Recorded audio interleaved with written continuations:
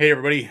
Welcome to an unscheduled, unforeseen, live version of Guns and Gadgets. Bright and early, 9 a.m. is upon us, just about. And if you are wondering why this is going on and why I had told you that Nancy Pelosi pulled the bill, that's because they pulled a dirty trick last night. And in the last minute, they called the Rules Committee together. I watched the Rules Committee meeting. It was all about 9 minutes. Led by Jim McGovern, the bumbling idiot from Massachusetts, from the Worcester area. And they created a new rule that had recently just expired, and it's called like the same day rule. So basically, any bill that they want to go through today, they can present to the floor and go right to a vote. Excuse me. And that's where we are. And what bill did they specifically talk about last night at the Rules Committee was a gun bill. And what gun bill are they waiting on? There's actually two. 1808, which is the assault weapon ban paired with some police funding to try to get some Republicans to come over. There was a hang-up. It was pulled because the Democrat Black Caucus in the House wanted some guarantees for those law enforcement grants. You know, the whole let's defund them. Oh shit, here comes November. We got to sound a little more friendly. So that's what they're trying to do there. It's really the assault weapon ban and a magazine ban. Let's not forget the magazine ban is in there as well. I am trying to keep an eye on the House. Let me just take a peek. This is what we're going to be peeking at. I will set up the screen once they go live. They're going to convene at 9 a.m., according to what it says on the House website. And we're going to watch it live. The first thing they usually do is they call the order, then they have the morning prayer, and then they jump into the day's business.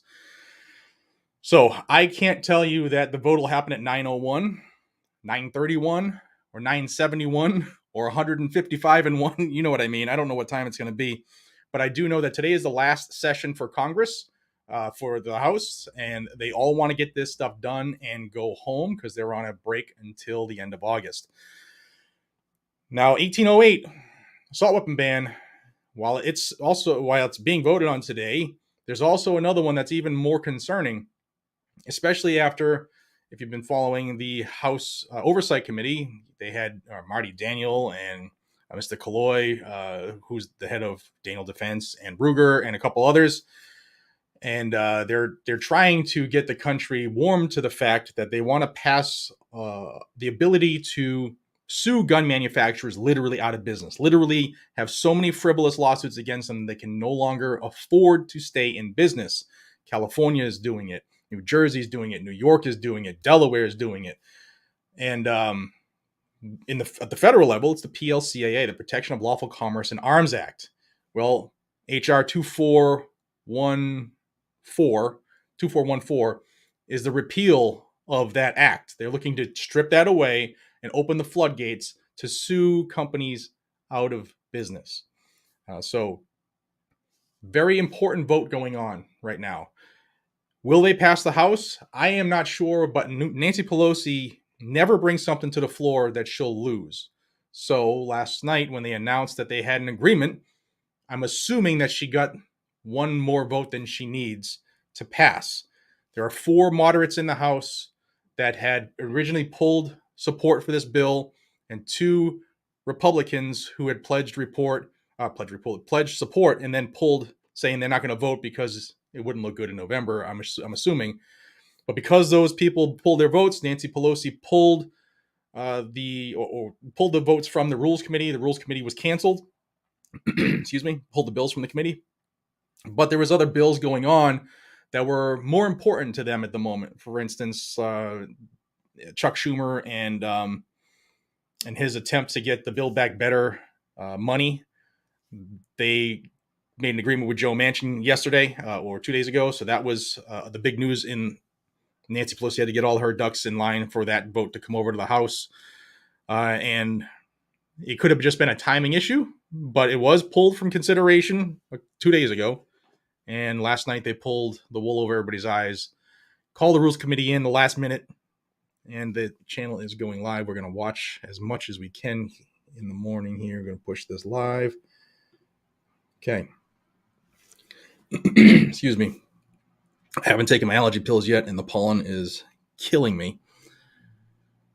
Hopefully everybody, visual is good, audio is good, and we're going to make sure we have audio in the house when they go live. They don't have so for everybody watching, they don't keep the mics live all the time. So usually when I show these, I'll get a lot of this Jim McGovern right there, the idiot with the bald head, the band roll-on man. He's the head of the rules committee. He is an ass clown. And I can say that because I lived in his district for a long time. And I actually worked with his grandmother. And when he first ran for Congress, I got to meet his silly ass, and he's changed in the swamp. I'll tell you that. But excuse me, when I run these, people usually say, hey, there's no audio. The House doesn't, they turn the audio on and off at their whim. So when they want to say something, it's on. And when they don't want people to hear what they're saying, it's off. So bear with me on that. Here we go. This is them coming to order.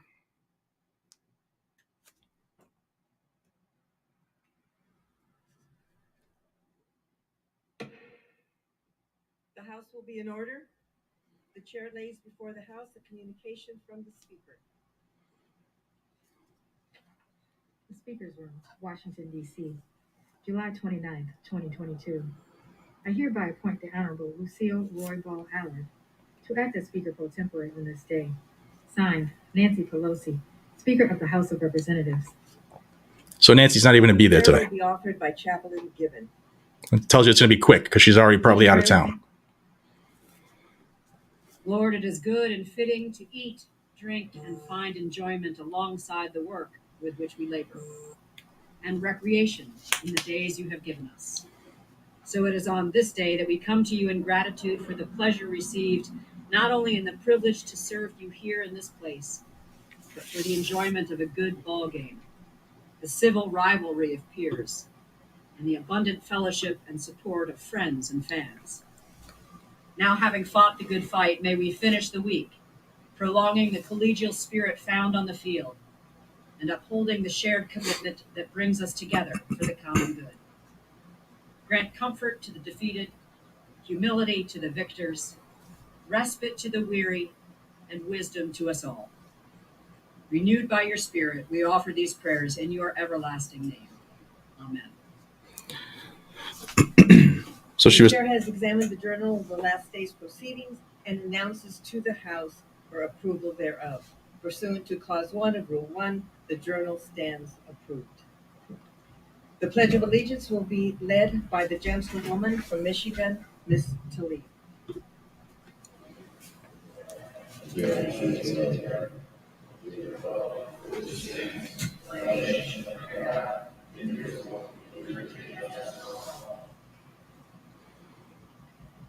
The chair will entertain up to 5 requests for 1-minute speeches on each side of this aisle. For what purpose does the gentlewoman from Texas seek recognition?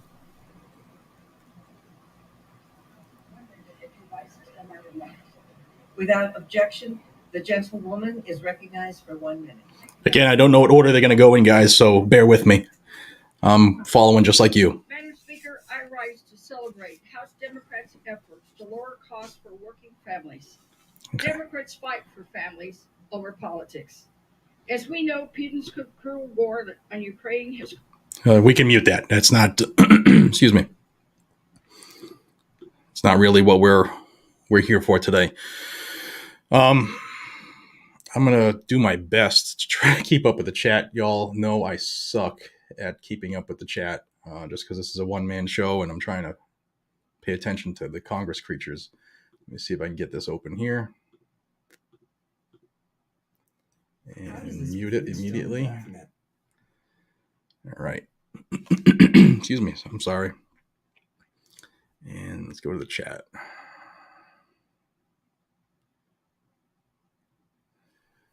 All right. So, yeah, first off, if you could, because this was an unannounced live, please hit the thumbs up button. Please hit the thumbs up button and share this to many, many people. Let them know this is going on. I understand most people are probably working, but this information absolutely has to be known that this is going on. Let me see.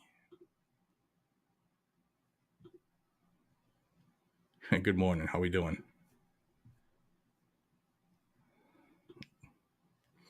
Free men die free. You can't comply your way out of tyranny. Time for us all to start having man-to-man talks about who the domestic enemy is. I think we know who the domestic enemy is. And it's being played out live on TV.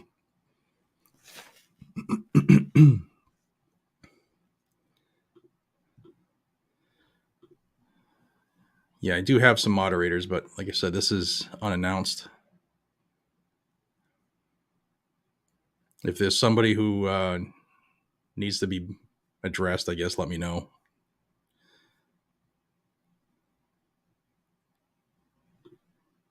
Open carry, I agree. So, no sound.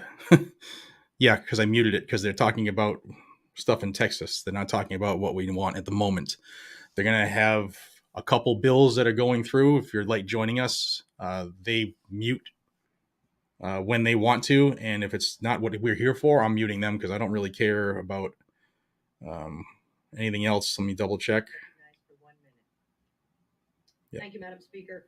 As the summer session comes to a close and I return home to meet with folks from Cheltenham to Collegeville, Pottstown to Boyertown, and everywhere in between, I'm reflecting on what work we have accomplished. Work like my fire detectors bill that will prevent tragedies like the horrific fire we saw in Philadelphia that claimed 12 lives, protecting people in public housing, or my Secure Notarization Act that will make it easier and faster to notarize documents for families and military personnel abroad. Democrats are putting people... Okay, I'm muting her because she's an idiot. Man, Marcus Solomon, thank you for this statement. I want to address this real quick. I don't believe it has the votes to pass the Senate. I don't. But I'm not putting it past them to pull out every single trick in the book to get it done. I don't think, and today is a perfect example of why I'm saying what I'm saying. I do not think that they care too much about sacrificing some of their own to get the ultimate goal. Biden wants an assault weapon ban. His handlers want an assault weapon ban. Obama wanted an assault weapon ban.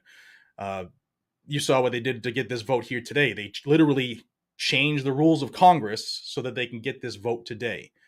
There's a reason they're doing that.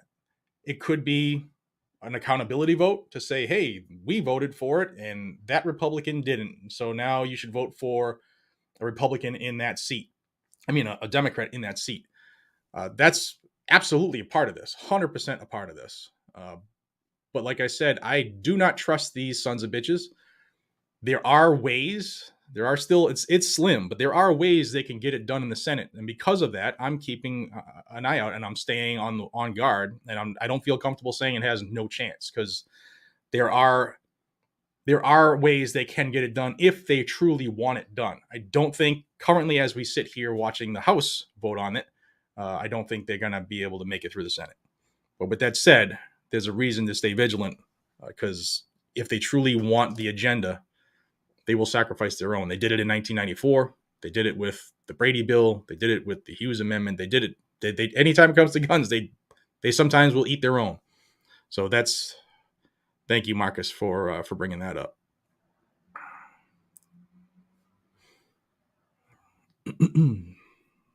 Talib is a communist. Is recognized for 1 minute. Michigan lost an incredible human being yesterday. Zahra Abbas was brilliant, compassionate, and full of love for community. Zahra lived with epilepsy, which she learned to control with the use of cannabis. This inspired her mission to educate and advocate for the access of healthcare and the use of alternative approaches. Okay, it's obviously not the gun bill. The chair of the Cannabis Caucus of the Michigan Democratic Party leaders across Michigan and the nation. So we'll pin that. I'm muting her, folks, just so we don't have to listen to the communist talk here. Chris, thank you very much. I honestly, if you guys watched the live video I did last night when Nancy Pelosi pulled the Rules Committee together, I was planning on driving a really cool car right now for my other channel. If you haven't checked it out, check out Freedom Garage on YouTube. just released a video today, 1967 Mustang I got to play with. But yeah, it's I scrapped the first half of the day at least for this. Hopefully it doesn't last longer than that. Harley, the gun bill will be overturned in court. It makes no sense. Yeah, it absolutely violates Heller, absolutely violates Bruen, 100%. Which brings me to a question I often get in emails and stuff like that is, can Congress pass an unconstitutional law? Yes. The way the checks and balances work, Congress passes legislation, and then the executive branch enforces the legislation, and the courts interpret this. Does this legislation violate the Constitution? So Congress can pass stuff. I mean, I forgot the count, but it was a couple hundred bills so far that have been deemed unconstitutional, which meant Congress passed an unconstitutional bill. They can do it. It will not pass muster at the high court. I know that.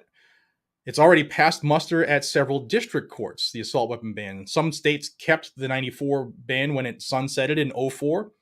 Massachusetts is one, and the ban's gone up to several different circuits, and the circuits said, hey, this is all cool, copacetic, because public safety, 2-tiered tests. Remember that stuff that was deemed unconstitutional. So they have to be challenged. We have one ban, assault weapon ban, actually two of them, that were remanded back to the circuits after they were vacated by the United States Supreme Court, which means retry it based off of Bruen. Let's just double check here. It retires after 26 years of service on the police force. In his quarter century serving Grand Blanc Township, Chief Wiles has been an incredible champion for community police. Nope. Just procedural stuff. They're probably giving people accommodations and stuff. So it will not make it through the Supreme Court. But some of the lower courts, if you look at the states and how they're zigzagging trying to get away with violating Bruen, those states are going to do the same thing. The Vol 7 Dweller. Thank you, man. Yeah, I appreciate you being here. I don't do this without you all watching, so thank you so much. Yeah, they're going to have trouble on this one. People and the 94 ban were pissed off. They're going to have trouble on this one. Constantine, thank you, brother.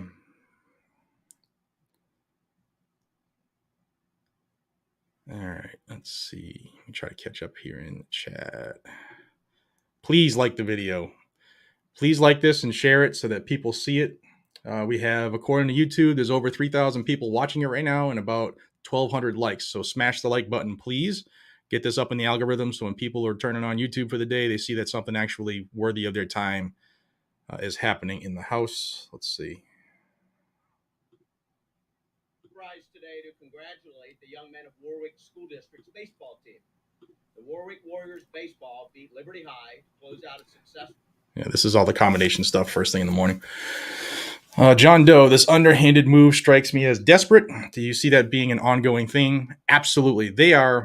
There's a couple things I believe going on behind the scenes. There are those who are desperate for, look what I've done, look what I voted for. Please vote for me. There are those, look what I didn't vote for. Please vote for me.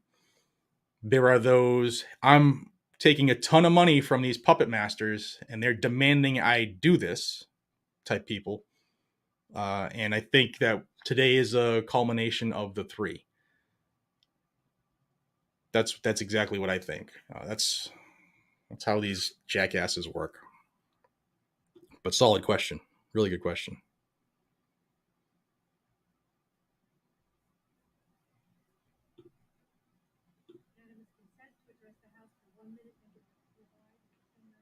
Without objection, the gentlewoman is recognized for 1 minute. Madam Speaker, the CHIPS and Science Act is critical legislation to ramp up American. Okay, that's a bill to give money to the tech industry to make more microprocessor chips. That came through that was one of the big bills that they agreed on right before Nancy Pelosi pulled 1808 and 2414 from the Rules Committee. Was this and the money coming from the Senate side. Thank you. I appreciate it. It's a new channel. It's about 2 weeks old, and I've always liked cool cars. I just figured I'll start filming it. So if you like cool cars, some fast, mostly gas, there are a couple Teslas that will be on there just because they're super fast and super cool. But there's some really cool stuff coming down the pike. USMC M1682, thank you very much. Appreciate you.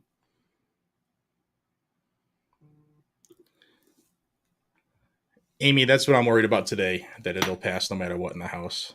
But that's why we're watching. I'm hoping it fails, to be honest. Any further requests for 1-minute speeches?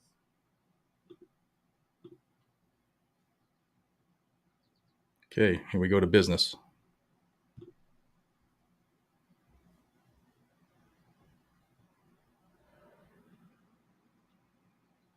For what purpose is the gentleman from Massachusetts? Madam seek Speaker. recognition? Stand I by. to the desk a privilege report from the Committee on Rules for filing under the rule. Here we go. This is The it. clerk will report the title. Report to accompany House Calendar Number 92, House Resolution 1300. Resolution waiving the requirement of Clause 6A of Rule 13 with respect to consideration of certain resolutions reported from the Committee on Rules and for other purposes. Refer to the House calendar and order printed. Madam Speaker. By direction of the Committee on Rules, I call opposed Resolution 1300 and ask for its immediate consideration. The clerk will report the resolution. House Calendar Number 92, House Resolution 1300, resolved that the requirement of Clause 6A of Rule 13 for a 2/3 vote to consider a report from the Committee on Rules. Okay, what this is the rules changed last night. They have to bring it to the floor for an approval. It's waiving the 2/3 vote to get something to the floor for a vote. Basically, you submit it today, you can get a vote today. That's what last night's meeting was. This is just the official making it an active rule so that they can ram through 1808, 2414, and whatever else they have in store. The gentleman from Massachusetts is recognized for 1 hour. No, Madam please Speaker, don't take an hour. For purposes of debate only, I yield the customary 30 minutes to my good friend, the gentleman from Pennsylvania, Mr. Reschenthaler, pending which I yield myself such time as I may consume.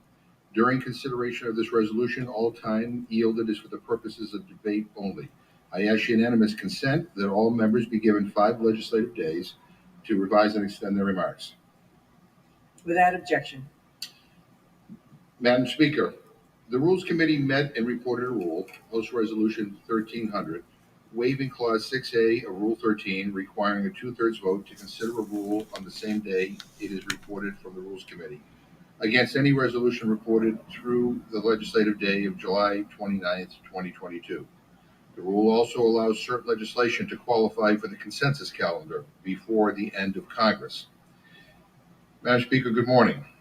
We are here on a same-day rule, which I hope will give us the opportunity to address a critical and urgent issue, gun violence in America. We're here because gun violence is destroying communities, tearing apart families, and making our streets less safe. And this majority is going to try to do every single thing we possibly can to stop it. I don't know whether we will succeed, but we are going to try. Democrats actually passed the Safer Communities Act, the first piece of major gun safety legislation in decades, and we sent it to President Biden's desk. We are taking action. We are getting things done, and we are trying to save lives. Contrast that with what Republicans did to address gun violence and crime the last time they were in charge, which is absolutely nothing. Their answer to gun violence is more guns. And if that's not enough, even more guns. For God's sake, America already has more guns than people. How many guns do we need until everybody is safe? I get it. My Republican friends are going to complain about the process. They are going to complain about same-day authority, even though they used it themselves. But let's not go there, because we want to have a productive debate here. The reality is this. This is the last day before the district work period, and this is urgent work. Now, let me tell you, as chairman of the House Rules Committee, I want to do whatever I can to get us to vote on and pass an assault weapons ban. Because I am sick and tired of the mass shootings and the terror and the fear. I'm sick and tired of shattered families having to grieve. Enough is enough. I'm going to do everything I can to get this bill passed, and I'm not going to apologize for that. This rule preserves that option. If it means we stay here a little bit longer today, so be it. We need to act with urgency. And let me just say for the record, the assault weapons bill that we may possibly consider today went through regular order. Judiciary Committee did a hearing. It was marked up. And if we decide to bring it to the floor today, which I hope we will, the Rules Committee will meet and we will debate this and we will vote on this. But let me just say to everybody, we have an obligation to act with urgency. We have a responsibility to address this crisis. With that, I reserve the balance of my time. The gentleman reserves. The gentleman from Pennsylvania is recognized. Thank you, Madam Speaker. I want to thank my good friend and the distinguished chairman of the Rules Committee for yielding me the customary 30 minutes. I yield myself as much time as I may consume. The gentleman's recognized.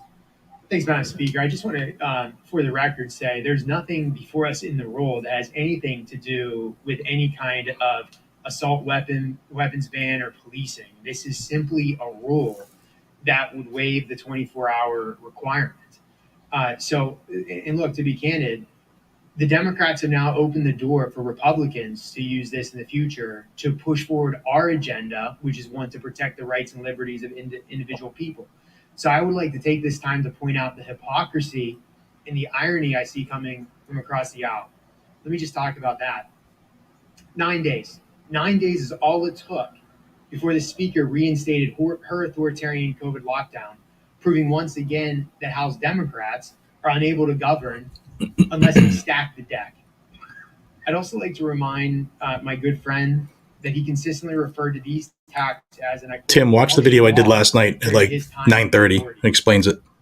If I could just quote the chair on a same-day authority during the 109 Congress, I'm going to quote, "My problem is with the significant pieces of legislation, some legislation which may not have even been heard by committees of jurisdiction, which may not have been reported out of committees of jurisdiction, bills that will come before us that the House has not even considered, things that we will not have an opportunity to be able to read before we can vote on them," end quote. So where's the outrage now? Because that was in the 109th Congress. For over 790 days, the speaker used COVID-19 as a weapon to deny the Republicans the ability to advocate on behalf of millions of Americans that they represent. Just last week, it looked like we were finally returning to regular order. Now it's more the same tricks and tactics. The blanket same-day rule before us this morning allows House Democrats to ram through their radical agenda, an agenda that does nothing to address the serious problems the American people are facing. And what are those problems? Under the Biden administration, our nation has careened from one crisis to the next. It's been absolute chaos. Right now, families across the country are facing 40-year high inflation that is expected to cost the average American household an extra $6,000 a year. Yesterday, we were told that we're officially in a recession when the GDP fell for a second quarter in a row. And although the Biden administration is attempting to deflect blame by referring to this latest economic disaster as a, and I quote, transition period, the American people know that we are facing a recession, that we are in a recession and facing hard times to come because of the radical policies of the left.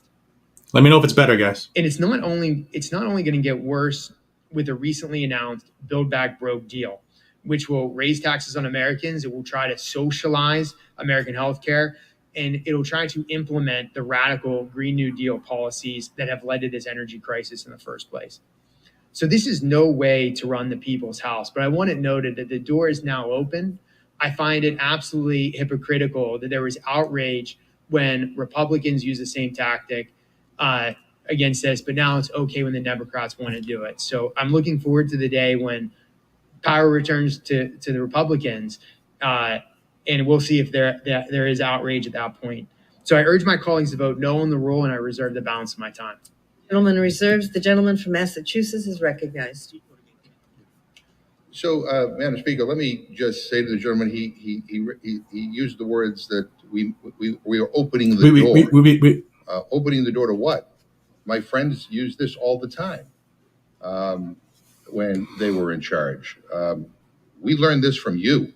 And I just want to say that for the record. And as I've said, I'm not the as I said in the past, I'm not the biggest fan of same-day authority, but it exists for a reason. And in December of 2018, when Democrats were in the minority, I actually voted for a rule providing for same-day authority. I stood here and urged my Democratic colleagues to support the rule. And more Republicans voted no on that rule than Democrats, believe it or not. We are about to break for a hopefully productive district work period. And this rule provides us with a little extra time and flexibility to be able to consider measures that are critical to our public safety. I hope that this rule paves the way for us to bring up an assault weapons ban. That's what I hope this rule does. And I think that's urgent. And I want to do everything I possibly can to get that bill to the floor and get it passed. But the gentleman quoted me, and let me quote me too. When with regard to the same day authority, I said on the House floor, I said this House needs to move quickly and responsibly. Everyone understands that, so I will simply say that I will be voting for this rule. I urge my colleagues to do the same, and we can finish our business and prevent another government shutdown. And that's when you were in charge. That's what I said in response to when you brought up a same-day rule. So this is nobody's opening the door. You opened that door a long time ago. But I'm going to say again, if this paves the way for us to be able to bring up an assault weapons ban, I'm not apologizing at all. I want to get that legislation to the floor. I want to have that debate. I want to have a vote on it. People are dying all over this country. They're sick of our inaction. It's time to act. Enough is enough. I reserve my time. The gentleman reserves. A gentleman from Pennsylvania is recognized. Thank you. I'm glad the gentleman also quoted himself.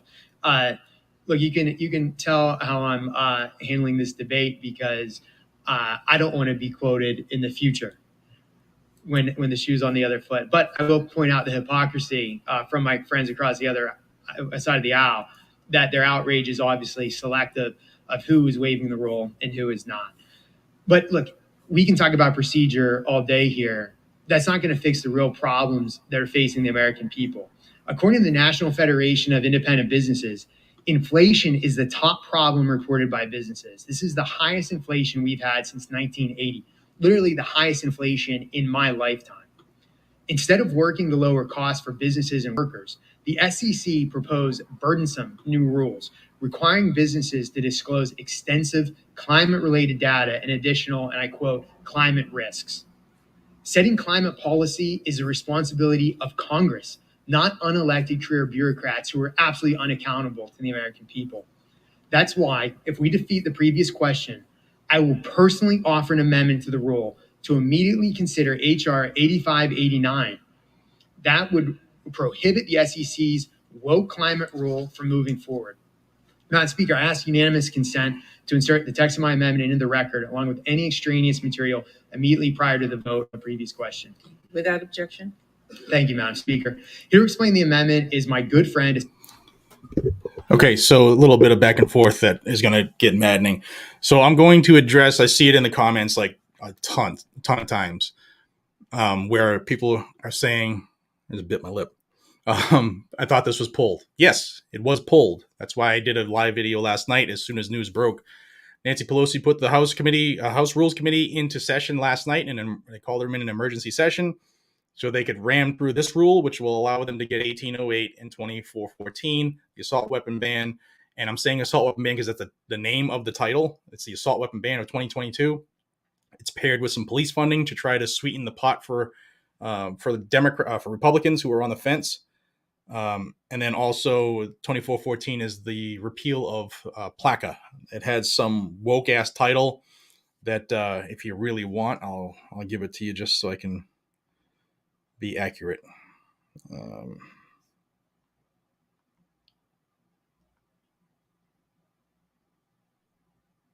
Sorry, it's 2814. I said 2414. It's early, guys.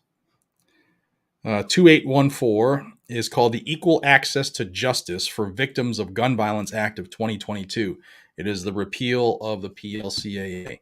Yes, they were pulled. Yes, last night they were put back in an emergency rule. That's what we're here for right now. We're watching it. They approved this rule. Then they're going to vote for, they're going to start debating the assault weapon ban. I'm going to have this on, and we're just going to watch them. That's what I'm doing. So I will check with the audio every now and then. If they're not talking about what we are here for, then I'm going to mute their ass because I'm sick of listening to people lie. Investor protection, maintaining orderly markets, and capital formation. Okay, that's the SEC stuff. All right, let's hit a couple more in the comments. My apologies for breaking off every now and then. YouTube user, hello. Yeah, this is funny. He looks and sounds like Elmer Fudd. Jim McGovern is a clown. Jim McGovern is a clown. I know his office watches this channel. You're a clown. Your boss is a clown. Do better for yourself and find a real job with somebody who is actually honorable. And you might not find many of them in Congress. Let's see.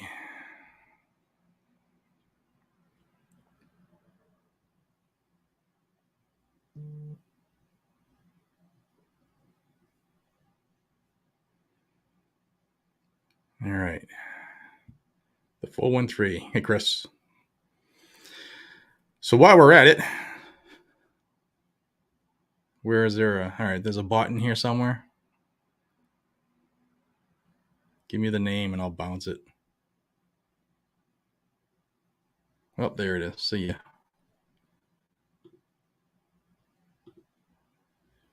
Deuces. Okay. Thanks, guys. They're gone. All right. I'll do this one again. What do you think the odds of this bill passing? Passing the House, it's questionable. They didn't have the votes because there were moderates, 4 moderates, and 2 Republicans that said they weren't going to vote for it as it was presented 2 days ago.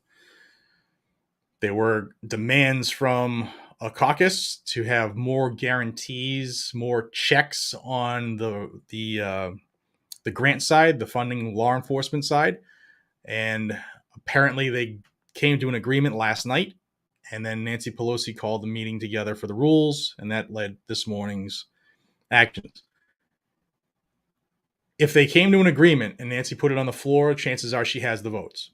So it'll probably pass the House, probably. I'm hoping that people who are reaching out right now or all night long to their representatives' offices, by the way, link is in the description of this video. The switchboard number is in the description of the video. Call now.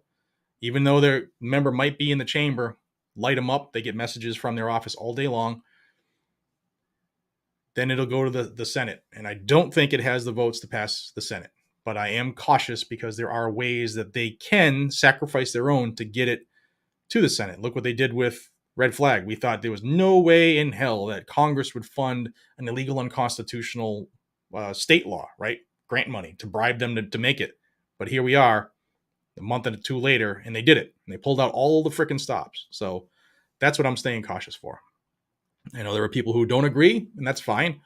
But I've just seen enough happening here, and this specifically the last couple months, that gets me to just keep an eye on them. I'm not comfortable in saying it's not going to pass. So it probably won't pass. And I think we can absolutely stop it from passing. But we're going to have to be loud and proud. Let's see what we're yapping about. I thank my friend from Pennsylvania. I want to reiterate this point. This is the responsibility of Congress if we're going to set environment, energy, regulatory policy. It's not the purpose of our independent regulatory commissions. And aren't we clear now that the Supreme Court agrees with that position when just in the last few days they ruled in a case called West Virginia versus EPA, which basically says, hey, independent regulatory agencies, stay in your lane. ATF2. Stay in your lane. Listen to what Congress has written in the statute. And Congress has not written this in a statute, which is why the SEC is way out of line with this proposal, while the NASDAQ. Okay. Still SEC stuff. Trombone 79. Federal funding for police means federal control. We do not want the feds screwing with any local, county, or state police. Well, I'm not sure if you're aware of this, but there is already a ton of federal funding for every single police department in America. There's grant money. There's things that are called COPS grants, which allows local PDs to hire additional police officers. The government covers the salary for the first 2 years. It used to be longer. They changed it first 2 years. And then after that, in order to get the grant, the municipality agrees they'll pick up the salary thereafter. So federal funding in police departments already exists. That's how they get surplus equipment. That's how they often get their land to build the departments on, to build the stations on. So that's been a thing for a long time. Jay Dillon. Passing the House, 100% Nancy would not have brought it to the floor if she didn't have the votes. I 100% agree. Senate, questionable, but possible. I 100% agree. And as somebody who's been watchdogging these clowns for almost a decade now, I've seen them do some shady shit that is done at the last minute when nobody's paying attention, and that's just what I'm being cautious for.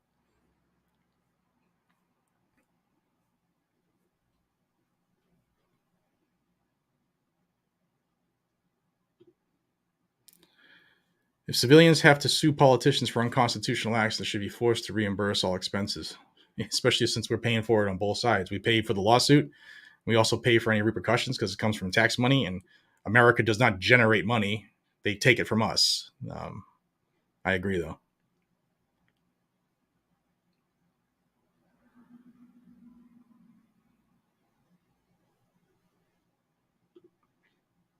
Crazy Knock says it won't pass. If you're talking about the House, we'll see. I hope not. It's going to be close because there were enough people to make it so she wouldn't have the votes. There were a couple of people that pulled the support 2 days ago, but maybe they greased their palms. That's what politicians do.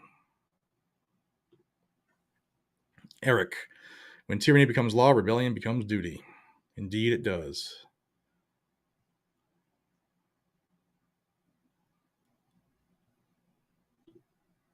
Let me listen to McGovern real quick before I take this question. When in fact we should be putting people ahead of politics. So while we're here having this conversation, I would urge my Republican friends to pick up the phone and call your counterparts in the Senate and say, get out of the way and do what's right for our veterans. My office is getting calls from veterans who were exposed to burn pits when they were overseas. I'm sure my Republican friends are getting calls in their offices.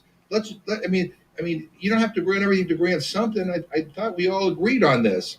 Can we please tell Mitch McConnell and tell the Republicans to get out of the way and allow this bill to go forward? I mean, that might be a good use of time right now while we're having this conversation. With that, I reserve my time. The gentleman reserves. The gentleman from Pennsylvania is recognized. Thank you, Madam Speaker. I'd like to yield 3 minutes to my good friend, a member of the Financial Services Committee, Mr. Heising of Michigan. The gentleman's Still on the financial SEC stuff. So we will just keep chatting with each other, chilling out, and waiting for the inevitable here of when the assault weapon ban comes up for a vote. Yeah, the Patriot Act couldn't have been a worse thing done. Can it be repealed if the Republicans take over after midterms? Well, in order for it to be repealed, don't forget, we still have Joe Biden who has to sign stuff. He's not going to sign a repeal to anything that he has been pushing and working on since the early 90s. In order for that to happen, they would have to have enough for an override of the veto. And that would really, really take a huge red wave, if you want to call it, come November. I don't see them getting enough, but who knows? But if there is a president who is welcome to the idea of doing that, then yes, they could sign the repeal. But think about it from the 30,000-foot view. You're the president who signed the repeal of an assault weapon ban. There's two sides. Instantly, you are, going to be treated like a hero for folks who enjoy, love, support the Second Amendment. You're also instantly committing political suicide by anybody, including Republicans or who do not support the Second Amendment. So if someone were to do it, it would probably be at the end of their term, especially if it's a 2-year term president. But that political backlash would cost the presidency for the next election would be my thought process. I know it was a long explanation, national match, but it was a fantastic question. Thank you. I want to give a shout out to my friend in Gun Owners of America, Aiden Johnston. I bugged him last night at late hours, and he was quick to give me the information to verify what I had heard. And because of that, man, you're a rock star. You already know that. If you want to join Gun Owners of America and support them, you want to join Firearms Policy Coalition and support them, I have links in the description of every single video. I get nothing out of it. What you get from GOA is a better cost, a better price on whatever membership you decide to join. I get nothing. It just lets FPC know that you're a viewer of my channel, and I get nothing out of it. So.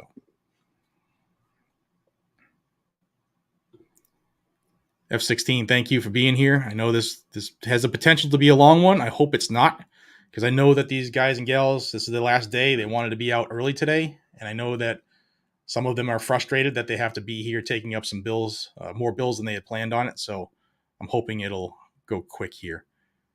Let me just divert and make sure what they're talking about. Thank you. I appreciate that.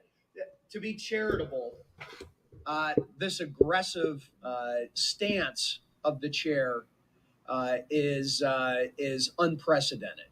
The reality is they can't get their agenda done through the legislative process, so they're just going to regulate it. So the SEC is going to continue to push the boundaries of the statutory authority Congress has given them. And unfortunately, instead of protecting investors, maintaining fair, orderly, and efficient markets, and facilitating capital formation, that's part of their 3-part directive, facilitating capital formation. They are actually going to regulate small, privately held companies in your district right out of business. So Congress did not establish the SEC to set climate policy, nor... Okay. I don't care about the SEC today. I just don't. Let's see. Redneck Sniper. I'm so sick of this crap. I'm right there with you. I'm considering running. We need more regular red-blooded Americans like Lauren Boebert and Thomas Massey and push out the ancient career clowns. Yes, run. Don't even consider it. Do it. Do it. You will get more support than you think. And that's exactly what we need. Don't forget how Congress became Congress. It was the average working person coming off their farm or out of the blacksmith shop or whatever. You didn't have to be a lawyer. You don't have to be a lawyer today. Look at Lauren Boebert. She's not a lawyer, and she's doing a good job. She's doing a great job. Especially if you live in districts where the incumbent is not doing what they should be doing, which is most of them.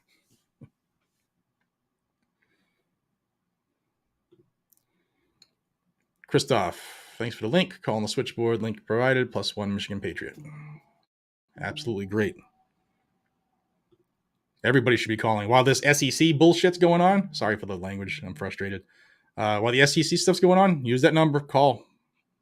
Go on their website, email them, go on their Twitter, go on their Facebook, go on their Instagram, hit them up hard, and like the video so more people will see it. Let's see what Bobo is saying. And yet they're not outraged over using process to block progress for the American people. And again, I didn't hear anything about, since we're changing the subject, I didn't hear anything about the veterans who right now are desperately pleading with Republicans in the Senate to pass the PACT Act. The gentleman even got extra time and didn't mention that at all. And again, I would urge my Republicans, as we are still here today, before you leave, call Senate Majority Leader Mitch McConnell. He's just being a pompous ass. Does it sound good, guys? Because every now and then I get a random folk who says there's no sound. I just want to make sure that YouTube's not cutting it out. But yeah, I have them muted when they're not talking about what we need to talk about. So if you're just getting here. I guess we'll leave it like this for now until they say something interesting. Leave this on in the background. Be outraged about that. And so, again, I would urge that they. Yeah, I know. I mute it when they're talking about something that's not relevant to what we're here for. So they're talking about the SEC bill.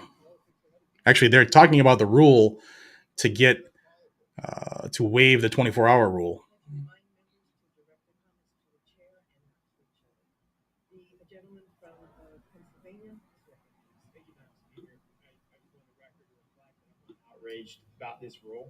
I just was simply at the beginning of my remarks, my opening statement, pointing out the hypocrisy from my friends across the other side of the aisle who have this selective outrage when we waive the 24-hour requirement, but it's okay when they do it. So, and again, I'm almost gleefully looking forward to the opportunity when we were in the majority for myself to help the then Chairman Cole.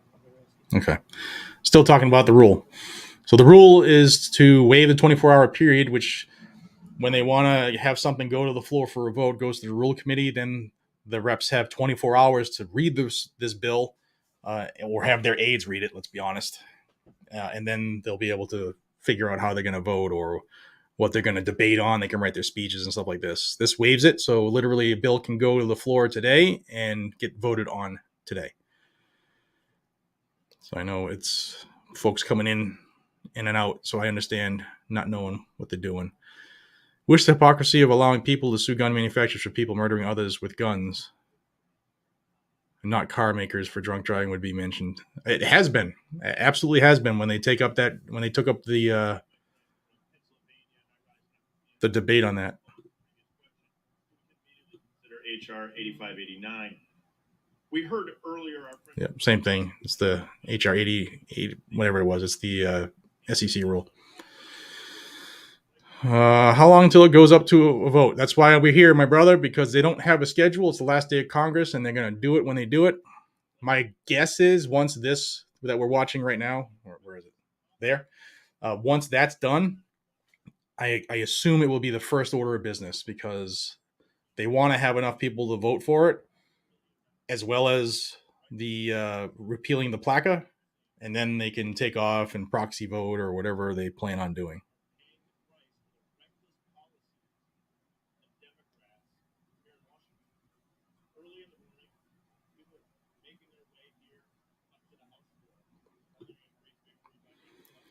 Mr. Trench Trucker, the best self-defense tool for urban apartment in my option is an AR-15 pistol or SBR 5.56 frangible, so it's less likely to overpenetrate. That's good. Yeah, it'll work. Shotgun is a wonderful tool too that won't overpenetrate depending on what shot you use. There's a bunch of different things that will be different for every person based off of what they live in, what the makeup of the structure is, how close a neighbor is, the likelihood of, if it does penetrate, how far away our neighbors and stuff like that. There's a bunch of different things to consider. So knowing what works for you is key.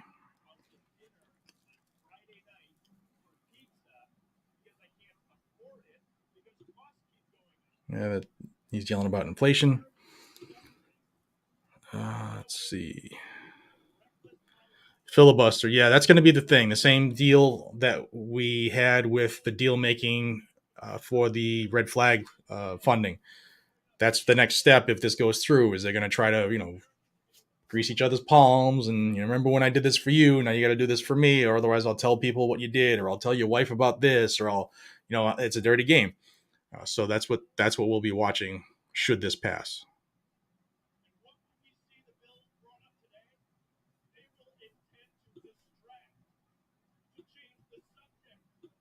They want to talk about bills that already passed the House. They want to talk about bills that have nothing to do with inflation because they don't care about the woman in South Milwaukee who can't afford to fill up her car with gas. They don't care about the woman who can't afford to take her kids out to pizza on Friday night. And count me as darn surprised if we see legislation brought by the Democratic majority today that addresses the inflation crisis, that addresses the energy crisis. They're going to send everybody in this body home for the next month. Speaker, I'll yield the gentleman an additional 3 minutes. The gentleman is I recognized. thank my colleague. They're going to send everybody in this institution home for more than a month with runaway inflation, interest rates going up so people can't afford. There's a question in the chat. I might not be able to find it again. But somebody had asked, there it is. Tory Master 5. So HR 8399 is the bill to repeal the NFA. As we sit right now, let me just double check to make sure there was no changes this morning. No, it's still all right. So it was introduced on July 15th, and it was submitted to the House Ways and Means. The House Ways and Means Committee is the pocketbook, the purse strings. That's where they see if a bill is financially prohibitive. And if the NFA goes away, all those tax stamps go away. So that is going to be something the House Ways and Means Committee will probably not want to get out of committee, to be dead honest with you. But it could move. Do I anticipate it moving? No, I don't.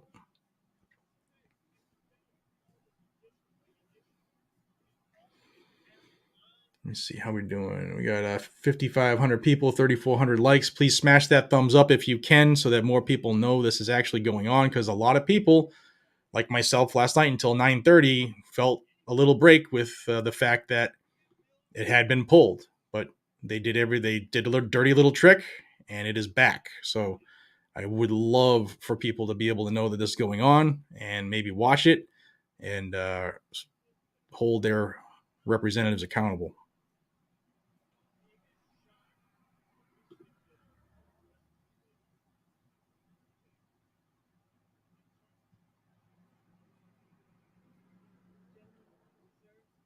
Awesome.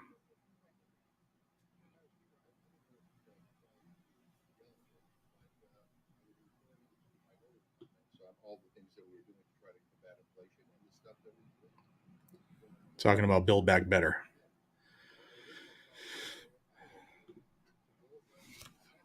Guns Rust, thank you. Appreciate you. I'm hoping this is not going to be a long day. Last thing I want to hear is these bumbling fools today. Engineer 12 volt. I assume it's 12 volt. Good morning, off topic. I'd like to plug for someone that wants to drive semi-trucks over the road. I need another driver. I haul liquid, bulk, tanker, hazmat. Make your own schedule, split half. Hey, there you go. Good luck finding some help. I actually just let my Class A expire. Went back to a Class D.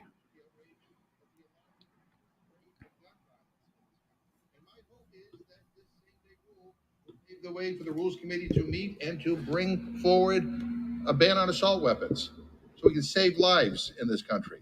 So that's what this is all about today. But again, with all the yelling and screaming, please go over to the other chamber and yell and scream at them.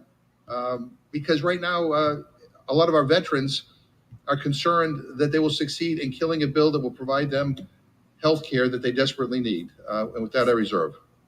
Reserves. The gentleman from Pennsylvania is recognized.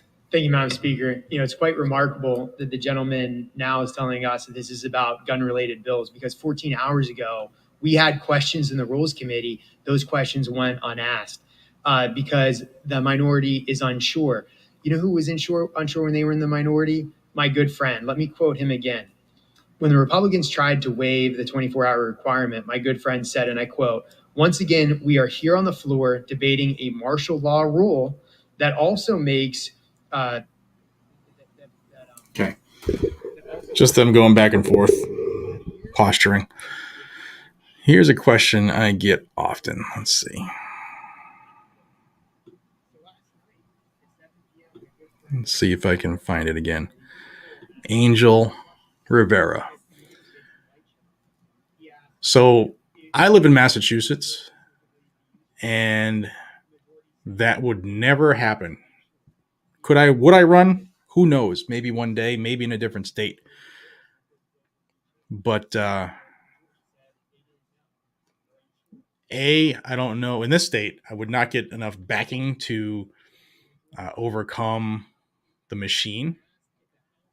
And let's be real, if someone who has a temperament like me, a zero tolerance for bullshit, typically a one-term person, and you really can't get much done in one term. But I have had several talks with the wife about the potential of what the future may look like, maybe in a different state. But Massachusetts is so blue. It's just terrible. Let's just leave it like that. But who knows? Who knows?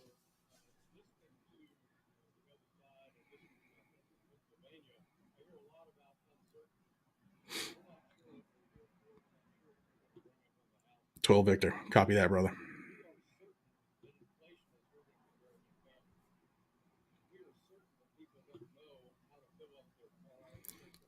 Here's a good one. Dolph, how's that war on drugs going? Going good for the government.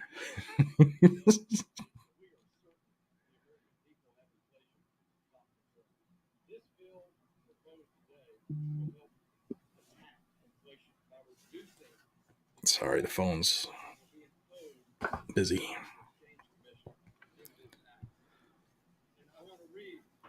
Tim, good morning. Started working at a gun store that does custom Cerakoting and laser engraving. If you need anything done, hit me up. Cool.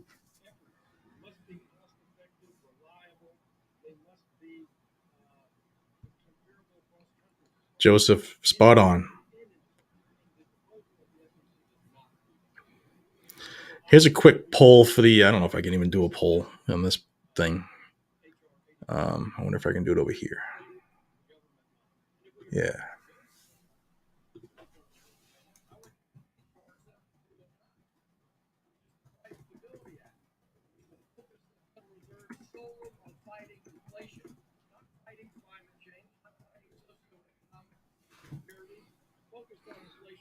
Boom. I just submitted a poll. Hopefully, you guys and gals will answer that accordingly.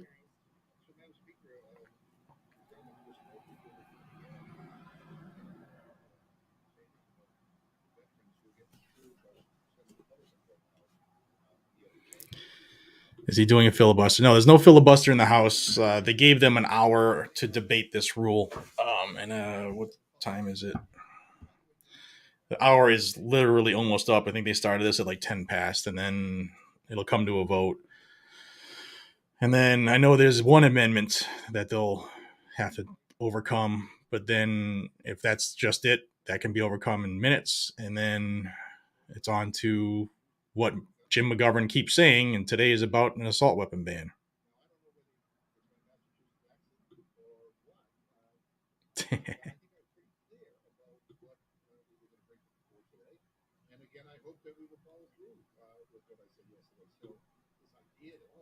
Yeah, tacos for life.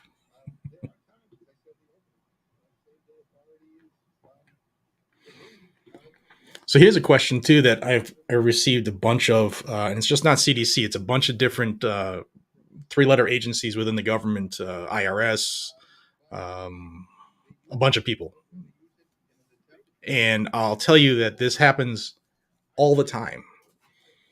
If a 3-letter group has some type of enforcement arm, or they work with someone in an enforcement arm, like in a JTTF, a Joint Terrorism Task Force, something similar, or they, like the Department of Energy, they do the security at nuclear power plants. Sorry, that's why these happen all the time at the end, especially at the end of the year. At the end of June is the fiscal year's end, and they have to spend all the money they can so that they don't get a budget cut come July 1. And that's what it was for. That's what they were doing.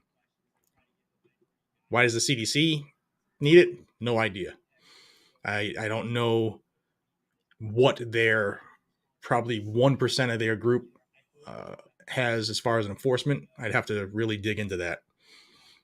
But that's what they were doing when they were buying all of the weapons and ammo. They do it every single year.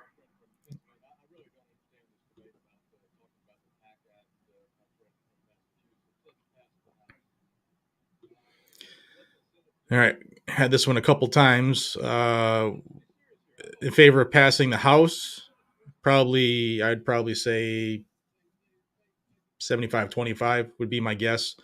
Senate, I don't think they have the votes to get past the cloture for the filibuster. I don't think they can, but I didn't think they did when it came to red flag either. So I reserve the right to change my mind, I guess, all the time, repeatedly.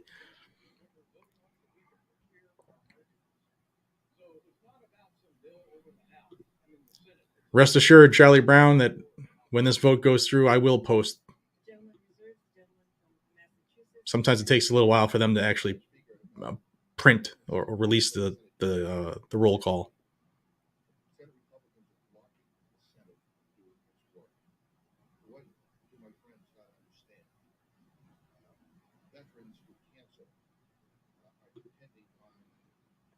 Lefty, which one, brother?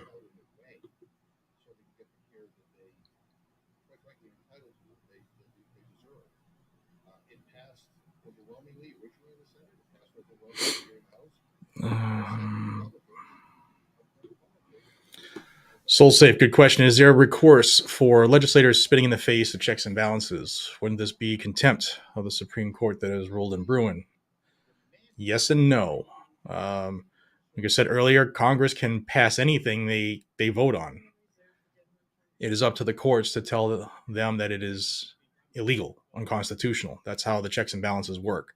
There have been over 200 bills that have been deemed unconstitutional, some in whole, some in part, but it's been going on since the beginning of the country. It's just now we're hopefully more focused on what they're doing because now they're more blatant. But before it was kind of like behind closed doors. Now it's easier to see what they're doing.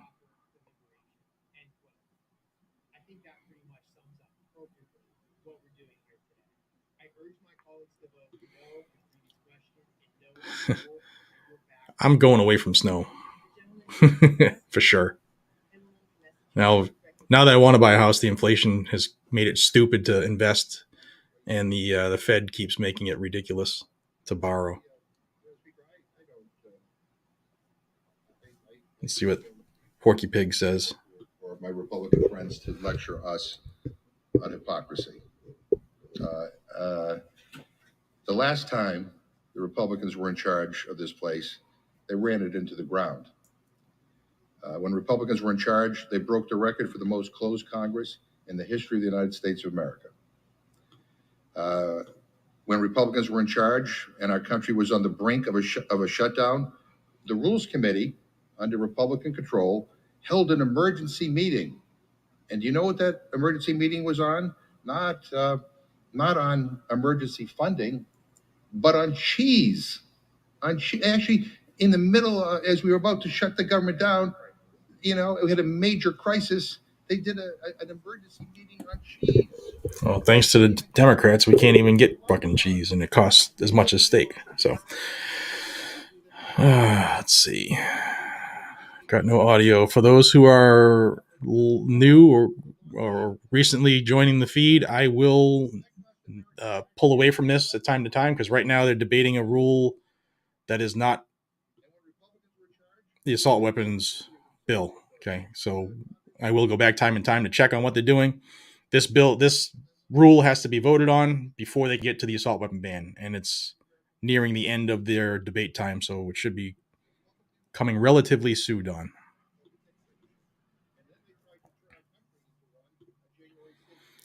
Tim, that's exactly what I meant, man. Spot on. Thanks, Davey.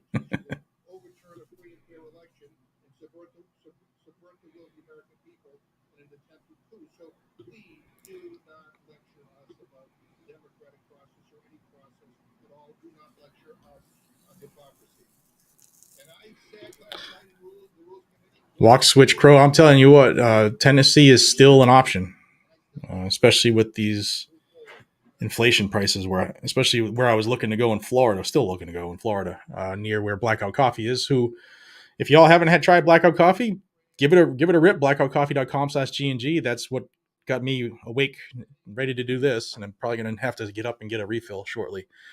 But we're in LaBelle, Florida, which is just outside Fort Myers, and I was there in September, and I was looking at a couple houses, and what was mid threes is now high fives. And I have certain demands, family demands, that have to be met before I will take my kids out of their environment and what they have for care now. So that is a huge factor. My kids will come before my desire to not have to shovel. And I hope parents out there would understand that. But Tennessee is definitely still a consideration.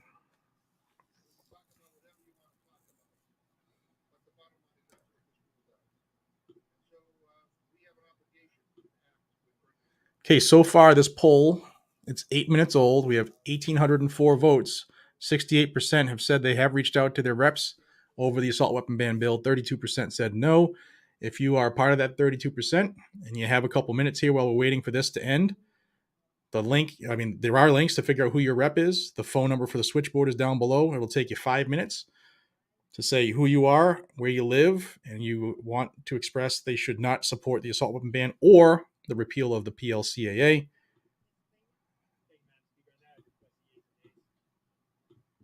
All right, they're requesting the yeas and nays on this rule. So let's see. By the yeas and nays will rise. A sufficient number having risen, the yeas and nays are ordered. Members will record their votes by electronic device.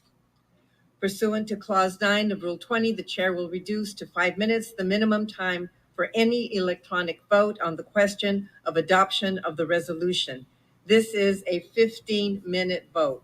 Okay. So they have 15 minutes to push a button. You got to love Congress.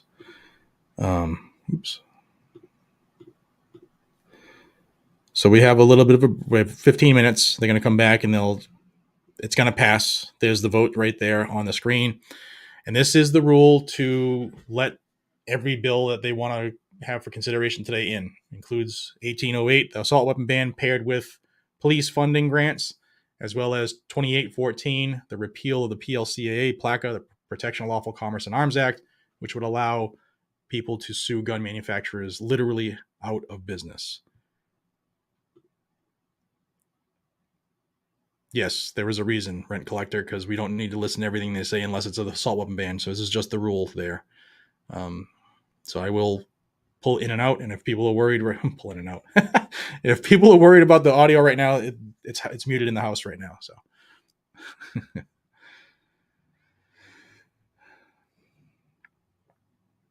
Alrighty.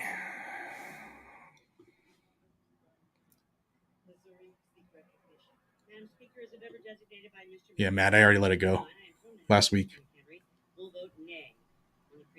So these are people coming up to vote. She voted nay because she's a Republican. Debate is over. Sky Queen. Now it's the vote session. And I'm behind on the chat, so I apologize. If you're probably like, yeah, duh. My apologies.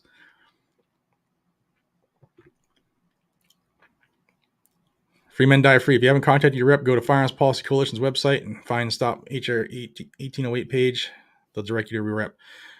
All right. I yes, that is a great tool to use. The form letter, great tool. FPC has them. GOA does. Every group has them. Great tool. However, I would rather have you call on your own or send an email on your own saying what your side is, because if you get 500 of the exact same letter, the only thing that's different is a name, that doesn't hold any weight at all. All that shows them is, wow, there were 500 people who took a second out of their day to hit send at FPC, and they didn't have enough gusto in them to either make it their own or whatever. So if you do the form letter, change it up with some. I'd rather have you use your own time and write your own email, make a phone call. The phone calls last 5 minutes if you talk long. It's a quick phone call. Tweet them, takes seconds. You can even copy paste and put the same thing on their Twitter, on their Instagram, on their Facebook. that's what we need to be doing. Let's check this poll again. 2,190 votes. 68% have reached out about 1808. 32% have not. We have 6,100 people watching live, 4,700 likes. If we could even that up, that would be great. Please hit that like button. That will help people get this. It'll help YouTube have to push it through the anti-gun algorithm, especially being a live video. That would be a fantastic help. All right, I've addressed the audio thing. That's good. Jeff, thank you so much for your support. Red wave today would be would be nice. Yes, audio is low on the feed for a reason, because what they were saying is not important to 1808. It's just this rule change. The rule change is going to go through, I think. It's 6 to 8, but they have 11 more minutes to get the other members to like wake them up and say, hey, go online and hit your vote button. That's what they're doing right now. It would be fantastic if they don't wake up or they're too consumed in whatever else they're doing, day drinking or whatever, Pelosi, where this doesn't pass. If this doesn't pass, boom, assault weapon ban's done for today, for this session. Boom, PLACA repeal is done. That would be fantastic. Which is why I want people to get a hold of their reps, because we can still have an effect this morning. Can the Supreme Court throw out the AWB if it passes? Once it gets to it, yes. It's got to get to it. Sinister Squirrel, I live in Mass. I feel we need to start removing the voting machines 100% or open source the code cracking the machine. So here's a thing. In Massachusetts, we have, mail-in ballots. And you're supposed to go on the state website and request them. Well, we have 3 voters in this house, and guess what we got in the mail? I think it was like 3 weeks ago. We got 3 things to vote, and we didn't ask for them. So they're probably sending them to everybody. Anybody with an address. Doesn't matter if they're a registered voter or not, is my guess.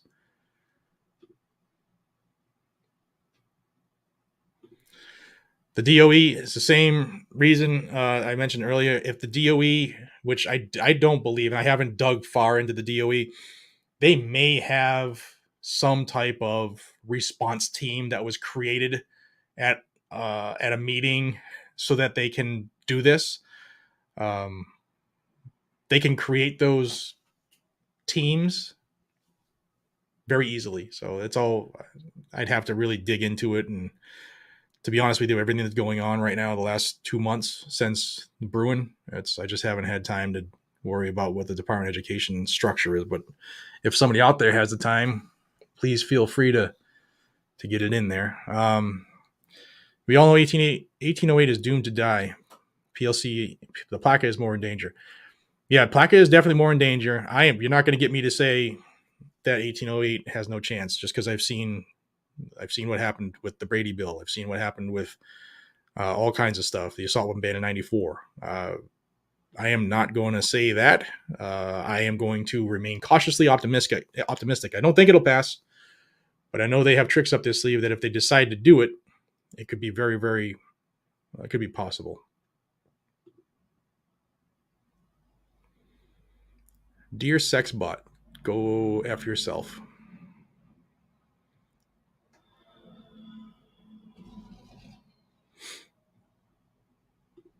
Yeah, that's a definite part of this too.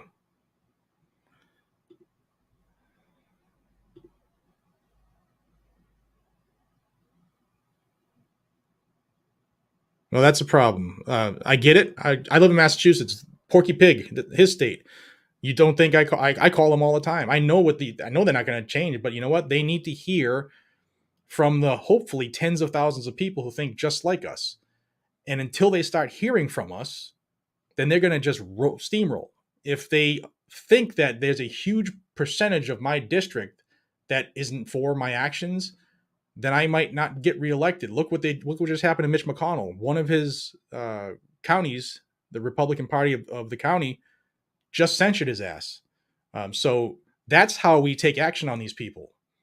Start letting them hear from you. Take 2 seconds out of your day and let them know in a nice way to do this. In a nice way. Don't get yourself red flagged. But the whole, this guy is my rep, this gal's my rep, there's no reason for me to reach out. We can't do that. We just cannot do it. I understand the thought process. Believe me, I live in Massachusetts. Believe me, I get it. But that is part of our problem. So please, let's all be one when it comes to gun rights. Whether you're a Glock guy or a SIG guy, you know what I'm saying. Let's all get focused and be one friggin' machine. All 3-letter agencies need to go away. I agree 100%.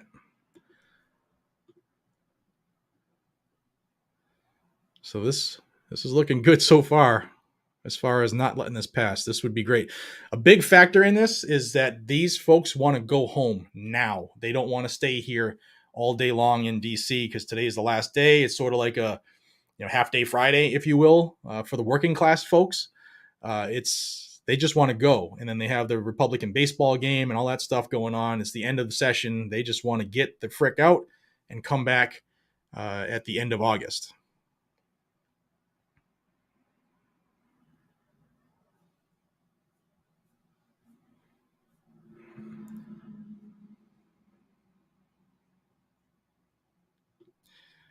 Manchin, yeah, he's one to watch. Unfortunately.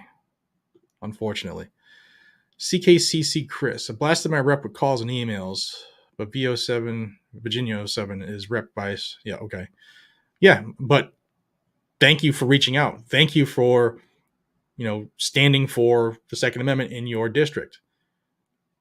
Are we going to change them all? Absolutely not. Can we change a couple? Absolutely. I've seen votes that were swayed by not only people calling, but postcard campaigns. I've talked to people in DC where they have changed votes because of the outpouring against a bill. I've seen it happen. I've talked to them. Does it happen all the time? No, but should we not do it because it might not? I don't believe so. So thank you for reaching out, even though you have a communist like I do.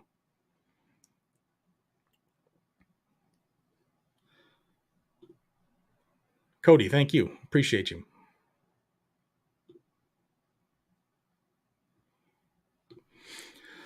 What are my thoughts on CRS Firearms? That case, I think to be arrested because of an etching or a drawing on a metal card is bullshit.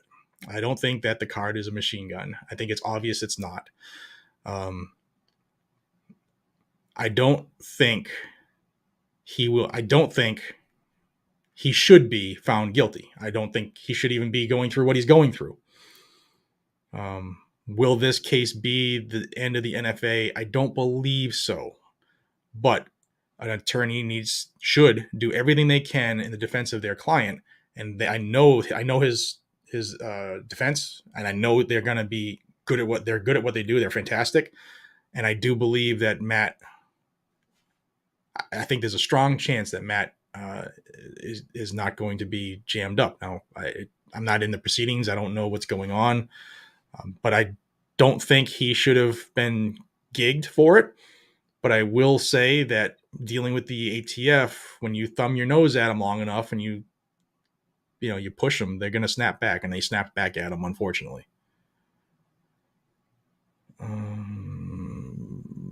Let's see. Thank you, Tommy. Appreciate you. It's looking good, guys. 3 minutes left. For what purpose does gentleman from North Dakota seek recognition? Madam Speaker, as the member nominated by Mr. Taylor from Texas, I inform the House that Mr. Taylor will vote no on the. Just a proxy vote.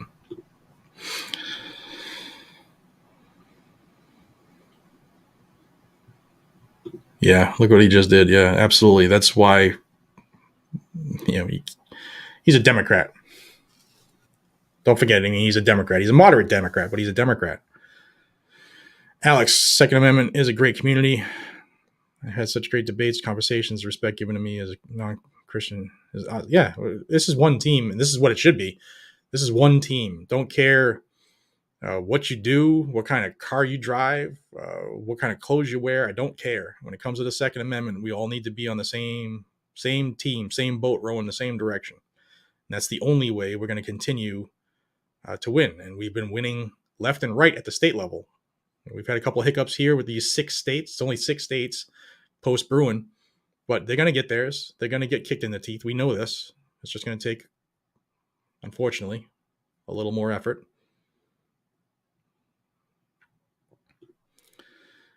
(1808) would do nothing but criminalize astronomical numbers of law-abiding citizens. Good luck imprisoning half the country. Yep, absolutely. Nathan, don't always agree with you.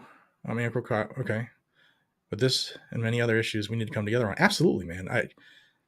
That's the best part about America. We don't all have to agree on everything. But when it comes to our rights, we should all be on the same page.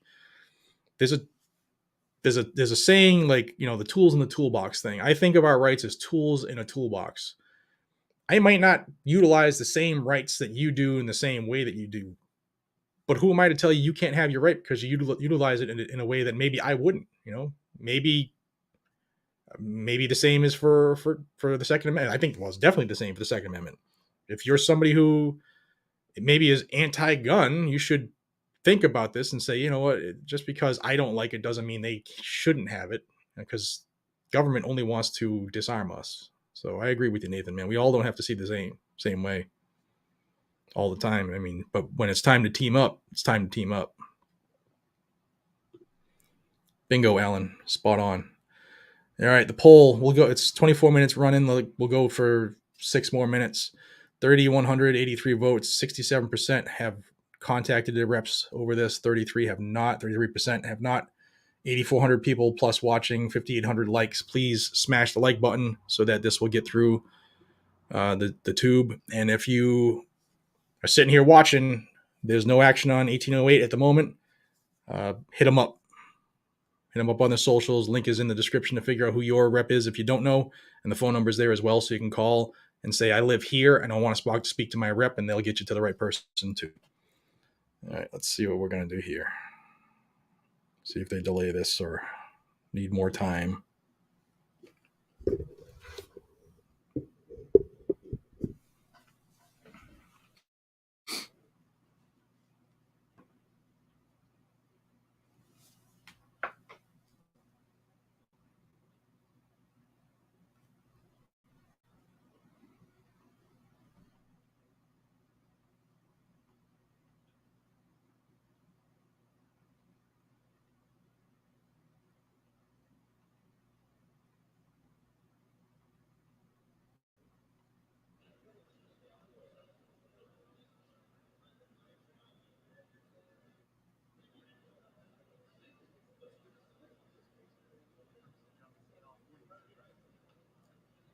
It's funny how they continue to vote after time's up. For what purpose does the gentleman from California seek recognition? Madam Speaker, member designated by Congress members Cahaley, Mike Thompson, Andy Levin, Bordeaux, Vargas, Swalwell, and Richie Torres. I inform the House that these members will vote yes on the previous question. For what purpose does the gentleman from Arkansas seek recognition?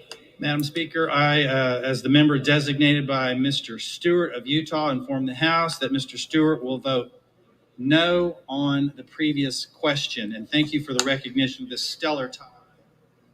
It's too short. You don't even know how to tie it. All right, we'll pin the volume down a little. They're going to have some more proxy voting. So for those who are just joining us, this is a vote on House Resolution 1300, which was the Rules Committee from last night at 9:30, 10 o'clock. Suspended the 24-hour rule, or wishes to suspend the 24-hour rule. Yeah, proxy vote. This vote, if this were to pass, would mean they could vote on 1808 and 2814. So they're going to get all the proxy votes in, and we'll see what happens.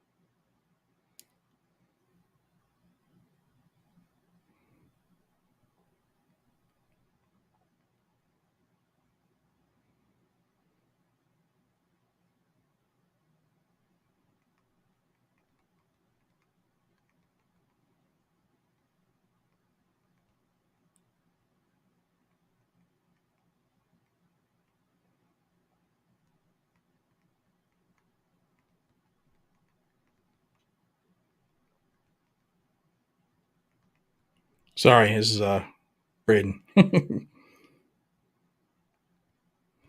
Sorry, guys. There's a lot of stuff going on. Vote's getting closer. Vote's getting closer. Why is the vote still going after the time is up? Because the pro tempore speaker is a Democrat, and what do you think she wants? This is so technically when somebody's proxy voting, they have to just let the chair know that I have the proxy, and then after the 15-minute window, which was given for the online folks to vote, then the proxies can come forward, or now they can call a proxy and see how they're going to vote and stuff like that. This is it's always BS.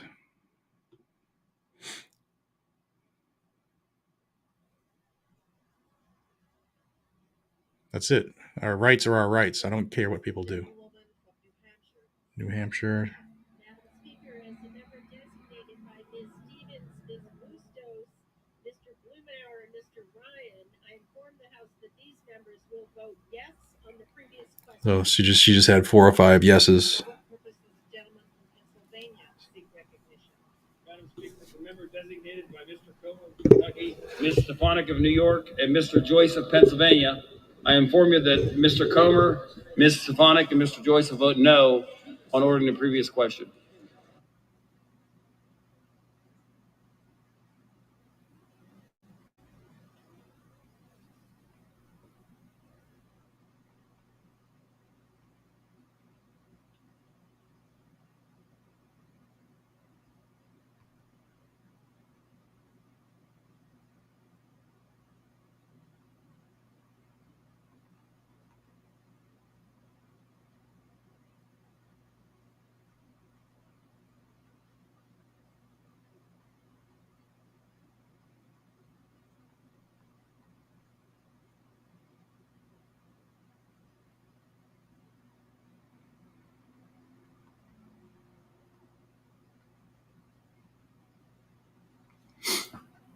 All right.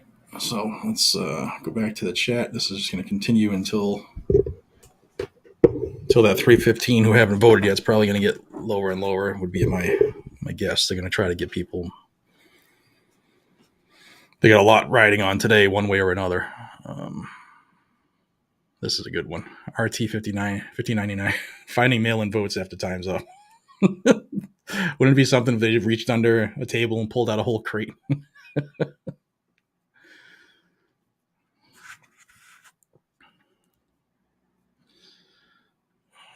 Let's see. Is there an actual list of guns considered assault weapons? In this bill, 1808, they actually name guns by model. It's going to be anything that's pretty much a semi-automatic center-fired rifle that is not a .22 caliber. And then after the caliber, I don't have it in front of me, but it's also, if it has some of the evil features like a barrel shroud, so that's all your ARs, AKs, your shroud is your forend. If it has a pistol grip and it takes a detachable magazine, the bayonet lug, all that craziness.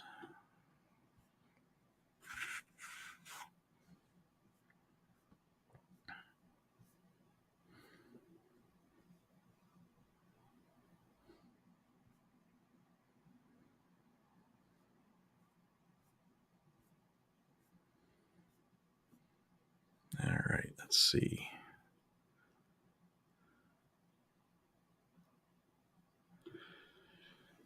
Ozzy the Terrible. Yeah, I agree. You're supposed to. That's how it used to be. You had to be there to vote. But then the COOF allowed them to change rules and allow people to stay home because they were afraid of dying, and still have the country run so they could do votes online. And I think it was bad. I think that rule change should be suspended now because we're back to normal.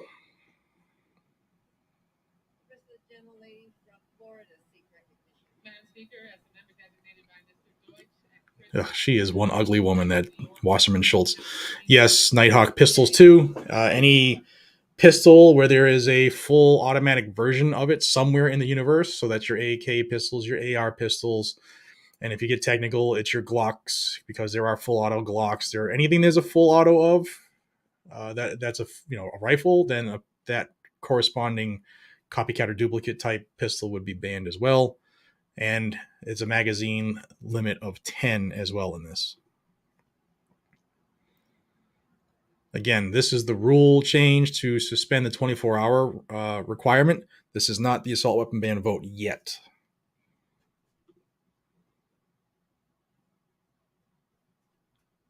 For what purpose the gentleman from Tennessee seek recognition? Madam Speaker, as the member designated by Mr. Jacobs of New York, Mr. Sam Graves of Missouri, Mr. Van Drew of New Jersey, and Mr. Green of Tennessee, I inform the House that Mr. Green, Mr. Van Drew, Mr. Graves, and Mr. Jacobs all will vote nay on the previous question. Thank you. Let's see. Yeah, the evil shroud. Yeah, that is one thing we don't want to say too loudly. Hint, hint, wink, wink, nod, nod, right?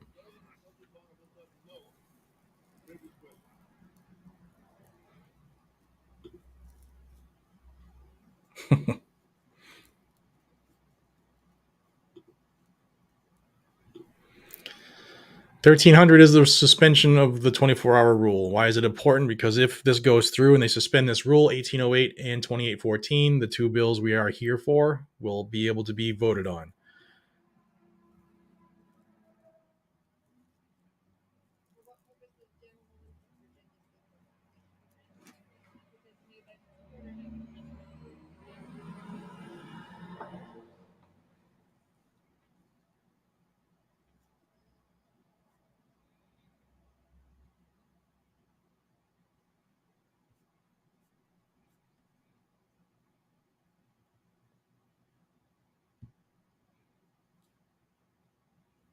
For what purpose is the gentleman from South Carolina seek recognition?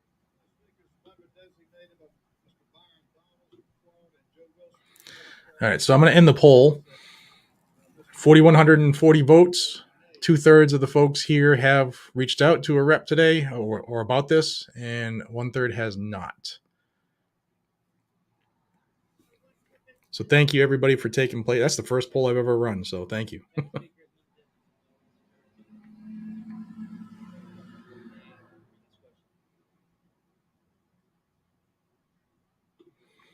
Yeah, it's the California law, the Massachusetts law, the Maryland law. They're all very, very, very similar.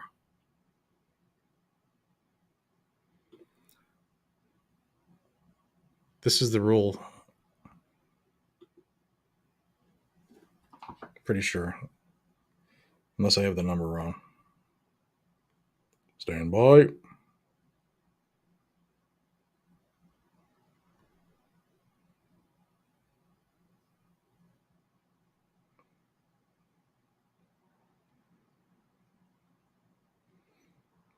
Yeah, I think the rule change was pinned to this. Because that's what they're debating. If thinking this was just simply suspension of the rule.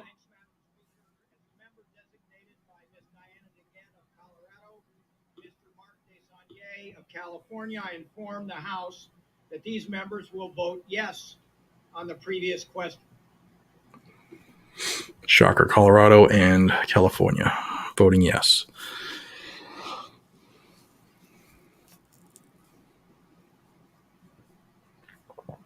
All right, I'm trying to catch up with the chat. Yeah, there's a lot of y'all here. That's awesome. And we have somebody who needs to be bounced. I just caught him like one of my eye.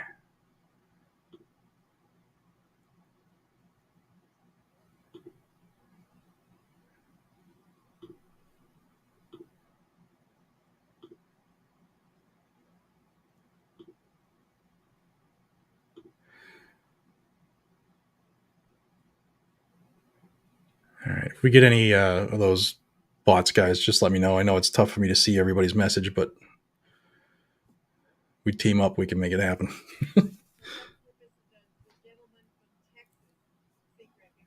Speaker person, as the member designated by Mr. John Carter of Texas. Thank you. And Mr. Troy Nails of Texas. And Mr. John Carter, Brian Batten, did I give him of Texas? No, I think they have immunity because it's part of their job. If they're acting under the auspices of their office, I forgot the exact wording.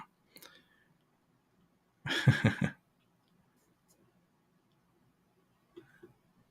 believe there's a grandfather clause. I will have to double check it and read it. It's been like 2 weeks since I read it. 100% tyranny. 100%.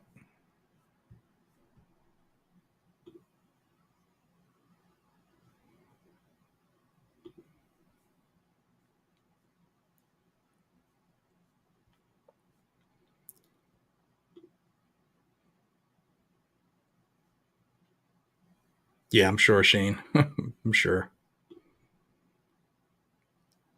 I believe, yes, I'm almost positive there was. Let me pull up the bill. Like I said, I haven't read it in a couple of weeks. Been a little busy.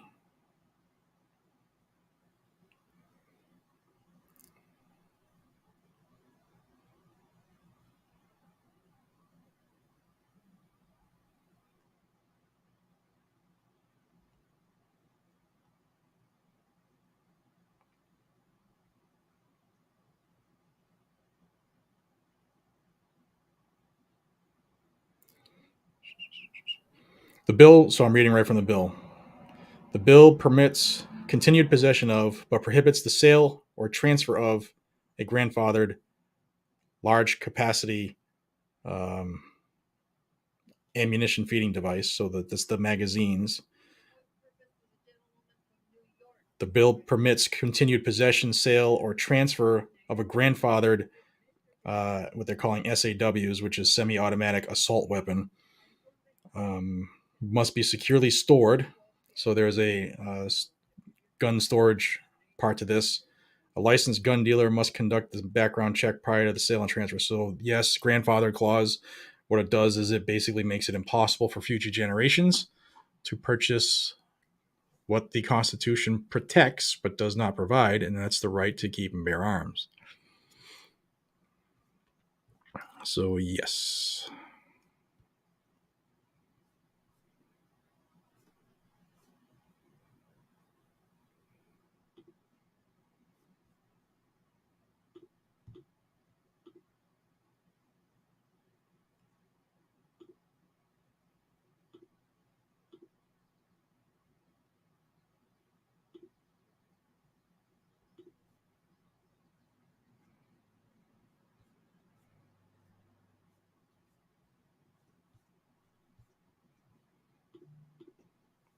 All right.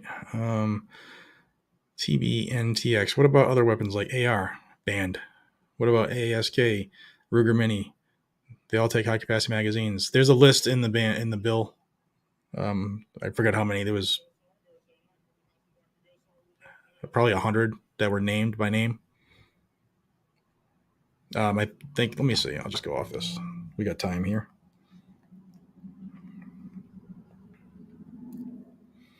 So the weapons that were named were in Dianne Feinstein's bill originally for the last since 2004. I'm going to rip through it real quick. And if I miss somebody, I apologize. That's the question there.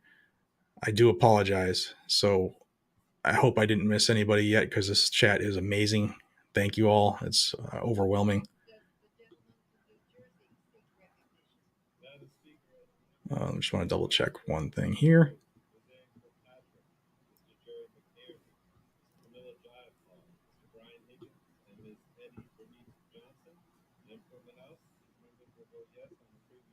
Okay. Jason Hamlin, thank you. Thank you so much. It's frozen at the moment. So thank you so much for your support, man. It means a lot. All right. So I'm going to rip through what is in the bill. Actually, I can put it up on the screen. We have time. Copy. Let me see if I can add. Okay. Let's do this together. Technology.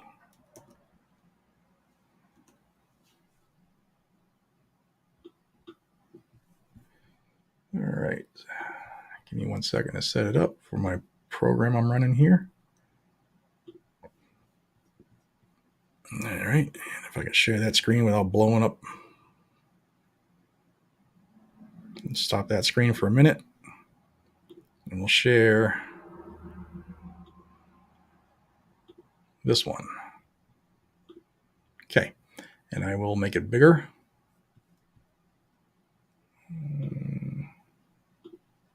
There we go. Big. Okay, HR 1808. It is huge on the screen in front of me. So definitions, we're going to rip right through that first part. Semi-automatic pistol means a repeating pistol that utilizes a portion of the energy of a firing cartridge to extract a fired cartridge case and chamber the next round, and requires a separate pull of the trigger, blah, blah, blah, blah, blah. Semi-automatic shotgun is in this as well. Semi-automatic rifle, same deal. If it has a pistol grip, a forward grip, then it would be in this. So let's go over that part so people understand. A semi-automatic rifle that has the capacity to accept a detachable magazine and has any one of the following: a pistol grip, a forward grip, a folding, telescoping, detachable stock, or a stock that is otherwise foldable, the shoulder thing that goes up, or adjustable in any manner, that operates to reduce the length, size, or any dimension. Otherwise, so anything. A grenade launcher, barrel shroud, threaded barrel. So if it has any of those things, it would be locked up into this. Semi-automatic rifle that's can accept a device that has a fixed one that has 15 rounds, except for the attached tubular device designed for the 22s. Semi-automatic pistol that has no feeding. I'm still watching the vote, guys. It's 138 to 155. Has an ammunition feeding device that is not a fixed ammunition feeding device and has any of these same scary things that are on just about every rifle in the country. Same stuff. Shotgun with a revolving cylinder. And here's the part that people are asking about. All of the following rifles, copies, duplicates, variants, or other facsimiles with the capability of any such weapon thereof. So all AK types. Doesn't matter what you want to call it. If it's an AK variant, done. Sega AKs. So all your AKs, Narinkos, Polytechs, SKSs, all AR types, including, but not limited to, AR-10s, 15s. Here they name some by name. Berettas, Bushmasters, Chiapas, Colts, Daniel Defense, Devil Dog, Diamondback, Jesse James. I really want one of those. If this Jesse James, if you get a hold of this video for whatever reason, let's talk. I want to figure out how to get that in your. He makes a hell of a 1911. I would love to be able to maybe get one of those. Rock River, SIG. So that's big right there, because SIG, for those who don't live in anti-gun states with gun bans, in Massachusetts, we have the copycat duplicate thing. Because the MPX is a different operating system and it's not an AR type, meaning it doesn't have a buffer tube and all that craziness, it's been deemed to not be covered under the assault weapon ban here in Mass. So that's why it's added there, because now it will be national. Barrett's. So there's a whole list, guys. Thompsons. These are all the ones they named by name, but if you remember the very beginning, it's any AK variant, any AR variant, or any rifle, centerfire rifle that has any of those evil features. So this is going to ban a large majority of things that we all know and love. Street Sweeper. Still worried about those.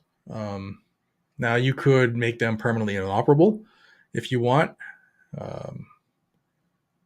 Restrictions: shall be unlawful to person to import, sell, transfer, manufacture, or possess any of the affecting interstate foreign, blah, blah, blah, blah. So yeah, that's the bill. Shrink it back down. There's still proxy voting. Now these are the guns exempted by the ban if this were to go through. Your R1s, your bars, your BARs, the Browning High Power, M1 Garand, Marlins, some of the Remington 700 series, the Ruger Minis. So the Mini 14 was a specific question without folding or telescoping stock or pistol grip. So just the plain Janes. SKSs with fixed 10-round mags and standard fixed stock. Of course, your lever actions. Marlins, all the old Marlins. Remington 700 and 7000 series. The bolt actions. They just don't want you to be able to pull the trigger with a magazine, basically. Or anything standard capacity. So I'm not going to keep scrolling because it's probably making y'all's eyes hurt like it is mine. So you get the picture, I hope. And let's go back to the idiots.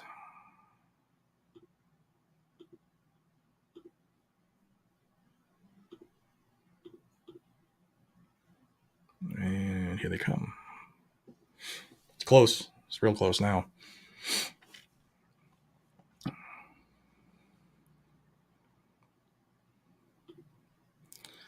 None of your business. Thank you for calling. The fact that you did it speaks volumes. Thank you.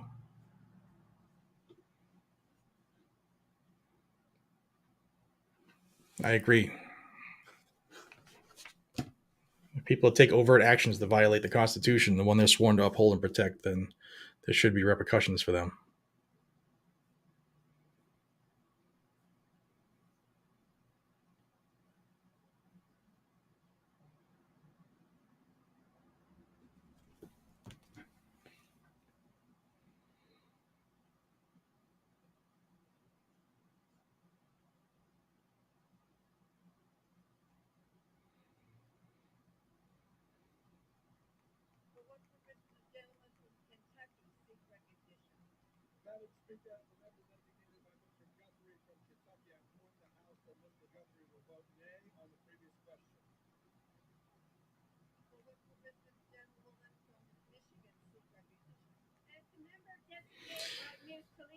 All right.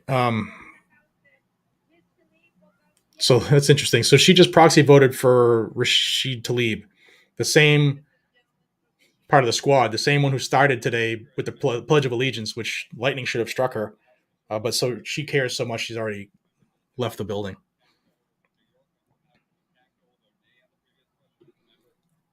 Thank you, Roy.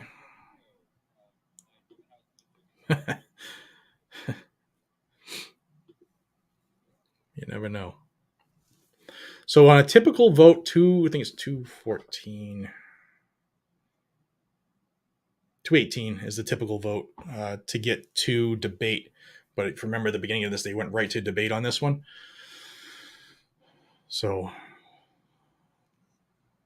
we shall see. So it's hypothetical, Sarah, but I would think it would be extremely high that the Supreme Court would kill this bill, kill this if it were to become law. But the real question would be, how long would it take to get to them? That's the question. There could be injunctions sought immediately, and I'm without revealing, I'm willing to say that if it were to pass a Senate vote and it were to go to Biden and he were to sign it, I would be willing to say that there would be an immediate filing for an injunction, if you know what I mean. But again, I don't see it passing. I in my heart of hearts, I don't see it passing the Senate. Yes, 1808 very well is probably up next if this goes through. The rule change.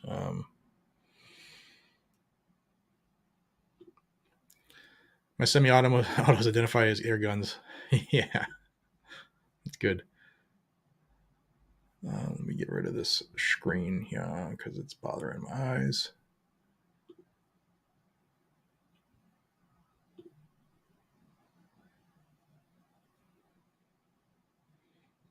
Sorry. I did see, I'm trying to catch up with the chat, but I just saw it roll by on the live stream on YouTube. from that extremely long commentator. Is there a sunset clause on this? No, there isn't. They learned from their first mistake in 1994. So there is no sunset clause.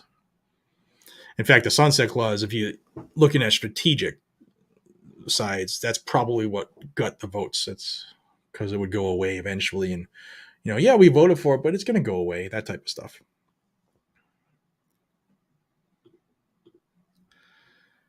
If I fall asleep cuddling my AR, does that... Yeah.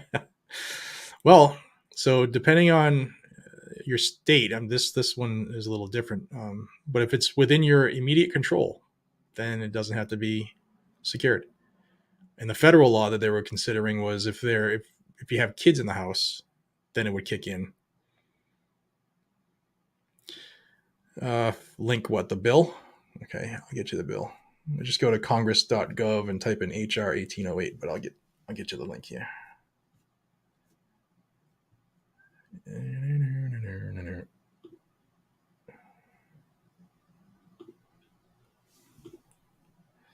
Copy, and I'm going to put it in the chat. Boom. So that is the link to HR 1808. Thank you, TJ.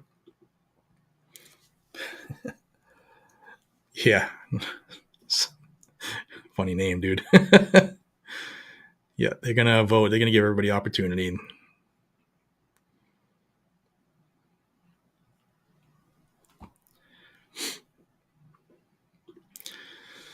Desert 1776. If 1808 passes, I predict a huge tsunami covering the Southwest, ending the drought and causing a plethora of boating accidents. Oh, look.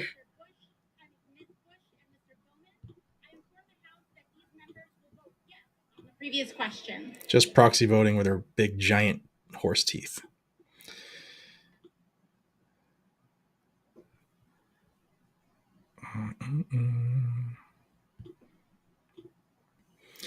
Randomly entertaining. For the occasion, I put my Magpul MOE forward grip on my AR, from my AR on my Taurus G3.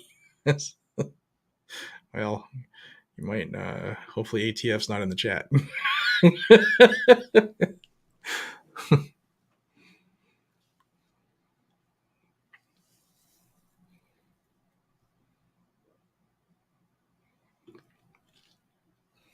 Yeah, we've touched on that a few times. They can still pass, Congress can pass laws, pass legislation, and the president signs a law.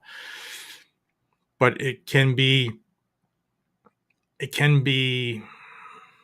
totally opposite of something that is out there with the intent. So what they do when they do this stuff, when they pass unconstitutional laws, it's an attempt to force slight changes in constitutional law. So what they're looking to do is to force the courts to change it, to force the courts to take it up and roll the dice with what the court says. And maybe they say, okay, we'll let this thing go, but the rest is bad. That's what they're really hoping for. They know that this is violating Bruin. They know that. These guys and gals most of them are all lawyers. They're all freaking smart. They know what they're doing. This is to force slight changes, however slight, to try to force it so that they just get that crack in the armor, just the chink, so they can get in there. And when they get into that little mark in the armor, then they can make more changes. And to get where we are today has taken 40 years, 45 years of the Democrats, maybe even longer, just trying constantly to change, say this gun is terrible, and think of the children and how many people have to perish. We've all heard it. We hear it every year. We hear it every couple of months, no matter what happens. And that's the whole idea of passing these laws that are blatantly unconstitutional to get the court to take it up, to try to just, maybe by the time this gets to the Supreme Court, they have a majority. That's the whole thinking. Yeah, it's pretty close to the New York's law, California's law, Massachusetts law. The Maryland law wasn't even this bad, but that one that's Bianchi B. Frosch. That made it to the Supreme Court. It was granted certiorari. It was vacated and remanded. So there's two 2 or 3 assault weapon ban cases that are being forced to be relooked at based off of Bruin. Yet here we are. Let me get rid of this ass. Jose, a shout out from Virginia, formerly from New Bedford, Mass. New Bedford. What can we do to help if all our reps are already pro-gun and voting correctly? Well, there's nothing to stop you from contacting another rep if you know how to do it. If you go right to their website and you're not in their district, goes by address. You can still reach them on their socials. You can still hit them up on Twitter, Instagram, Facebook, wherever they are. You can still call their office. There's all kinds of things you can do to reach out to other ones, because this is a national thing.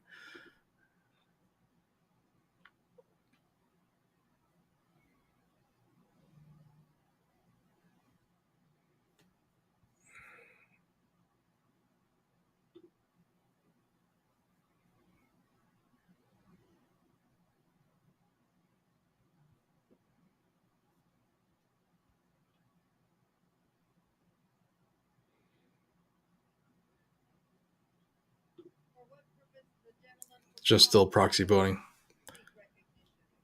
Madam Speaker, as the member designated by Ms. Williams, Ms. Moore, Mr. Caston, Ms. Bass, Mr. Evans, Ms. Sherfilis McCormick, Ms. Strickland, Mr. Huffman, and Mr. Sablon, I inform the House that those members will vote yes on the previous question.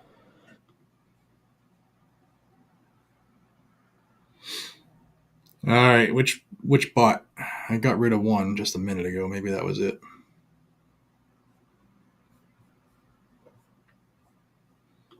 Thank you, Steve.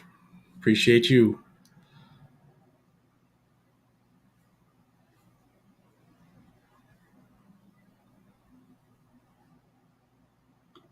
Yes, we all are, man. Ryan, thank you so much. Get the microphone back. Would a regular gun trust, not NFA, allow the transfer to your beneficiaries that are currently minors? That is a good question. One that I'm not qualified enough on gun trusts to answer that with certainty. I would just contact a trust attorney that does trust and stuff like that. That is a solid question, and in fact, somebody in the chat might be one of those people who know this.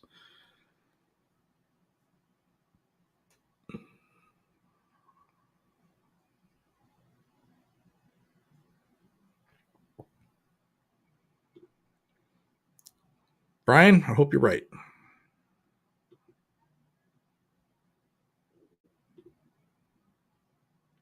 I put the link in the description. It's if you want to watch the video I did on it, we go over it in the video too.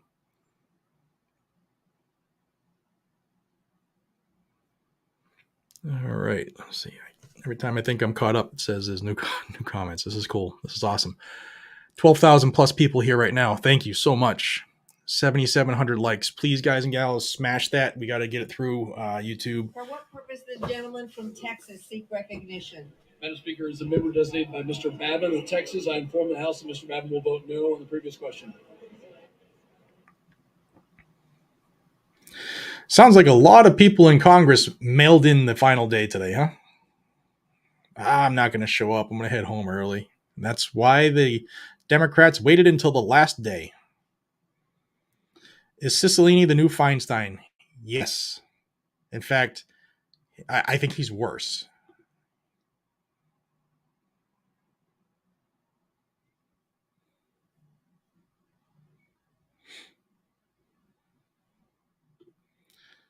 Seeking Origin, no. The next, probably the next one, there's no schedule. So they need to get through this to get to the other ones. So we're probably up next. And the reason I went live immediately is because there was no schedule, and it could have been immediately at 9. So there's no telling. Steven, that's a good one.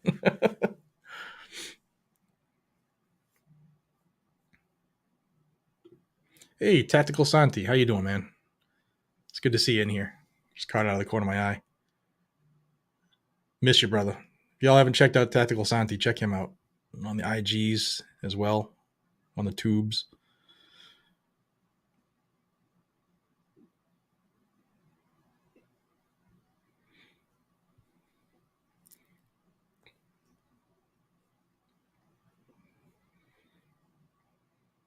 Let's see. Catch up, will I? Master Rep Trahan does not care what my opinion is on guns. Don't give a shit. Call him. Take a couple seconds out of your day. Call him. Send him a message. If the percentage of people in Trahan's district lit him up all the time, it might help you a little bit. Will it change him all the time? No. Well, I addressed that earlier. It's time to all get on the same page and all make some type of effort for the team. I live in Massachusetts too, and I still call. I still hit them up every way I can. Know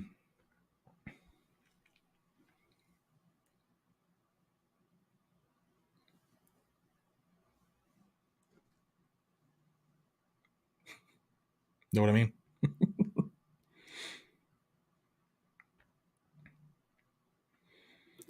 Know your state constitution. Yes, you should, but you know what? They're going to figure a way to, if it's an anti-gun state, they're going to figure a way to just adopt it.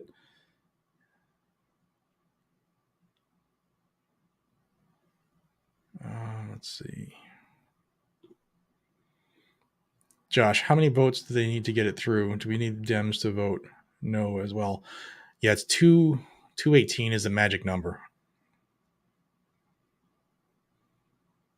Yeah, that hasn't changed with the rule change. Thank you to my buddy Braden for looking that up while I've been doing this live thing.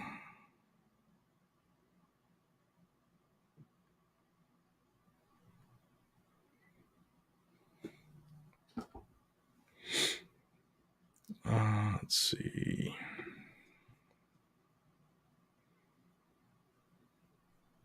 Yeah, this is a good one from Shane. 5562 scary, but the 30 odds are fine. Yeah, they're so stupid. They don't know what they're doing. Yes, Kyle, absolutely be safer, because all of the criminals are immediately going to drop arms.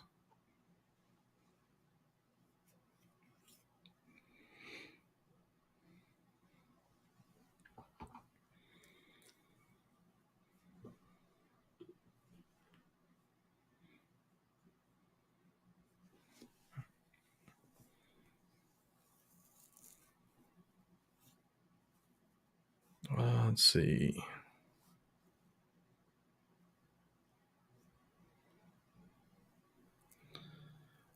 Yeah, just rip by since nobody has crossed aisle yet, and that's the way I anticipated it to go.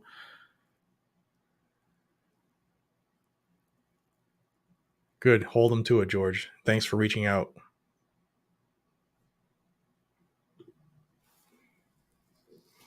Yeah, two more votes than 218 they reached. I agree with you, Stephen. Proxy voting shouldn't be a thing, and they should absolutely have to be there. But that's what allows them to get this stuff through. It's, if they were like, I'm sure right now Republicans are saying there shouldn't be a proxy vote. But you know what? When Republicans are in charge, they're going to be using proxy votes. And then the Democrats are saying there shouldn't be a such thing. That's the beginning of this debate. That was actually what they were talking about. Jim McGovern, Porky Pig here in Massachusetts. He kept saying, well, when you guys were in charge, you did it, so it's okay for us. And that's the problem with politics now, is that's what it's become. Null face, bingo. This is a good one. Nothing more permanent than temporary government programs. Amen.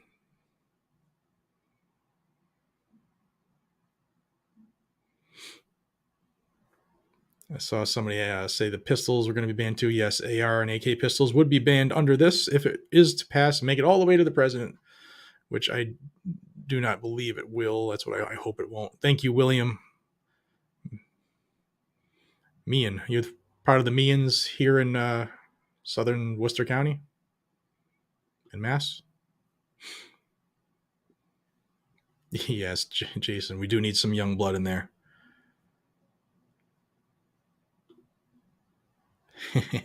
Exactly.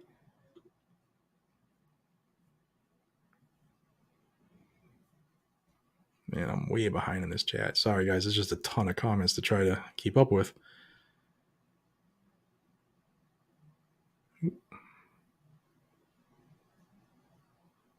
When AOC was up. That's funny. Thank you, Ruben. Thank you so much. Man, let's see. 12,000 folks here. Over 12K, 9,000 likes. Please hit the likes. We can get this through YouTube's anti-gun algorithm, because you know they're going to, once they realize what's going on, which I'm sure they have already, they're going to try to stymie it. Because there's 12K here. There should be, I think every one of my subscribers should be here right now, if possible. At least half of them, you would think, you know?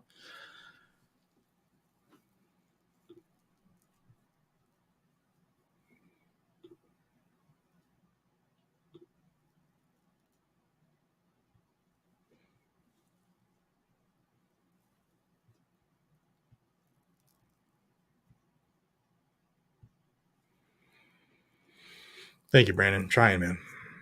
Trying to make sure everybody gets the information, because without it, we're in a worse spot. All right. Let's see. Let me get this off the screen.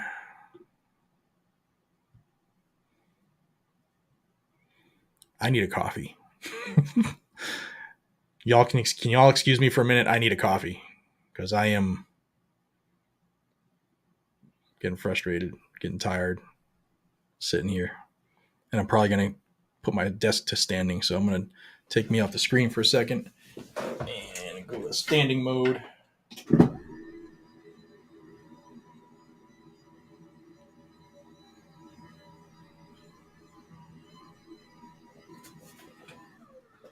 I'm going to get a coffee. Blackoutcoffee.com/GNG.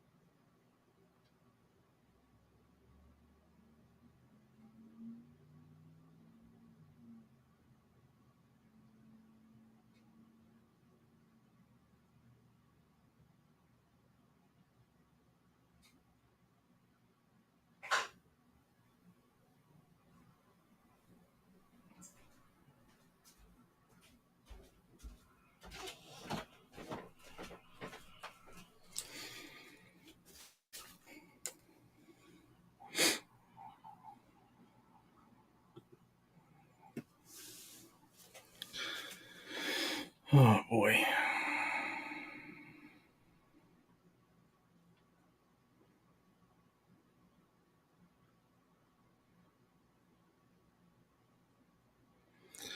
To those saying this is not 1808, I understand.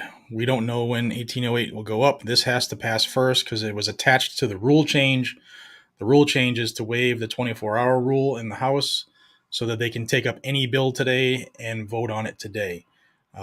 So that's why we're watching this one, because the second this ends, I assume 1808 will be next if this is to pass, and I'm assuming it's going to.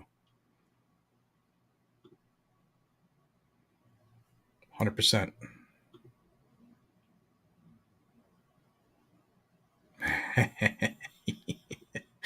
Old Diane. Yeah, let me go get my coffee.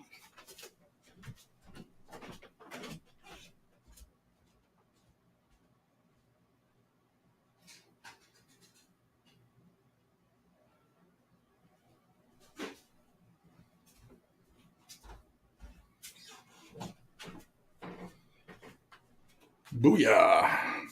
Now I can function. Blackout coffee. In case you're somebody who thinks that Blackout is Black Rifle, it is not. Blackout is a total different company, total different name. Still, people say stuff to me about that, so.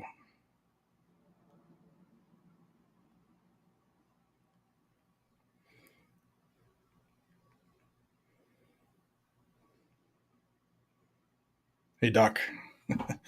One of our guys down at Blackout Coffee is watching.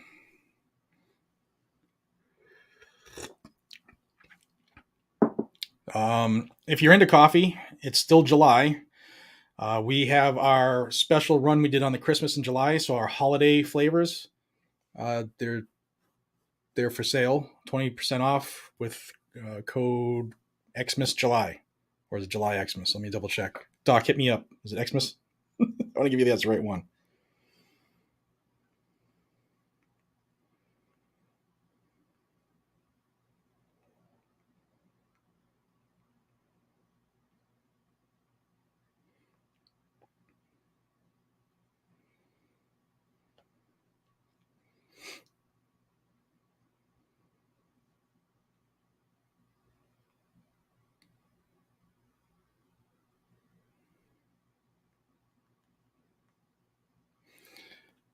Let me double check my pictures. Just gotta find it. All right. Thanks, Doc. So if you go to blackoutcoffee.com/GNG and you want some to save 20% on all of our special holiday runs, which we just did, you can save 20% with code XMASJuly. One word, XMASJULY. And if it'll be of help, I'll just put the link down yonder for you.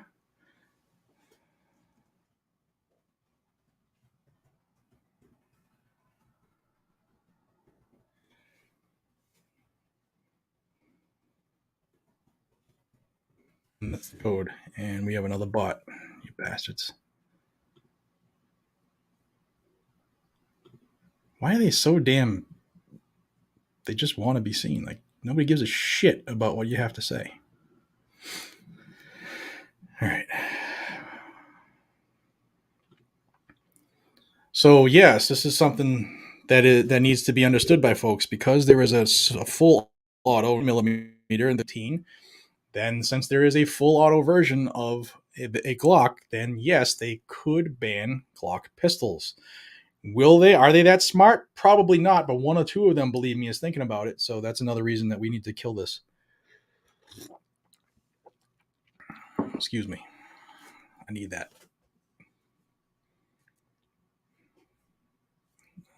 Let's see. Try and play catch up again. Thoughts on them trying to ban 223 and 556? My thought is that they suck. They should be kicked out of office and tried for treason. That's what I think.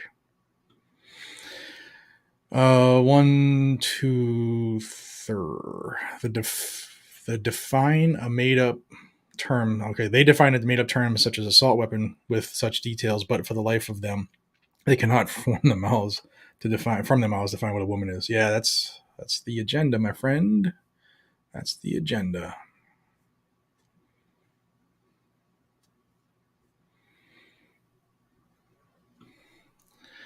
Free men die free. Thank you, bro. Know your enemy. Our enemy prefers economic warfare. They know 1808 won't survive the courts and will face armed resistance. They'll put their weight behind H.R. 2814 to bankrupt the gun manufacturing. Spot on. That is, I've done a couple videos on it mentioning the states that have passed the public nuisance law. That is the goal of the Democrat or the anti-gunners, because they're on the Republican side too. That is their goal, is to sue the Second Amendment community, the manufacturers, out of business. Yeah, they're waiting for a couple people to wake up, call the nursing home, make sure Feinstein's voting. Well, she's a senator, but you get what I mean. John Doe, if one was interested in politics, trying to find an effective way to fight this tyranny, plus we need new blood in there, what would that be a good idea? 100%. And if so, how would someone start to go out about it? I would call your local party. If it's the Republican Party, call your state GOP. They're easy to find. If you live in Oregon State GOP Party, and call them. And that's what they're there for.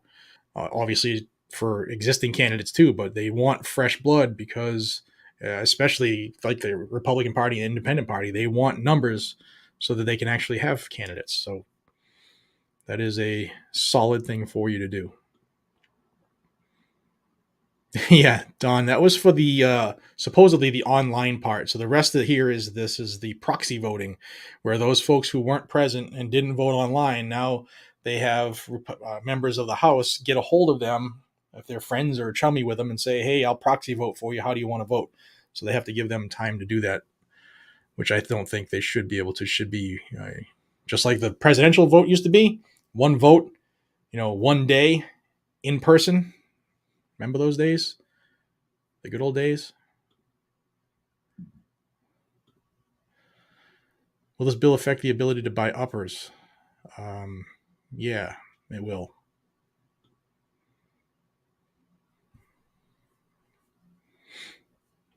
If it is anything related to anything in that list, then yes. Supreme Love, thank you for the support. This is virtue signaling. Yes, once it hits the Senate, it is dead. I'm glad you are that confident. I am withholding my opinion because there are ways it will pass. Or not, there are ways it can pass. I don't think it will pass. I don't think they get the votes to invoke cloture. I don't think they do. But I also didn't think that red flag would make it through. So I withhold judgment on that one. But that's fine if you're gung-ho for it. That's good. Schumer has 10 Democrats who won't kill the filibuster. And that's it. Yeah, that's why I'm worried about those 15 and 16 Republicans who helped him. If they helped on red flag, maybe they would help on this. Maybe there's a couple more that would if a couple won't. That's my concern. Thank you.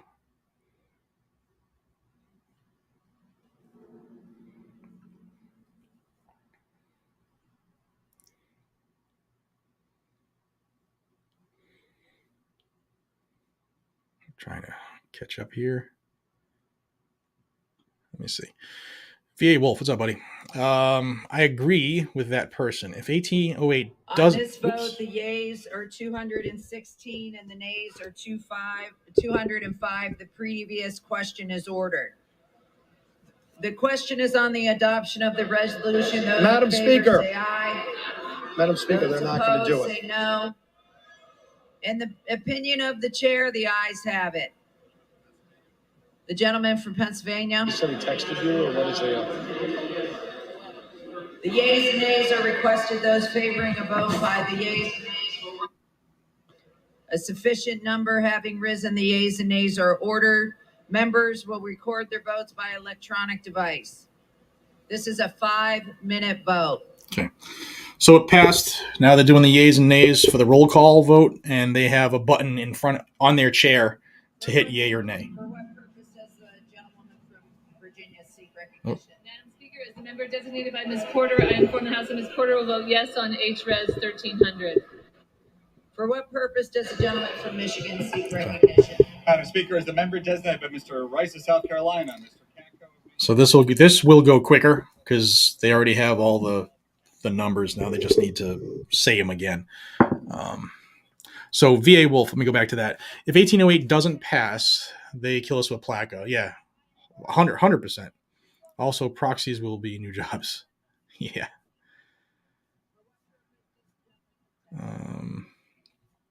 All right.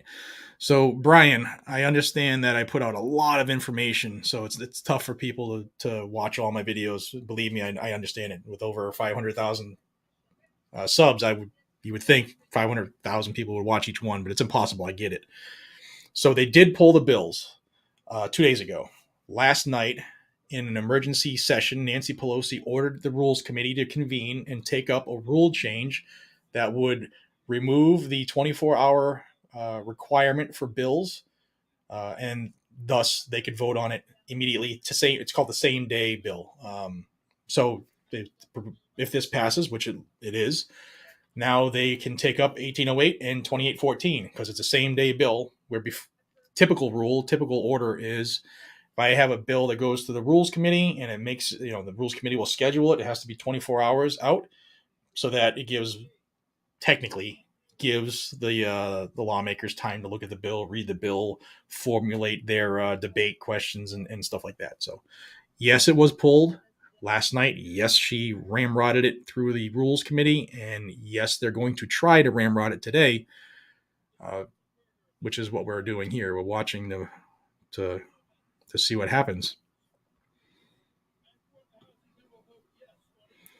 How does this not fly in the face of the USC 21? Yeah, you would. This Congress this government is a joke. It really is.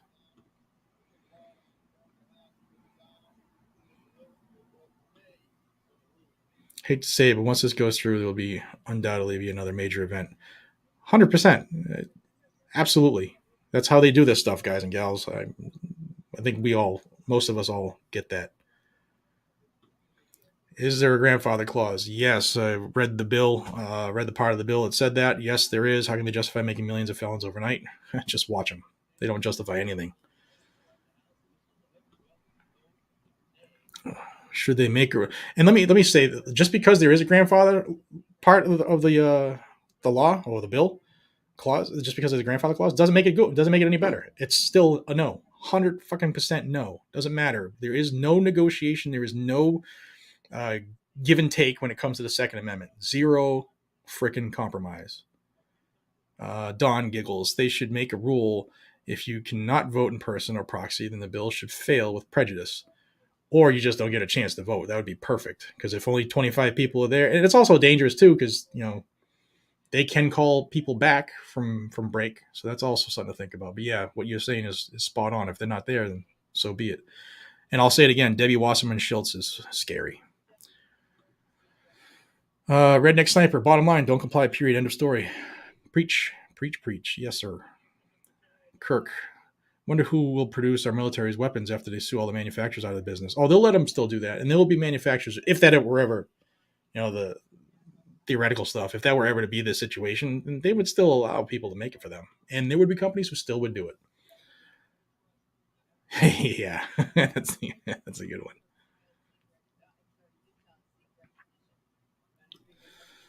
Christopher, thank you for the support. Thank you everybody for the support, the comments, whether or not it's a super chat. Thank you guys and gals, to the tune of 12,000 folks with 10,000 likes. Thank you all. Keep smashing the thumbs up.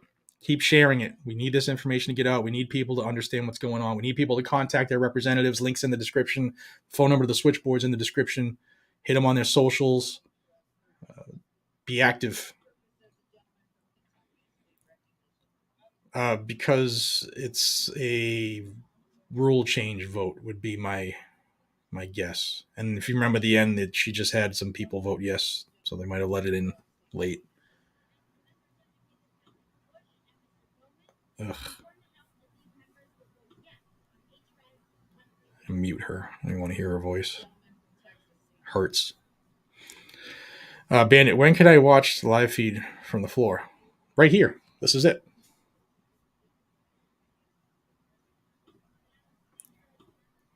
Cornyn says bans were a non-starter, hence why the mag ban was not in the last package. It will pass the House, install in the Senate.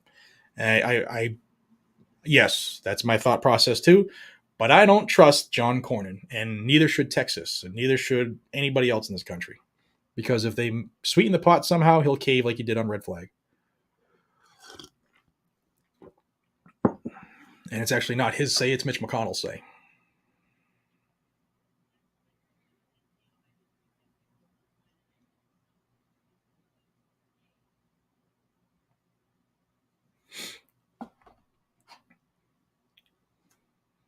This is an expedited vote here, so it'll be done quick.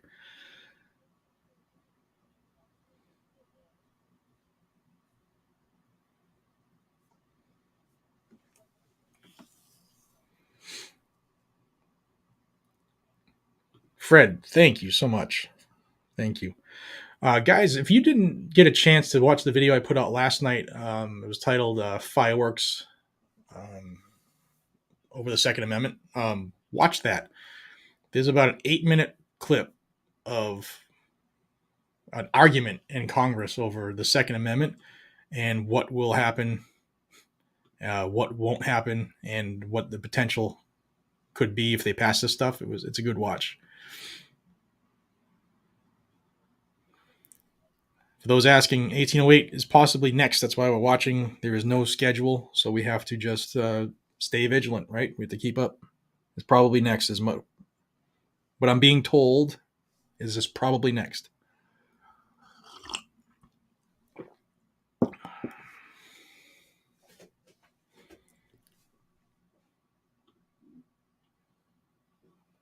Thank you for the correction there. Chris, thank you. Every vote in Congress needs to be a roll call vote. We need to know who is violating their oath. Most of them are. It's the states that get away with, just by a show of hands, but typically they are roll call votes in Congress.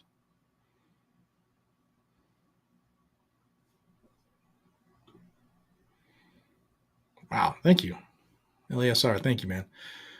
Great job. Thank you for the faithful updates. This is not an assault weapon ban. It is an assault on Americans' weapons. Absolutely. Retweet, repost, share, call, message, and text friends and make left go home empty-handed. Absolutely. That's why it was my speech earlier to people who are saying I'm not going to call because my representative is X, Y, or Z. Hit them up. Hit them up. And then hit them up again. And then get your mom to hit them up. And then get your dead grandparents to hit them up. That's what they do. James, thank you for being here. Senate, they need 60 to get past the filibuster to invoke cloture. I don't think they get that unless dirty tricks are played. But I've been on record saying I don't think it has the votes to get through. But if they decide to play dirty tricks, it's a possibility. Slim, but it's still possible. And Red Flag was slim, and that made it through too. That's a good question. And certainly this is not the place to talk about or debate it, with considering who's probably in the frickin' chat of every one of my videos. Dan, low-key, I think AOC is hot, but I can't stand her. Yeah. I've heard that a lot from people. Just tune in. Who was the Democrat nay? I don't know. Two of them. They're doing the roll call now. So the way the Library of Congress works is they'll take these results, eventually get them to the Library of Congress, and then the LOC will record them and put them out. It can take a couple hours after the fact, but that's how we get the roll call vote. And then when it is available, if you go to congress.gov and you type in HR 1300, it'll give you the roll call vote, and you can easily click on the two nays that are Democrat. There's a way to hyperlink to it. You can see who they are.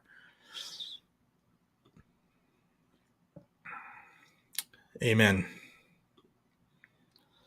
I don't trust Lindsey Graham, yet beholden to him. Doesn't stop me from blasting his email. Hit him up. Hit him on everything. He's a big social media turd. Hit him. And make sure people vote against him. Replace him. Censure him at the local level.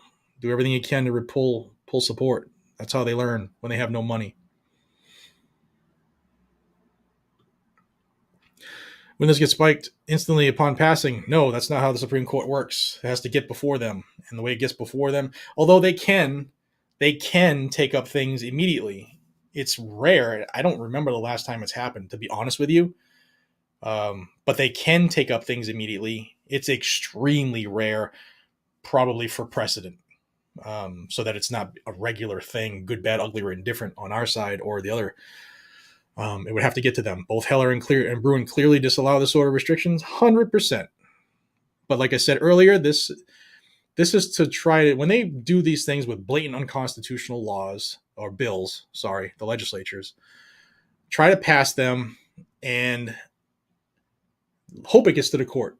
And it's two-headed monster. They hope it gets to the court when they have the majority, whatever party it is. And or they hope it gets to the court and the court says, you know what, most of this is bad, but this part is okay. And now they have that part that they didn't have before and it's been deemed constitutional. So now they try to feed that so that it can grow. That's the game they play on the legal side. That's why they're doing this. Yeah, Bobby. It's exactly what the debate was the other day in the House Oversight Committee. Stop the stupid boating accident comments and let these snakes know that if they intend to stack up and try to take... Yep, I agree. The boating accident thing is... Well, it was cool when it first came out. It was a cool meme and t-shirt and stuff. Fuck it, I got my stuff. And I got a good coffee. Blackout coffee.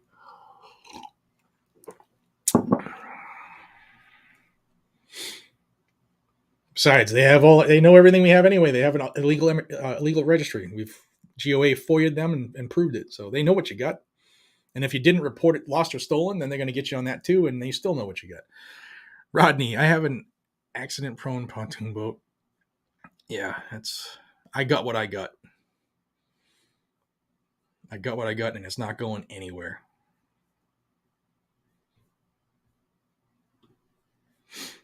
It's a good time probably to call out to law enforcement. Know your goddamn oath and take it seriously. Be on the right side. If this stuff passes and your chief decides to be a freaking hero, you better ask somebody. Know your role. Alexander, thank you. CVA Buck, thank you. I had a year full of showed a map of district in the morning, made an impact. Good. Solid work. First time I voted was for John Cornyn and Louis Gohmert after realizing my anti-gun beliefs were based on Democrat lies. Hey, it happens. Sometimes people see the light. Sometimes people learn more than they knew or expand their knowledge and change their point of view. It happens, but fix it next time, I guess, right? All right, let's see. Let me go back to this. On the table.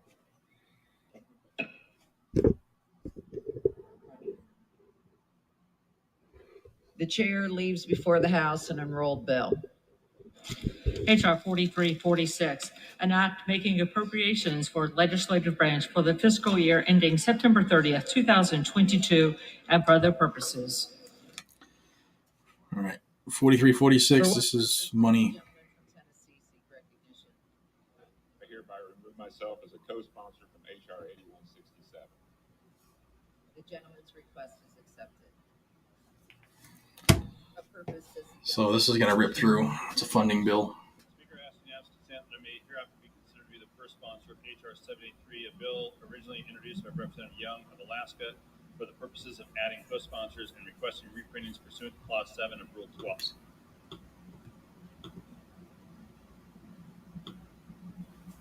Purpose does the gentlewoman from New York seek recognition? Madam Speaker, I ask for unanimous consent that the gentleman from North Carolina, Representative David Price, be removed from H.R. 7769, the Helicopter Safety and Noise Management Act. Thank you, and I yield back. Without objection. The chair lays before the House a communication. The Honorable the Speaker, House of Representatives, Madam, pursuant to the permission granted in Clause 2H of Rule 2 of the Rules of the U.S. House of Representatives, the clerk received the following message from the Secretary of the Senate on July 28, 2022 at 5:13 p.m. that the Senate passed, Senate 3369, that the Senate passed without amendment, H.R. 7334, H.R. 7352. Signed sincerely, Cheryl L. Johnson, Clerk. So that's the Senate passing some House bills that went over. They'll now go to Biden if there were no amendments, like they said. So there's no need to get together.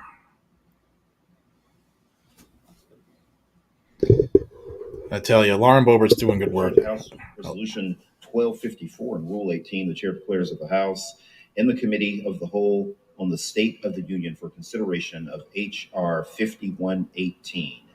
The chair appoints the gentlewoman from Nevada, Ms. Lee, to preside over the Committee of the Whole.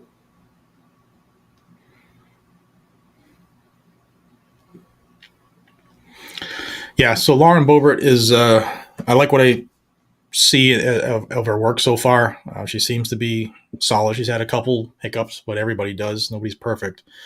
But we need more like her, to be blatant honest. We need more like her. And she is just a regular business owner, right? And she's doing good stuff there. The House is in the Committee of the Whole House on the State of the Union for the consideration of H.R. 5118, which the clerk will report by title. A bill to direct the Secretary of Agriculture to prioritize the completion of the Continental Divide National Scenic Trail and for other purposes. For all, the bill is considered read the first time. General debate shall be confined to the bill and amendments specified in House Resolution 1254 and shall not exceed 1 hour, equally divided and controlled by the chair and ranking member of the Committee on Natural Resources or their respective designees. The gentleman from Colorado, Mr. Neguse, and the gentleman from Arkansas, Mr. Westerman, each will control 30 minutes. The chair recognizes the gentleman from Colorado. All right, so this isn't it. This isn't. This is a different bill. So let me know what you guys and gals want to do. All right, I'm here for you. You guys and gals are getting hot. You're the reason I'm doing this. Do you want me to continue to go with this until we get to 1808, or do you want me to just cut it now? You tell me what you want. And I will, once I can catch up in the damn chat, I will be happy to oblige. Because I know this is a lot to ask for people to sit here and watch this. Yeah. That's a good one, Don. Amen.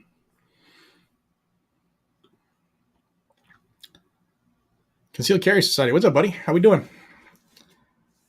Thank you for being here. I appreciate you. I miss you. How's the little guy, the little big guy? Oh, we got another jack-off bot. See ya.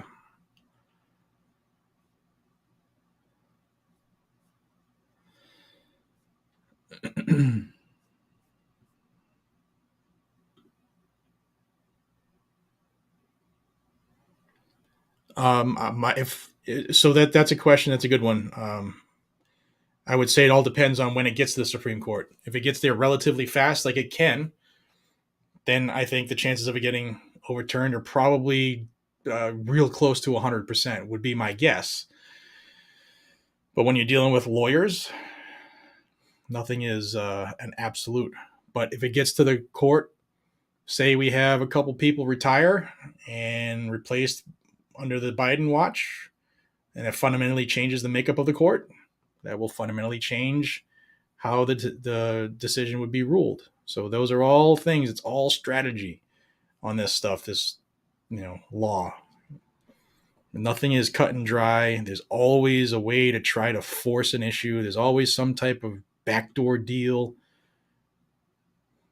Thank you so much. Appreciate it. Good. I'm glad you called. It's extremely easy to do, guys and gals. If you've never called, phone number is right in the description of the video. It's simple to call. It takes you literally, if it takes you 5 minutes, it's because you talked too long. Glad to see people reaching out.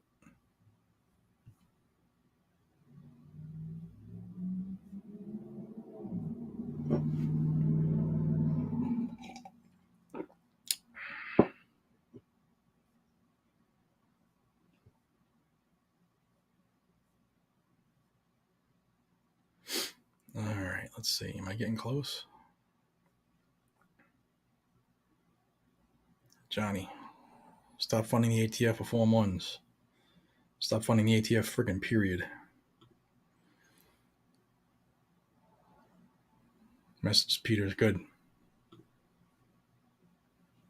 Okay. Continue though. I've heard about.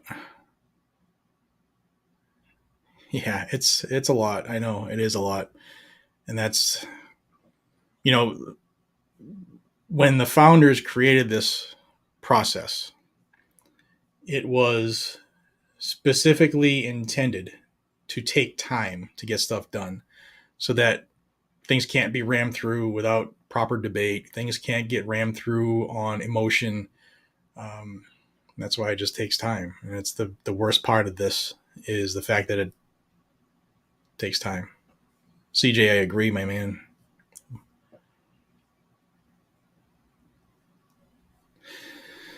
Let's I don't know, can I do a fund? A poll, I mean. No. Where you guys and gals from? Obviously I'm in Massachusetts. Where are you guys and gals from? Brief explanation of what you missed. A whole bunch of yapping. The rule change went through, so they can just vote on any bill that gets submitted today. And currently they're on a different bill. We're waiting. They will be taking up 1808. Jim McGovern's already said it this morning, very early at 9:05, that the purpose was to suspend the rule today so that 1808, which is the assault weapon ban, and 2814, which would be the revocation of the PLCAA, the rule was suspended specifically for those two bills, but there's a couple other bills that apparently they need to take up before the end of the day, so that they're doing one right now.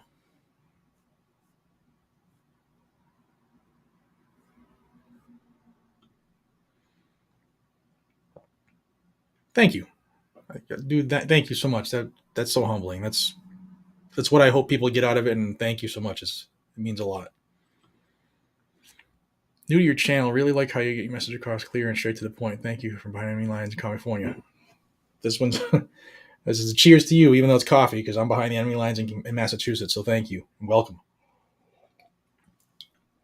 All right, we got folks from North Carolina, Washington State, Arkansas, Nevada, Oklahoma, Georgia, Iowa, another Massachusetts folk, Michigan, Arizona, Georgia, El Paso, Texas, South Texas, Utah, another Mass, Kentucky, Upper Michigan, Florida, Arizona, Texas, Colorado, Ohio, Michigan, New Mexico, Louisiana, my old home, Maine. We got damn near most of the country in here. This is cool. This is awesome, actually. Thank you all for being here. It's so freaking humbling to do this and to have you all here. And to try to keep up with this chat is insane. A couple folks from Mass. Looking for a couple states I haven't seen yet. Rhode Island is one. Pennsylvania. North Carolina. New York. Yeah, we got a New Yorker. Upstate, where the people are not as crazy. I love upstate New York. Indiana. Vermont. I haven't seen a Connecticut here. We don't have all of New England in here yet. Illinois, Kansas, Wisconsin, Virginia. Another couple from Mass. Welcome. Indiana, Oregon, New York. Crappyfornia. That's a good one. Virginia, Illinois, Louisiana.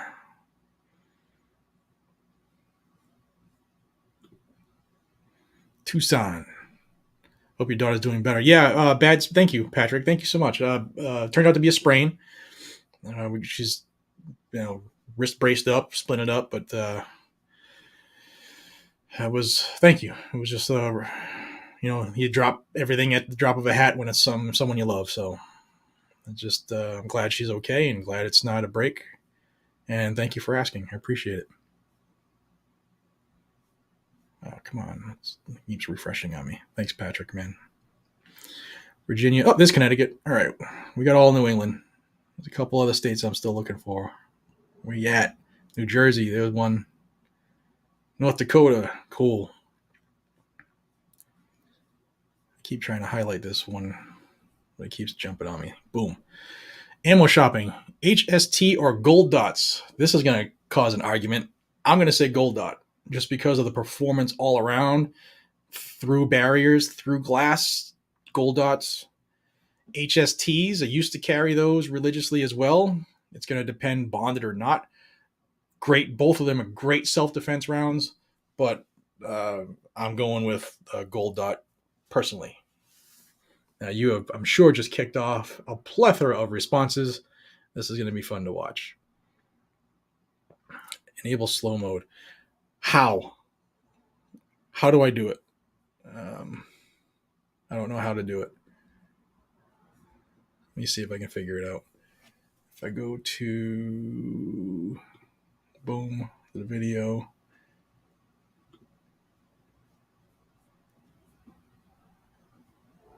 Y'all excuse me, I'm trying to figure this out here. Slow mode. Comments.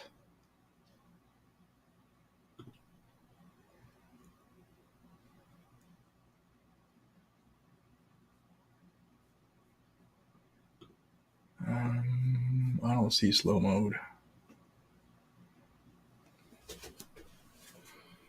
If someone knows it, try to make it so that I can see it easily.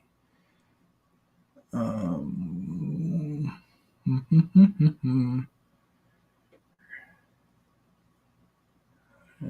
boom, boom. I don't see it. Maybe I don't know if it's something I have to do at the beginning before I start it. Let me see what this guy is saying here. Drought resiliency should be part of this equation. Drought resiliency. So we're good to keep talking with each other. Arizona, Cali, Nevada. God bless them. Oh, sorry about that. God bless America. Amen. Washington State. I was looking for one of those. Thank you for being here from behind the curtain there. There's a good one. Where did it go? Someone's here from Australia. Chat just keeps refreshing. Michigan. Minnesota. Beautiful area, man. I was there hunting last fall. Beautiful. A lot of lakes. Y'all, if I'm missing your comments, I apologize. There's just so many here. This is awesome. What do we got? Got about 8,000 people here right now. If you're new, please hit that like and share it. Virginia, Cali, upstate, Montana, Delaware. Good to see you.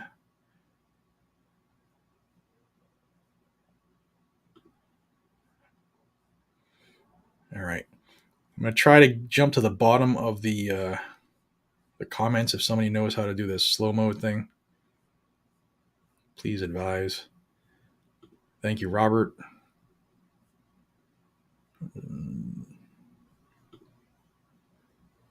Thanks from Nevada, man. Appreciate you.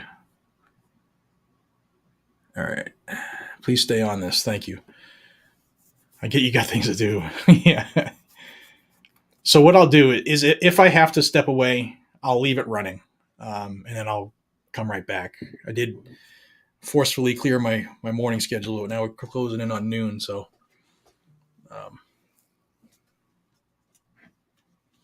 or unless I get something pressing, obviously. But I'll do it. I'll keep it on at all costs.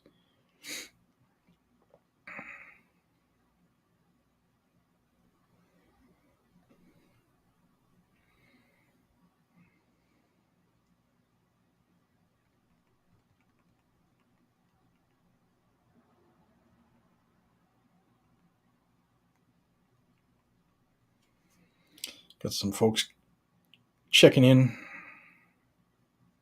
about what happened. Let's see. Trucking with Kev, Providence. South Dakota. Home and no permit. The way it should be. Constitutional carry.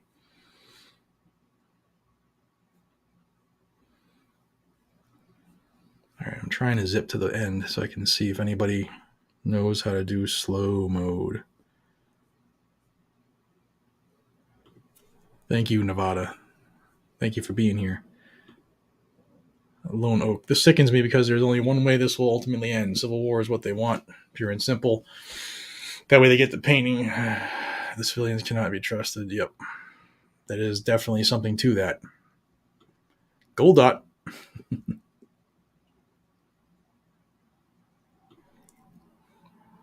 Raise your hand if you still have black talons. Gold dot. Slow mode sucks bad. Okay.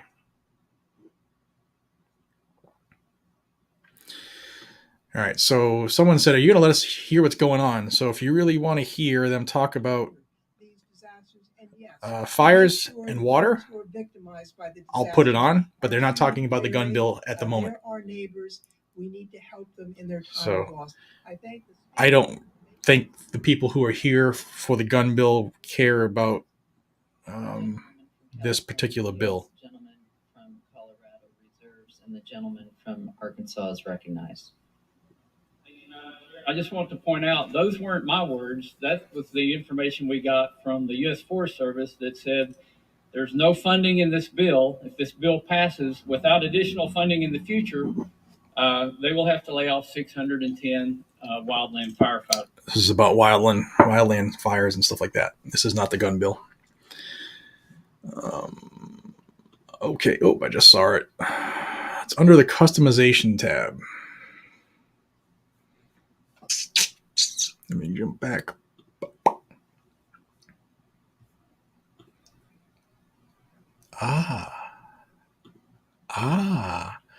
Enter a number between 1 and 30. So this is how long you want participants to wait before sending messages. So this kind of restricts people from typing quickly, I guess, right? Let me do 10 seconds and see if that makes a difference on how fast I can keep up with this thing. All right, let's see what that does. Because this is ripping by the speed of light, which is awesome, but I don't want to be an ass to you all and miss comments. Arm Scuba Steve, thank you. All right. If y'all use it regularly, what's a solid number to use? I just did 10 seconds. Well, I guess we'll see what that is. It's cool. I can read them now. Augusta, Georgia, Idaho, Texas, California, Nebraska, West Virginia, Delaware, Louisiana, Arizona, West Virginia,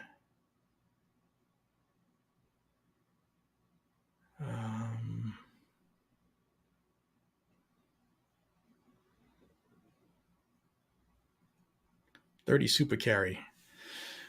Yeah, I've seen. I haven't shot one yet. From people I know who have shot them, they seem to really, really like them. I'm just 380, almost 9 type deal. I'm not.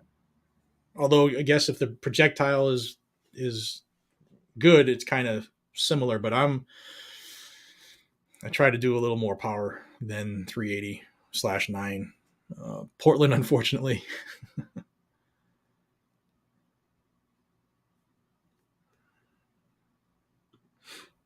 Honolulu, Hawaii, 5:50 a.m.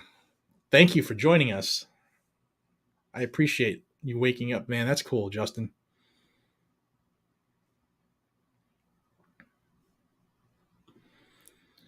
Brandon, thank you. Thank you. Here we go. It's always look. I'm from Massachusetts. I say "ka," "park your car in Harvard Yard." I say "wicked awesome." I say "water." If it pisses somebody off that I say Nevada instead of Nevada, sorry, not sorry. I guess that's what the regional accents are. Uh, sorry, Katie. Thank you for the correction.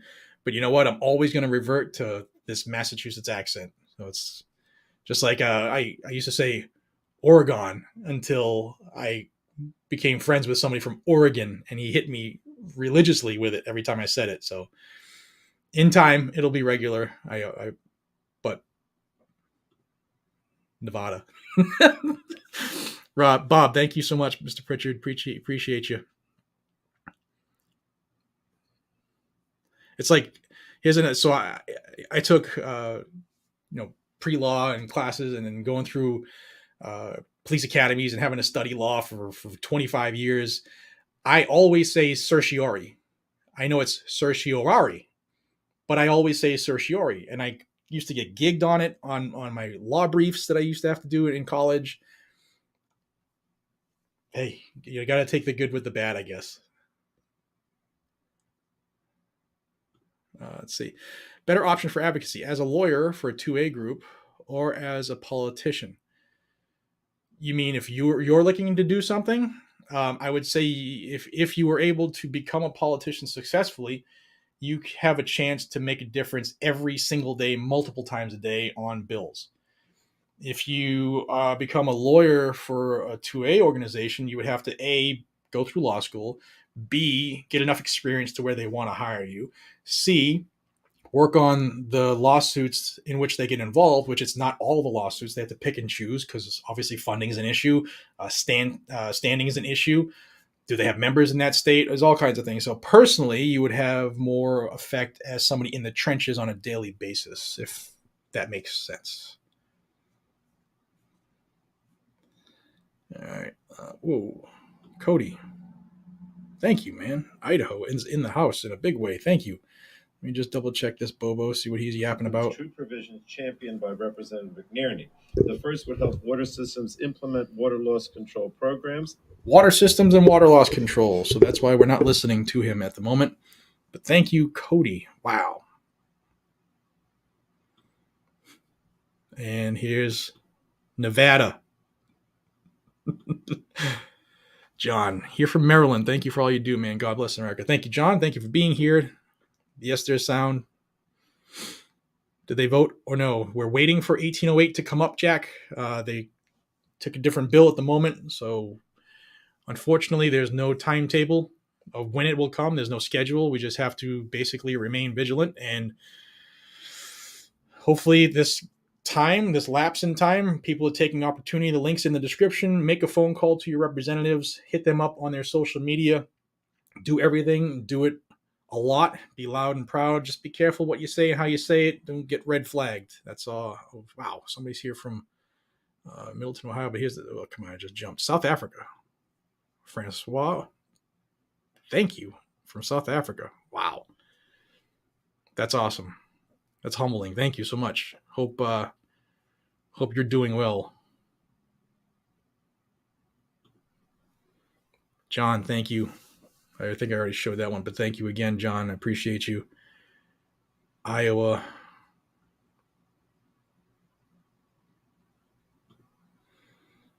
Mark, thank you so much.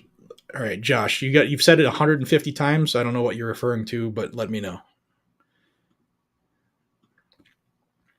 Constitutional carry, South Dakota. Rob, thank you. Good.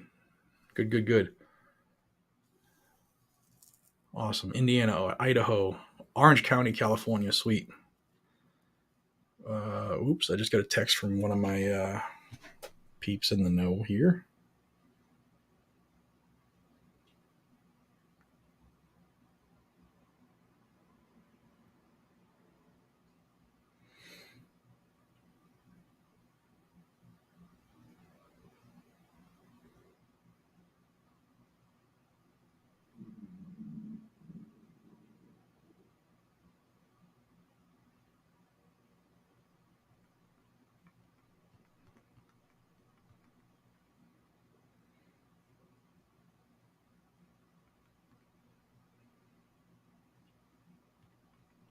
Sorry, 1 second.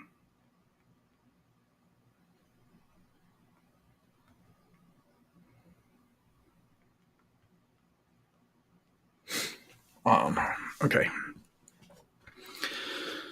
Why don't you move north to New Hampshire? Here's an honest answer to an honest question. I love New Hampshire. It's beautiful. I go there all the time. I was just there last weekend up at SIG. While beautiful and free, it's more north. And I hate the cold, especially after my back surgery. The cold affects me in ways that I was never affected before. And I never want to see snow again. That's why I don't. But who knows? Things are changing with the Fed and inflation, and who knows? Everything's in play at the moment, although paused. Stephen Lowell, I'm running for Senate in District 52 in Minnesota to fix this stuff. Every gun law is an infringement. If you are in that district, maybe get in contact with Stephen. Look him up if he's running. His information will be publicly available if he's running, and maybe ask questions and see if he's somebody you will put your efforts behind. So good job, Stephen. Armed Scuba Steve, check your IG sent you a message. Okay.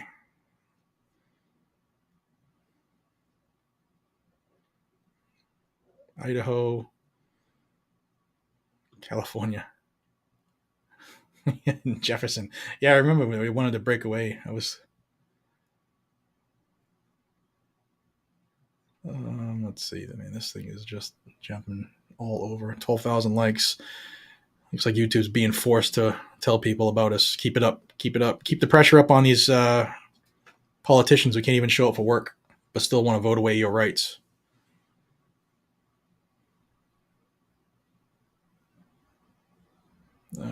Utah, no sound. So for people who are just getting here, I am not going to listen to this bill because this is not a gun bill. This is a water routage issue for forest fires. If you want to watch that, you can go to C-SPAN and watch that. I am just, for me, there's no content value for people who are here for a gun bill to listen to the dribble until the gun bill is taken up. So that's why you'll see me have these people muted for most of the part of the other bills. I do check in like I'm going to right now to make sure Shasta Dam. they're still talking about it. If you simply enlarged it, it could store more. And he's talking about enlarging a dam to have more water. So not my reason for being live today. So when this bill's done, hopefully will be ours. Oops, I paused his ass. Go back to live. But you know what happened after it passed? Speak. Okay. So that's the reason he's muted. I see some people still have some black talons. That's cool. If you remember black talons when they were the Teflon coated vest killers, they came out with SXTs, the SXT Ranger, which the old wives' tale is that it's the exact same bullet that changed the case from brass to nickel plated, and then SXT was same exact thing. And I have still have some of those too. Thank you, Christopher. Here's one. Didn't know you used to live in Louisiana. Yes, 3 years in New Orleans, in the 4th District, Algiers. In fact, another little known fact. I know many of there's a lot of hip hop artists and rappers from the New Orleans area that I actually got to know pretty well, like Master P, Lil Wayne, Juvenile. There's about 10 or 15 that used to hang together that I know all of them pretty well. Puerto Rico's in the house. Sweet.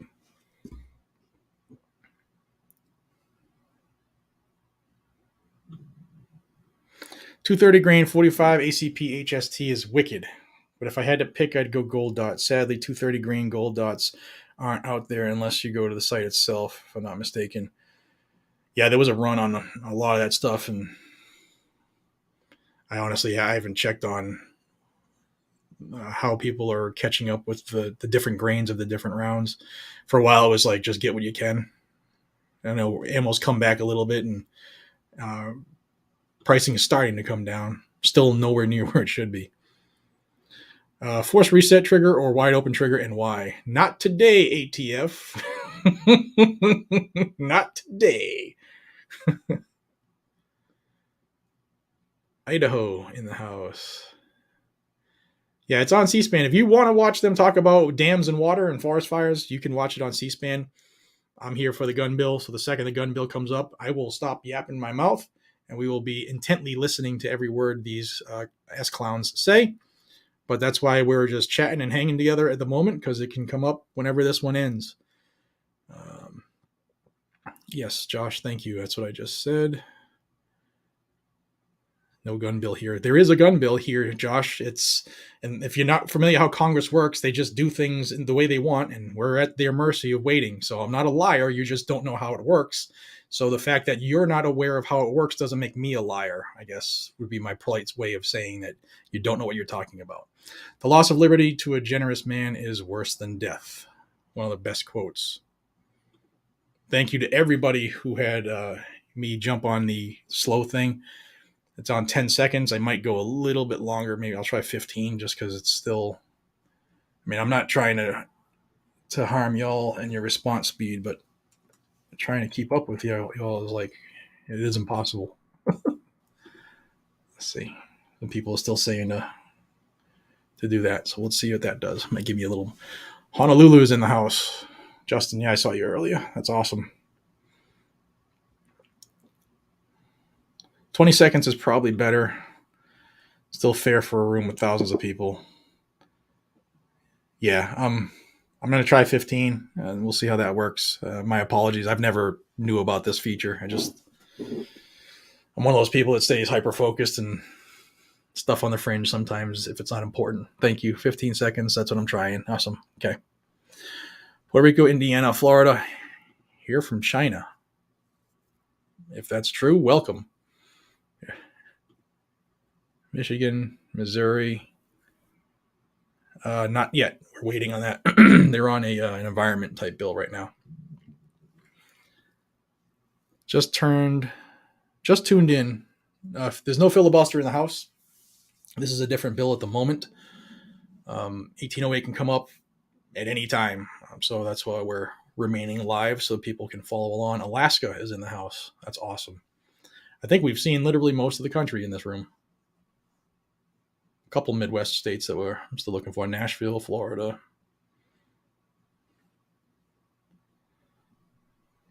Illinois.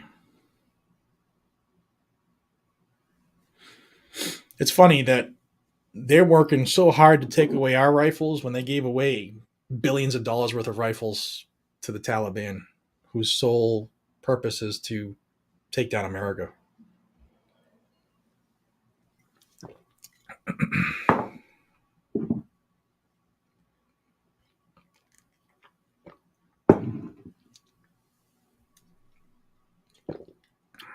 Excuse me. If 1808 passes the Senate, will the Massachusetts AR ban become a double secret AR ban? Yeah, I'm sure it will. Excuse me. Tennessee strong. Hey, Mark.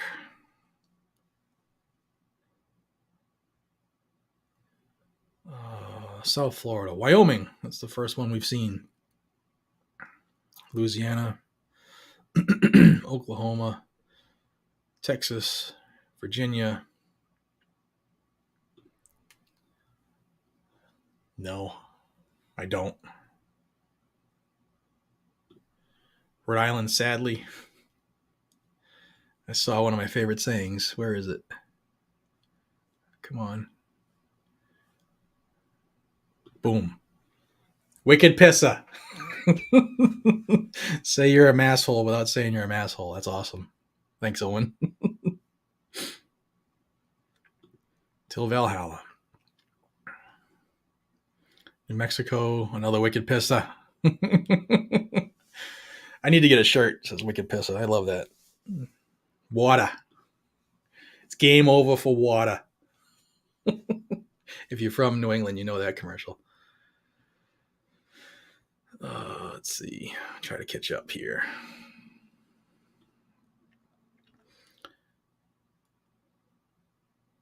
We appreciate your hard work covering this. Save Wayne Hot Sun. Stay in the shade, man, as much as you can. And thank you for being somebody who works. Good question. 10.5, 14.5, or 16. Depends on what you're doing. Depends on what your quote unquote mission will be with that rifle. What are you using it for? Because, if it's short in the barrel, it affects your ballistics and your speed and your accuracy at range. Yes, Massachusetts still lets us have guns. Believe it or not, if you're looking at all of the anti-gun states, the 6, there are worse places than Massachusetts, like New York and New Jersey. They are much worse than Mass. Doesn't exempt Mass, because Mass absolutely sucks when it comes to this stuff. And if I win the $1 billion jackpot tonight, I will immediately file suit in Massachusetts. That is a promise. Erratic static.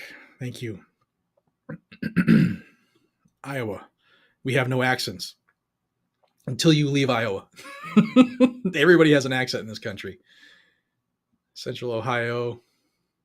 The Poconos. Beautiful area. I slid down a mountain in the Poconos some years ago.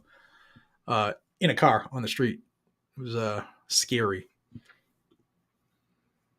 New Hampshire's in the house. Hawaii, Utah. Johnny again doesn't want to fund the ATF reform ones, and I agree. San Antonio. Did 1300 pass? Yes, 1300 did pass. They're on a environmental bill at the moment for water.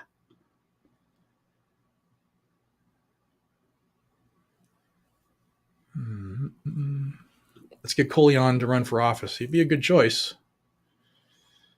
He's a smart dude. I've talking to him one-on-one. It's a smart cat.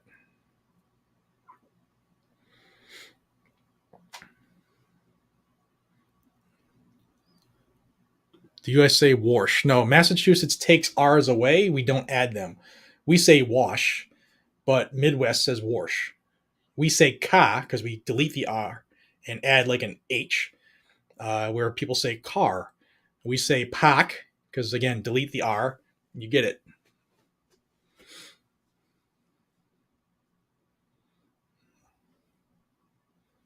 Utah, France. Oh, someone's here from France. You on vacation or? That's cool. Well, if you're a resident of France, welcome to our clown show. Welcome to the circus here that is the U.S. Congress. Alabama.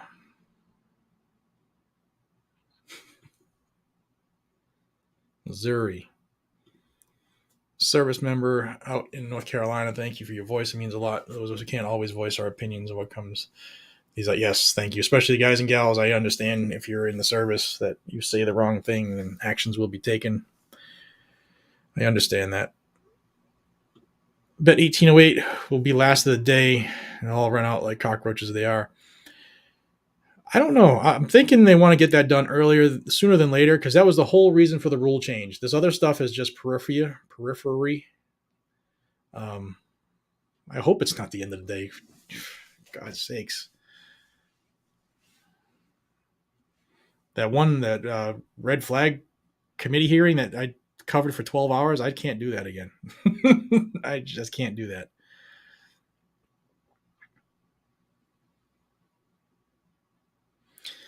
Avery, I'm muting him in this bill because this is not a bill that we are here for. I don't want to say you don't care about because it's an environmental bill. Some people will be for this bill. I'm here for 1808. Right now, they're not talking about 1808, so that's why it's muted.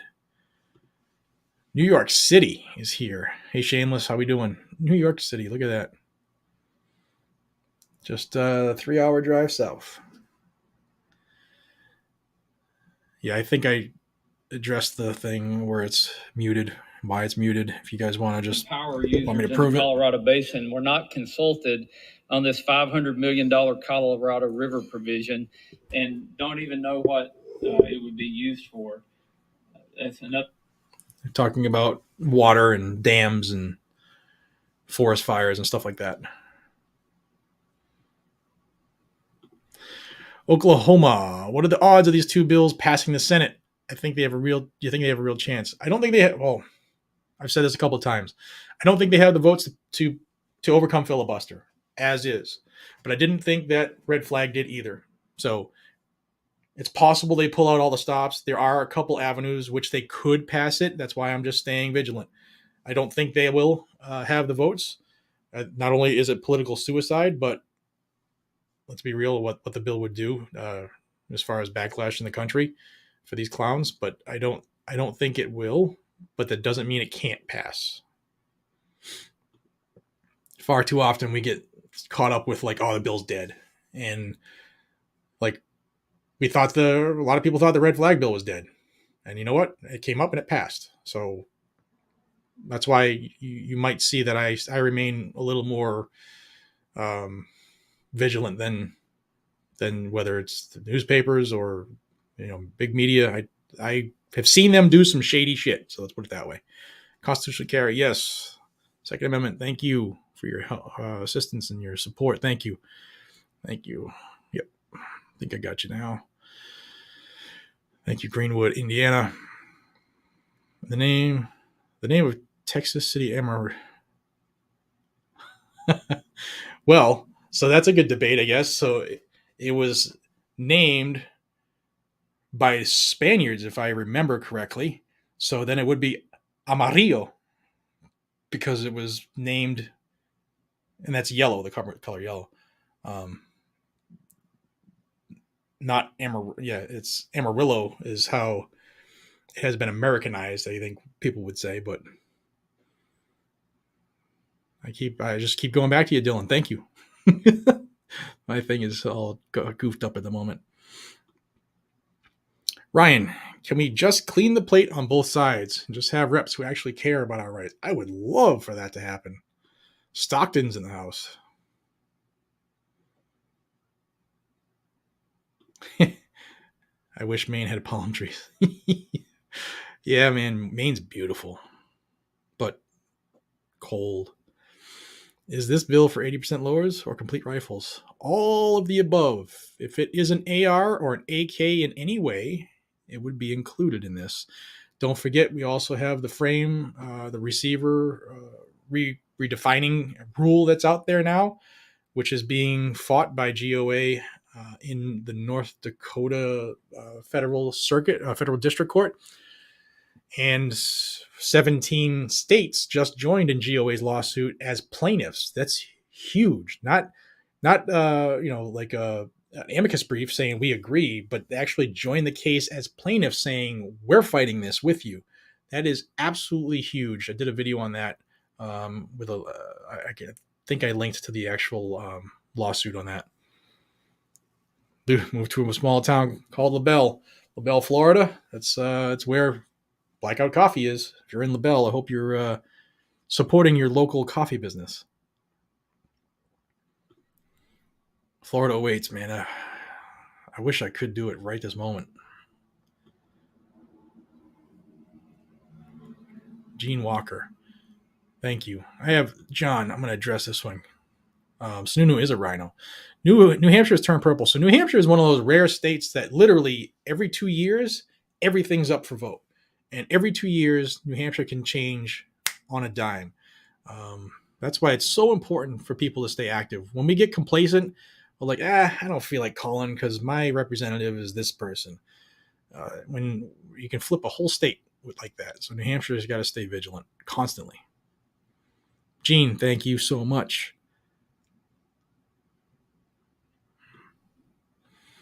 James, thank you. January 1st, Alabama constitutional carry. We'll still update my license for travel. Hopefully they decrease the cost of the licenses. Michael Christie, thank you for keeping us informed. FFL here. You're my primary source for Second Amendment news. Thank you, Michael. And thank you for your line of business. And hopefully you're watching stuff that we're putting out about what the ATF is doing and taking pictures of your books. So make sure your clerical stuff is in order because they're looking for people who aren't. So please CYA. Arizona, Florida, Illinois, West Virginia. Why isn't Pelosi there today? It's a good question. She's probably lambasted at some party, hungover. She'll probably be there later in the day, if would be my guess.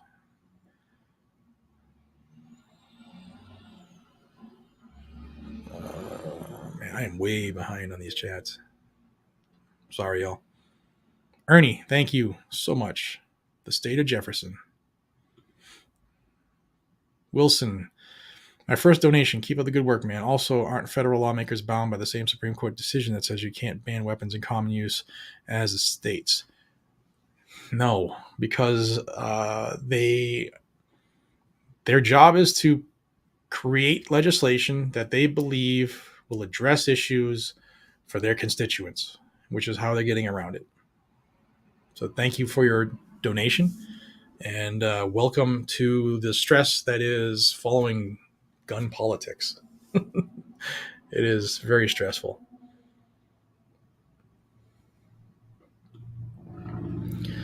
Steve, thank you. Keep up the great work. Plenty of good room in Wyoming. When y'all get some hot weather that stays like at 75 all year long, would be great.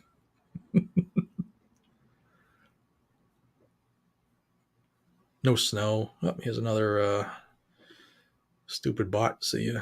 Deuces. Man, they really like my streams, I guess. I don't know what they hope to get out of it. I was at the mall at the time of the shooting, but wasn't at the food court. Oh, cool. Well, not cool that there was a shooting, but good to see more people who were willing to take action and ignore a stupid fucking policy and decide that their lives mean more than a policy. All right, we're talking about a dried up riverbed at the moment. Ooh. 7th Ward. Hey, Wardy. Jackson, Mississippi. Arizona.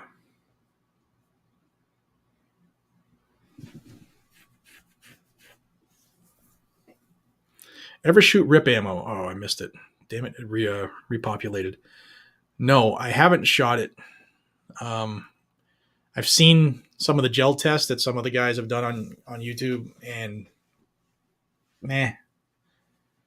Gold dot for me. John, thank you so much. Unconditional must be for somebody else. I don't know. New Hampshire, there's a couple of folks from New Hampshire. That's awesome. That's like half the state. I don't know. No, it's not my first day. It must be to somebody else in the chat. Thank you, John, for being here, my friend. 45 long Colt is hard to get. There's a couple of the bigger calibers are tough to get right now because there's more popularity in the 9s, and it used to be 40s. It used to be everywhere, and then people ran out of everything else, and 40 was on the shelf, and there was a big run on 40 again. Now it's stupid expensive. Thank you, sir or ma'am. May I? Where was it? May I? I lost it. That was a question about ammo. Sorry if I missed you.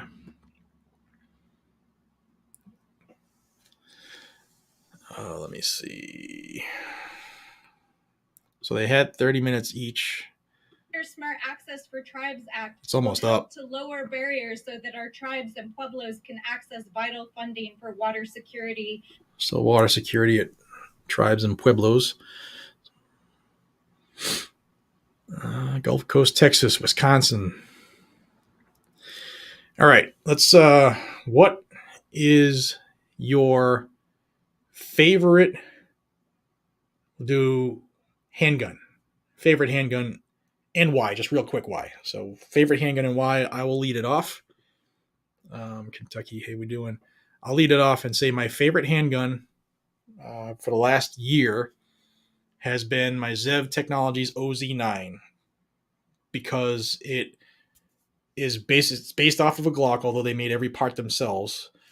It's an improvement on the Glock, and it is the flattest shooting pistol out of the box that I have ever shot. I know some people are going to say, oh, staccato. Well, I don't have staccato because I can't drop $5,000 on something in here will let me drop $5,000 on a pistol.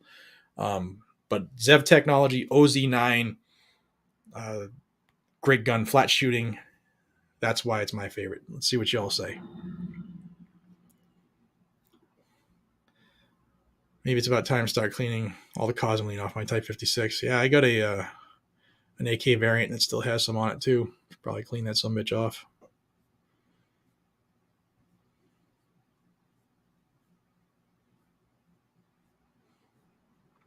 All right, I'm going to try to catch up. Ton of states here.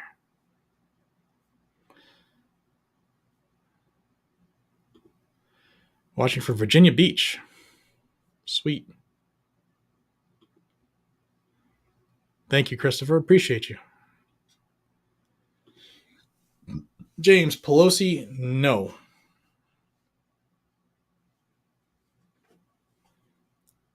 Right. That doesn't mean she can't come back. So, but yes, we watched that live where they said she was not there.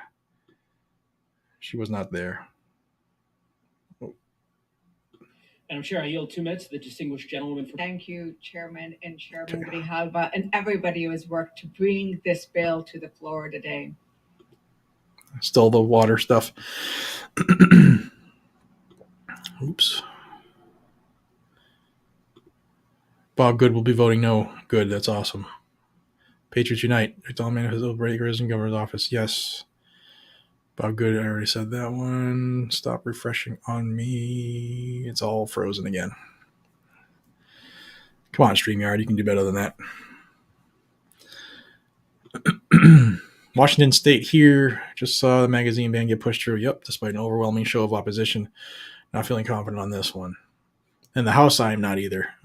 But if 4 or 5 people decide to change their mind because of pressure, it'll stop. It'll die. We don't actually have AR-15s in mass. Ours don't exist. Yeah, that's a good one. We have ARs. Check out my sick AR. It's wicked pissa. Nashville.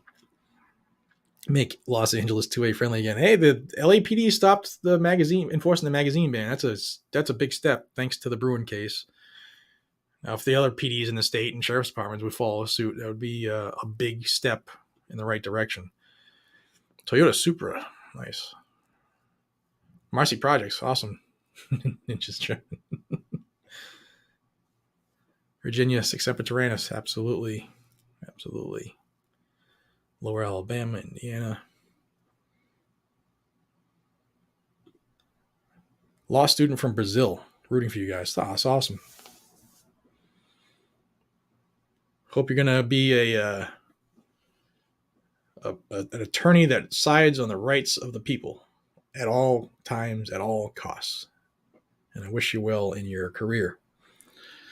Free men die free. Northern versus Southern Indiana are entirely different cultures, but Indiana as a whole is the current militia capital of the U.S. Good strategic location. Yeah, I agree. Smack dab in the middle.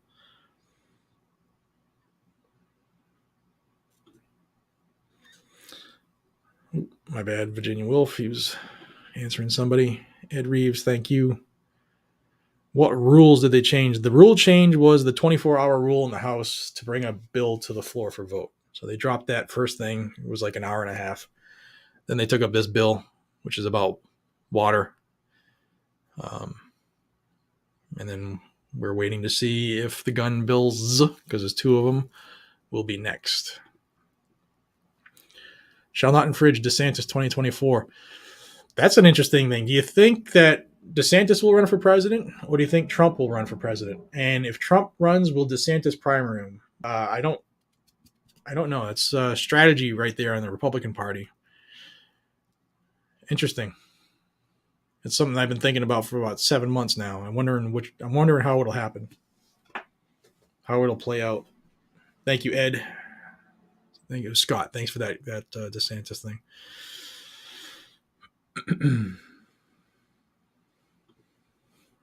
Tannerite boys. Thank you.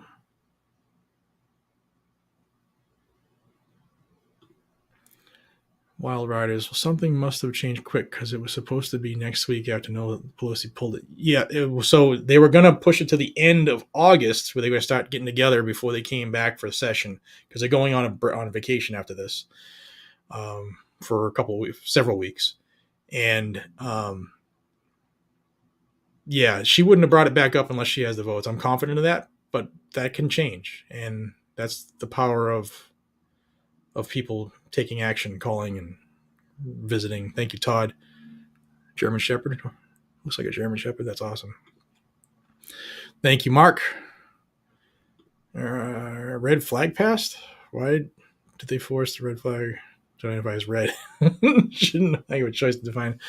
Yeah, that's funny.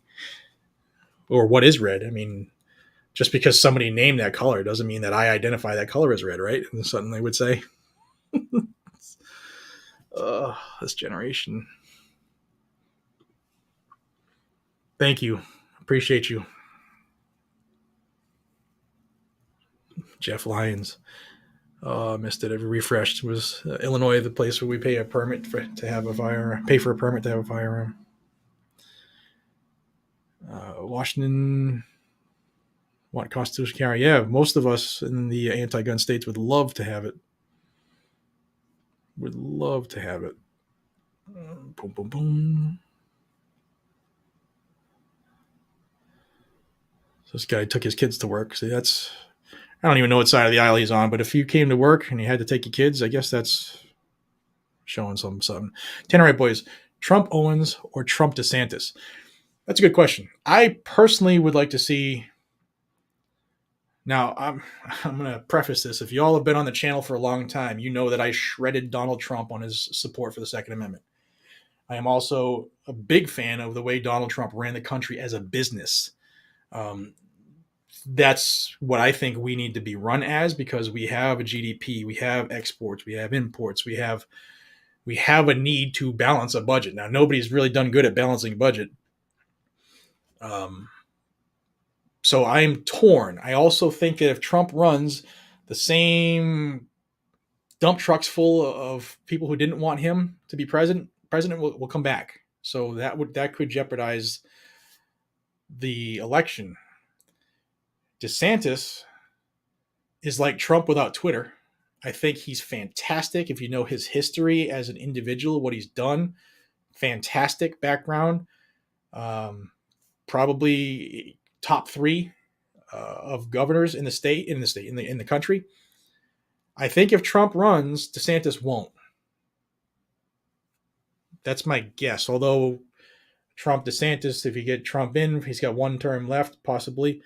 A possibility of only 1 term left. And if DeSantis was able to do VP for 4 years and then run after that and get 8 years if he did really good, then you're looking at 12 years of his influence in one way or another. That's a good question. And Owens, he has a lot of support too, but I don't know if they would elevate over DeSantis. And I'm sure I know some political strategists like my friend Sher Michael is going to be texting me when he sees me or hears me say that, because he'll know. Ricky Hendricks, Fort Oglethorpe, Georgia, says thanks for the info. I have not heard your Mass accent. I thought you're from Texas till recently. Really? Wow, because people say I F up words all the time. Thank you. I guess because I lived in Louisiana, so I have a little bit of like a cross between them.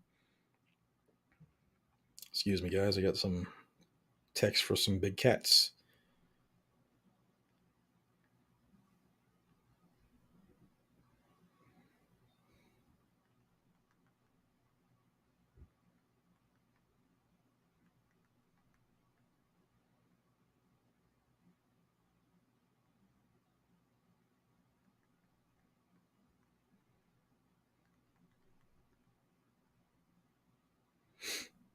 All right. Sorry.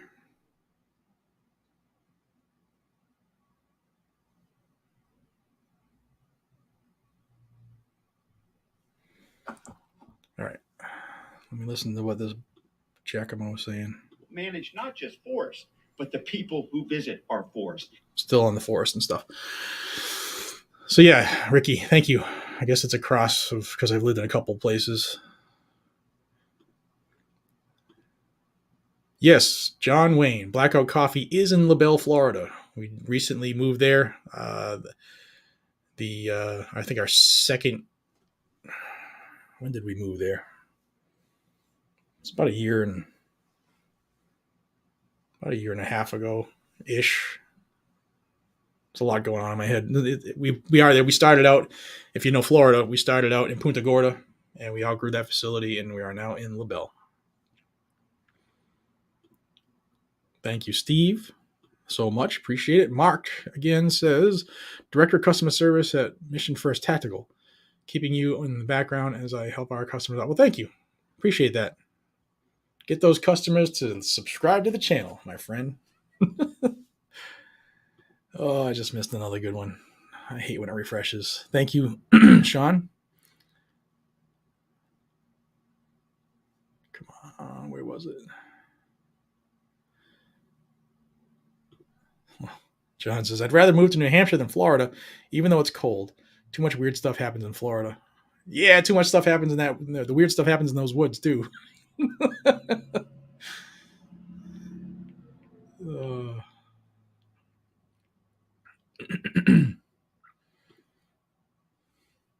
Fourth dimensional, thank you. Appreciate it. 1808 has not been pulled. It was pulled. It is back. If you didn't see my live video last night, they rammed it through an emergency session of the Rules Committee, which is putting it on the docket for today, both 1808 and 2814. All right. You describe my rep as doing a good job, even though she is just a business owner. Watch it. All the reps should be just business. Settle down with taking things personal, first off. Like, if you don't know what this channel, how we get along, settle down.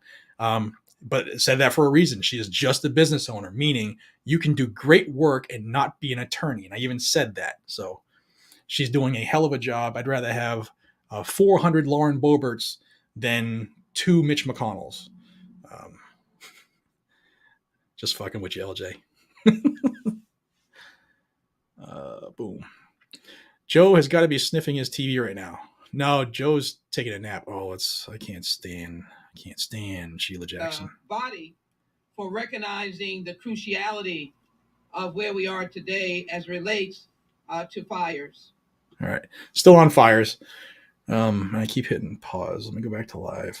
I know the gentleman's territory, but many people. Okay. Look up dope in the dictionary. She should be there because she said that AR-15s are as heavy as 10 moving boxes. Can you autograph my G&G Blackout coffee mug? What's up, Will? Everybody check out Will's channel. Copper Jacket TV, formerly Daily Shooter. Y'all should check him out. He does a hell of a job. A refugee of California who lives in Nevada. See what I did? Nevada. I didn't say Nevada. Nevada.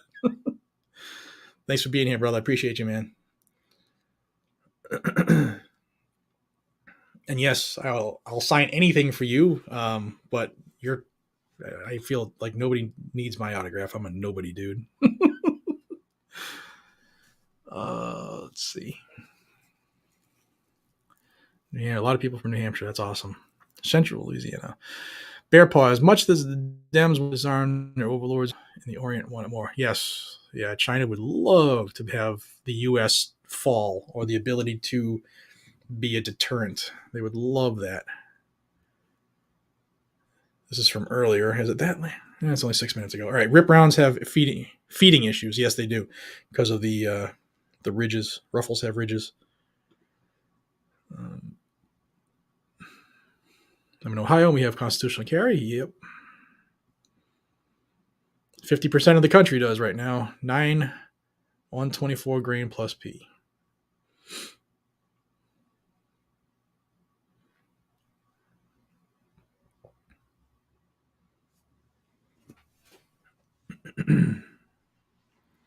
AOC is equals Scottie Pippen.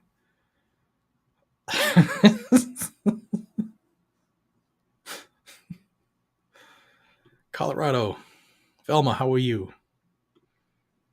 Patrick, thank you. Thanks for all you do. From San Antonio. Beautiful city. I was there not too long ago. I'll be back. A couple months I'll be back.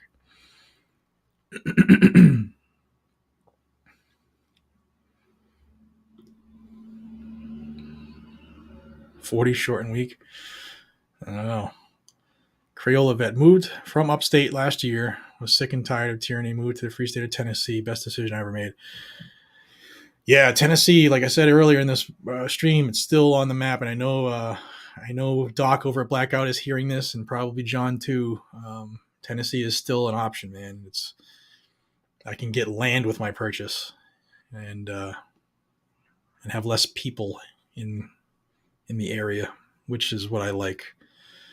I'm not a city person anymore. I was when I was a young buck, but I don't want to be around people anymore. I was a people person until people ruined it. James, do you like any of the 5.7 pistols? Here's a cool answer for this. I have an FN 5.7, and excuse me, I actually have two different FN. I have actually two 5.7 guns, and I haven't been able to shoot them yet because I purchased them just as all of the ammo disappeared from the world, and the price of the 5.7 round went through the roof. And for that reason, not a single round's gone through them yet. I have shot some at events. I did shoot one mag through my FN 5.7. But yeah, I like them. They're cool.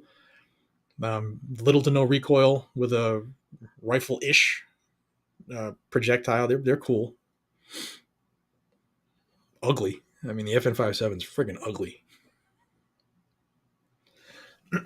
Excuse me. Canik. Canik is a solid gun for folks who are looking for, yeah, it's made in Turkey. I'd rather it be made in the U.S. I understand that.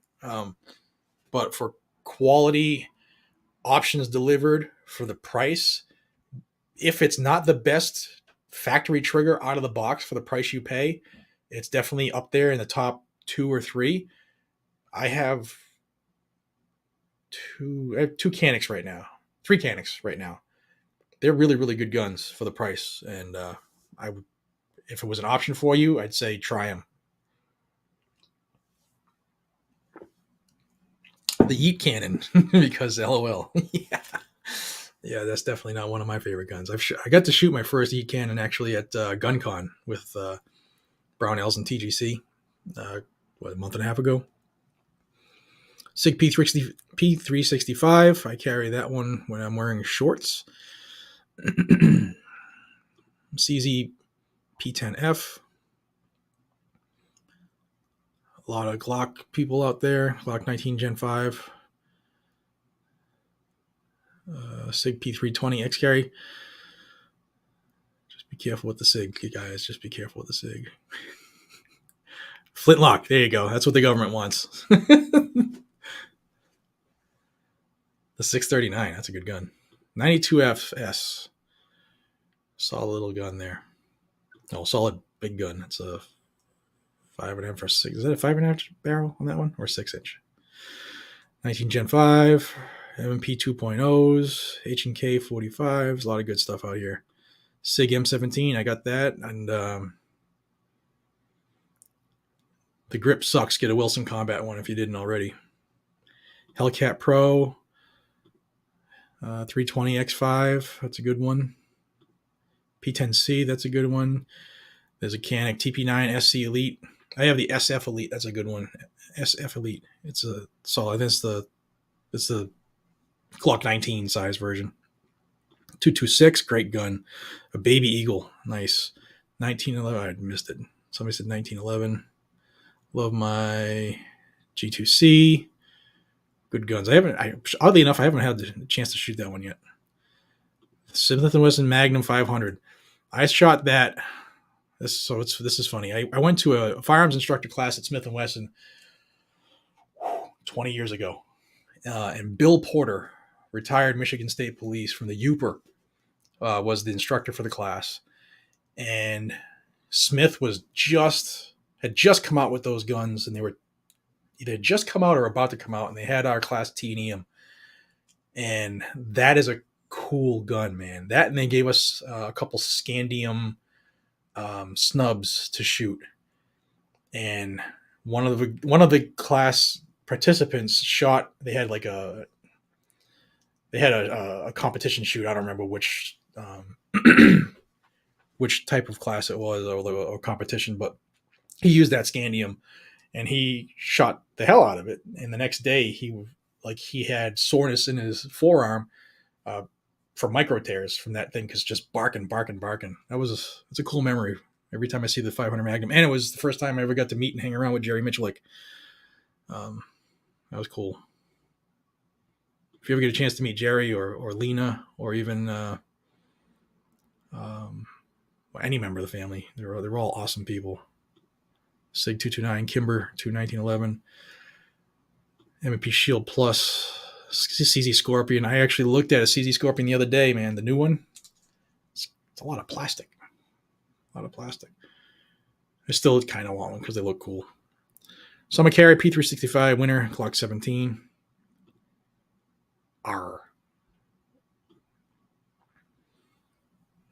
Kimber 380. Somebody said it. AI 15. I saw it. Where did it go? There you go. AI 15. Glock 17, 20 years. I brought my OZ9 standard is full size. It's Glock 17 size. That's the one I usually, depending on the weather. Like right now, it'd be obvious that I'm wearing full size gun with a flared mag well and a, more than standard capacity magazine or something. It would show. Does Scorpion Evo 3 A1 count? Yeah. Has been a tack driver on target since the day I got it. Hands down my favorite, even if it's on the larger side. Favorite. If it's technically a pistol, if you pistoled it, right?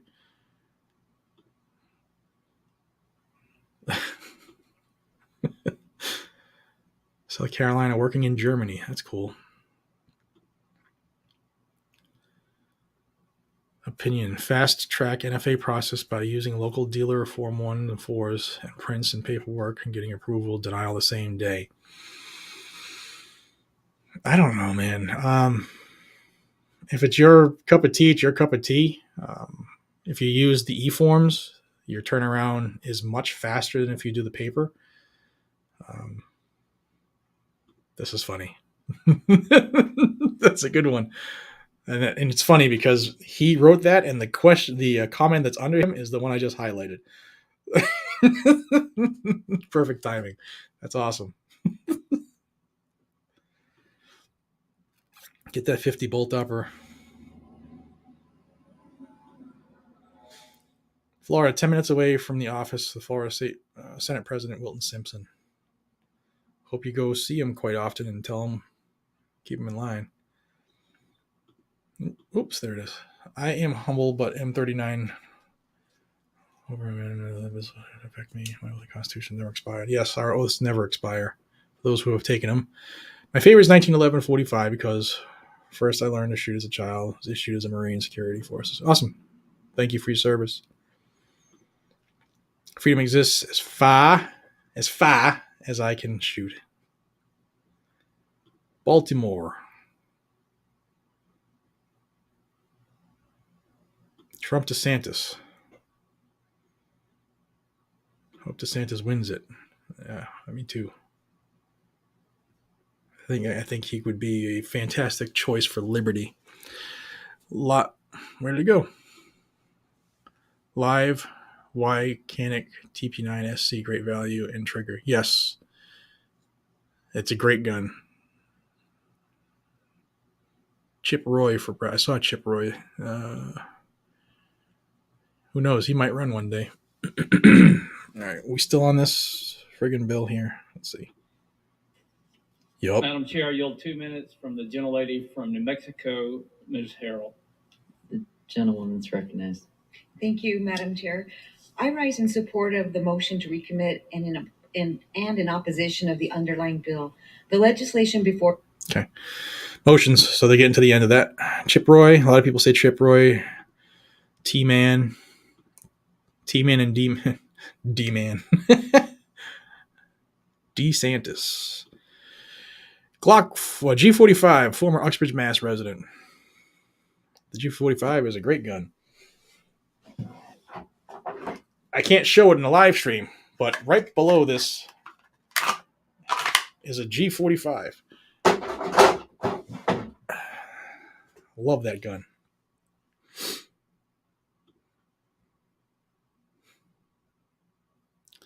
Type 56 is an SKS variant. Cool gun, man. I haven't had the opportunity to shoot one of those. I have shot SKSs. I actually have one from World War II. No, Korean War, I think. World War II. My grandfather brought it back. When he was at the Navy. Yo, Trump and DeSantis are going to be president and vice president. DeSantis. We'll see. We'll see when everything shakes out, when they start announcing. I think everybody on the Republican side is waiting for Trump's decision because it's going to impact other people, or if the GOP will push other people because of the decision that Trump will make. Call your reps and senators, inform them they vote yes. You'll make it your role to make sure they're voted out. Yes, indeed. Does this lady not look like your elementary school teacher?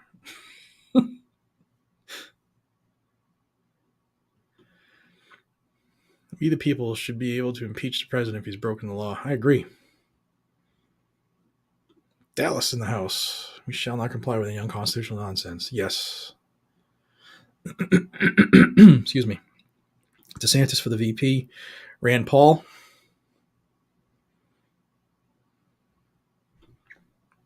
DeSantis for president. Trump for speaker. You know, he would have been speaker if this is a red wave to the point where the Republicans take over. Chip Roy was going to nominate him to be speaker, but Trump has said that he's not interested in that. Thank you, Mark. Man, it's still flipping through. I ask you, sir, who is the militia? We are the militia. I am the militia. It's Trump puts. It won't change from that. Probably, yeah. Shall not be infringed. Let's see. Trump and DeSantis. I just saw another one that I wanted to click, but I refreshed. I'm trying to find it. Trump and DeSantis are both too weak, beholden to Israel. A lot of people. Trump, DeSantis 24, DeSantis and somebody in 28.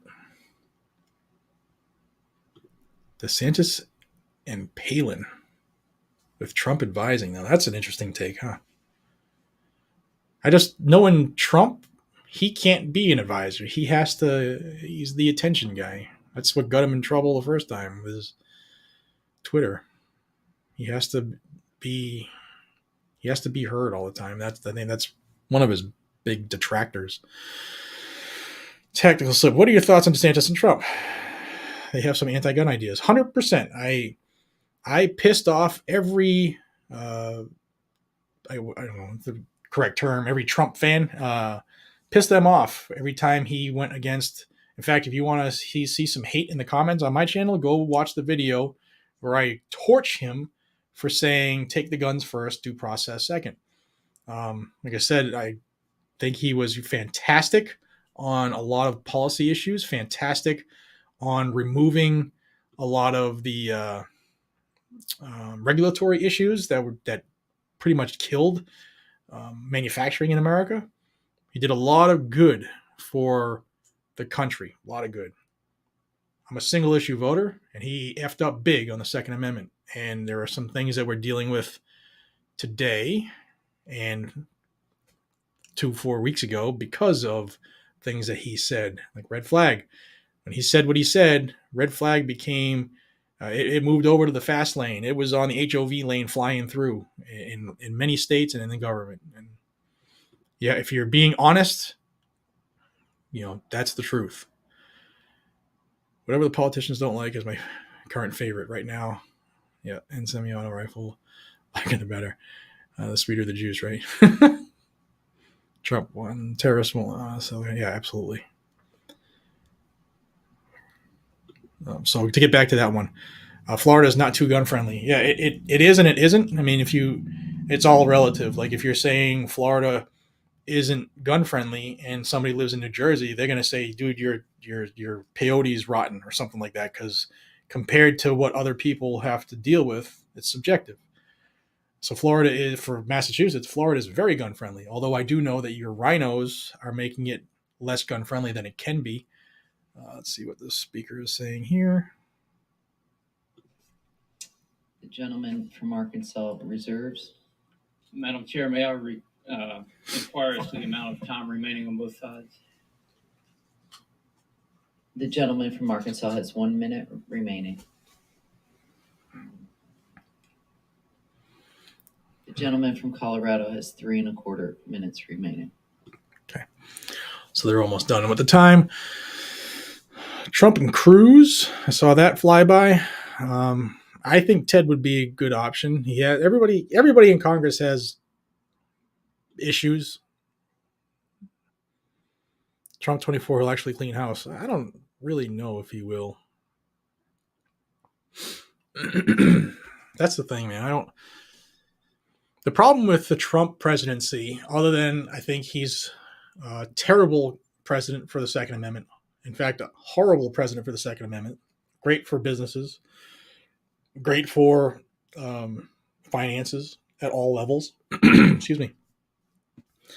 If he does get elected, if he runs for president, if he gets elected, he's immediately a lame duck president. So you have to keep that in mind too. Immediately he's a lame duck president because it's his last term.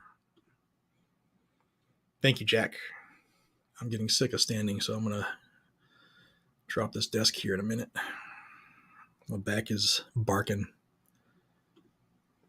Here's an interesting take. DeSantis, Trump is a waste of money for 4 years. We need 8. Trump is a two-way trader. I agree. He is not a pro-gun president. I have hammered him on all of the dumb gun statements he's made. And I even did a video that called him one of the, if not the most anti-gun president there was because of the red flag and his support of it. Thank you, Patrick. Yeah, I know. This is what I was getting at. DeSantis isn't going to run against him. Would he run as a Veep, though? That's a question. Would he accept a Veep opportunity, vice president? Keep going. I'm going, man. I'm trying.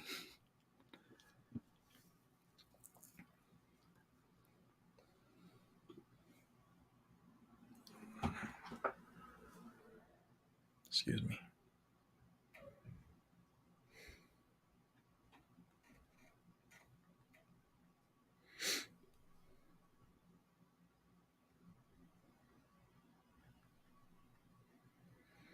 Okay. All right. The U.S. Constitution, we the people not only have the right to throw these traitors in prison, it is our duty. I would agree. My thoughts are that they'll try to put our 2 bills towards the end and include a decision and to catch everyone while they're tired of sitting in there. Also, Houston, Texas. Hey, from Mass, welcome. And I hope not, but it is one of their freaking tactics they do. It is one of their tactics. Mitch is terrible. He is weak. He's a weak person.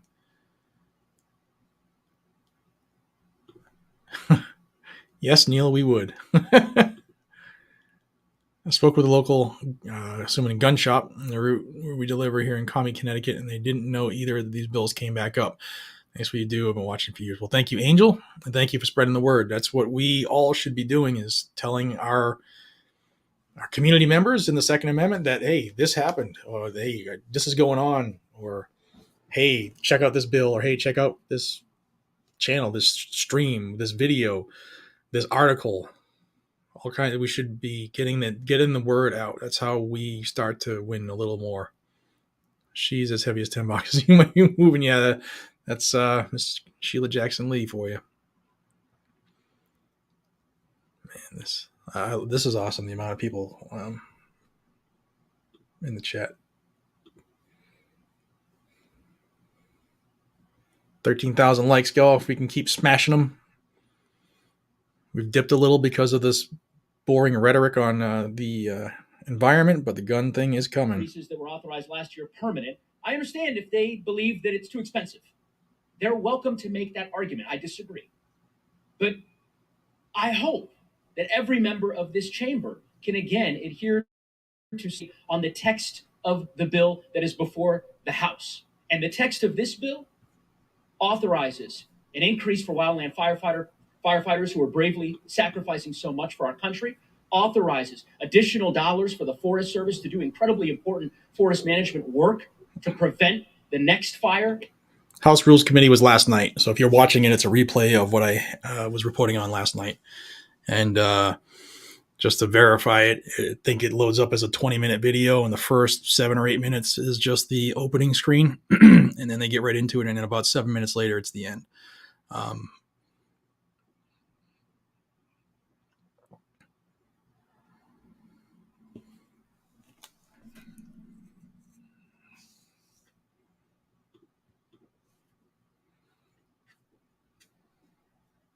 That's what we're here for now, is because of what they did last night. None of this would be taking place. So at least 1808 and 2814 wouldn't be in contention today if they didn't have that meeting last night, and then the first hour plus of debate this morning. I had an email, Mark Wagner of Virginia. Good, thank you. Call him to follow up. Stay on him. Demand that they answer. Hold them accountable. Greg Parker, thank you. South Dakota's in the house. Constitutional carry, no foreign aid for nobody. I agree. 100%. 5.7 is like $50 a box. Yeah, and if you get the good stuff, it's more than that. It's crazy. And that's for 25 rounds for people who don't know. It's actually, some of them are 20 rounds, 20 round boxes. It's a lot of money right now.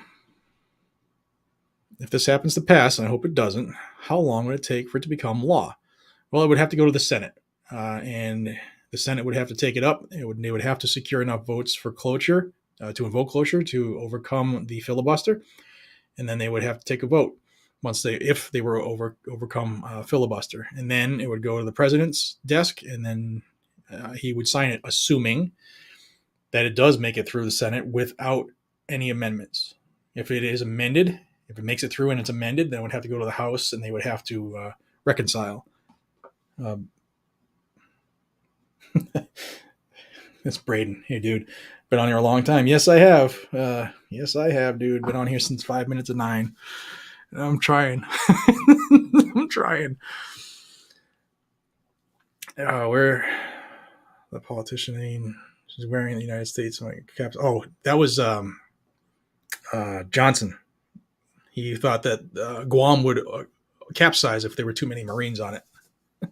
Morons. Steven, favorite pistol, current EDC, Canik Elite Combat Executive. Unfortunately, they only make it in 9, usually EDC 40. I carry a G9 external hollows. Check them out. Huge fan, by the way. Well, thank you, Steven. I appreciate you. And like I said earlier, Canik is a solid gun for people who are in that $400 to $600 market. Canik is a sweet spot right there. Garrett, thank you. Where is it? The 2022 FN57 is even slicker. Still, I mean, stupid price for that gun. I can't believe I even bought one just because I wanted one because it's an FN57, right? But it's expensive, and then the ammo is redonkulous right now. 357. Oop, went right back to you. 9 is boring. Yeah, it's the most popular round there is in the country.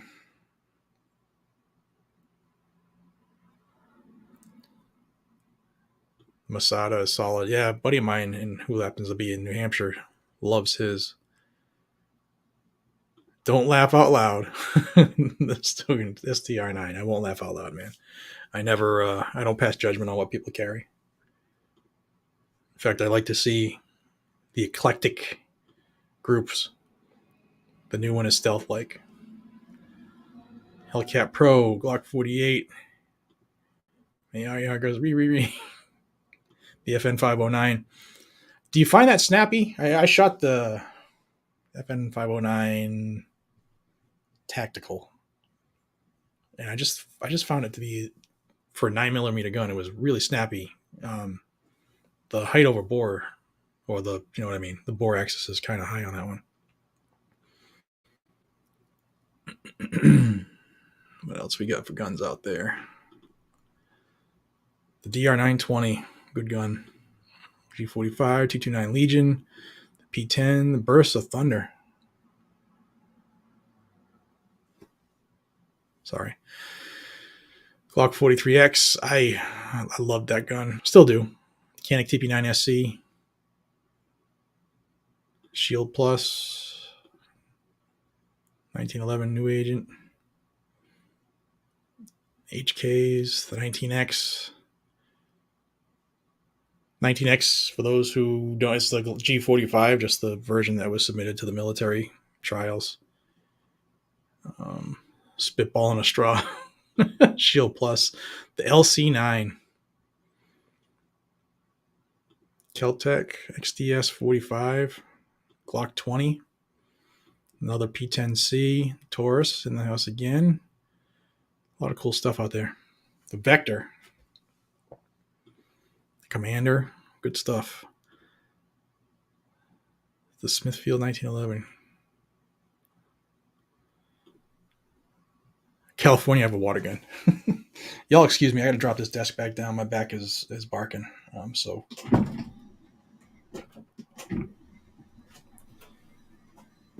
it hurts.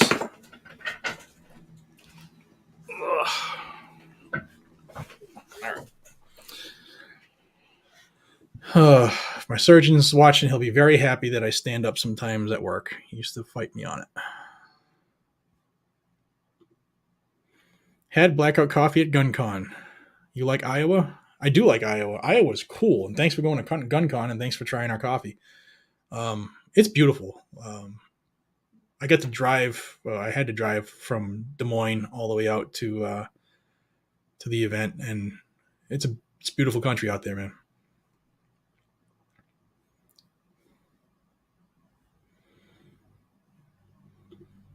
One thing I did notice in Iowa, at least outside of the city, well, I hate the city. I hate living in cities. I've done that enough in my life, but there's not a lot to do out in the rural parts. Need a 9. What do you think? Small hands. Well, depending on what your version of small hands is, there's one of the most popular gun out there right now is the SIG P365. That's good for small hands. The 43X or the 43. The 43 is even smaller than the X. The X is a half inch bigger, and you get a couple more rounds. Good stuff out there for smaller hands. There are small revolvers that'll do good for you. The Canik Mete. Good gun. 92 FS. M9. 5 1/4. Okay, 5 1/4 inch barrel. Pocket Sand. That's a good EDC. Let me see what we're yapping about at the moment. I want to stay on track. The gentle woman from Washington seek recognition. Madam Chair, I have an amendment at the desk. Amendment. The clerk will designate the amendment. Amendment number 2, printed in Part C of House Report number 117-432, offered by Ms. Schreier of Washington. Pursuant to House Resolution 1254, the gentlewoman from Washington, Ms. Schreier, and Yeah, it's still on 1254. That's the environment one. Well, a couple shadow systems out there. I got to shoot a shadow system at, it was a USCCA Expo last October. Good gun. I do want to add one or two to the arsenal eventually one day. I like the War Poet for a couple of reasons. A, it would be supporting John Lovell, Warrior Poet Society, and it looks like it's got all like the things you would do to a gun for a concealed carry. It's pretty much that way it is. I agree. This needs to hurry along. I agree wholeheartedly, because I was supposed to be in like a Chevy Impala right now, an old Chevy Impala, or a Nova SS, or an Oldsmobile Was a 68 Oldsmobile. It was a couple of cars I was going to play with today and get some video, but this is more important.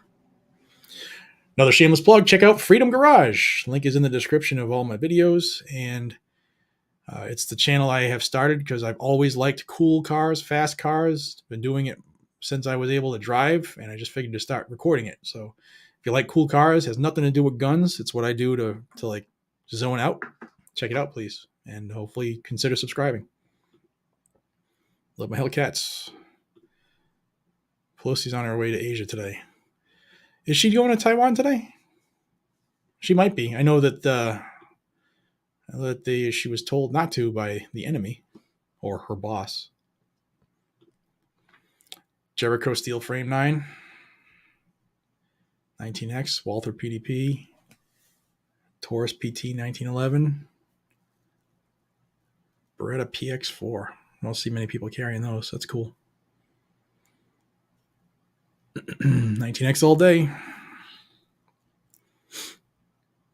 I wish I could. It's a live stream. They shut it down immediately, but I have the new stuff from Radian, the new afterburner barrel, and the comp on my G45 that's right there. I mean, it's a noticeable difference when you shoot it. They claim 44% recoil reduction.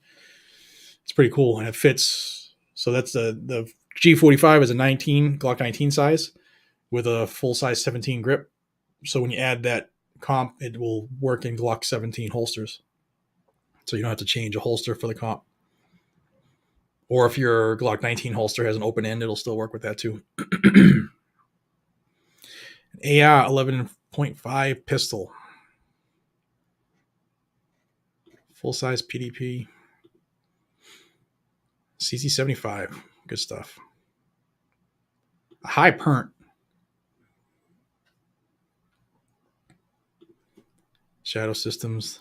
Warrior Poet. Good.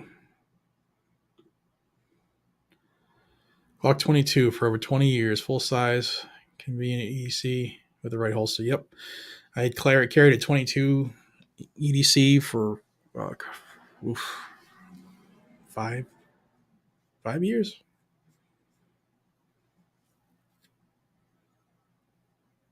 Colt 380 government model.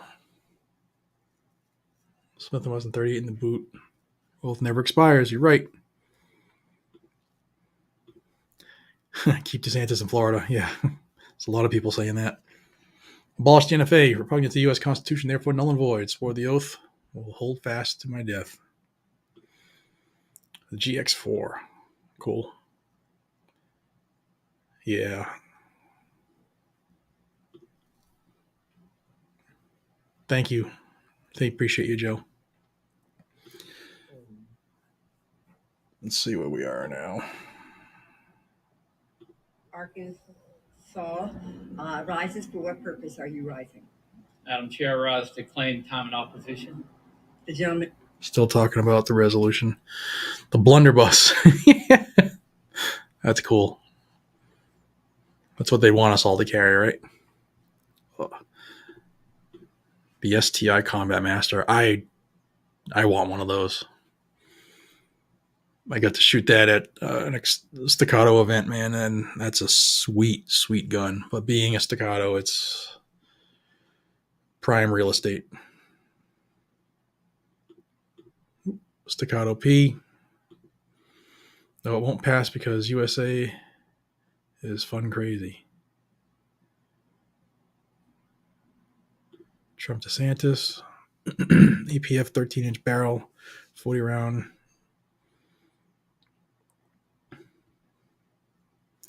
Got a CZ Scorpion for the road. I recommend them. Good to know. Other than that annoying safety switch, right? Do you do any reloading? I don't. I got a buddy of mine who, if he watches this, he's gonna know what I'm talking about. I've been pushed in a direction to reload for a long time because it's obviously to save you money, but can't do it right now. Nothing wrong with P320. Sure, as long as all the lawsuits are lies. I have probably 4 or 5 different versions of it. I have them too, but they have some issues in the field that they're going to have to, one way or another, get to the bottom of. Colt Detective Special 38 Special. I have a Colt Detective Special Gen 1. It was my wife's grandfather's backup gun from forever ago. Awesome, awesome gun. Got a big rubber Packmeyer grip on it. It is the only revolver I own. DeSantis and Chip Roy, that would be a hell of a ticket. New model 44, mechanic. For those who just came back, we're on the environmental bill. It's on the last, I forgot how many minutes they said was left in the. How much time remains? The gentle lady has 3/4 of a minute. Thank you, Madam Chair. I would 3/4 of a minute. Couldn't say 45 seconds, I guess. Just voted. Not on this one, they didn't. If Trump is smart, he'll wait until after the midterms to announce one way or another. I think that's what he's doing. He actually threw that out like a week and a half ago. DeSantis says no for 2024. Yeah, that'll change. If Trump doesn't run, that'll change quick. They all have to say that because he's up for election right now in November. So if he tells people, hey, I love you, Florida, I'm running for governor, but I plan on leaving, it's going to affect the turnout. So, of course, he says, like every other politician, oh, I'm running for this office. This is what I plan on doing. Every senator that's run for president has done the same thing, you know. Summer MMP 9C, Winter Walther, CCP 9, Fun Civil War Replica Union, New Army. Yeah, cool. That's cool. TP9 SF Elite. I got one of those. Do you think the militia will ever be called to action? Do you think they'll stop with AR and AK style firearms? They will not stop. They never stop. They always come back for more, always a little more. If you remember, if you watched the committee hearing I did with the red flag legislation when it was still in the committee in the House, the Judiciary Committee, they said, we're not banning guns with this. We're not coming after your firearms. What do they do 2 weeks later? Here we are. So they always come after more. And again, look at it strategy-wise. I have to tip my hat to the Democrats because they work as a team. Even though they're divided, there's the progressives, the moderates, and the socialists. They are pushing the agenda because they have the majority, and they will push it and push it and push it. When Republicans get the majority, they're just happy to friggin' be there. They don't push anything. That's why we had 2 years of Republican-controlled House and Senate and in the corner office under Trump. They didn't do jack poo. So you got to give them credit, man. They stick to the plan. All right, Clerk, what are you saying, Clerk? Is of New York. Pursuant to House Rule Resolution 1254, the gentlewoman from New York, Ms. Velasquez, and a member opposed, each will control 5 minutes. The chair recognizes the gentlewoman from New York. So they're still yapping about this bill.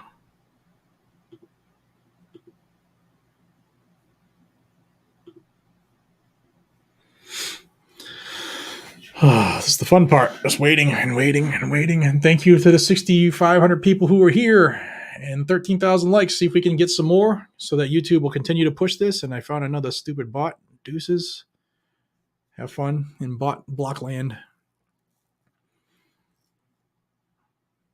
Share the video. Like it. Subscribe. Do all the cool things to help the video and the channel. And it's much appreciated. I want to give a shout out to Doc at Blackout Coffee for working his butt off roasting for us today. Thank you. Thank you. Thank you. Jesse, definitely need to overhaul these representatives that are against the Second Amendment.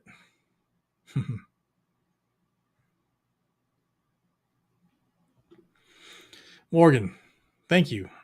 Blackout Coffee Drinker here. In your experience and opinion, if this assault weapon ban passes, how much will Bruin affect it? How long to overturn it? We've touched on that earlier, but since this is in some 4.5 hours almost long, I'll first off thank you for drinking Blackout Coffee. We appreciate you as a customer. Thank you very much. In my opinion, if this passes both chambers and the president signs it, I'd still have questions about the Senate, obviously. I'd like to think it's dead in the Senate, but we'll see. Bruin will absolutely affect it. And how fast will it be overturned? It depends on how long it takes to get in front of the Supreme Court. That's the whole thing. They probably will see, if this were to pass, you'd probably see an immediate push for an injunction in court. And then from there, it would follow its path.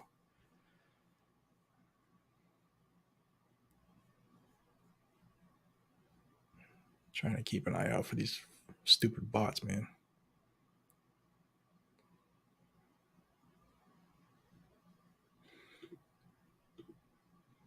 Joey, 223, thank you.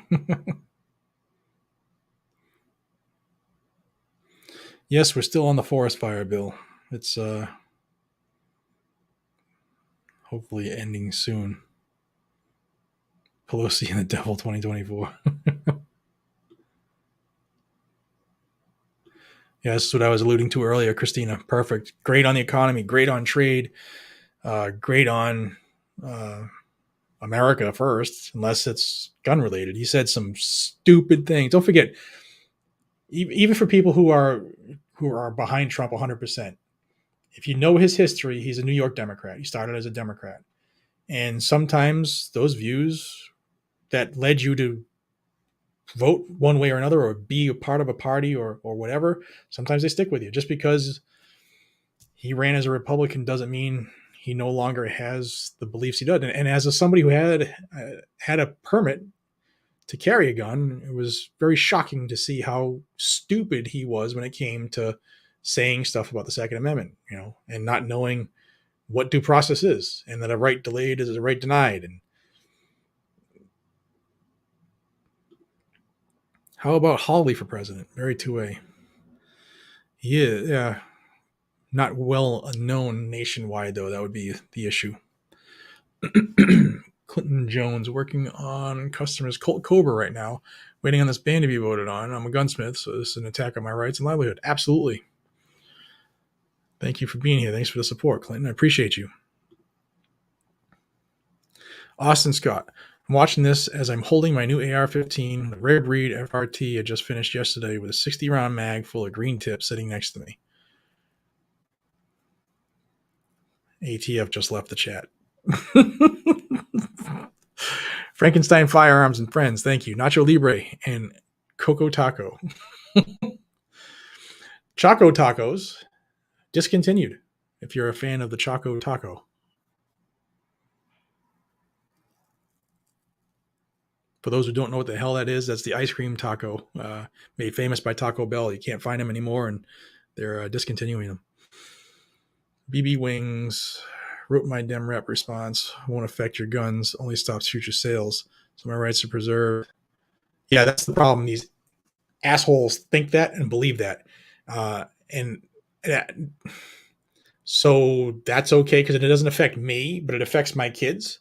That's okay to pass. That's okay for me to say, that's all right. Sorry, kid. When you need to defend yourself against this tyrannical government because there'll be less firearms to do it, you piss poor out of luck.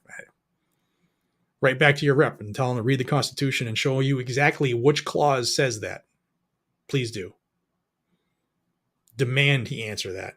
What clause says that it's okay for you to infringe upon this right because it doesn't affect me, but it does my child? And there's another fucking stupid bot. Sorry, put it up there on accident. I meant to hit block. Deuces. Very good stream. Thank you, Angry Happy. Thank you. Rand Paul. Christy Nome. She would be a good one. Nikki Haley. She would be she's pretty solid. I don't think she's interested in politics anymore, though. DeSantis and Nome. Yeah, that would be a good ticket. Definitely be a good ticket. Do I think I've said this a couple times? For people who haven't heard it, I'll do it real quick. The other explanations were more in depth. I hope it doesn't have a chance in the Senate. My heart of hearts says it's dead in the Senate, but I do know there are ways for it to work. And I do know that they pulled out all the stops for the red flag funding. And I believe that they'll pull out all the stops for this bill as well. There's nothing that I've seen in the last 6 months or the last 10 years doing this that makes me think that they won't pull it out because they've never been this close before, other than in 94. So that's what I am staying vigilant on. Yeah, Trump will never accept the vice president role. I agree with you there. There's another point. Trump couldn't, not just DeSantis, I think any strong vice president would be an issue for Trump. El Paso's in the house. How are we doing, SD? Yeah, this is one. So I want to address this. Tulsi Gabbard. If I were a Democrat, I would vote Tulsi Gabbard. Because I love my Second Amendment.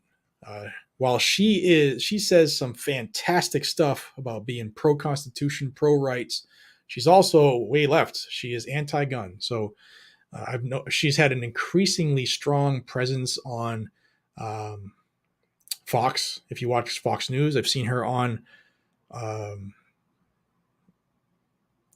She's been on a couple of the talk shows. Sorry, I just went blank there for a second. But she is anti-gun. Do not forget that. Do not forget that.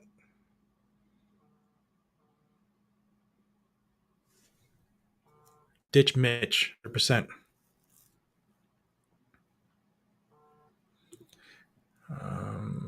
Boom, boom, boom. Trump DeSantis for 1 term and then 2 terms of DeSantis and VP Trump. That never happened. Trump will have none of that. All right. We got some action going on there. So let me put the mic back to the...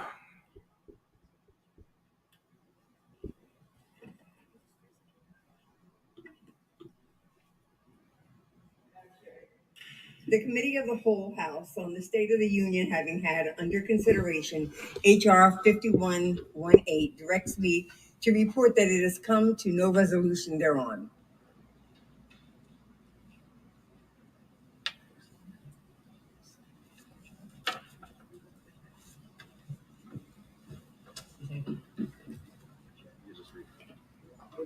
The Committee of the Whole on the State of the Union reports that the committee has had under consideration H.R. 5118 and has come to no resolution thereon. What purpose does the gentlewoman from New York rise? Madam Speaker, I ask unanimous consent that all members may have 5 legislative days in which to revise and extend their remarks and to insert extraneous material on H.R. 5118. Without objection. So 5118. Clause 12A of Rule 1, the chair declares the House in recess, subject to the call of the chair. Okay. So they're in recess and taking a break. They basically just said 5118 is the Continental Divide Trail Completion Act. They have no resolution on it, so they're going to go to break. Let me see if there is an update on the schedule. Give me one moment to check.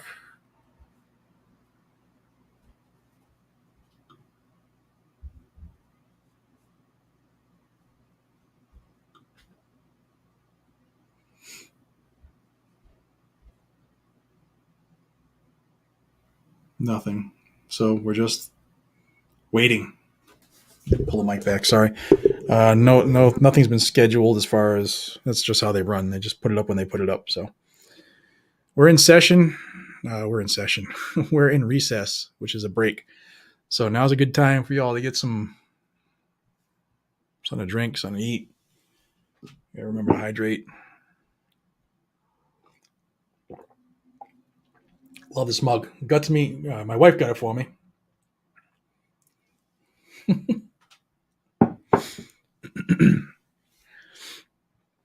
Yeah, prison reform.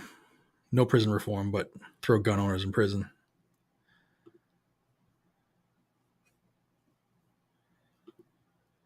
Can't let Gavin Newsom be president. Yeah. Could you imagine? That would be terrible.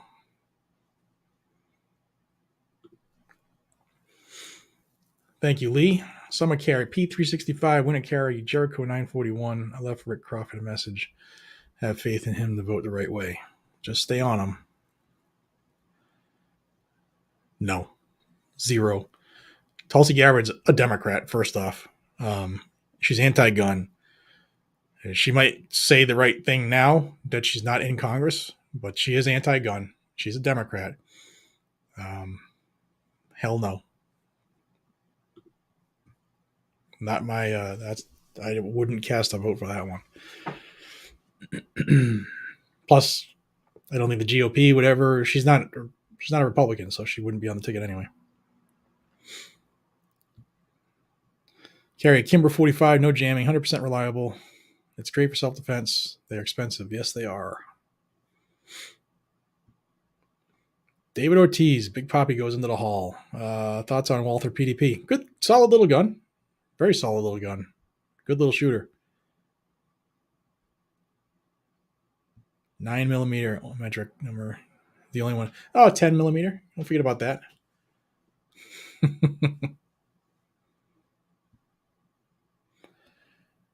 Mace gel.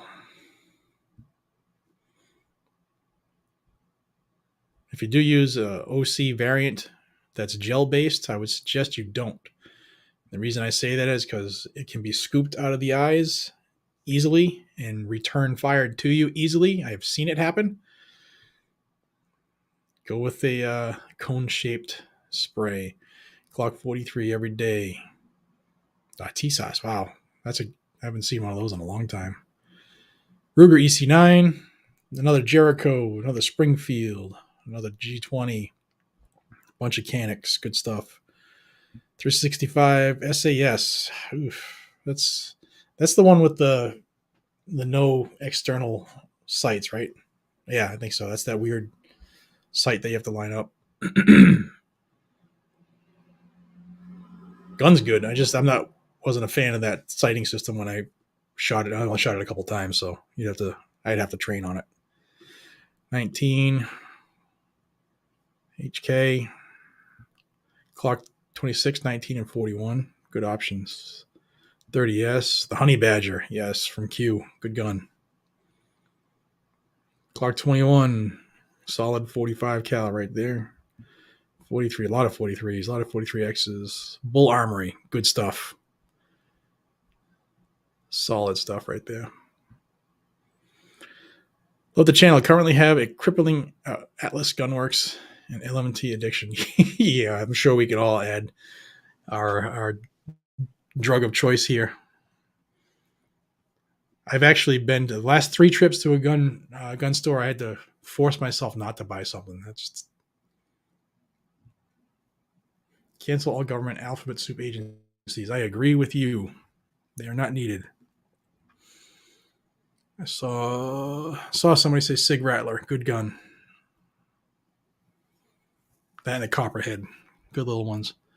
Would you rather have a Smith & Wesson 686 or a Ruger? I'd go with the Smith.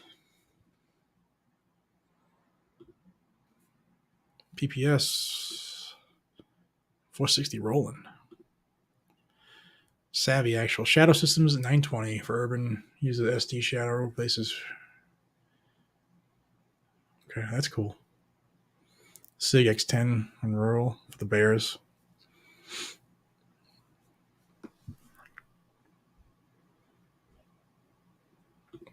What I have is nobody's business. That's a good answer. I didn't say what you have, just what's your favorite pistol. You could have shot several of them and not have to have them. 20. Oh, Python, the new Colt Python.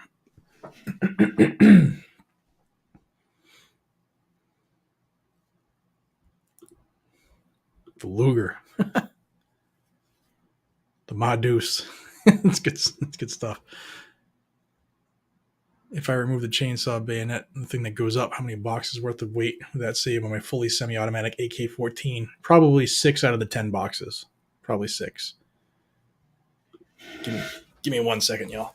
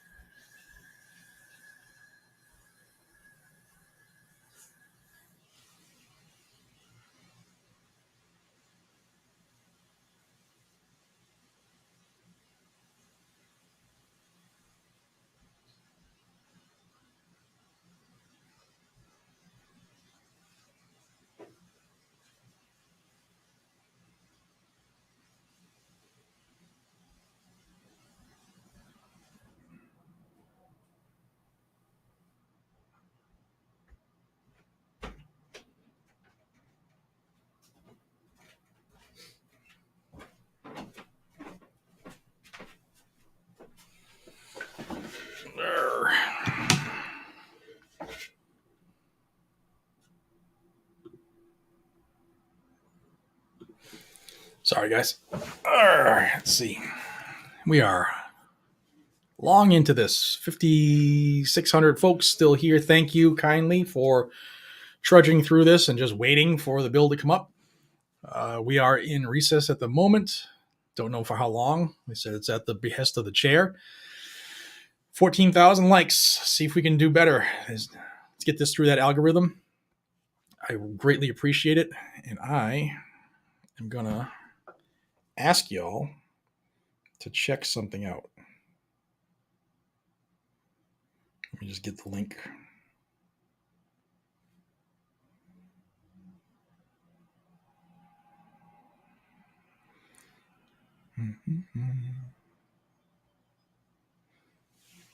All right. If y'all could do me a solid, link in the description right now that I'm linking the chat is for Freedom Garage, my other channel that I am 2 weeks into the channel. I just released a review on a 67 Mustang GT. Please check the channel out if you like cars. Please check it out and tell me what you think. And the channel is just getting going, so there's, 7 or 8 videos there. So if you into cars, check it out. Maybe subscribe it if you think it's cool and help it grow. That would be awesome. Kind of gives you an idea of what I do on my little bit of free time when I'm not sitting in front of Congress all day long. Danny says, Marion, Illinois. Here, my favorite pistol is SIG 226, carried in the Navy, but love all firearms. Solid gun. It's back when they were hammer fire. Good stuff. Sorry if I missed some. I'm going to try to go back. Arex Delta. That's a solid little gun. Fully semi-automatic bolt action sniper rifle, 100 round drop click. That's awesome. 320 RXP for carry. Springfield St. Edge PDW for backup. Backpack area. Sorry. Got it when my hometown Tampa was on fire. Solid little options right there.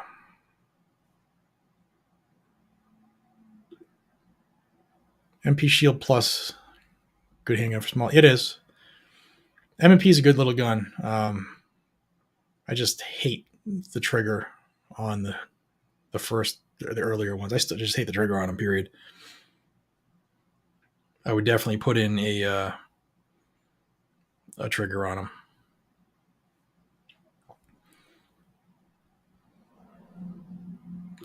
I'm going to see. Aaron King, thank you. Upped my concealed carry game by picking up a 30 SF. Barely fits in my pocket. Yeah, that's a good little gun. Practice with it. It's got a little kick to it. What guns have you been disappointed with after purchasing them? For me, it's a Mini 13. That's a good question. I'm going to see. So on my rifle side, I'd say, so in Massachusetts, when the assault weapon ban was reinterpreted by our current Attorney General / running for governor, Maura Healey, overnight she changed what people could have. We used to have like Massachusetts compliant variants, where if you didn't have, like if you had a pinned and welded and you didn't have an adjustable buttstock and no bayonet lug, because I mean, you would be better than John Wick. And when the ban came, the reinterpretation came out, people made a mad rush to the stores to buy everything up before it was, banned. And I bought an AK-47, and it was, which one was it? I'm trying to think of the company. I just drew a blank because I was trying to think of Maura Healey and her stuff.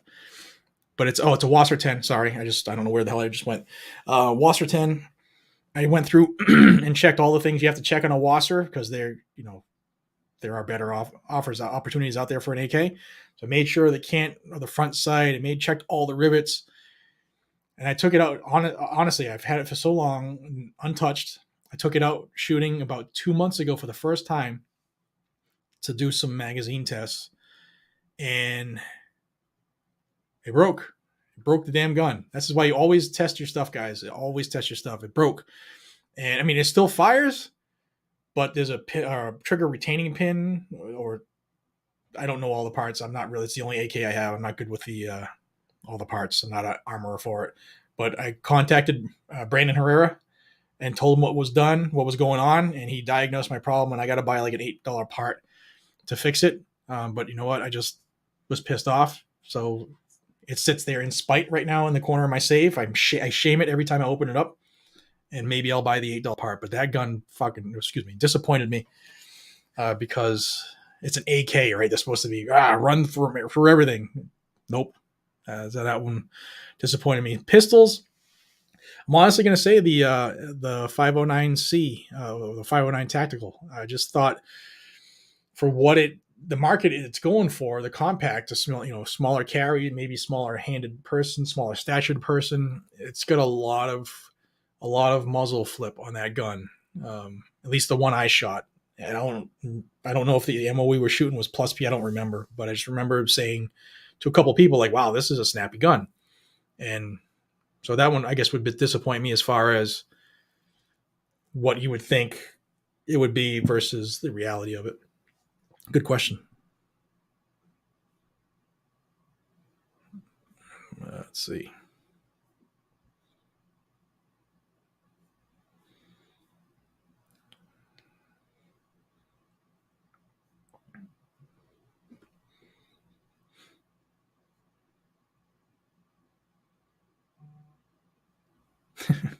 That was a good one. Trying to find where we were. That's the last one. This thing keeps refreshing on me, even with a slowed chat. Up my concealed carry game. We got that one. Glock 34 with a Streamlight TLR1 and Holliston 507. That's a nice little setup. Coffee weed guns. All enemies, foreign and domestic. 365 XL. I got the 365 XL Spectre. Solid little gun.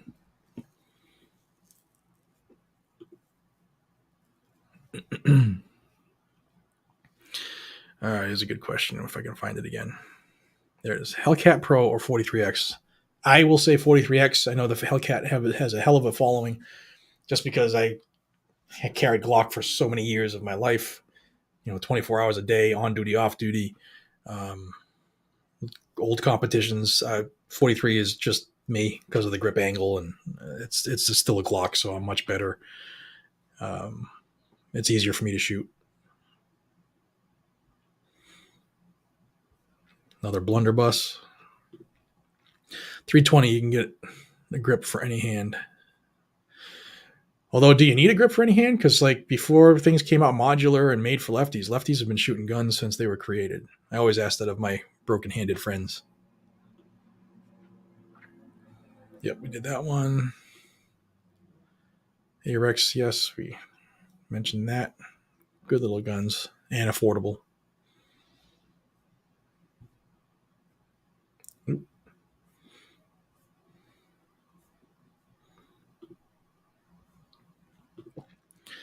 My daughter agrees about the 43X. Solid little gun. Easy to conceal. It's not as thick as the 19.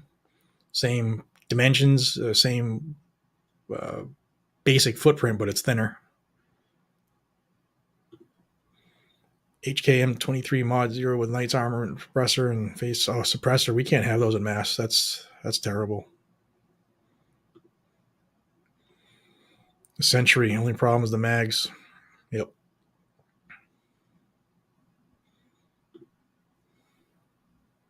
High Point's all I can afford. Hey, man, it works. As long as it works, roll with it. You're not going to get any hate from me. I'm not one of those people.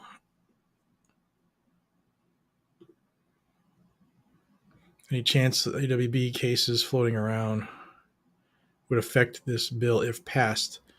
Also, DeSantis, Kari Lake. That's a good question. Yes, because the cases that have been GVR'd, granted certiorari, vacated and remanded, those are binding. So say Bianchi v. Frosch, the Maryland assault weapon ban case, that's currently being re-looked at based off of the Bruin decision and should be deemed unconstitutional. The case out of California, both cases out of California, same thing. They've both been vacated and remanded. They both should be seen as unconstitutional, although California is trying to force them to restart the case all the way back at the district level. Well, it's the federal district court level. Why would they do that? To kick the can as far down the line as they possibly can to get to the inevitable a lot further down the road when they hope that there's a different makeup of the Supreme Court. That's what they're hoping. But yes, they absolutely can affect this. Because if one of those were deemed, yes, I have shield mags. If you have a 43X, get the shield arms mags. It gets 15 rounds. Which at that point, why would you carry a 19 when the 43X is much more concealable? But yeah, if you have a case that is then deemed unconstitutional, assault weapon ban, and then there is a federal case that has been passed, you immediately can challenge the federal case on the case being remanded and vacated, or vacated and remanded, being deemed unconstitutional. So yeah, there is a lot of plays here, which is another reason I don't think they're going to have the votes in the Senate, honestly. But we have to watch it because I also think this is extremely agenda driven. All right, we're almost 5 hours into this. It is 1:48. I am going to take about 5 minutes. I'm going to get up, use the restroom, and I've been staring at this Subway sandwich that my wife brought me for about an hour. So I want to just throw that in my face, and then I'll be right back. What do I think about the SIG? P365. I wear one just about every day of the week in the summer. So I like it. Makarov. I used to have one, man. That was cool. Sometimes Hellcat. All right, y'all. I will be right back. Give me a couple minutes. Thank you for being here. And let's watch these Jacomos. If it comes back before I get back, I will run. I'll keep it loud. Be right back.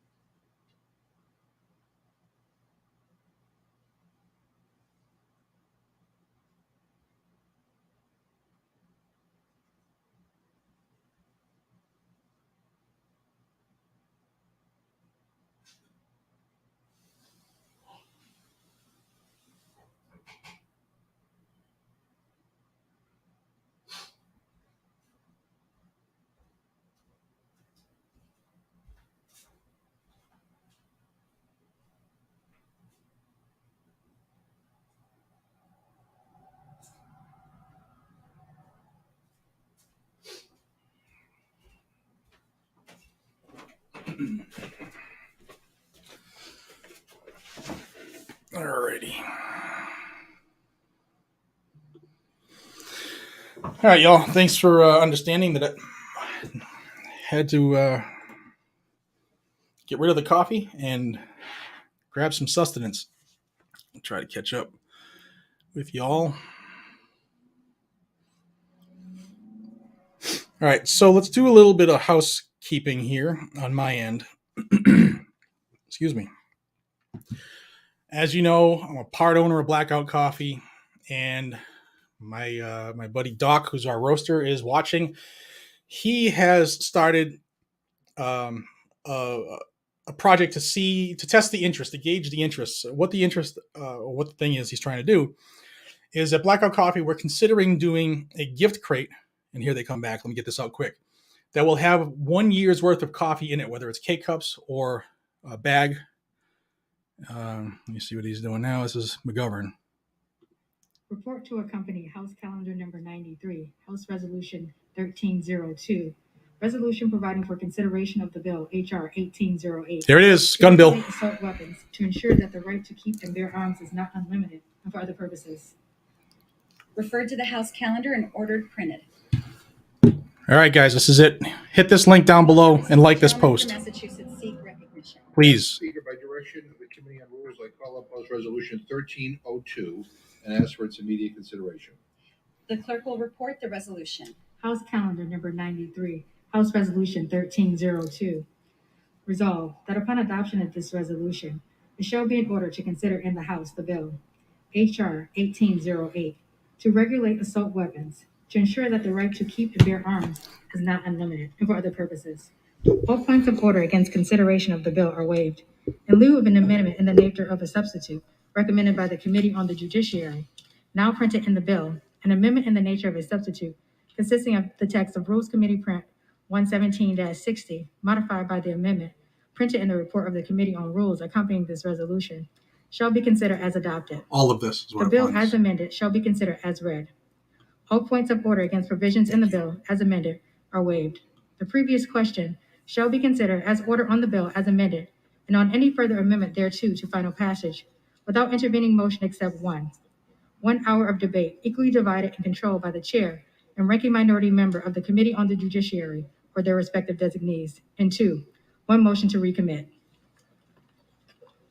The gentleman from Massachusetts is recognized for 1 hour. Madam Speaker, for the purposes of debate only, I yield the customary 30 minutes to the distinguished gentleman from Pennsylvania. Please share this, guys. Share it now, Which I because yield it's taking place. myself such time as I may consume.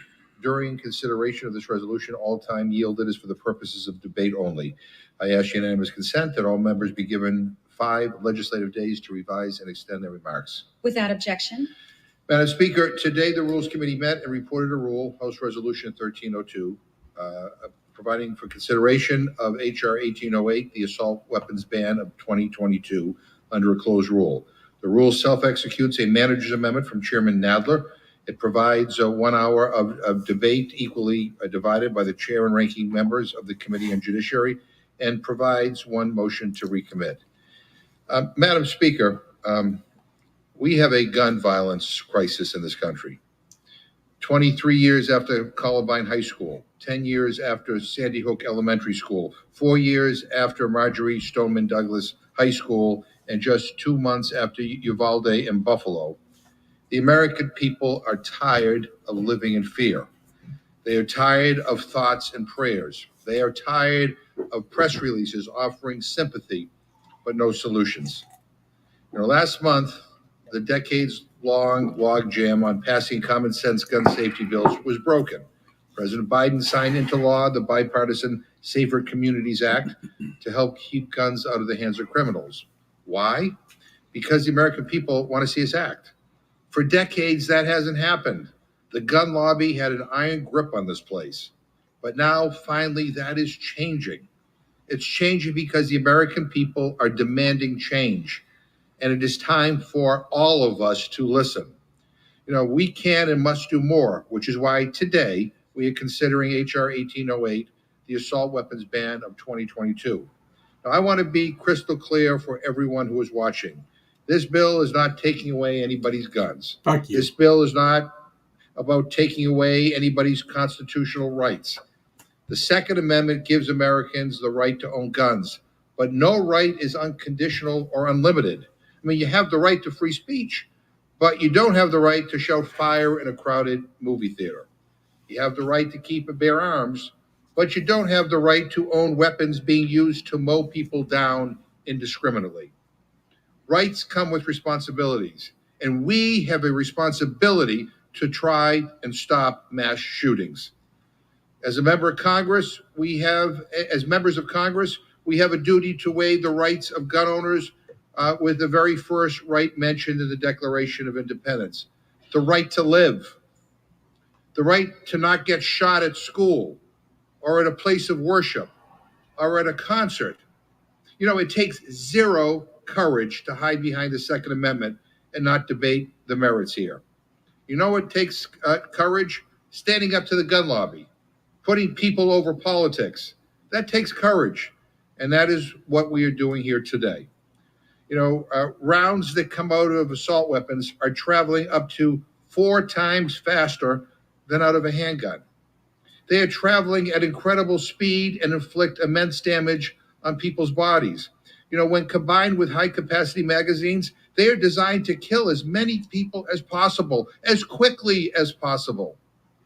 Assault weapons do not belong on our streets, plain and simple. An assault weapon was used in Las Vegas to kill 60 people. An assault weapon was used at the Pulse nightclub to kill 49 people. An assault weapon was used at Sandy Hook to kill 26 people, including 20 children. Assault weapons slaughter people. They decimate bodies. Physicians say that an AR-15 can actually, and I quote, liquefy your organs because the projectile is traveling so fast. This does not happen with a typical handgun. This is something unique to assault weapons. 67% of Americans, including half of all Republicans, support a ban on assault weapons. They better not. This is not a radical idea. We are not in uncharted territory. The government already bans automatic weapons. Why? Because they have no place in our communities. You don't need an automatic weapon to defend yourself. And what we are proposing today is simply addressing another class of weapons that have no place in our communities, assault weapons.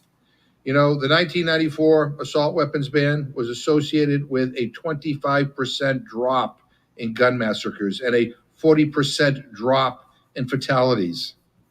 This should not be a difficult vote. So let's come together and advance this common sense legislation that could save thousands of lives. And with that, I reserve the balance of my time. The gentleman reserves. The gentleman from Pennsylvania is recognized. Thank you, Madam Speaker. I just want to thank the distinguished chairman for yielding me the customary 30 minutes. I appreciate it, and I yield myself as much time as I may consume. The gentleman is recognized. Thank you, Madam Speaker. The rule before us today makes an order H.R. 1808 an unconstitutional bill to ban hundreds of the most popular firearms in the United States, including the sporting rifle, the AR-15. Law-abiding Americans in places like southwestern Pennsylvania and across the country use firearms every single day for things like sport shooting, hunting, and self-defense. So despite what the House Democrats claim, this bill would do little to prevent the mass shootings or the crime they're saying that it would. And this bill would not prevent criminals from obtaining firearms. I know the chairman just referenced a 1994 study. That was a congressionally mandated study to look at the 1994 assault weapons ban. That study found that ban was ineffective in reducing violent crime, as, and I quote, "the banned guns were never used in more than a modest fraction of all gun murders," end quote. Now, a follow-up study to that 1994 ban came out in 2004, and that study found that the ban's effects, and I quote, "the ban's effects on gun violence are likely to be small at best and perhaps too small for reliable measurement," end quote. Even the UCLA law professor, Adam Winkler, the resident anti-gun so-called subject matter expert, that left-leaning professor stated, "there's no way to make assault rifle bans effective," end quote. And to that point, we saw that during the tragic shootings in San Bernardino, Newtown, and Buffalo, those all occurred in states that already had assault weapons bans on the books. So the question is this: why are my far left Democratic colleagues bringing this bill to the floor today? Well, in the words of Judiciary Committee Chairman Jerry Nadler, banning common use firearms is the point of the bill. In other words, let's call this for what it is. It's a gun grab, pure and simple.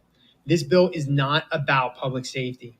Rather, this is the most severe restriction on the Second Amendment since the passage of the assault weapons ban of 1994.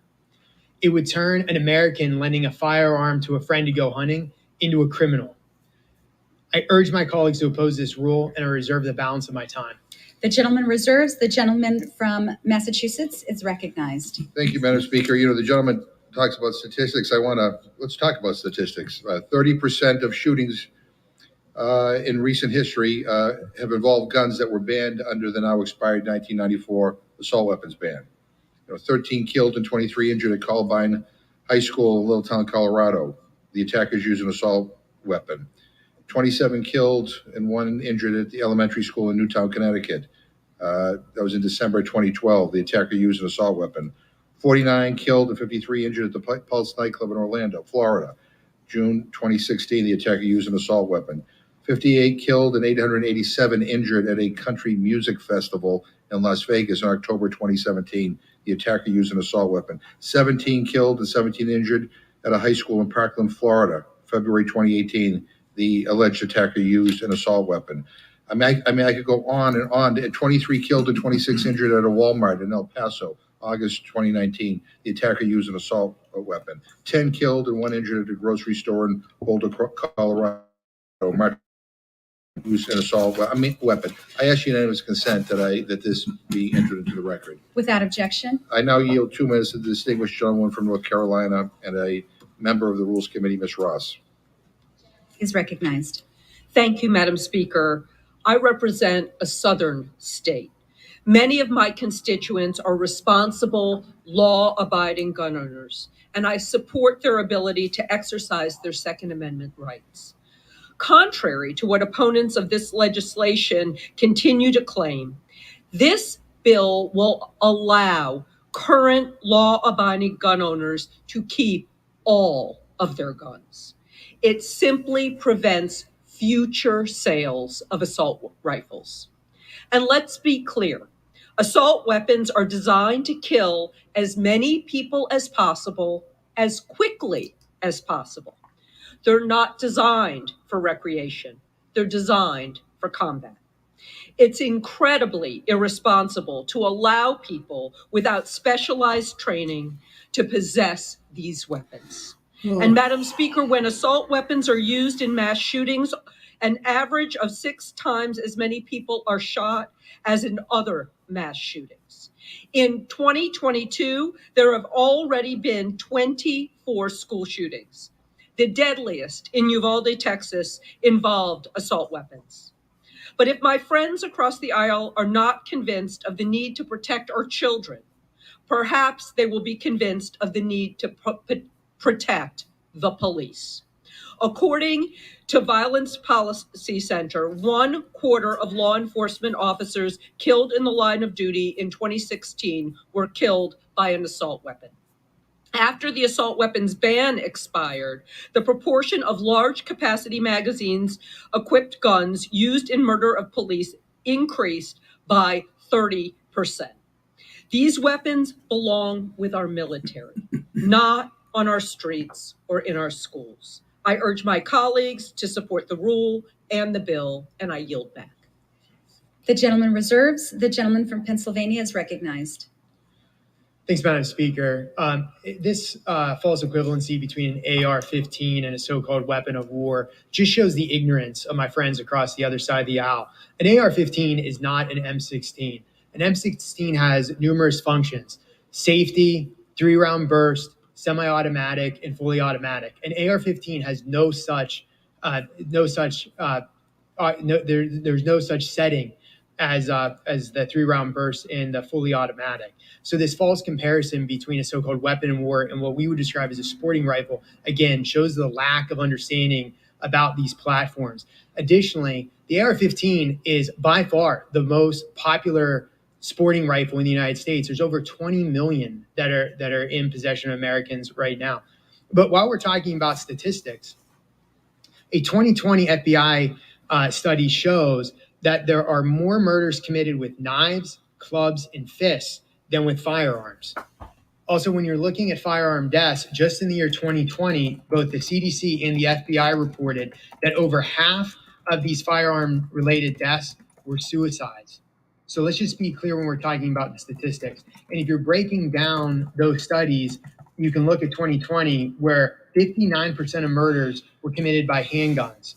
Only 3% were committed with being described as assault rifles, what I would describe as sporting rifles. But here to talk more about this issue is my good friend from the Rules Committee, my colleague from Minnesota, Representative Fishbach, and I yield her 2 minutes.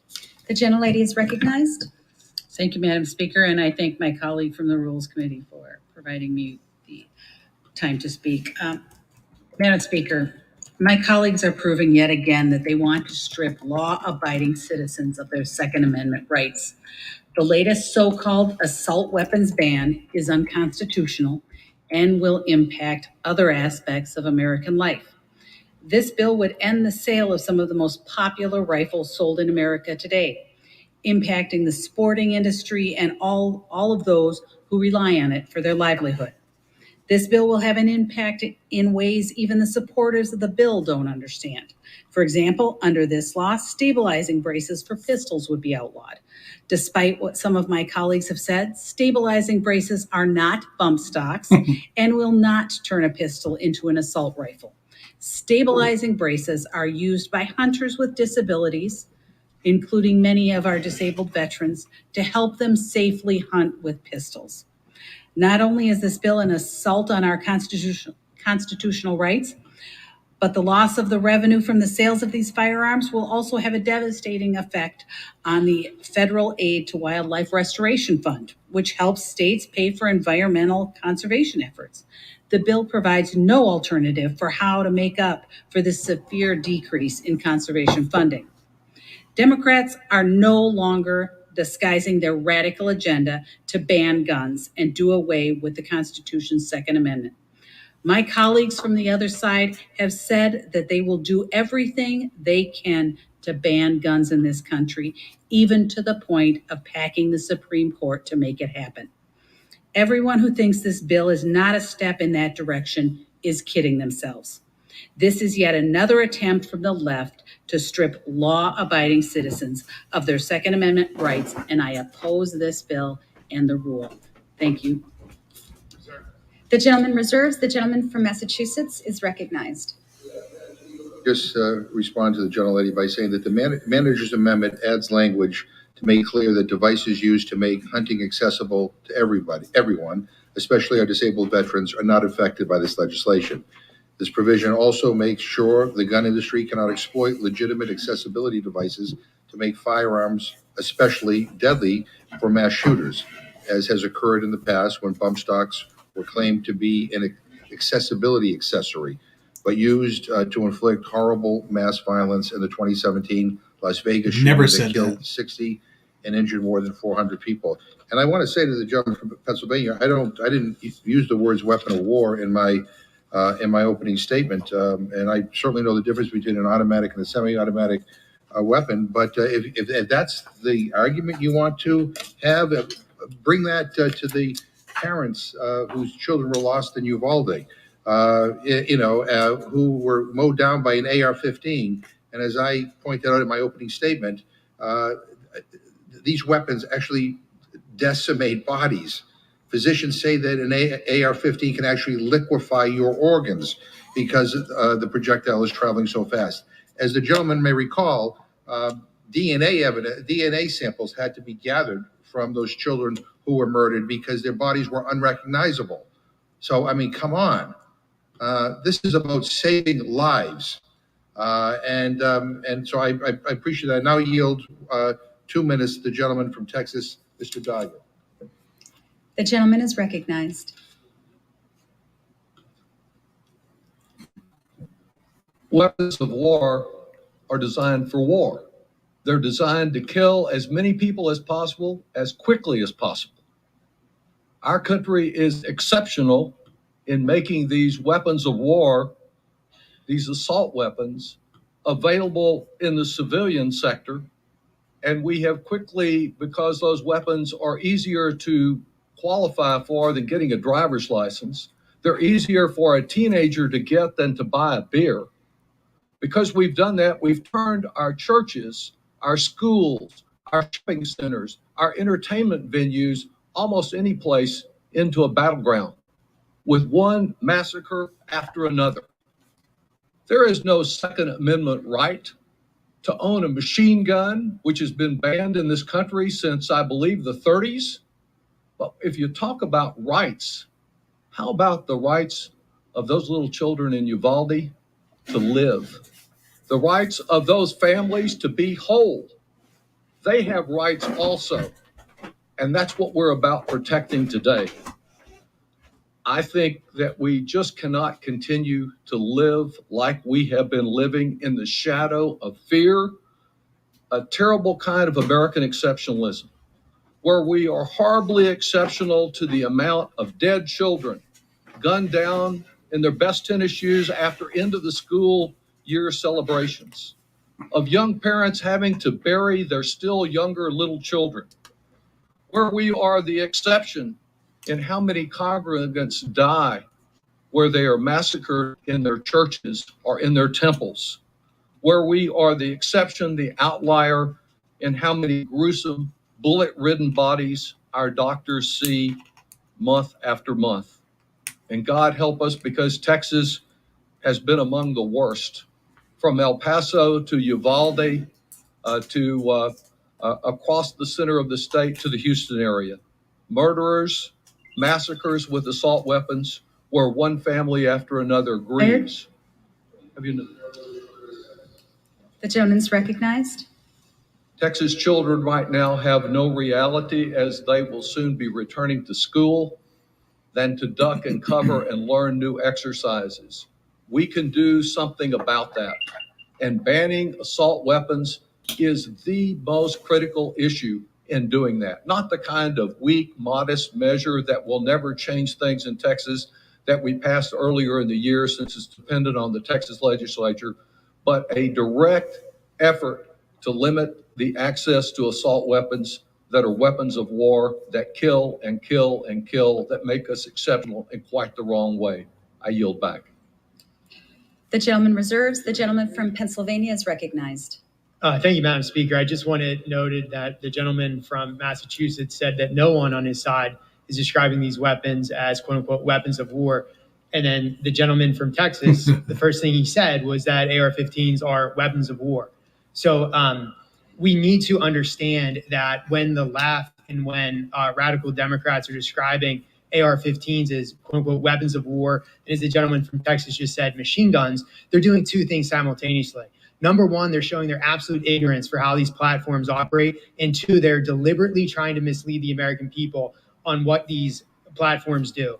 No one on my side of the aisle is trying to say that machine guns should be legal. An AR-15 is a sporting rifle. It's a semi-automatic. It is not the kind of platform that is used by the military. It's not an M16. It's not an M4. But again, the other side tries to use this to muddy the waters, confuse the American people, and to put all firearms in the same category. But let's talk about some more statistics. In 2021, a Georgetown study found that 1.67 million instances were found where firearms were used in self-defense. And in 2019 alone, there were 386 self-defense killings that were determined to be justified. So these are just some of the ways in which someone could legally use a sporting rifle. But let's talk about the chaos at the southern border.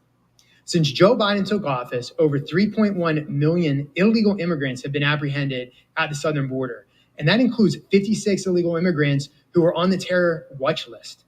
President Biden and House Democrats have this open door policy that's created a humanitarian crisis and a security crisis as well. And they want to make things worse by lifting Title 42.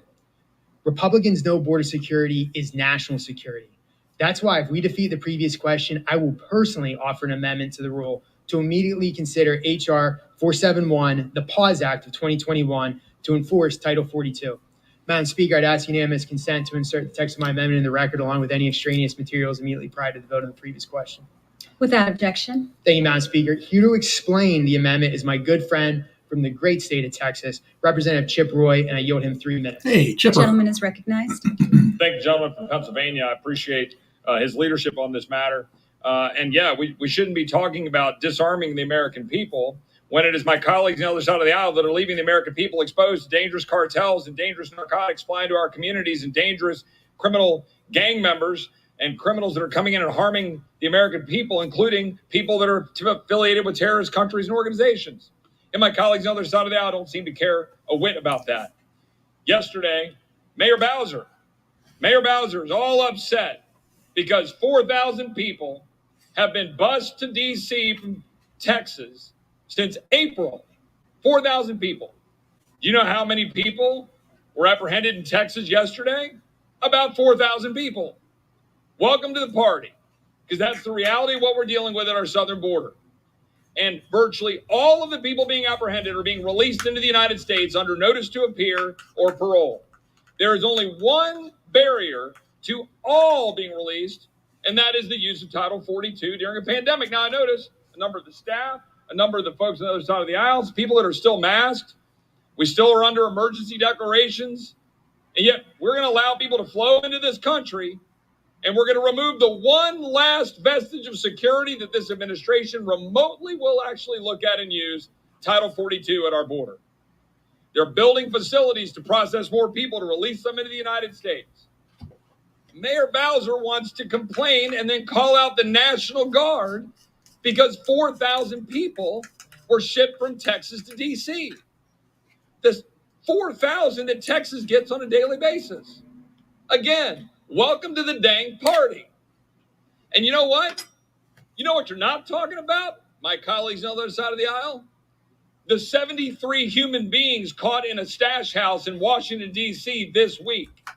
73 human beings in a stash house in our nation's capital. But my colleagues on the other side of the aisle, my colleagues particularly on the Judiciary Committee, brushed that aside, patting themselves on the back in the false name of compassion for how much they love brown people for having open borders. Well, the brown people in South Texas are sick and tired of it. The brown people of South Texas that I know, the candidates on my side of the aisle, are standing up for a secure border, and that begins with enforcing our laws under Title 42 during a pandemic to ensure that we turn people away. My friend Yvette Harrell introduced a bill that would solve the problem, and that is what we would proceed to.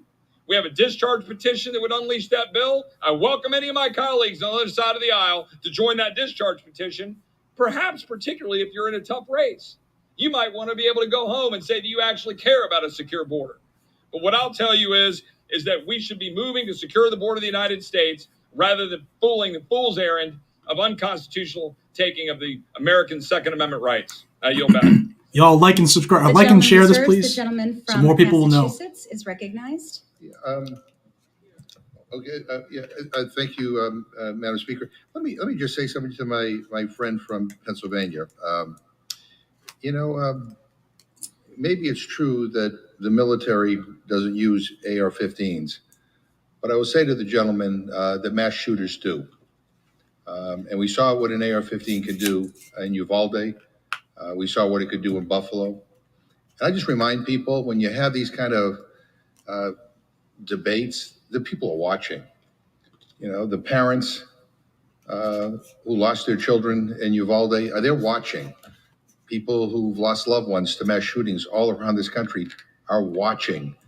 And to try to parse words over, like, well, it's not a military style weapon or this or that, whatever. And when we know what these weapons can do, that little children had to be identified with DNA samples because their bodies were blown apart. And you want to talk about extreme positions. We just had a Rules Committee meeting, and Mr. Massey testified before the Rules Committee. You may recall the back and forth between him and Mr. Raskin, when Mr. Raskin essentially asked him whether or not machine guns should be legal. And Mr. Massey responded by saying, well, I think states should make that determination. So that means that if a state wanted to make machine guns legal, it's somehow okay. Yes. So let's not, you want to talk about extremism. We've seen what extremism is all about from many of my friends on the other side of the aisle. And we've seen the power of the gun lobby, the blood money that has poured into campaigns that has resulted in people coming to the floor and making these ridiculous arguments for us to do nothing. So this is a moment when people have to stand up and be counted. I yield 2.5 minutes to the gentleman from Texas, Jackson Lee. Oh, the gentleman God. is recognized.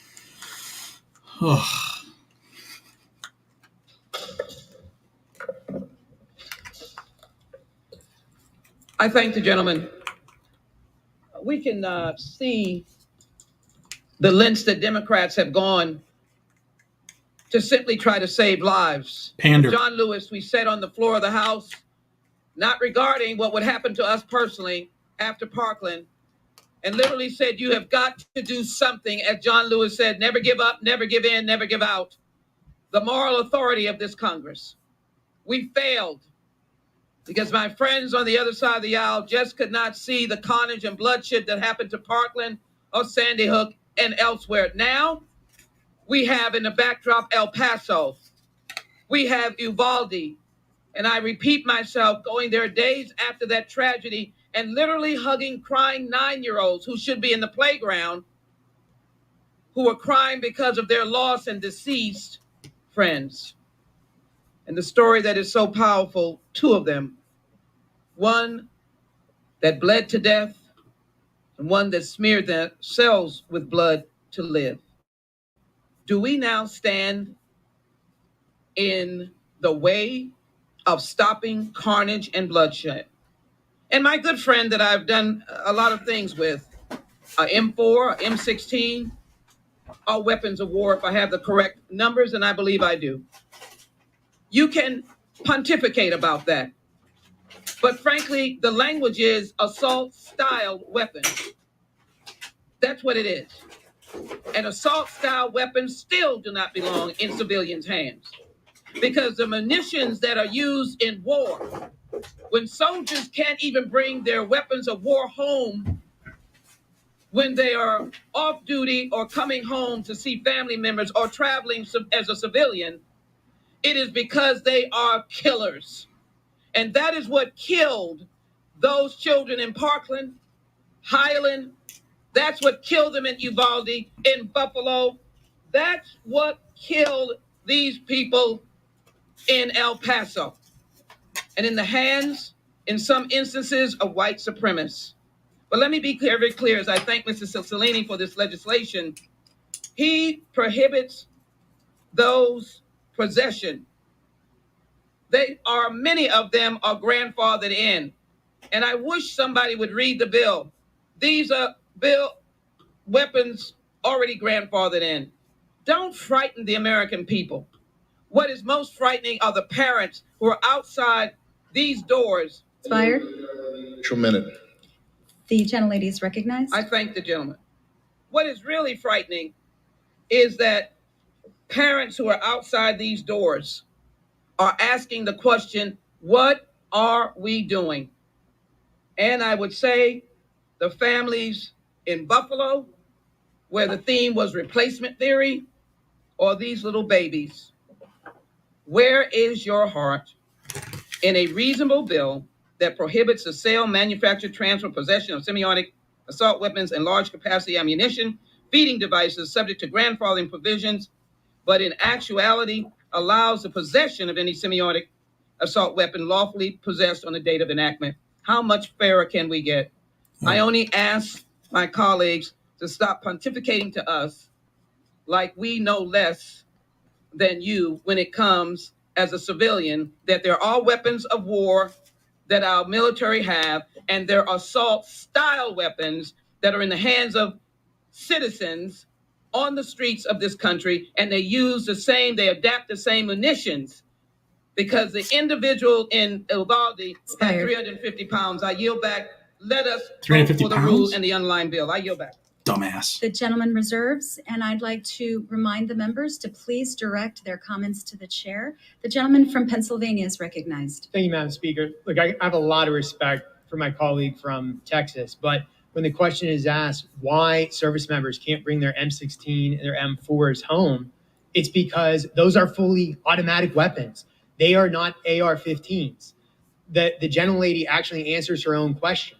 The M16 and the M4 platform are automatic. The AR-15 is not automatic. They're two different platforms. The gentlelady and the gentleman from Texas said words to the effect of, what are we doing? Why are Republicans not doing enough, or words to that effect? Well, let me remind my colleagues across the aisle that it was Republicans, not Democrats. It was Republicans in 2017 that had the Fix NICS Act. It's Republicans that are trying to get legislation passed to keep guns out of the hands of criminals, not out of the hands of law-abiding citizens. And it was the last administration under President Trump that banned bump stocks when the Obama administration let that ban expire. So there's just a few things that Republicans are doing in this arena. But I yield 2 minutes to my good friend, Mario Diaz-Balart of Florida. I yield him 2 minutes. Hit the like, guys. Hit the like and share. Thank you. I thank you, gentlemen. Title 42 is a critical tool to manage the crisis at the southern border. And hard to believe, but the Biden administration claims that the termination of Title 42 would actually decrease the number of encounters at the border. This is not only grotesquely disingenuous, it's actually laughable. Does the administration not remember the caravans headed to the southern border when the administration just announced the end of Title 42? The cartels actually use the end of 42 to promote, to advertise their human smuggling business. Has the administration even spoken to our brave heroes, the patrol agents, who consistently say that without Title 42 authority, they would lose any semblance of operational control on the border? So let's be clear, the expected influx of border crossings if Title 42 were ended is not just a humanitarian crisis, which it is, it's a national security crisis as well. The cartels will once again use the increased flow as a distraction to continue to bring in record amount of narcotics, such as fentanyl. So, Madam Speaker, I urge my colleagues to vote no on the previous question so that we can bring up H.R. 471, the Pause Act, to help give our border agents the tools that they need in order to achieve operational control of the border. I yield back. The gentleman reserves. The gentleman from Massachusetts. Madam Speaker. The gentleman reserves. The gentleman from Pennsylvania is recognized. Thank you, Madam Speaker. I appreciate it. I would like to yield 2 minutes to my good friend from the state of Georgia, 2 minutes to Mr. Heiss. How about just Heller and Bruin? It's unconstitutional. Thank you so much, and I am amazed at how my radical friends on the left now are so concerned with the lives of children when they literally stand and cheer and celebrate the killing of 3,000 through abortion every single day. But Madam Speaker, I rise in opposition to this rule that allows consideration of the assault weapons ban. But what we have here going on right now is a complete disregard for regular order that started yesterday and is continuing here today. The House floor is being run like a circus, quite frankly, and the American people deserve better than this. They continue, the Democrats do, to ram legislation through without proper notice and without even markup in committees. The floor should be run with at least a basic sense of decorum, and that is totally out of control right now. There's a complete lack of respect for the rules and the norms of this historic institution and how it should be run. Now, as for the legislation being considered, it's just another attempt by the radical left to once again take away the Second Amendment rights of the American people. Madam Speaker, time and time again, the left here has tried to disregard and trample the constitutional rights of the American people. This bill is full, among other things, of questionable definitions that show that the left don't even know what they're talking about when it comes to the issue of assault weapons. I implore my colleagues to vote against this rule, the previous question as well. Again, I thank my colleague for giving me a moment, and I yield back. Reserve.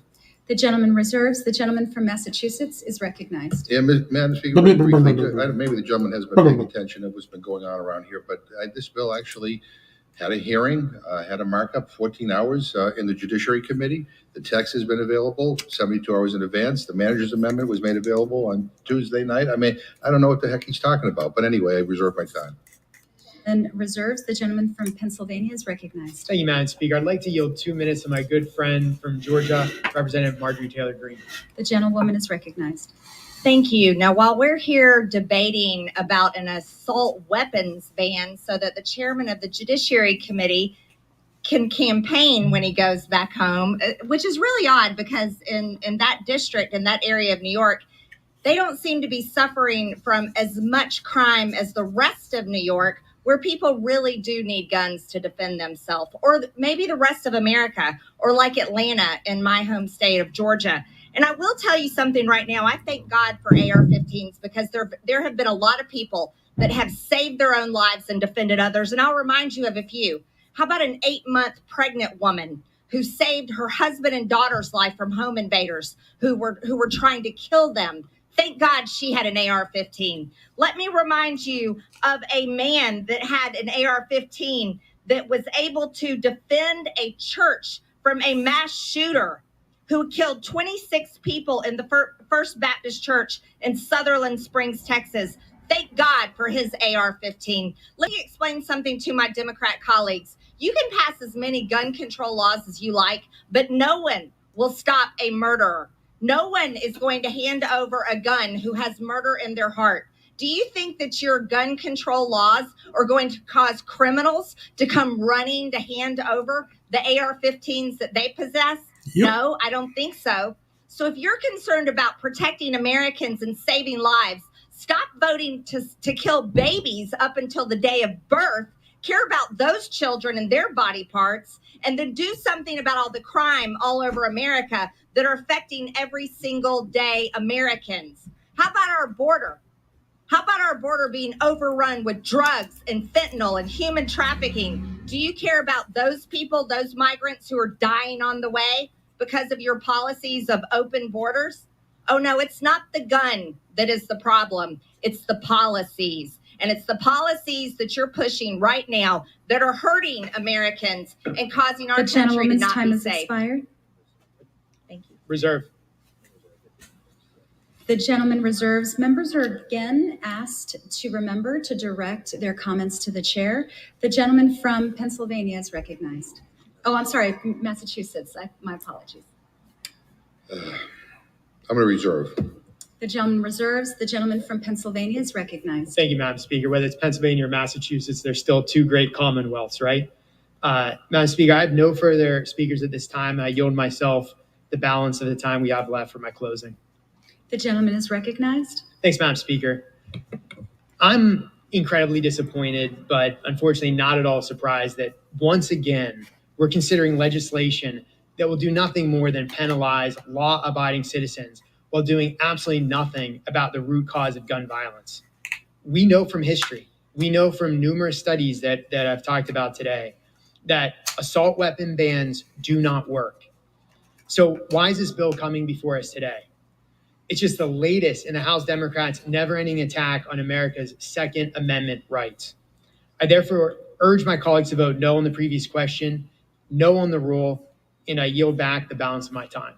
The gentleman yields. The gentleman from Massachusetts is recognized. Madam Speaker, I have great respect for my friend from Pennsylvania and all my colleagues on the Rules Committee, and I know they feel strongly about this issue, and I believe that many of the concerns that they have raised are unwarranted, and this bill deals with many of them. And as has been said repeatedly, this is not about taking away anybody's guns. It is dealing with the future. It is dealing with ways that we can better protect the people of this country. And so it's frustrating when we hear arguments about, you used the word, you said military style. This technically isn't a military weapon, or we have all these numbers that have been kind of manipulated and presented as reasons for us to do nothing. I find that really disconcerting. I mean, when you, and maybe it's because so many people are dying. Maybe it's because so many people are being murdered by these weapons. I mean, the sheer number is incomprehensible. And maybe some of my colleagues have lost the human ability to feel what that really means. I mean, I've talked to parents, I've talked to brothers and sisters, to grandparents who have lost loved ones in these massacres, who have lost loved ones to assault weapons. I mean, it is painful, and we can do something to make it possible that fewer people are victims of mass shootings, that fewer children die, the fewer churchgoers die, the fewer people shopping in their grocery stores or going to a concert, or just minding their own business. I mean, the gun violence in this country has reached epidemic proportions. It is unbelievable. And the American people are sick and tired of being scared. I mean, when my own kids go to the movies, I worry about them. I'm worried that there might be somebody with an AR-15 that will be in that movie theater. Or if they go to a concert, I think my anxiety is similar to the anxiety of most parents when their kids go out. This doesn't have to be. It doesn't have to be. And I think all I'm pleading with my colleagues to do is to think long and hard on how they vote on this. We should all be sick to our stomachs about what's happening. And the idea that somehow we can't do anything about it, I don't think anybody buys. And I get it. The gun lobby plays a big role with many of my friends on the other side of the aisle. Follow the money. You'll see what I'm talking about. And I don't want you to do anything, but I'm pleading with my colleagues, especially on the Republican side of the aisle. I mean, this is the right thing to do. The previous assault weapons ban had an impact. Unfortunately, it was left to expire. I mean, we need to pass this. This is the right thing to do. Talk to the families. Talk to those who lost loved ones in one of these massacres. And as I said, I mean, to defend, AR-15s, I mean, that can destroy the bodies of people.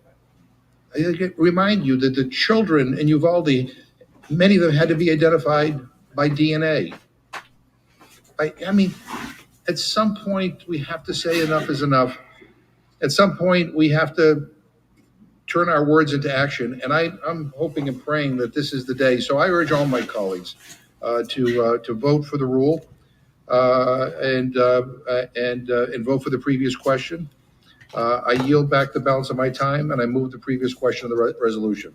The gentleman yields. The question is on ordering the previous question on the resolution. Those in favor say aye. Those opposed, no. In the opinion of the chair, the ayes have it. The gentleman from Pennsylvania is recognized. Thank you, Madam Speaker. On that, I'd request the yeas and nays. The yeas and nays have been requested. Those favoring a vote by the yeas and nays will rise. A sufficient number having risen, the yeas and nays are ordered. Members will record their votes by electronic device. Pursuant to Clause 9 of Rule 20, the chair will reduce to 5 minutes the minimum time for any electronic vote on the question of adoption of the resolution. This is a 15-minute vote.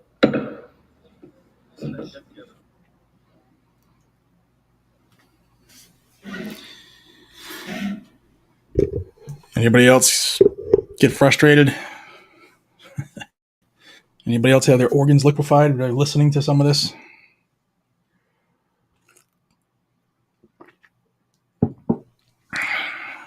Amazing.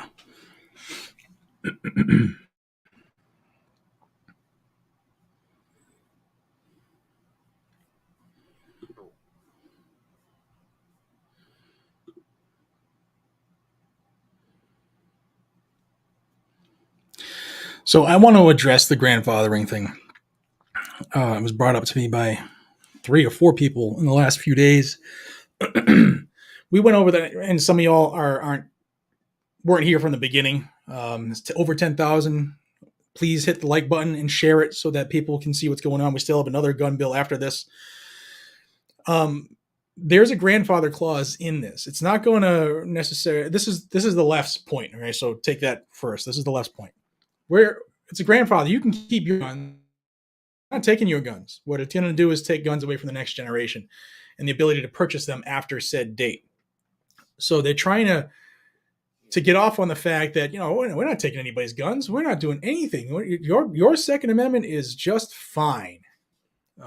So it doesn't make you a criminal because, it's going to ban other guns that you don't have as of the effective date if this were to get signed into law. So know that. Just, see the truth in this stuff. The truth is it's unconstitutional. It's BS. It's unneeded. How many lives will be lost in confiscation? That's a good question. I don't see 433 people on the floor. No, there is a vote. What they're doing is they're doing a lot of proxy votes. A lot of people are online. It is the last day of the session. And this vote wasn't even supposed to take place until last night's Rules Committee that was convened last minute on order of Nancy Pelosi. That's the reason we're here, because these bills were originally pulled from the Rules Committee when they were supposed to meet on Wednesday. Why aren't they just saying that this is unconstitutional? This is the Bruin case. This is the Heller case. This is what the text, history, and tradition is. That's what I wanted to hear, and I heard none of it, which is frustrating because I am not an attorney. I am not a Congress member, but I knew that's what should have been said. It's aggravating.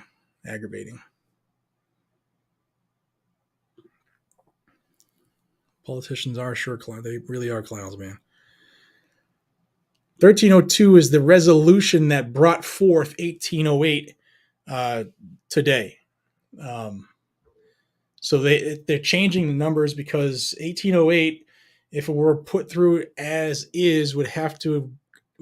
There's a 24-hour rule in the Senate, in the House, that was knocked off this morning, which allowed these bills to be heard today. So the first one that came through was under 1301 because the rule change was 1300. So 1302 now is 1808. My guess is 1303 will be 2814, and that's a dangerous one. That's looking to repeal PLACA, Protection of Lawful Commerce and Arms Act. Hey, there's John TGC. It'd be amazing if politicians actually gave a shit about liberty. I agree wholeheartedly. And I know he texts these He's on his way up towards our area here. Ride safe, dude. Cole says Democrats realize that they could be on the receiving end of the true reason the Second Amendment terrifies them. They stand on graves to save themselves. I agree that they don't care what they do to reach money and power. Impulse Gundam John says, it's so odd how differently the arguments are. Pro 2A is mostly factual and well-spoken. Anti 2A is appealing to pathos and get the facts wrong. I don't know. That's the way it is. Like the Democrats, they always appeal. It's always emotion. They're always trying to reach into your heartstrings to get you to side with them, because oftentimes, not all the time, but oftentimes their bills or their agenda-driven stuff, to be more accurate, is not A, needed, or B, constitutional, especially around the Second Amendment is what I'm talking. And they can't get that unless they dupe people. Because if people knew the real reason the Second Amendment was there, if they read the Federalist Papers, if they knew why it was written the way it was, if they knew that the reason it's there is to stop this crap from spiraling, then people would never fall for the BS. But you give enough people rope and they eventually hang themselves. You get people are more consumed with what they can get from government now than, not all of them, but you know what I'm getting at. So an increasing amount of this populace is more likely to enjoy free things and vote a way to get free things than they are to have to work hard for it. And that is a fundamental change in this country that has been happening for a while.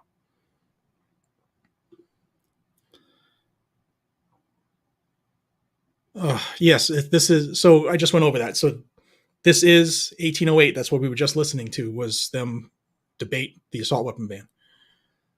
It's just because the rule change was 1300. So the ones coming in subsequent to the rule change are following that same item. This is not the HR 1302. That was the Gold Star Families one. It's totally different. That's the frustrating part about rule changes. It kind of changes the numbers up.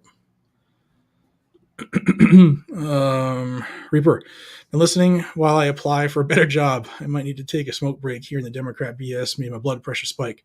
Chip Roy and MGT kicked ass. Yeah, they did a good job. My blood pressure is right up there with you, dude. Pass whatever they want. Don't care. Come and get it. This is a chipping away at the 2A. Each time they try to get more and more until you completely lose. That's exactly what they do. They do a death by 1,000 cuts. Need to pass a bill to ban the Democrat Party. If I was a rep, I would have been shouting and calling anyone who voted for this as a tyrant. I wish to make further resistance harder, because that's what I see. Spooky, thank you, says they can try taking my guns. It'll be another Waco. ATF has just left the chat. Bomb Fox, thank you. In before the vote is split right now down the party line. Yes, and if it does go down the party line, it passes. It's typically the way these things will go. Patrick Blackwolf, thank you. The shooter fired over 100 rounds into the class. Yep, and the cops stayed there for far too long. But they had sanitized hands. Dems are fear-mongering. Yeah, it's a good term. It's a real good term. Steel to it. Plus, you won't be able to will your weapons to your family. Absolutely. This takes them away from the next generation. That's exactly what they're trying to do. So you all can keep them, but in a generation and a half, Mr. and Mrs. America won't have them. That's their goal. Fact is, these bills will pass the House, most likely die in the Senate. If they do pass the Senate, it'll go to court and be struck down. Yeah, but how long does it take to go to court? And what people, Ross, you might not have been here when I went over it earlier. What you have to think about, you have to think strategically with this stuff. Yes, it's unconstitutional, and I believe the United States Supreme Court, as currently constituted, would strike it down in a heartbeat. That's the key part, as currently constituted. These things don't go to the Supreme Court the next day. Sometimes it could take years. Look at the cases. Look at the Bruin case. Look at the Young case. Look at the Bianchi v. Frosch. Look at all the Becerra-Bonta cases. Years to get there. So let's say there's another retirement or two in the years that it takes to get there. And now you have a left-leaning court. They're not going to be overruled. And that's part of this process. they force a decision to get to the court, so the courts are in a bind that no matter which way they rule, it's going to piss off the other side. And sometimes the court will say, all right, this, and this is unconstitutional, and this will be remanded back and redone. And that allows that little sliver of hope. A little bit of gun control stays on that bill, and then the anti-gunners will build off that and make that swell. And that's just how this stuff works, unfortunately. So yeah, if it went up to the Supreme, like if it went to the Senate today and they passed it, it went to Biden tonight and he passed it, and it went to the Supreme Court tomorrow, dead. But that's not the way, and unfortunately, it's not the way it's going to happen. Let's go, Brandon. Indeed.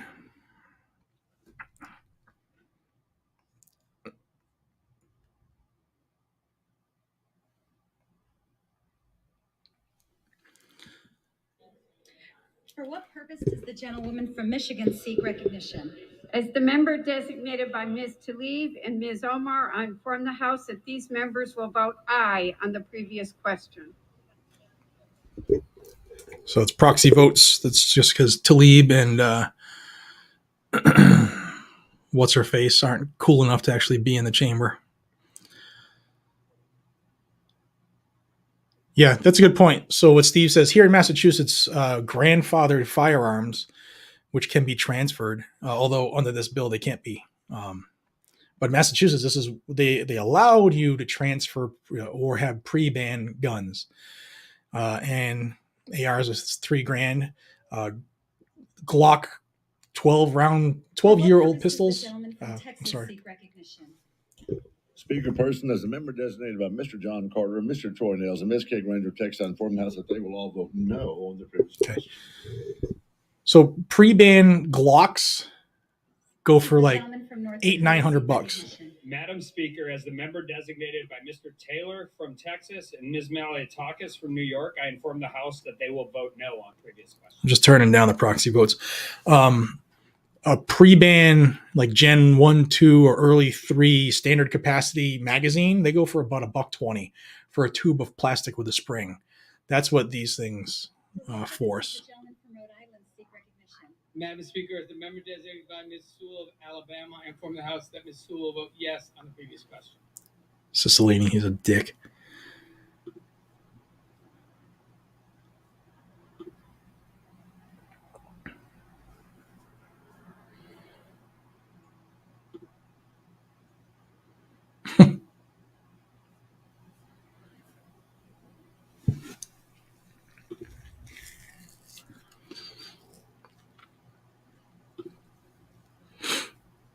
There we go. I fled the Soviet Union when my family has collapsed. Many distant relatives spent time in gulags. The Second Amendment is what makes this the last truly free country. Thank you, Captain Knuckles. And I wish every lazy American who is just drunk on what this country provides could understand that and could value that without having to learn it the hard way.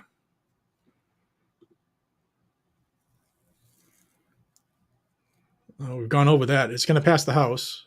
Senate's the question mark. For what purpose does the gentleman from Florida seek recognition? As the member designated by Mr. Wilson from South Carolina, inform the House that Mr. Wilson will vote nay on the previous question.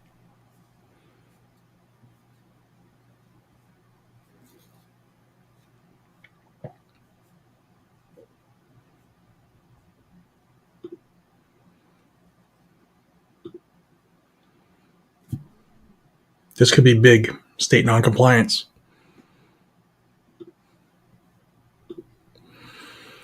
If it passes the Senate, even if it does get struck down in the Supreme Court, what's going to happen to manufacturers and retailers in the meantime?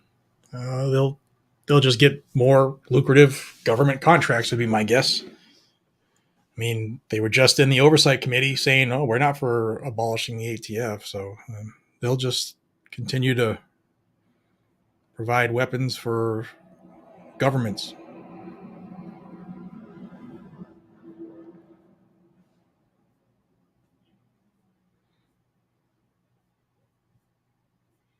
For what purpose does the gentleman from Missouri seek recognition?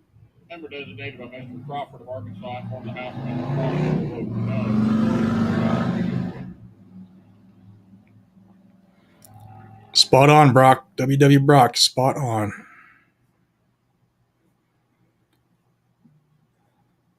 6 hours and 3 minutes into this. Guns and seek recognition. Madam Speaker, as a member designated by Mr. Tom Tiffany of Wisconsin, pursuant to House Resolution 8, I inform the House. 11,000 folks in here, 16,000 likes. See if we can get more likes because there are more people joining. Thank you for coming in. Let's get this through the algorithm. Like and share it. Also, in the pinned comment, I have a link to an Instagram post by Blackout Coffee. If you could do me a favor, go to that and just like that post. That is, we're trying to get 1,000 likes on that within the next day or two in order to test the market with a new option for coffee we're coming up with which is a 1 year year's worth of coffee in one crate. So check out that link in the pinned comment there and go head over and like it, please, for me, if you would. Unless you hate coffee and don't like Blackout Coffee, which you're allowed to do, but you should probably leave the stream. For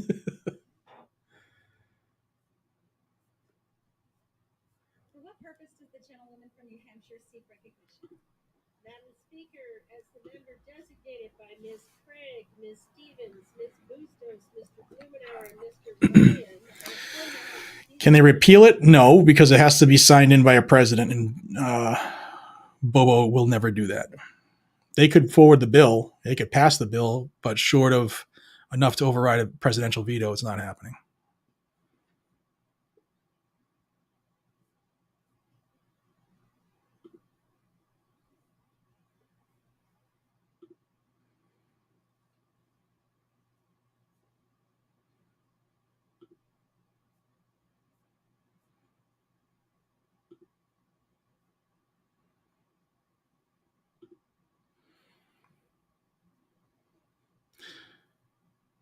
Yeah, New Hampshire just passed non-enforcement on federal laws, which is solid.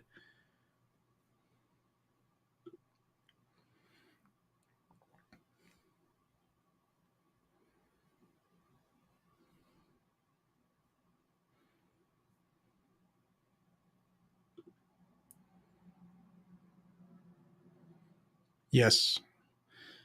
Missouri has a SAPA too.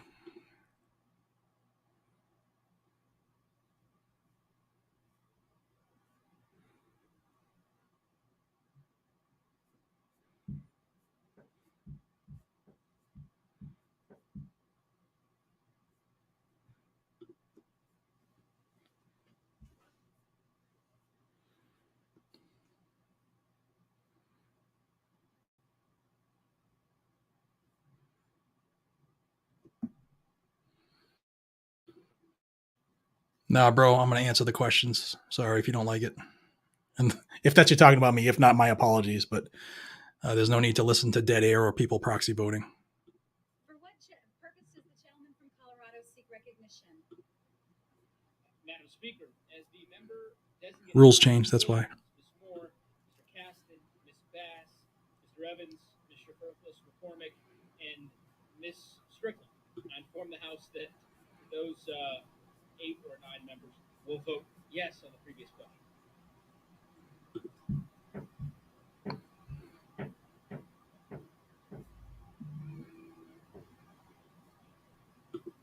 For what purpose does the gentleman from Florida seek recognition? Madam Speaker, as the member designated by Mr. Cardenas, inform the House that Representative Cardenas will vote yay on the previous question.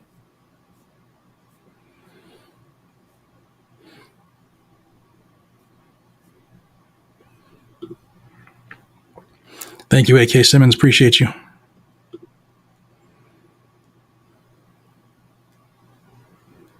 %, Richard. Sorry for your loss.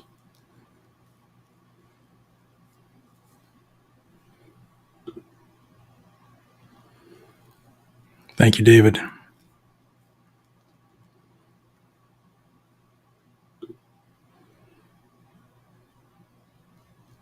It's true.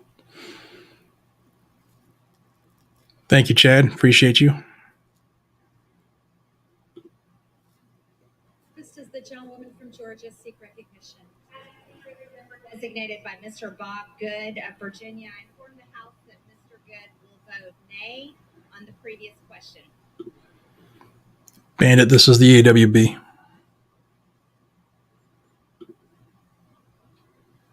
100%.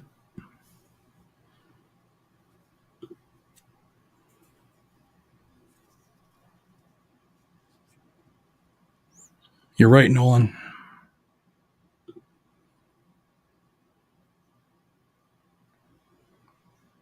Okay. For what purpose does the gentleman from California seek recognition? Oh, it's the magazines that you can't. Madam Speaker, member designated by Congress members Haley, Mike Thompson, Andy Levin, Bordeaux, Vargas, Swalwell, Torres, Cuellar, and Panetta. I inform the House that these members will vote yes on the previous question. For what purpose does the gentleman from Tennessee seek recognition? Madam Speaker, as the member designated by Mr. Van Drew of New Jersey, Mr. Green of Tennessee, Mr. Jacobs of New York, Mr. Desjardins of Tennessee, I inform the House that Mr. Desjardins, Mr. Van Drew, Mr. Green, and Mr. Jacobs all will vote nay on the previous question. Thank you.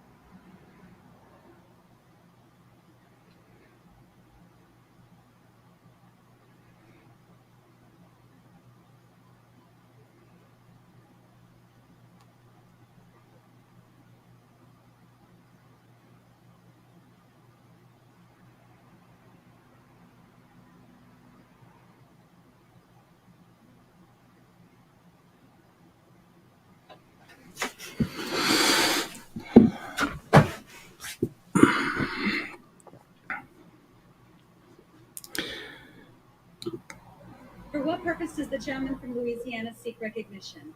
As a member designated by Mr. Congressman Mike Johnson of Louisiana, I inform the House that Mr. Johnson will vote no on the previous question.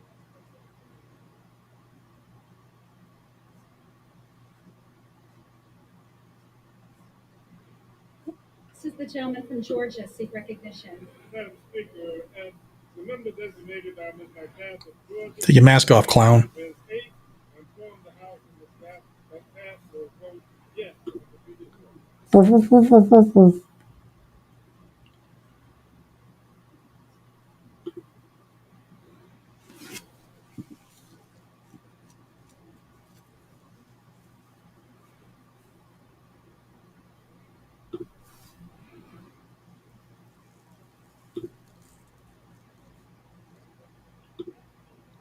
For what purpose does Thank you, love to fish. Thank you. seek recognition?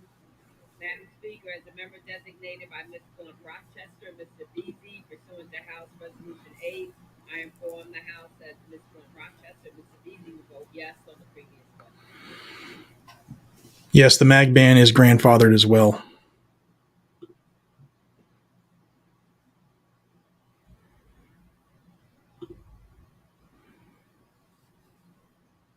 No, Troy, it won't pass the Bruin test, but how long till it gets there?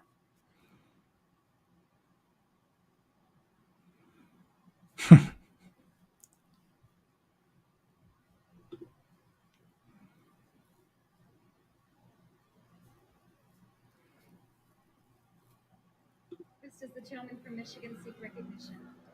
Madam Speaker, as the member designated by Chairman Richie Neal of Massachusetts, I inform the House that Chairman Neal will vote yes on the previous question. Of course he will, because he's a clown.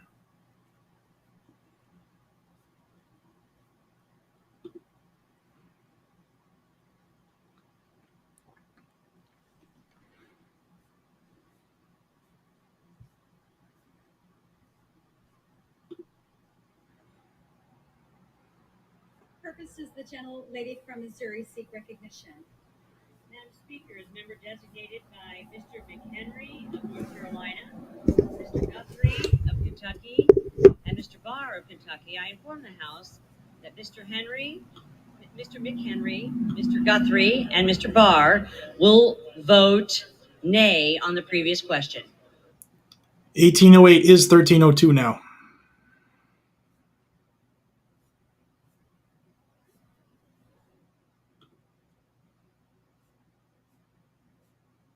Purpose does the gentleman from West Virginia seek recognition? As a member designated by Mrs. Miller of West Virginia, I inform the House that Mrs. Miller will vote nay on the previous question. For what purpose does the gentlelady from Texas seek recognition? Madam Speaker, as a member designated by Ms. Leger Fernandez of New Mexico and Jackie Spear of California, I inform the House that these members will vote yes on the previous question. For what purpose does the gentleman from Tennessee seek recognition? Madam Speaker, as the member designated by Mr. Dusty Johnson of South Dakota, I inform the House that Mr. Johnson will vote nay on the previous question. Thank you. For what purpose does the gentlelady from Florida seek recognition? Madam Speaker, as the member designated by members Rice, Lawson, Christ, Smith, Deutsch, and Maloney, Carolyn, I inform the House that these members will vote yay on ordering the previous question.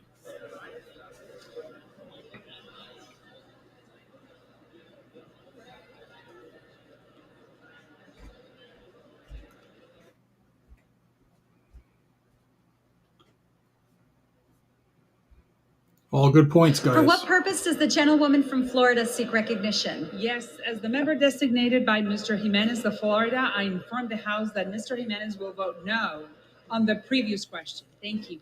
Thank you, Doug. For what purpose does the gentleman from Colorado seek recognition?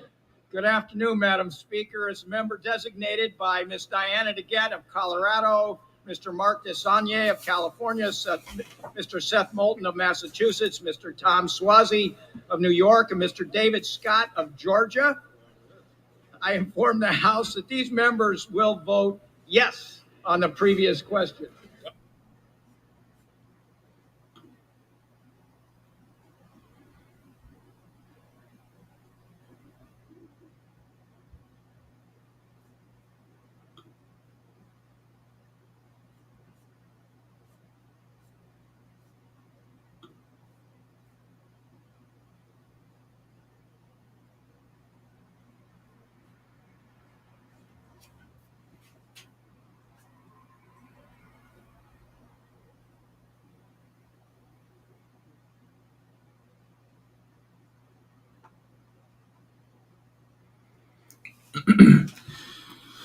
In the downtime, hit the link in my pinned comment, please, and head over to Instagram real quick and give that a like, please, if you could.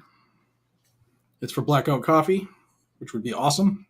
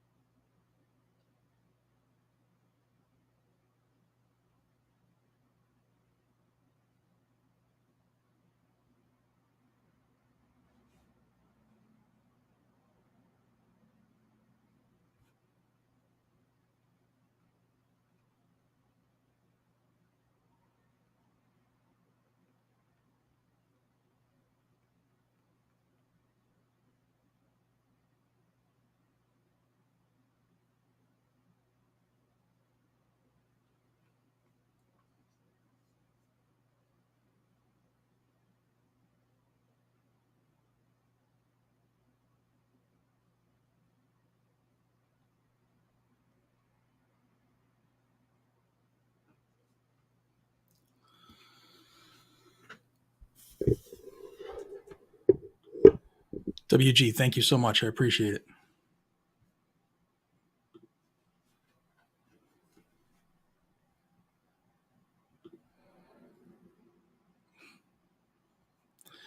So happy to violate the Constitution. Isn't that funny?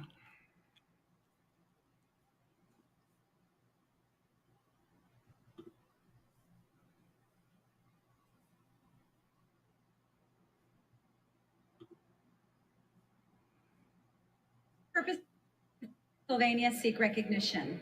Madam Speaker, as the member designated by Dr. Joyce of Pennsylvania, Ms. Stefanik of New York, Mr. Comer of Kentucky, and Dr. Miller Meeks of Iowa, I inform the House that Dr. Joyce, Dr. Meeks, Ms. Stefanik, and Mr. Comer will be voting no on the previous question.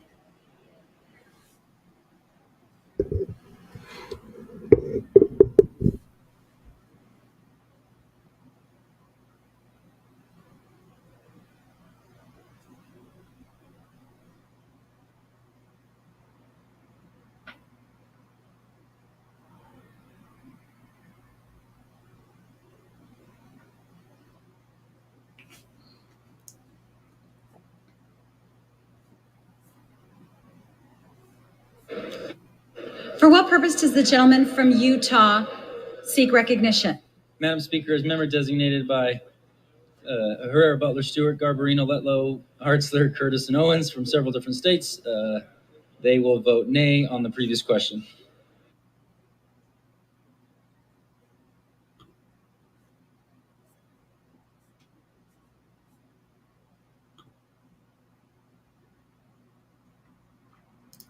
Party line so far, Nick.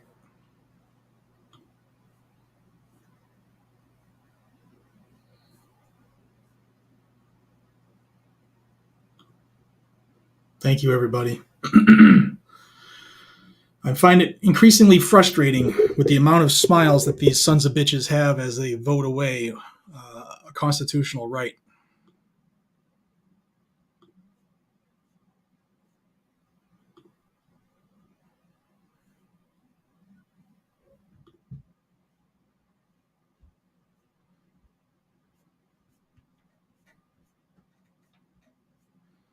Emmett, you're right. Probably won't. It's the probably part that bothers me.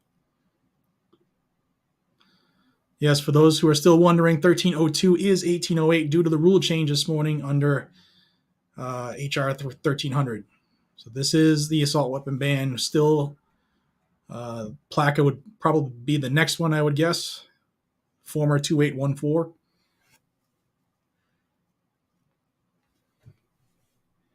Can I explain Tulsi being anti-2A?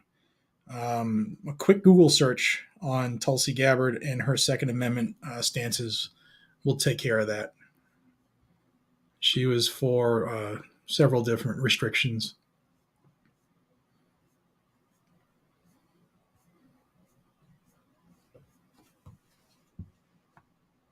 Why the change? Because it was a rule change to get these on the floor today. Because the current rules, or the real rules that they amend all the time, is that once a bill comes through the Rules Committee, there's 24 hours before it's scheduled to give people time to get what they need for their debates, stuff like that.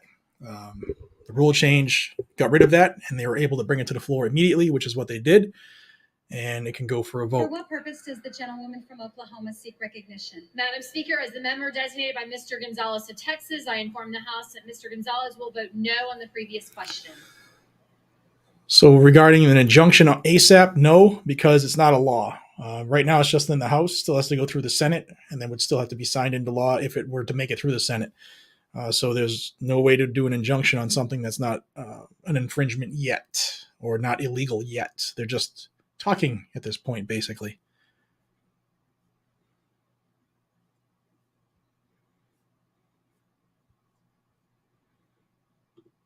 Thank you, Dwayne. Thank you all. PLACA is the next one. Well, is a bill following this. I don't know if it's the next one. We'll have to see. John Dieter, I'm right with you. Thank you.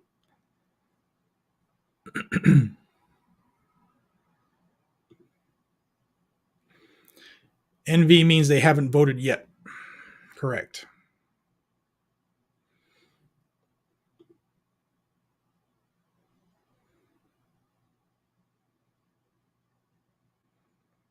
It was 214 or 216. They'll get it.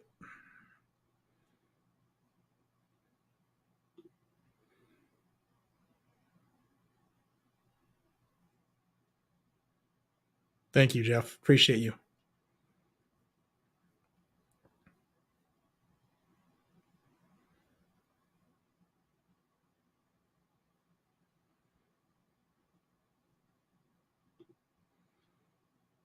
True.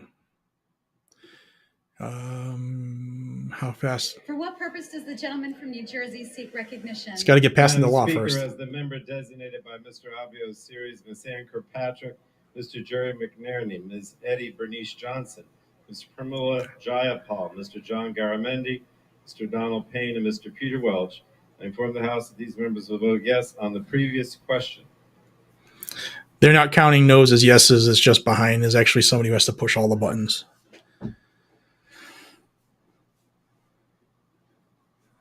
Yes, I believe we're there.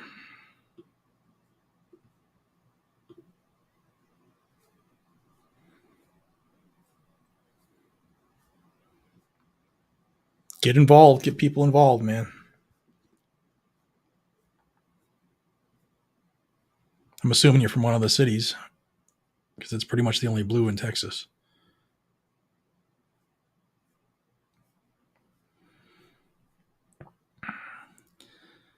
Six and a half hours, guys. Thanks for staying with me. I am exhausted. For what purpose does the gentleman from Texas seek recognition?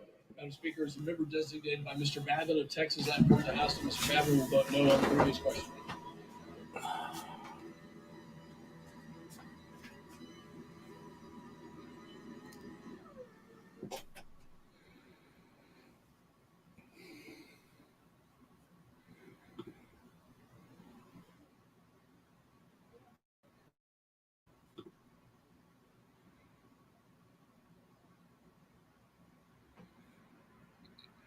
Chris, we'll find out. That's what we're watching. It probably will pass the House, which is why Nancy Pelosi scheduled it. She typically is not one to schedule something she'll take a loss on. That's just been her MO throughout her entire career as Speaker.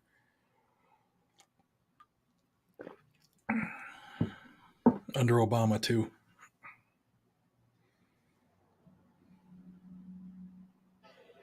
What purpose does the gentleman from North Carolina seek recognition? Pursuant to House Resolution 965, I inform the House that Lauren Boebert will vote no. Lauren Boebert didn't even walk into the chamber, huh? That's disappointing. Thank you, Kevin. Anthony, thank you. I appreciate you all being here. This is exhausting, to be honest with you, listening to this dribble. Thank you all for being here. It's humbling. For what purpose does the gentleman from Maryland seek recognition? Madam Speaker, as a member designated by Mr. Boyle, Mr. Ruppersberger, Ms. Trahan, Mr. McEachin, Ms. Newman, and Mr. Mondare Jones, I inform the House these members will vote yes on the previous question. Gentleman from Indiana seek recognition. Madam Speaker, as a member designated by Mr. Gibbs from Ohio, I inform the House that Mr. Gibbs will vote nay on the previous question. What purpose does the gentlelady from New York seek recognition? Madam Speaker, as a member designated by Representative Mr. Jeffries of New York pursuant to House Resolution 8, I inform the House that Representative Jeffries will vote yes on the motion to move the previous question on H.R. 1302. Purpose does the gentleman from Florida seek recognition? Madam Speaker. All right, I'm going to turn that down. I'll address this again because I get it. I've gotten it a couple times. We talked about it a few times. I in my heart of hearts believe it's not going to get 60 votes in the Senate, but I don't trust them because I've been watching this stuff for over a decade and I've seen them pull some pretty shady stuff to get stuff done that is an extreme agenda item. Assault weapon ban is an extreme agenda item. They've been fighting this since the sunset in 2004. They've been fighting for one. Dianne Feinstein in the Senate has submitted one every single year. So there are still avenues in which it could pass the Senate. I think they are very slim, but because that is as it may, I am keeping a watch. I'm not going to be one who says it's dead in the Senate because nothing is dead in the Senate until it is dead in the Senate. So with that said, how long does it take to get to the Supreme Court? Depends. Will it be an immediate injunction? Will it allow it to flounder its way through the system? Start at the district level, then the appellate level, and a 3-judge panel, then an en banc, and then to the Supreme Court. Could be quick, could be a long time. And that's the frustrating part of our checks and balances because they're there for a reason, but they don't work as fast as we would like because they're supposed to take time so that you can't fundamentally change the country lickety split. So good question. I think it's 216 is what we're looking at. It's been a long day. I think it's 216. They're going to get it. Unless we start seeing some Democrats vote no to the tune of 4 and 1 Republican vote. Well, actually, if no Republicans vote and all of the Democrats vote yes, it'll pass. If 5 decide to vote nay on the Democrat side, it won't pass. But I don't think you're going to see 5 vote no.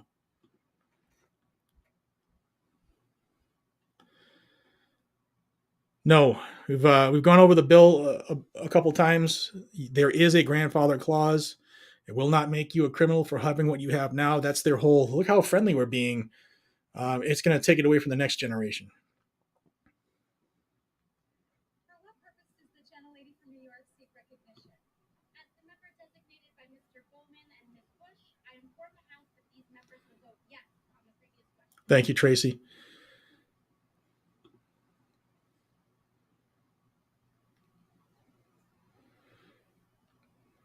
If that's what FPC put out, that's good. As far as maybe the Senate side, absolutely. But I'm watching it right now live, and I haven't seen any Democrats vote no yet. So I guess it's going to play out in front of us.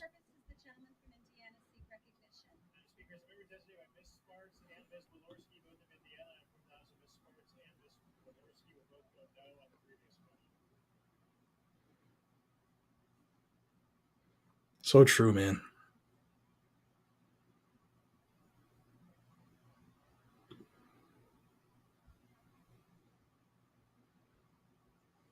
So true. Yeah, I believe it dies. I truly believe it dies in the Senate, but there are ways for it to pass still. Just like everybody was saying that the red flag was dead. Red flag, even CNN said red flag bill is dead. Guess what passed? This is 1808, the assault weapon ban vote.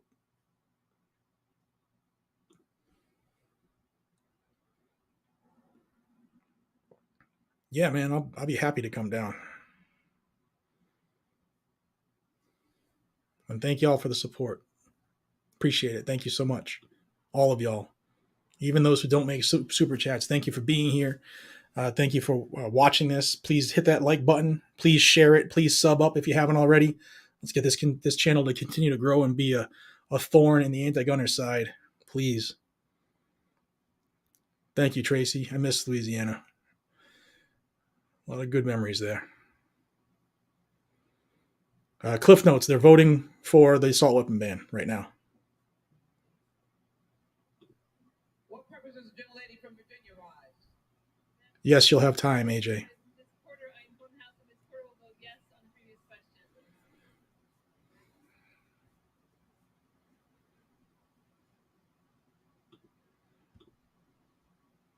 Thank you, C2.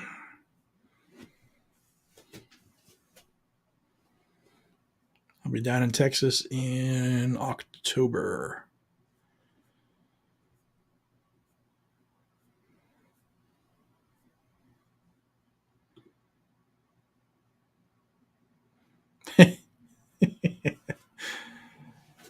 Thank you. Appreciate you, man. This is one of the things I have dedicated myself to because this needs to be done. And as much as it hurts and pains us all to watch it and listen to it, someone has to do it. And I, oddly enough, enjoy doing it. Thank you, Brandon. Currently nothing.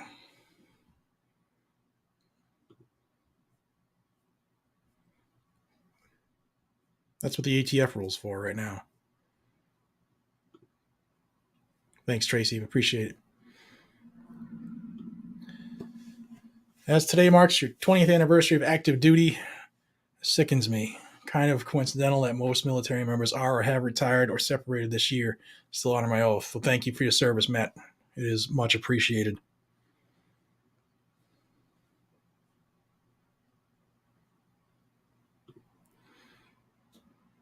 People are asking about the Tennessee range events, so hit each other up.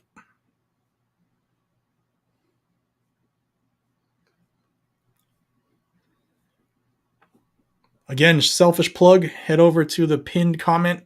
It's a Blackout Coffee Instagram post. We're trying to get enough interest in a 1 year's supply of coffee in a gift crate for the holidays. If you can give that a like, please. It would really mean a lot to us.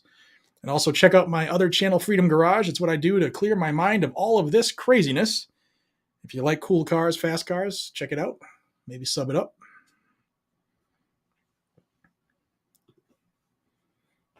Thank you, Jared. That's a cool name. Gentlewoman from Florida rise. Inform the House that Mr. Jimenez will vote no on the previous question.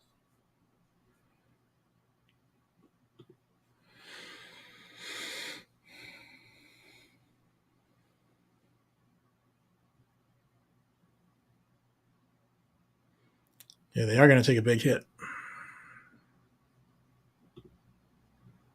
Thank you, Sean. Squid Monkey. Seeing live as the downfall of American citizens to become American subjects. Remember 1775. Thank you for all you do. Thank you.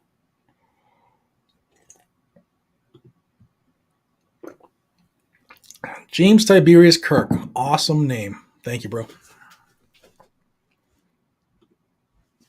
Yeah, they would be very pissed off right about now, wouldn't they? They wouldn't have allowed their Congress to get like this for the last 30 years, 40 years. It's not just today. Thank you, Dinosaurus Rex, another fantastic name.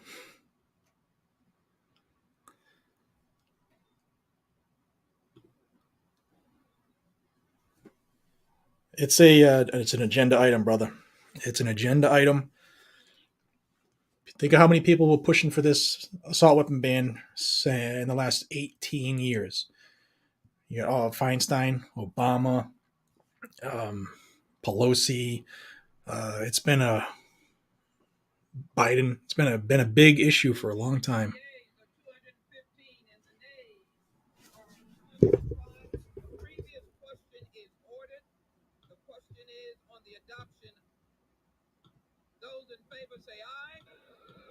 Those opposed, no. It's adopted. In the opinion of the chair, the ayes have. Purpose of the gentleman from Pennsylvania rise. Thank you, Madam Speaker. On that, I'd request the yeas and nays. Yeas and nays are requested. Those favoring a vote by the yeas and nays will rise. A sufficient number having risen, the yeas and nays are ordered. Members will record their votes by electronic device. This is a 5-minute vote. For what purposes, gentlemen from North Carolina rise? Madam Speaker, as a member designated by Congresswoman Boebert of Colorado, I inform the House that Congresswoman Boebert will vote no. What purposes, gentlelady from Michigan rise? Member designated by Ms. Tlaib and Ms. Omar inform the House that these members will vote yes on HRS 1302. For what purposes, gentlemen from Pennsylvania rise? Madam Speaker, as the member designated by Miller Meeks of Iowa, Comer of Kentucky, Stefanik of New York, and John Joyce of PA, I inform the House that those members will be voting no on agreeing to the resolution. What purposes, gentlewoman from Texas rise? Madam Speaker, as a member designated by Ms. Spira of California and Ms. Legger Fernandez of New Mexico, I inform the House that these members will vote yes on the House Res 1302. Thank you, Madam Speaker. For what purposes, gentlemen from Indiana rise? Madam Speaker, as member designated by Ms. Walorski and Ms. Sparks, both of Indiana, I inform the House that Ms. Walorski and Ms. Sparks will both vote no on the previous question. For purposes, gentlemen from Michigan rise? Madam Speaker, as the member designated by Mr. Neal of Massachusetts, I inform the House that Mr. Neal will vote yes on HRES 1302. Gentleman from Ohio rise. Madam Speaker, as the member designated by Mr. Wenstrup of Ohio and Mr. LaHood of Illinois, pursuant to House Resolution 8, I inform the House that Mr. Wenstrup and Mr. LaHood will vote nay on the adoption of the rule. For what purposes, gentlemen from Georgia rise? Madam Speaker, as a member designated by Ms. Macbeth of Georgia, pursuant to HRES 8, I inform the House that Ms. Macbeth will vote yes on HRES 1302. What purposes, gentlewoman from Oklahoma rise? Madam Speaker, as the member designated by Mr. Gonzalez of Texas, I inform the House that Mr. Gonzalez will vote no on the previous question. What purposes, gentlewoman from Virginia rise? Madam Speaker, as a member designated by Ms. Porter, I inform the House that Ms. Porter will vote yes on HRES 1302. Purposes, gentlemen from Texas rise. Speaker, person as member designated by Mr. John Carter of the great state of Texas, Kate Raines of the great state of Texas, Jordan Ailes of the great state of Texas, I inform the House they all vote no on the rule. What purposes, gentlewoman from New York rise? Madam Speaker, as the member designated by Representative Mr. Jeffries of New York pursuant to House Resolution 8, I inform the House that Representative Jeffries will vote yes on H.R. 1302. What purpose does the gentleman from Michigan rise? Madam Speaker, as the member designated by Mr. Cacco of New York, Mr. Gonzalez of Ohio, Mr. Rice of South Carolina, I inform the House Mr. Gonzalez, Cacco, and Rice will vote nay on the rule. For what purpose does the gentleman from New Jersey rise? Madam Speaker, as the member designated by Mr. Alveo Series, Ms. Ann Kirkpatrick, Mr. Jerry McNerney, Ms. Eddie Bernice Johnson, Ms. Pramila Jayapal, Mr. John Garamendi, Mr. Donald Payne, and Mr. Peter Welch. Inform the House that these members will vote yes on H.Res. 1302. For what purposes does the gentleman from Madam Speaker, as a member designated by Mr. Stuvey of Florida, I inform the House. Back last night, Roger. I did a live video on it at about 9:30. For what purposes the gentleman from Florida rise? Madam Speaker, as the member designated by Mr. Cardenas, I inform the House that Mr. Cardenas will vote yay on H.Res. 1302. For what purposes does the gentleman from Indiana rise? As a member designated by Mr. Gibbs of Ohio, I inform the House that Mr. Gibbs will vote nay on the rule. What purpose does the gentlewoman from Florida rise? Madam Speaker, as the member designated by Ms. Carolyn Maloney of New York, Christ, Smith, Deutsch, Lawson, and Rice, I inform the House that these members will vote yay on H.Res. 1302. What purpose does the gentleman from Louisiana rise? Madam Speaker, as the member designated by Congressman Mike Johnson of Louisiana, I inform the House that Congressman Johnson will vote no on H.Res. 1302. What purpose does the gentleman from Rhode Island rise? Madam Speaker, as the member designated by Ms. Sewell of Alabama, I inform the House that Ms. Sewell will vote yes on H.Res. 1302. For what purposes does the gentleman North Dakota rise? Madam Speaker, as the member designated by Mr. Taylor from Texas and Ms. Maliatakis from New York, I inform the House that they will vote no on the rule. What purpose does the gentlewoman from New York rise? As a member designated by Ms. Bush and Mr. Bowman, I inform the House that these members will vote yes on H.Res. 1302. What purpose does the gentleman from Missouri rise? As the member designated by Mr. Crawford of Arkansas, I inform the House that Mr. Crawford will vote no. What purposes does the gentleman from California rise? Madam Speaker, as member designated by Congress members Cahaley, Mike Thompson, Andy Levin, Bordeaux, Vargas, Swalwell, Richie Torres, and Henry Cuellar, I inform the House that these members will vote yes on H.Res. 1302. What purpose does the gentleman from Missouri rise?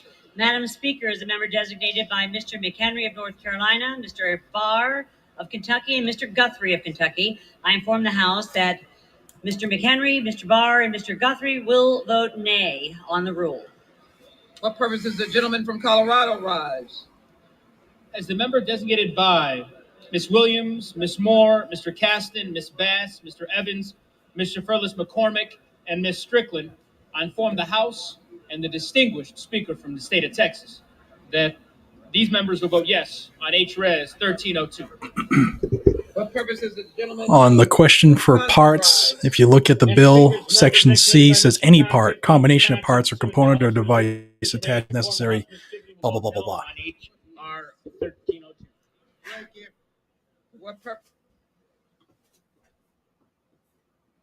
What purpose does the gentlewoman from Illinois rise? As the member designated by Ms. Blunt Rochester, Mr. Beasy, pursuant to House Resolution 8, I inform the House that Ms. Blunt Rochester, Mr. Beasy will vote yes on H.R. 1302.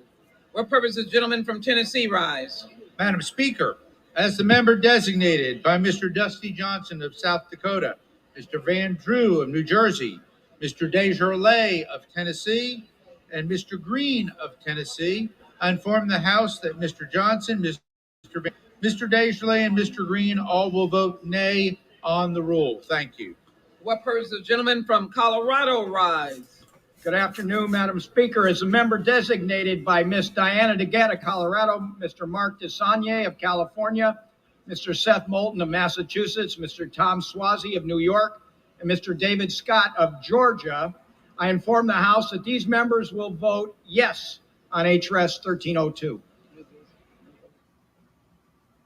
What purposes does the gentleman from Utah rise? Madam Speaker, as member designated by Herrera, Butler, Stewart, Garbarino, Letlow, Hartzler, Curtis, Owens from several states across the country, I inform the House that they will all vote nay on the rule. What purposes does the gentleman from Maryland rise? Madam Speaker, as a member designated by Mr. Boyle, Mr. Ruppersberger, Ms. Trahan, Mr. McEachin, Ms. Newman, and Mr. Jones, I inform the House each member will vote yes on House Res 1302. For what purposes does the gentleman from South Carolina rise? Madam Speaker, as a member designated by Mr. Byron Donalds from Florida, I inform the House that Mr. Donalds will vote nay on the rule. What purposes, gentleman from Texas, rise? Madam Speaker, as a member designated by Mr. Babin of Texas, I inform the House that Mr. Babin will vote no on the rule.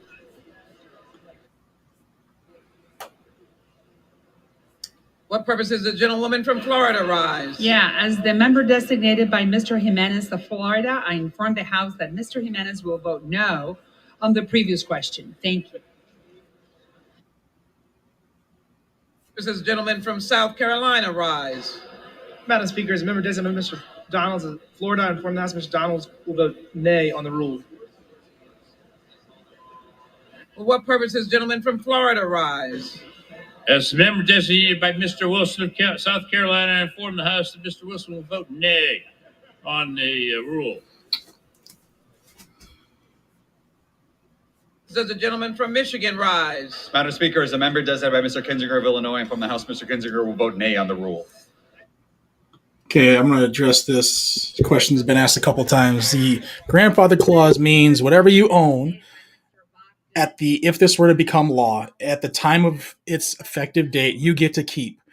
And it could be transferred as long as a background check is done prior to the sale, and that the FFL, or the licensed gun dealer, must make sure that it's a grandfathered firearm before it can be transferred. If it's not a grandfathered firearm, then it can't be transferred. And the newly manufactured high-capacity magazines must display a serial number identification. So they want new standard mags will have to be serialized if this were to become law. Again, if this were to become law. Also, As the member designated by Mrs. Miller of West Virginia, I inform the House that Mrs. Miller will vote nay on the rule. you can keep. I'm waiting for this clown to stop. All right, the bill permits continued possession of, but prohibits the sale or transfer of the grandfathered standard capacity magazine. So, if you have a grandfathered firearm, if this becomes law, you'll be able to transfer it as long as the gun dealer proves that and checks that it's grandfathered, which means it would have to be registered in order for them to know that.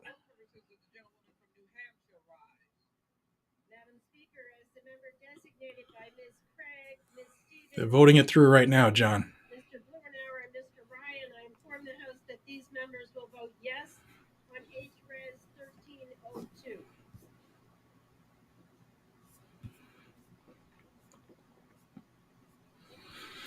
Saw a couple of people asking why they're revoting. They asked for the yeas and nays, which is a roll call vote, so that we'll be able to pull up the vote in a couple hours and see exactly who voted yes and exactly who voted no.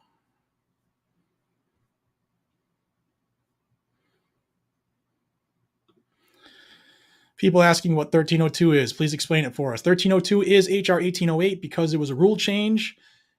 At HR 1300, the rules were changed for this 1808 as well as 2814. They're renumbered because they're under that rule change. That's all.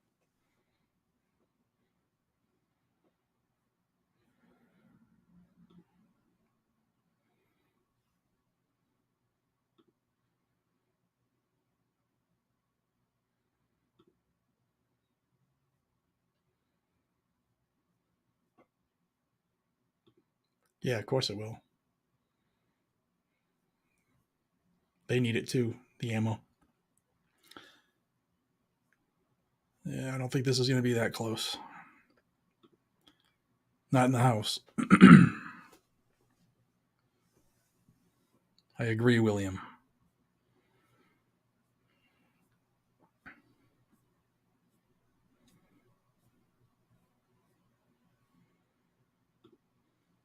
Thank you, Pat.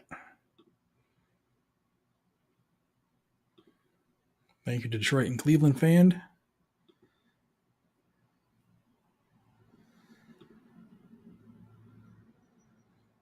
Yes, if this passes, it's bad. It's an assault weapon ban. This is a good bill. If you are clueless about American rights, yes. Because the next right they're coming for, once America doesn't have protection, is yours, whatever one you cherish.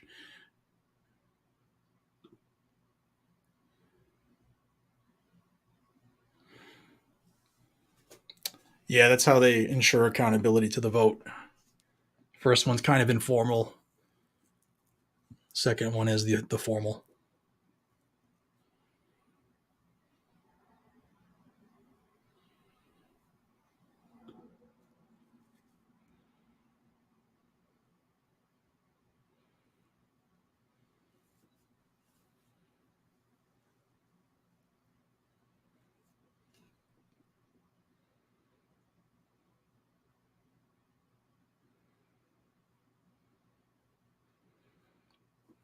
What do y'all think about this modern sporting rifle term? I hate it.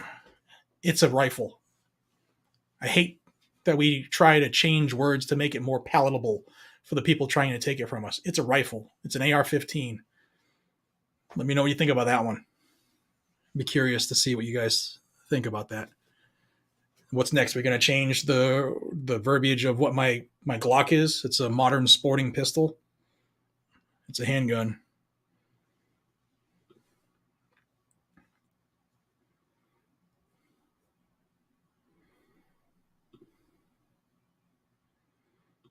Okay, I just want to make sure it wasn't me. It's been a long day, so you have to bear with me. I'm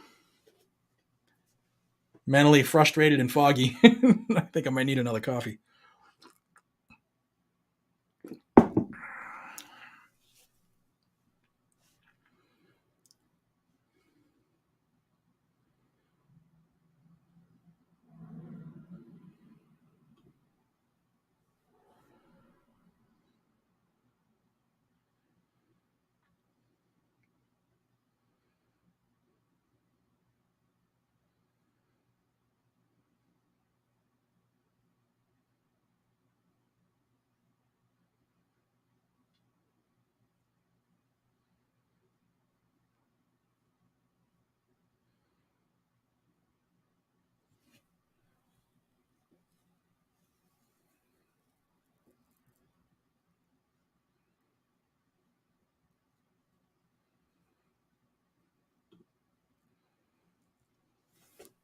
Thank you. 216, that's the number. That's what they need.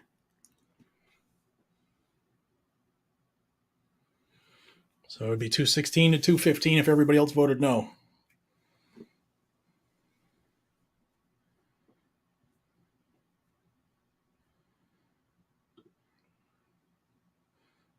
Thank you.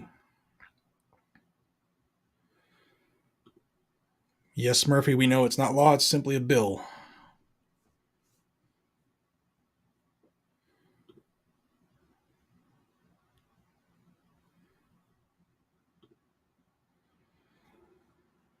It's not, still got to go through the Senate. It's probably going to die in the Senate, is the hope, as long as people in the Second Amendment community get vocal and take action and do what they're supposed to do. Then I don't think it passes in the Senate. What happens next? Passes the House, then it goes to the Senate. They're going to need to overcome filibuster. R211. The resolution is adopted. Without objection, the motion to reconsider is laid on the table.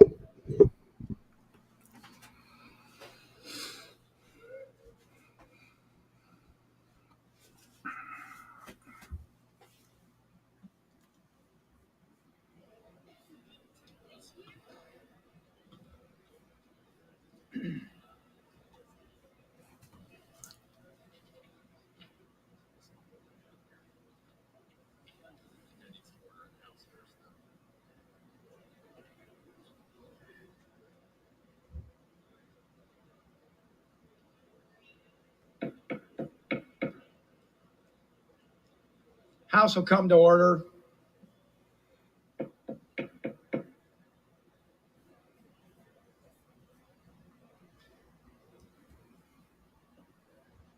For what purpose does the gentleman from New York seek recognition?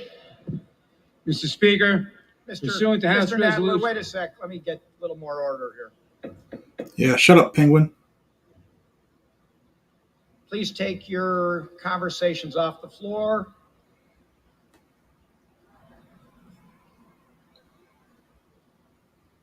Gentleman from New York is recognized. Mr. Speaker, pursuant to House Resolution 1302, I call up H.R. 1808. Here we go. This is the last bit. Ban of 2022 and ask for its immediate consideration in the House. All right. The clerk will report the title. Let me explain what's going on, guys, for those who have asked. We just voted to take up the bill. They're going to now talk more about the bill. That was the rule change section, 1302. Now they're going to debate the actual bill, and at the end of this will be the actual vote. My hope is that more of the Republicans show up instead of tweeting outside of the building like I just saw some of them do. Lauren Boebert. 117-60, modified by the amendment printed in House Report 117-448, is adopted, and the bill as amended is considered as read. The bill as amended shall be debatable for 1 hour, equally divided and controlled by the chair and ranking minority member of the Committee on the Judiciary or their respective designees. The gentleman from New York, Mr. Nadler, and the gentleman from Ohio, Mr. Jordan, will each control 30 minutes. The chair recognizes the gentleman from New York. Mr. Speaker, here we go. I ask unanimous consent that all members may have 5 legislative days in which to revise and extend their remarks and insert extraneous material on H.R. 1808. Objection. I'm going to ask my friends in the chamber to please take your conversations outside so that we can hear the debate on this matter. Gentleman's recognized. Mr. Speaker, I yield myself such time as I may consume. Mr. Speaker, today we take another step to advance historic gun violence prevention legislation. H.R. 1808, the Assault Weapons Ban Act of 2022, restores and updates the prior assault weapons ban that kept weapons of war out of our communities for a decade before Republicans opposed its renewal. As we have learned all too well in recent years, assault weapons, especially when combined with high-capacity magazines, are the weapon of choice for mass shootings. These military-style weapons are designed to kill the most people in the shortest amount of time. Quite simply, there is no place for them in our streets. In 1994, we banned these killing machines, and countless lives were saved. But that ban was allowed to lapse 10 years later. And since then, we have seen the predictable results. Mass shootings have increased exponentially. In our public spaces, schools, movie theaters, supermarkets, houses of worship, parades, you name it, have all become vulnerable to attack. Uvalde, Parkland, Tree of Life Synagogue. How many more mass shootings must we endure? When will we learn? Well, I hope we're starting to learn today. I hope we're starting to learn today indeed. The assault weapons ban would prohibit the sale, manufacture, transfer, or possession of semi-automatic assault weapons and large-capacity ammunition feeding devices.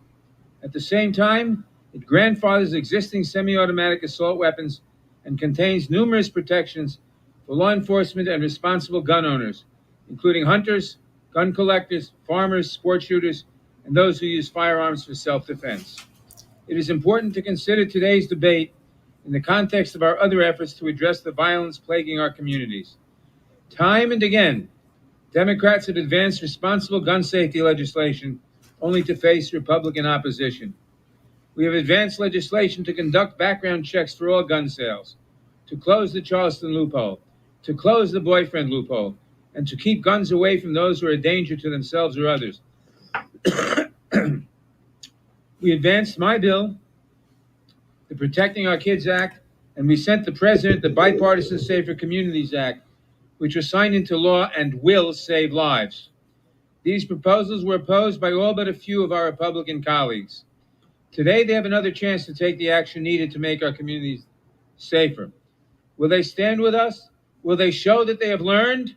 Or will they stand with an industry that right now is promoting a weapon to civilians as powerful enough to shoot through bulletproof vests? Will our Republicans choose to defend the weapons of choice for mass murderers and those who seek to target law enforcement? Or will they choose to defend Americans who simply want to go to school, to go shopping, to march in a parade, or to go to a movie theater without the fear of having a target on their back? It's an easy choice for me. I want to thank Congressman Cicilline for his leadership on this important legislation. I urge all of my colleagues to join me in supporting it, and I reserve the balance of my time.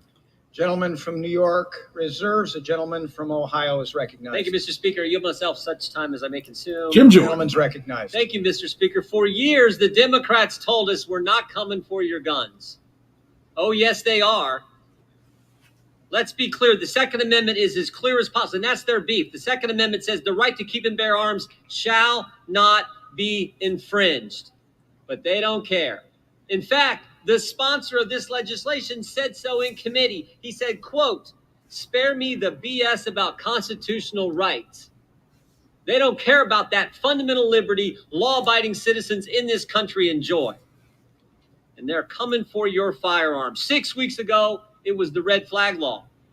You know, where someone who doesn't like you can report you to law enforcement or to a judge. There's a hearing that you can't be at, your counsel can't be present, you haven't been charged with the crime, but they can take your firearm. They can take your property, they can take away your Second Amendment liberties, and then you have to petition for a subsequent hearing to get that right back, and you have done nothing wrong and have not been charged with the crime. Then House Democrats passed the unconstitutional legislation that said 18 to 20-year-olds can't purchase a firearm. They can fight for our country, but they can't purchase a firearm. And today they're coming for your guns. 24 million of them. That's right. 24 million AR-style rifles are in the hands of law-abiding Americans today as we speak, and those individuals will not be able to sell or transfer that property. In the Heller case, the Supreme Court made clear that the Second Amendment protects firearms in common use at the time. During the markup, Representative Bishop asked the chairman, quote, is it the point of the bill to ban weapons that are in common use in the United States today? And the chairman said, the problem is that they are in common use. Yes, so this is the goal, and this is why it's unconstitutional. It couldn't be any clearer. Democrats don't care what the Constitution says. Fortunately, courts are correctly applying the Constitution. Last week, a federal district court judge in Colorado, who was appointed by President Obama, issued a temporary restraining order against the town of Superior, Colorado, to prevent it from implementing an assault weapon ban. The judge wrote, plaintiffs have stated that semi-automatic weapons, as well as magazines that hold more than 10 rounds, are commonly used by law-abiding citizens for lawful purposes, and therefore cannot be banned. And guess what this bill will do? It won't make communities safer. Won't make them safer at all. In fact, in the Heller case, the Supreme Court said, Second Amendment protects firearms in common use at the time, and also said this, quote, for lawful purposes like self-defense.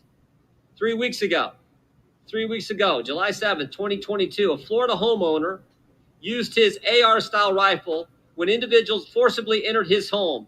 After the homeowner opened fire, the individuals immediately fled. When asked if the homeowner would face charges, the Escambia County Sheriff Chip Simmons said, quote, absolutely not. The homeowner is protecting himself, and in Florida, you can do that. You can protect yourself. Democrats tried this ban before. It didn't work. It won't work now. And you know what it will do? It'll make communities, I think, less safe. What will make communities safer, though, is if Democrats stop defunding the police, stop cashless bail, start prosecuting criminals. They're taking away firearms used for self-defense by law-abiding Americans. This bill is wrong. It will make communities, I think, less safe, and it's unconstitutional. Mr. Speaker, we reserve. Gentleman from Ohio reserves. The gentleman from New York is recognized. Mr. Speaker, I now yield 1 minute to the distinguished Speaker of the House, the gentlelady from California, Ms. Pelosi. Oh, boy. The gentlelady from California, Ms. Pelosi, is recognized for 1 minute. Thank you, Mr. Speaker. I thank the gentleman for yielding and for his great leadership. Mr. Speaker, each year, more children die from gun violence than any other cause. Cancer, auto accidents, any other cause. What? Our nation has watched in unspeakable horror as assault weapons have been used in massacre after massacre in communities across the country. And disturbingly, so many of these mass shootings have targeted our precious children in their schools, at the movies, at the malls, and throughout our communities. That is why I rise today in strong support in reinstating the assault weapons ban, a long overdue step to get deadly weapons off our streets. Make no mistake, we know that an assault weapon ban can work because it has worked before. For 10 years, from 1994 to 2004, our families were protected by a strong assault weapon ban, strongly championed in the Senate by then Senator, now President Joe Biden. Chuck Schumer led the way over here, Dianne Feinstein in the Senate. I was a relatively new member of Congress who was whipping with this legislation. It made us all very, very proud. More importantly, it saved many lives. During that time, we witnessed gun crime with assault weapons drop by up to 40%. Let me repeat, gun violence by assault weapons reduced by 40%. Meanwhile, since the ban expired, the number of mass shooting deaths has grown by nearly 500%. And it's particularly sickening to now see these same deadly weapons, are you ready for this, being marketed to children. Here's an advertisement for a JR-15 designed to be a so-called smaller, safer, lighter version of the horrific AR-15, which has been used to murder so many of their playmates and friends. Look at this, these little skulls with ponytails on that. The manufacturer stated that their goal was to develop a shooting platform that was not only sized correctly, but also looks, feels, and operates just like mom and dad's gun.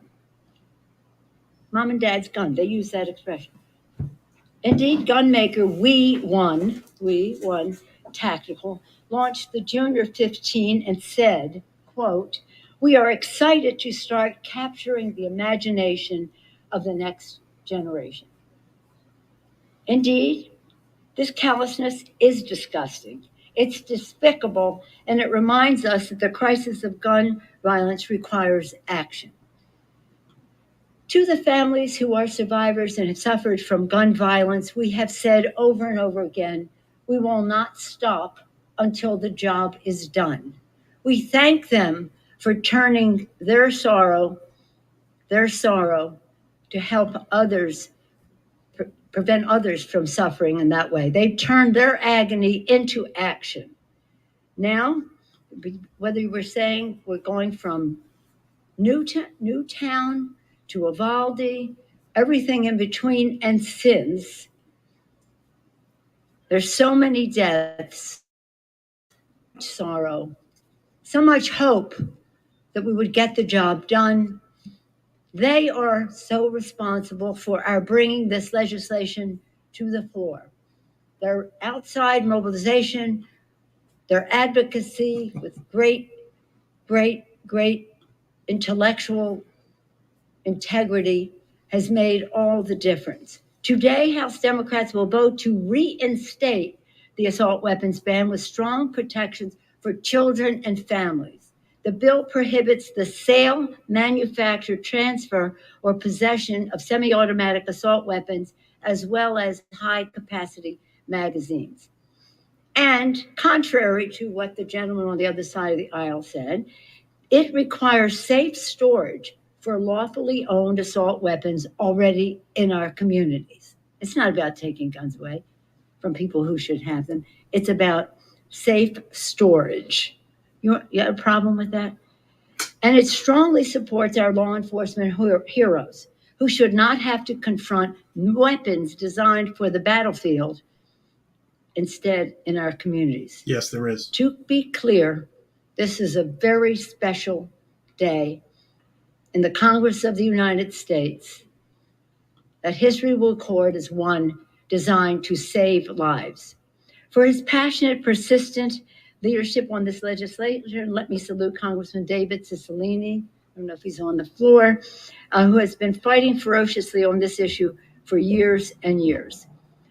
To Lucy McBath, who has been, again, a member of the Committee of Jurisdiction, an intellectual resource, a strategic thinker, and inspiration to all of us who turned her personal grief into action and makes a difference.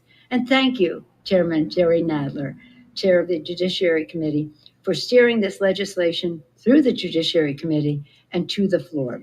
And also, I want to recognize, once again, President Joe Biden's longtime leadership on this issue and the beautiful words he expressed about this when we were celebrating the bipartisan safety bill recently. Mr. Speaker, all those who have had the privilege of serving in this hallowed halls take a solemn oath to the American people. At the heart of our oath is our duty to protect and defend. To protect and defend the Constitution, the American people. With this legislation, we honor this foremost responsibility. Do you though? And when the House returns in August, we will bring to the floor a robust public safety package beyond this. Let me be clear. House Democrats are for people over politics. And say to our friends in this body and down the hall and wherever they are, your political survival is insignificant compared to the survival of children who are at the mercy of these guns. We believe that every American deserves to live in a safe community where they and their families can thrive. That's why Democrats are funding our police while making reforms for better law enforcement training and accountability as we give the police the tools they need to prevent crime. We are so proud of the work done by ABC Chair Joyce Beatty, working with Representatives Josh Gottheimer and Abigail Spanberger to make historic legislation that has prioritizing meeting the needs of our law enforcement officers while at the same time having accountability. That is historic. We haven't passed that before. And I'm more confident than ever that we will pass a package rooted in two of the Democrats' most cherished values: justice, safety. I urge my colleagues to support the assault weapons ban, recognizing again that the survival of our children is more important than the political survival of any of us. And with that, I urge a strong and hopefully bipartisan vote to put people over politics by reinstating the assault weapon ban, and I yield back the balance of my time. Gentlelady from You did hear us say more gun control. Yields back. The in gentleman August. from New York reserves. The gentleman from Ohio is recognized. Thank you, Mr. Speaker. I yield 2 minutes to the gentleman from North Carolina, Mr. Hudson. Gentleman's recognized. Mr. Speaker, I rise today in opposition to H.R. 1808, the assault weapons ban of 2022. Here they go again. Once again, my colleagues across the aisle have rushed to exploit your fear and the pain of victims to rush out a gun control measure that will do nothing to save lives or address the root causes of violence. I say exploit your fear, and I point to the Speaker of the House just stood in this well with a poster that had a toy gun on it and wants you to feel scared about that. Well, I have a 6-year-old son, and he has toy guns. And he knows about muzzle discipline. He knows you don't put your finger on the trigger. He knows you don't point it at people. I'm able to teach my son gun safety and make him safer. You don't live through fear. This and other gun control measures like red flag laws, they make the other side feel better. But today's bill will do nothing but disarm law-abiding citizens. Congress has tried this before. 1994, a 10-year assault weapons ban was first enacted. This ban did not stop violent crime or prevent heart-wrenching tragedies like Columbine. Yes, Columbine happened while we had an assault weapons ban.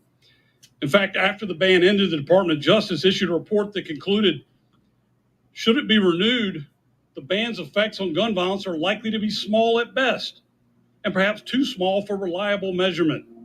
Assault weapons were rarely used in gun crimes even before the ban. That's the Department of Justice.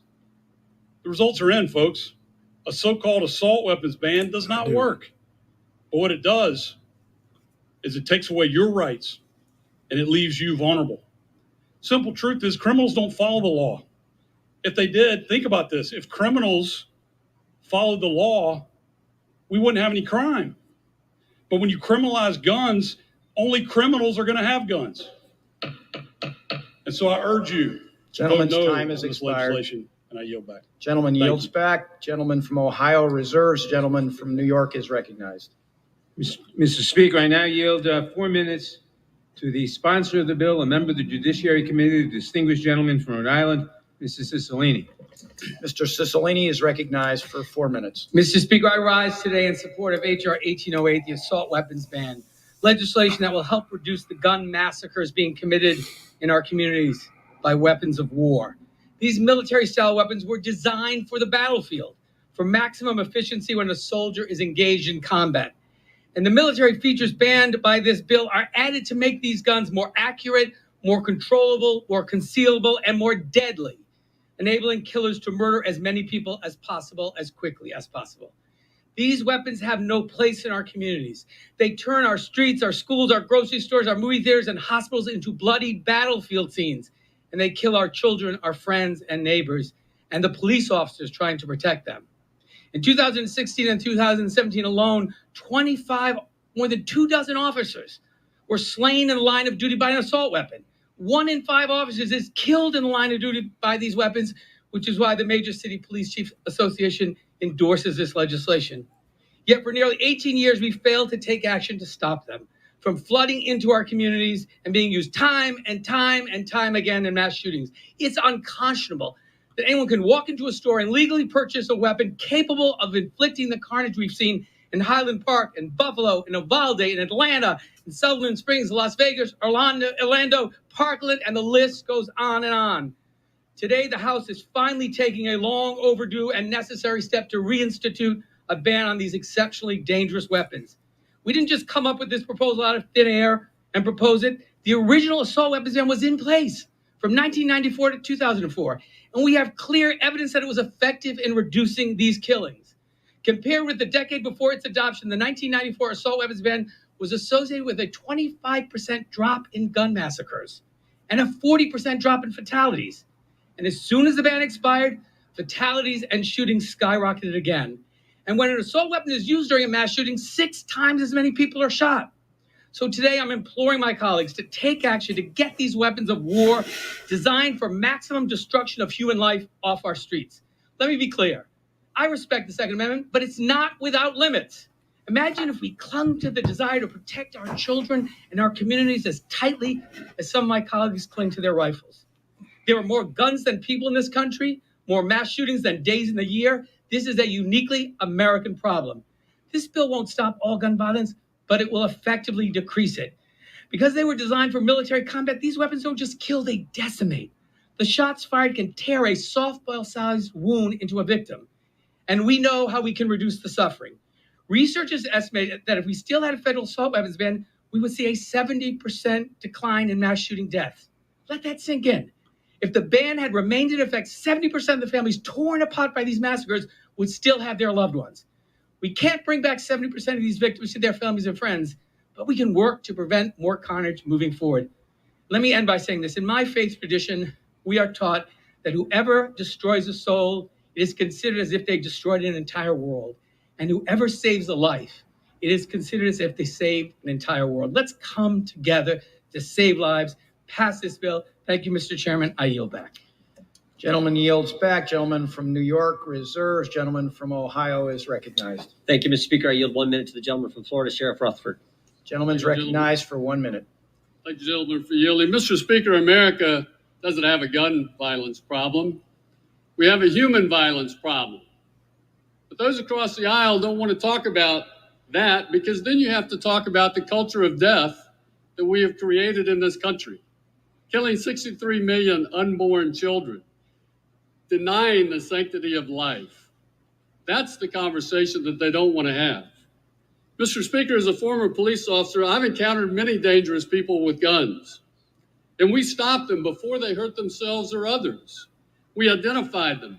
We identified the threats that they were making, and then we were able to intervene and stop those individuals before they became a shooter. That is what we should be focused on. In the wake of these recent tragedies, give law enforcement the tools and resources to stop those who have shown a propensity to become violent. That's what we should be focusing on, not defunding the police, not demoralizing the police, not delegitimizing the police. We should be focused on assisting the police in identifying these individuals who want to commit crime. With that, I yield back. Gentleman yields back. Gentleman from Ohio reserves. Gentleman from New York is recognized. Mr. Speaker, I now yield 1 minute to a member of the committee, the distinguished gentlelady from California, Ms. Lofgren. Gentlelady is recognized for 1 minute. Mr. Speaker, America doesn't have to be the only country where mass shootings occur sometimes daily. You know, sometimes I hear people say, well, it's a mental health problem. I'll tell you what, people have mental health problems in countries all over the world, but only one country has mass shootings the way America does. And we need to have a national answer to this. The killer that killed my constituents at the Gilroy Garlic Festival couldn't buy the assault weapon in California, so he just went over to Nevada and bought it there. We need a national answer. We know it works. When the last ban expired, the number of mass shooting deaths increased by 483%.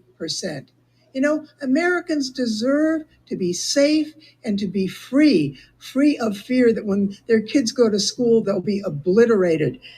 You know, we need to put the American people ahead of politics. We need to put American children ahead of politics. We need to vote yes. I yield back. Gentlelady yields back. Gentleman from New York reserves. Gentleman from Ohio is recognized. Thank you, Mr. Speaker. Yield 2 minutes to the gentleman from Arizona, Mr. Biggs. Is that 2 minutes? 2 minutes. Gentleman from Arizona is recognized for 2 minutes. I thank the gentleman. Mr. Speaker, we do have a culture of human violence. Recently, a 16-year-old young man with 3 felony arrests in the past 4 months violently attacked and attempted to choke a New York subway police officer. He was released without bail. And that is what's happening where you have the left in charge of criminal justice systems. Why do I bring that up? Because that individual punched that police officer more than 20 times in his attempt to basically kill that officer. And personal weapons such as hands, fists, or feet account for 600 homicides in 2019, according to official reports. And 1,476 murders were committed with knives or cutting instruments, and 364 homicides were committed with rifles. You see the distinction here? But where the Democrats are going for, they want to take away someone's constitutional right instead of enforcing the law for people who are violently and criminal violent. They're going to release those people back into your streets. The Supreme Court has held the Second Amendment protects arms in common use. But at markup, Chairman Nadler admitted that the purpose of the bill is to ban firearms that are in common use. Think about that. That does violence to the Constitution. They simply want to ban guns, and this is just another step along that path. At markup, it became very clear that Democrats don't even understand the guns that they are trying to ban. But they don't care, because when they say they want to put politics above people, or that we shouldn't, what they really mean is they're going to. With that, I yield back. Gentleman from Ohio reserves. Gentleman from New York is recognized. Mr. Speaker, I now yield 2 minutes to a member of the Judiciary Committee, the distinguished gentlelady from Texas, Ms. Jackson Lee. Ms. Jackson Lee is recognized for 2 minutes.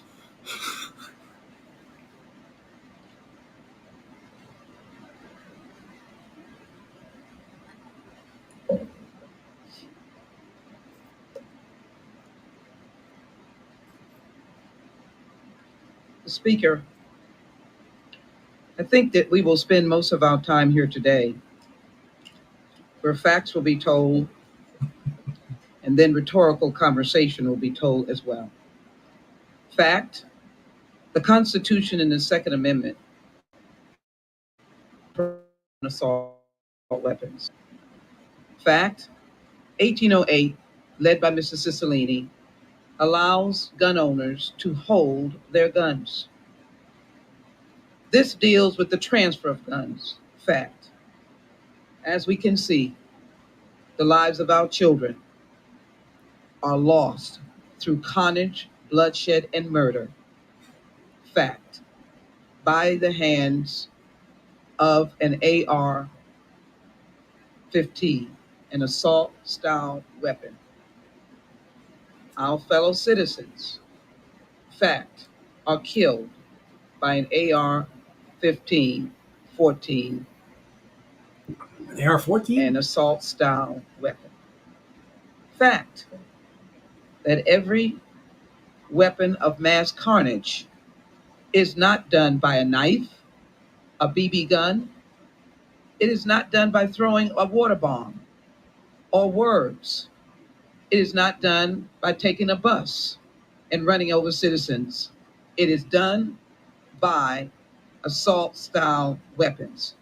So I rise today to support H.R. 1808 because I am tired of a fact of doing nothing. Mayor Bowser has a right to complain about Governor Abbott generating individuals unfairly, unjustly, and wrongly to another jurisdiction. But fact is that these weapons have killed. And so without any concern, we are now offering facts. And anyone that suggests that we are taking guns from good gun owners, we are not. That's unanimous consent to put in the record several articles dealing with the Washington Post, the CBS News, and KXAN. That's unanimous consent. Vote for H.R. 1808. Without objection, gentlelady's time has expired. Gentleman from New York reserves. Gentleman from Ohio is recognized. Mr. Speaker, here's the fact. This bill is unconstitutional. The Supreme Court made clear the Second Amendment protects firearms in common use. This bill has 8 pages of firearms that it bans, including 24 million firearms that American citizens, law-abiding American citizens, possess today. That is the fact. I yield 2 minutes to my good friend from Texas, Mr. Gomert. Mr. Gomert is recognized for 2 minutes. Thank my friend from Ohio. The previous assault weapons ban that was referenced by our speaker, I just want to make sure the record's actually correct. The FBI that kept the data had to admit, as sympathetic as they were to assault weapons ban, that actually it doesn't appear to have really made any difference.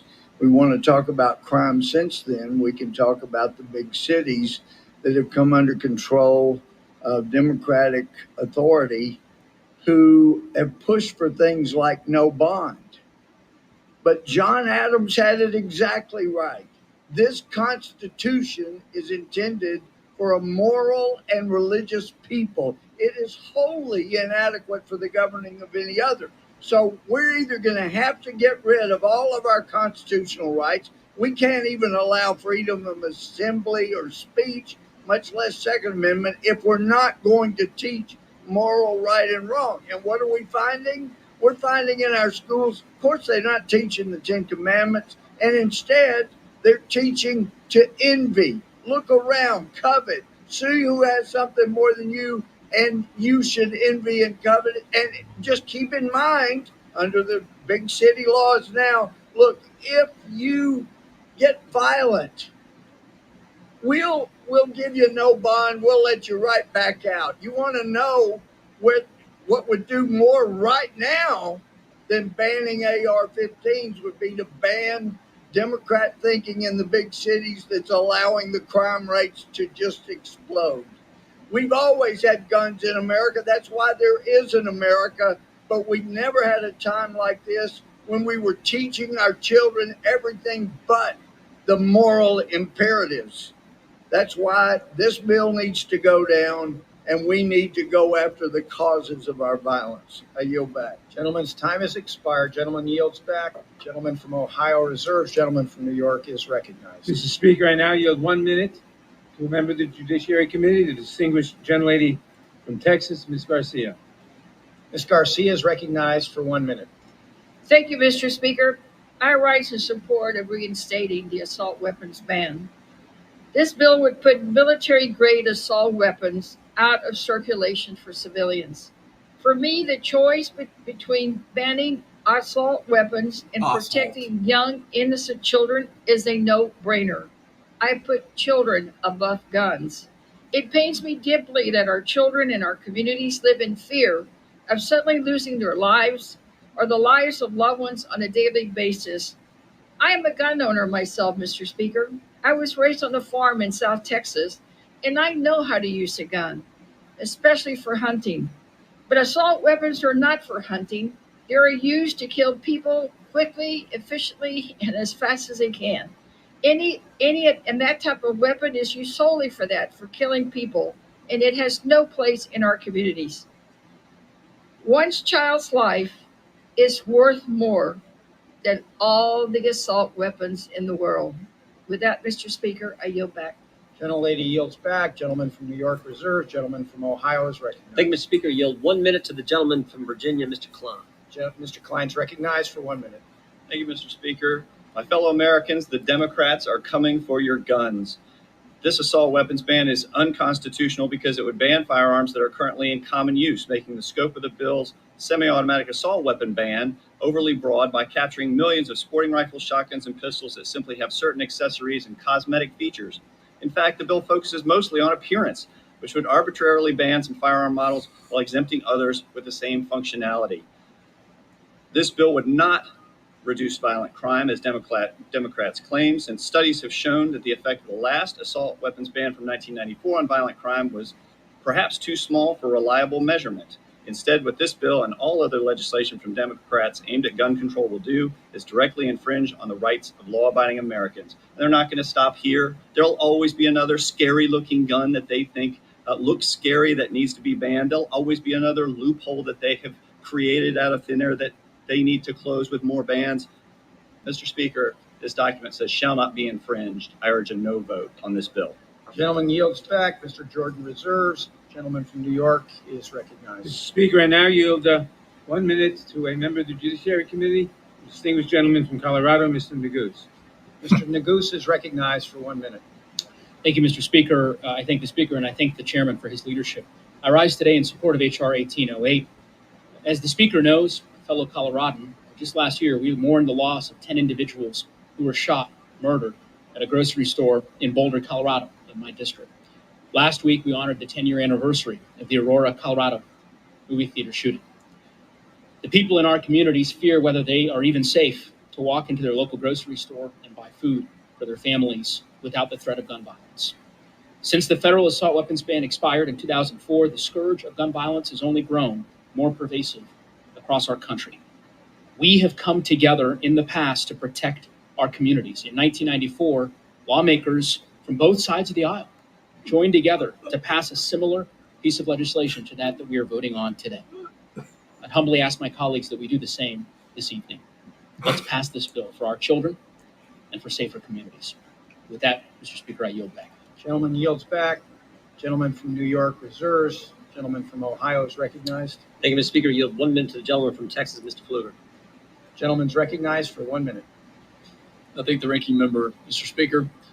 Today I'm voting against the erosion of constitutional rights of law-abiding Americans. In the long history of mankind, freedom and liberty are not lost overnight, but it comes by way of a slow and gradual burn. We've seen an unprecedented assault on our First Amendment through the legacy media and social media, giants censoring the thoughts and opinions and individuals of the right while propping up their favorite candidates and covering up stories that can be detrimental to their public personas. Policies are then implemented that are anti-religious freedom, anti-due process, anti-free assembly, and today, anti-Second Amendment, the right to bear arms. These rights shall not be infringed.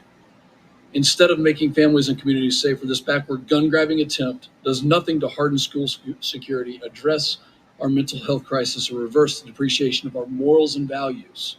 No, it does nothing for that, but it tears at the fabric of our Constitution. I urge my colleagues to protect the Constitution and vote no. With that, I yield back. Gentleman yields back. Gentleman from Ohio reserves. Gentleman from New York is recognized. Mr. Speaker, I now yield 1 minute to a member of the committee, the distinguished gentlelady from Pennsylvania, Ms. Dean. Ms. Dean is recognized for 1 minute. Thank you, Mr. Speaker, and thank you, Mr. Chair. I have 4 grandchildren. The youngest, Scotty, was born just last year in 2021. In Scotty's world, guns kill more kids than cars do. In Scotty's world, there are 692 mass shootings every year. And when she goes off to school, Scotty will learn her active shooter drills as she learns to tie her shoes. We don't have to live like this. If we only had the courage, if we all only had the courage to pass the assault weapons ban to regulate semi-automatic guns. Our gun violence crisis demands this and other solutions. This will save lives. Experts revealed that the casualties of mass shootings would have dropped by 70% if the last assault weapons ban had stayed in place. How will I explain to Scotty that the other side boasts of 24 million assault-style weapons in the hands of Americans and says not one word about the 24,000 people dead in just 7 months of this year from guns? We must act. Join me. Have the courage to join me. Pass the assault weapons ban for Scotty's future and for all of our children. I yield Gentlelady's back. time has expired. Gentlelady yields back. Gentleman from New York reserves. Gentleman from Ohio is recognized. Thank you, Mr. Speaker. Yield 2 minutes to the gentleman from Texas, Mr. Roy. Mr. Roy is recognized for 2 minutes. Thanks, Speaker. I thank the gentleman from Ohio. Fact, this assault weapon ban bill is unconstitutional. Chairman Nadler even recognized when he stated that, quote, the problem is that these weapons are in common use. And in Heller, the Supreme Court ruled that the Bill of Rights clearly protects firearms in common use. This is an unconstitutional piece of legislation. Fact, this assault weapons bill will ban the weapons in common use, and my colleagues will most assuredly target citizens to take their guns. In the words of Democratic perpetual candidate Beto O'Rourke, hell yes, we're going to take your AR-15, your AK-47. That's the truth, and everyone knows it. Don't hide behind it. Everybody knows precisely what my colleagues on the other side of the aisle are doing. Fact, less than 2% of all prisoners had a firearm obtained from a retail source at the time they committed their crimes. Only 13% of the offenders in state prison population obtained their firearms from a retail source. Criminals usually don't get their guns at gun stores through legal channels. That's the fact. Another fact, upwards of 80% are committed by people with prior arrest records, often by people with prior convictions for violent crimes or prior weapons offenses, and almost none of our gun control proposals, and particularly this one, are targeted this group. That's the truth. Those are the facts. The fact, as Thomas Jefferson said, the strongest reason for the people to retain the right to keep and bear arms is the last resort to protect themselves against tyranny and government, the precise kind of tyranny that my colleagues are exercising today. Precisely when they're opening our borders up to lawless cartels and gangs, precisely when they're defunding the police, precisely when they're making our communities unsafe, they want to limit the ability of the American people to defend themselves and to exercise their Second Amendment rights to protect their families. That's what's happening on the floor, so my colleagues can appeal to their liberal white voters while they ignore the black men and women and brown men and women who are buying weapons to defend themselves in criminal hellholes in our country. I yield back. Expired. Gentleman from Ohio reserved. Gentleman from New York is recognized. Contrary to Mr. Roy, this bill takes away nobody's weapons because existing weapons are grandfathered in, if you'd only read the bill. Mr. Speaker, I now yield 1 minute to the distinguished gentlelady from Texas, member of the Judiciary Committee, Ms. Escobar. Ms. Escobar is recognized for 1 minute. Mr. Speaker, I rise today in strong support of the assault weapons ban, which will save lives. Mr. Speaker, El Paso is coming up on a terrible anniversary. On August 3rd, 2019, my district was the site of the deadliest targeted attack on Latinos in modern history. 3 years later, my constituents are still recovering from their injuries. And because Republicans have decided that unfettered access to assault weapons is worth the routine slaughter of Americans, the domestic terrorist who attacked my community was able to do so with a legally purchased assault weapon. What was once an unthinkable tragedy, the mass carnage we saw in El Paso, is now commonplace across America. Americans are fed up, and so am I. Republicans have done nothing meaningful and hide behind thoughts and prayers, a phrase so empty and devoid of action that Congress is routinely and deservedly mocked for it. So today, I'm proud to act, and I'm proud to vote on the assault weapon ban. For El Paso, for Uvalde, for countless communities, I urge my colleagues to do the same. Thank you. I yield back. Gentlelady yields back. Gentleman from New York reserves. Gentleman from Ohio is recognized. Thank you, Mr. Speaker. Yield 2 minutes to the gentleman from North Carolina, Mr. Bishop. Mr. Bishop is recognized for 2 minutes. Thank you, Mr. Speaker. Today, the Democrats give new meaning to the term progressive. This is the first time in American history, I believe, that a chamber of the Congress will pass a bill openly defying the Supreme Court's explicit declaration of the constitutional rights of the American people. It represents the farthest ever reach of the Democrats' long pursued massive resistance doctrine. In markup, I asked if any Democrat disputed that this bill bans guns and magazines in common use. Chairman Nadler candidly responded, quote, "That's the point of the bill." In other words, the essence of the bill is to stop commerce in weapons, as alternatively described by the court in Heller in 2008, as those, quote, "typically possessed by law-abiding citizens for lawful purposes," close quote. Heller explained the origins of the right to keep and bear arms in militia service. Ordinarily, when called for militia service, able-bodied men were expected to appear bearing arms supplied by themselves and of the kind in common use at the time. The Supreme Court further explained, we also recognize another important limitation on the right to keep and bear and carry arms. Miller said, as we have explained, that the sort of weapons protected were those, quote, "in common use at the time." This was explained and recapitulated in Bruin just a month ago on June 23. And we see repeatedly that this is being defied. In fact, 1 week after Bruin, the Supreme Court granted petitions for certiorari, vacated and remanded one state ban on MSRs and a state ban on magazines in common use to be reconsidered. Gentleman's time has expired. This is defiance of the Supreme Court, and I yield back. Gentleman yields back. Gentleman from Ohio reserves. Gentleman from New York is recognized. Mr. Speaker, contrary to Mr. Roy, I ask unanimous consent to insert into the record a report from Third Way entitled "The Red State Murder Problem." Without objection. And Mr. Speaker, I now yield 1 minute to the distinguished gentlelady from Florida, Ms. Wasserman Schultz. Ms. Wasserman Schultz is recognized for 1 minute. Thank you, Mr. Speaker. I rise in strong support of this assault weapons ban to reclaim our streets, churches, schools, and synagogues. Assault weapons are killing machines and the weapon of choice for mass murderers. In my own county in Parkland, a lone teenager slaughtered 17 people by himself, all because he had an assault weapon. This deranged individual tragically, brutally killed and then overturned the lives of those families and forever changed our entire community. But this is no isolated case. Similar mass murders haunt Las Vegas, El Paso, Buffalo, Uvalde, Orlando, Pittsburgh, and too many other communities for me to list here today. No parent should fear seeing a child off to a mall, movie theater, or school, knowing that a killer wielding a weapon designed to kill as many people as possible, as fast as possible, may lay in wait for them. We need a whole-of-government solution to this health epidemic, including enforced ammunition background checks. But let's take these killing machines off our streets and end this fear that one person with one assault weapon in one moment can tragically tear countless lives apart. Republicans take note. The Supreme Court clearly allows limitations on weapons in their decisions. Gentlelady's time has expired. Doesn't make it true. I yield back. Gentlelady yields back. Gentleman from New York reserves. Gentleman from Ohio is recognized. Thank you, Mr. Speaker. Yield 2 minutes to the gentleman from Wisconsin, Mr. Fitzgerald. Gentleman from Wisconsin is recognized for 2 minutes. Speaker, I thank the ranking member.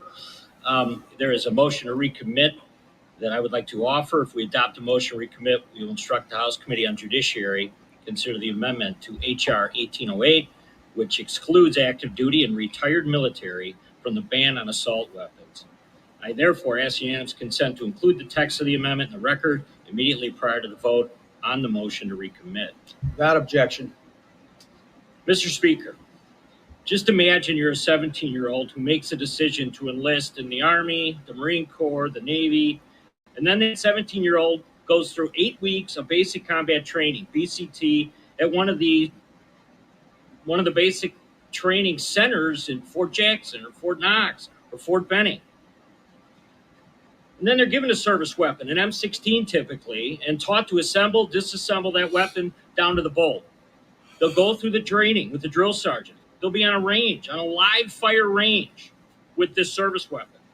And then the 17-year-old will go to AIT to be taught their specialty and continue to be on active duty or in the reserves or in the National Guard and then potentially deployed. What this bill seeks to do is prevent this member of the military who comes home either to the Reserve Unit or National Guard unit or on active duty from purchasing a rifle that they can use on their own. My colleagues who support the bill are saying, we trusted you to join the service. We encouraged you to join the service. But then when it comes down to it, we really don't trust you to go out and purchase that weapon. It makes no sense. If the majority is going to snub every veteran in this country by saying, we don't trust you, how can the U.S. government ask someone to enlist when they don't trust them to have the same responsibility with their own personal weapon? Mr. Speaker, if we adopt the motion to recommit, we will instruct the Committee on Judiciary to consider my amendment to H.R. 1808 to ensure that the nation's active duty members and veterans will be Gentleman's trusted. time has expired. 3 seconds. Gentleman is recognized for another 30 seconds. Mr. Speaker, it's still amazing to me that the majority rejected this in the Judiciary Committee. They talk a good game when it comes to veterans, but when it comes right down to it, they don't trust them. And I yield back. Gentleman yields back. Gentleman from Ohio, reserved. Gentleman from New York is recognized. Mr. Speaker, I now yield 1 minute to the distinguished gentleman from Illinois, Mr. Schneider. Mr. Schneider, sorry. The gentleman from Illinois is recognized for 1 minute. Mr. Schneider is recognized for 1 minute. Speaker, today I rise in emphatic support of H.R. 1808, the assault weapons ban of 2022. Over the past few weeks, survivors of a horrific shooting in Highland Park, Illinois, came to D.C. determined to make change. They teamed up with families from Uvalde, Parkland, and Newtown to demand an assault weapons ban to reduce the chance of other communities experiencing the trauma they all tragically bear.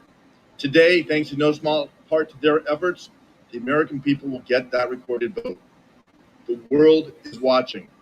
No other nation experiences a grotesque number of murders from deranged individuals turning weapons of war on kids in school, families at prayer, people watching a parade. The vote we are taking today will show the families of those murdered exactly who is on their side, who is protecting our children and putting people over politics, and conversely, who is on the other side voting for their own power. I thank Speaker Pelosi and Congressman Cicilline for working tirelessly to secure a timely vote, and I urge passage of this bill. I yield the remainder of my time. Gentleman yields back. Chair will advise the managers. Mr. Nadler has 13 minutes. Mr. Jordan has 11 minutes. The gentleman from Ohio is recognized. Thank you, Mr. Speaker. We yield 3 minutes to the gentleman from Georgia, Mr. Clyde. Mr. Clyde is recognized for 3 minutes. Thank you to the gentleman from Ohio. I rise in strong opposition to H.R. 1808, which is just the latest gun-grabbing bill Democrats are dangerously ramming through their unconstitutional crusade to disarm America.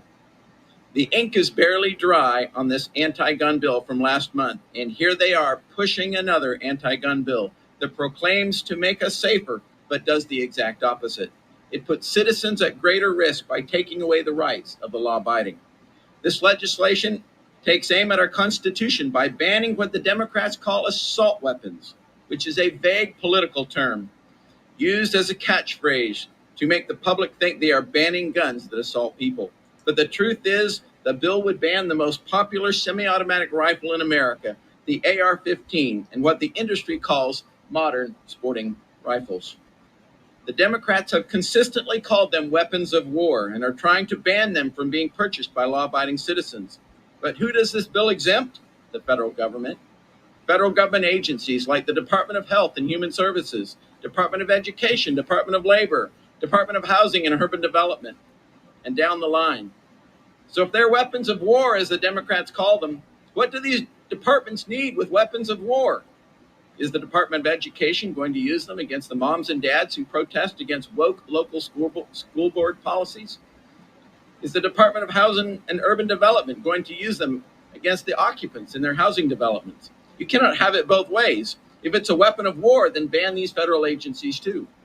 The truth is they are simply a semi-automatic rifle that Democrats want to demonize so they can ban more guns and take away more of our citizens' unalienable constitutional rights.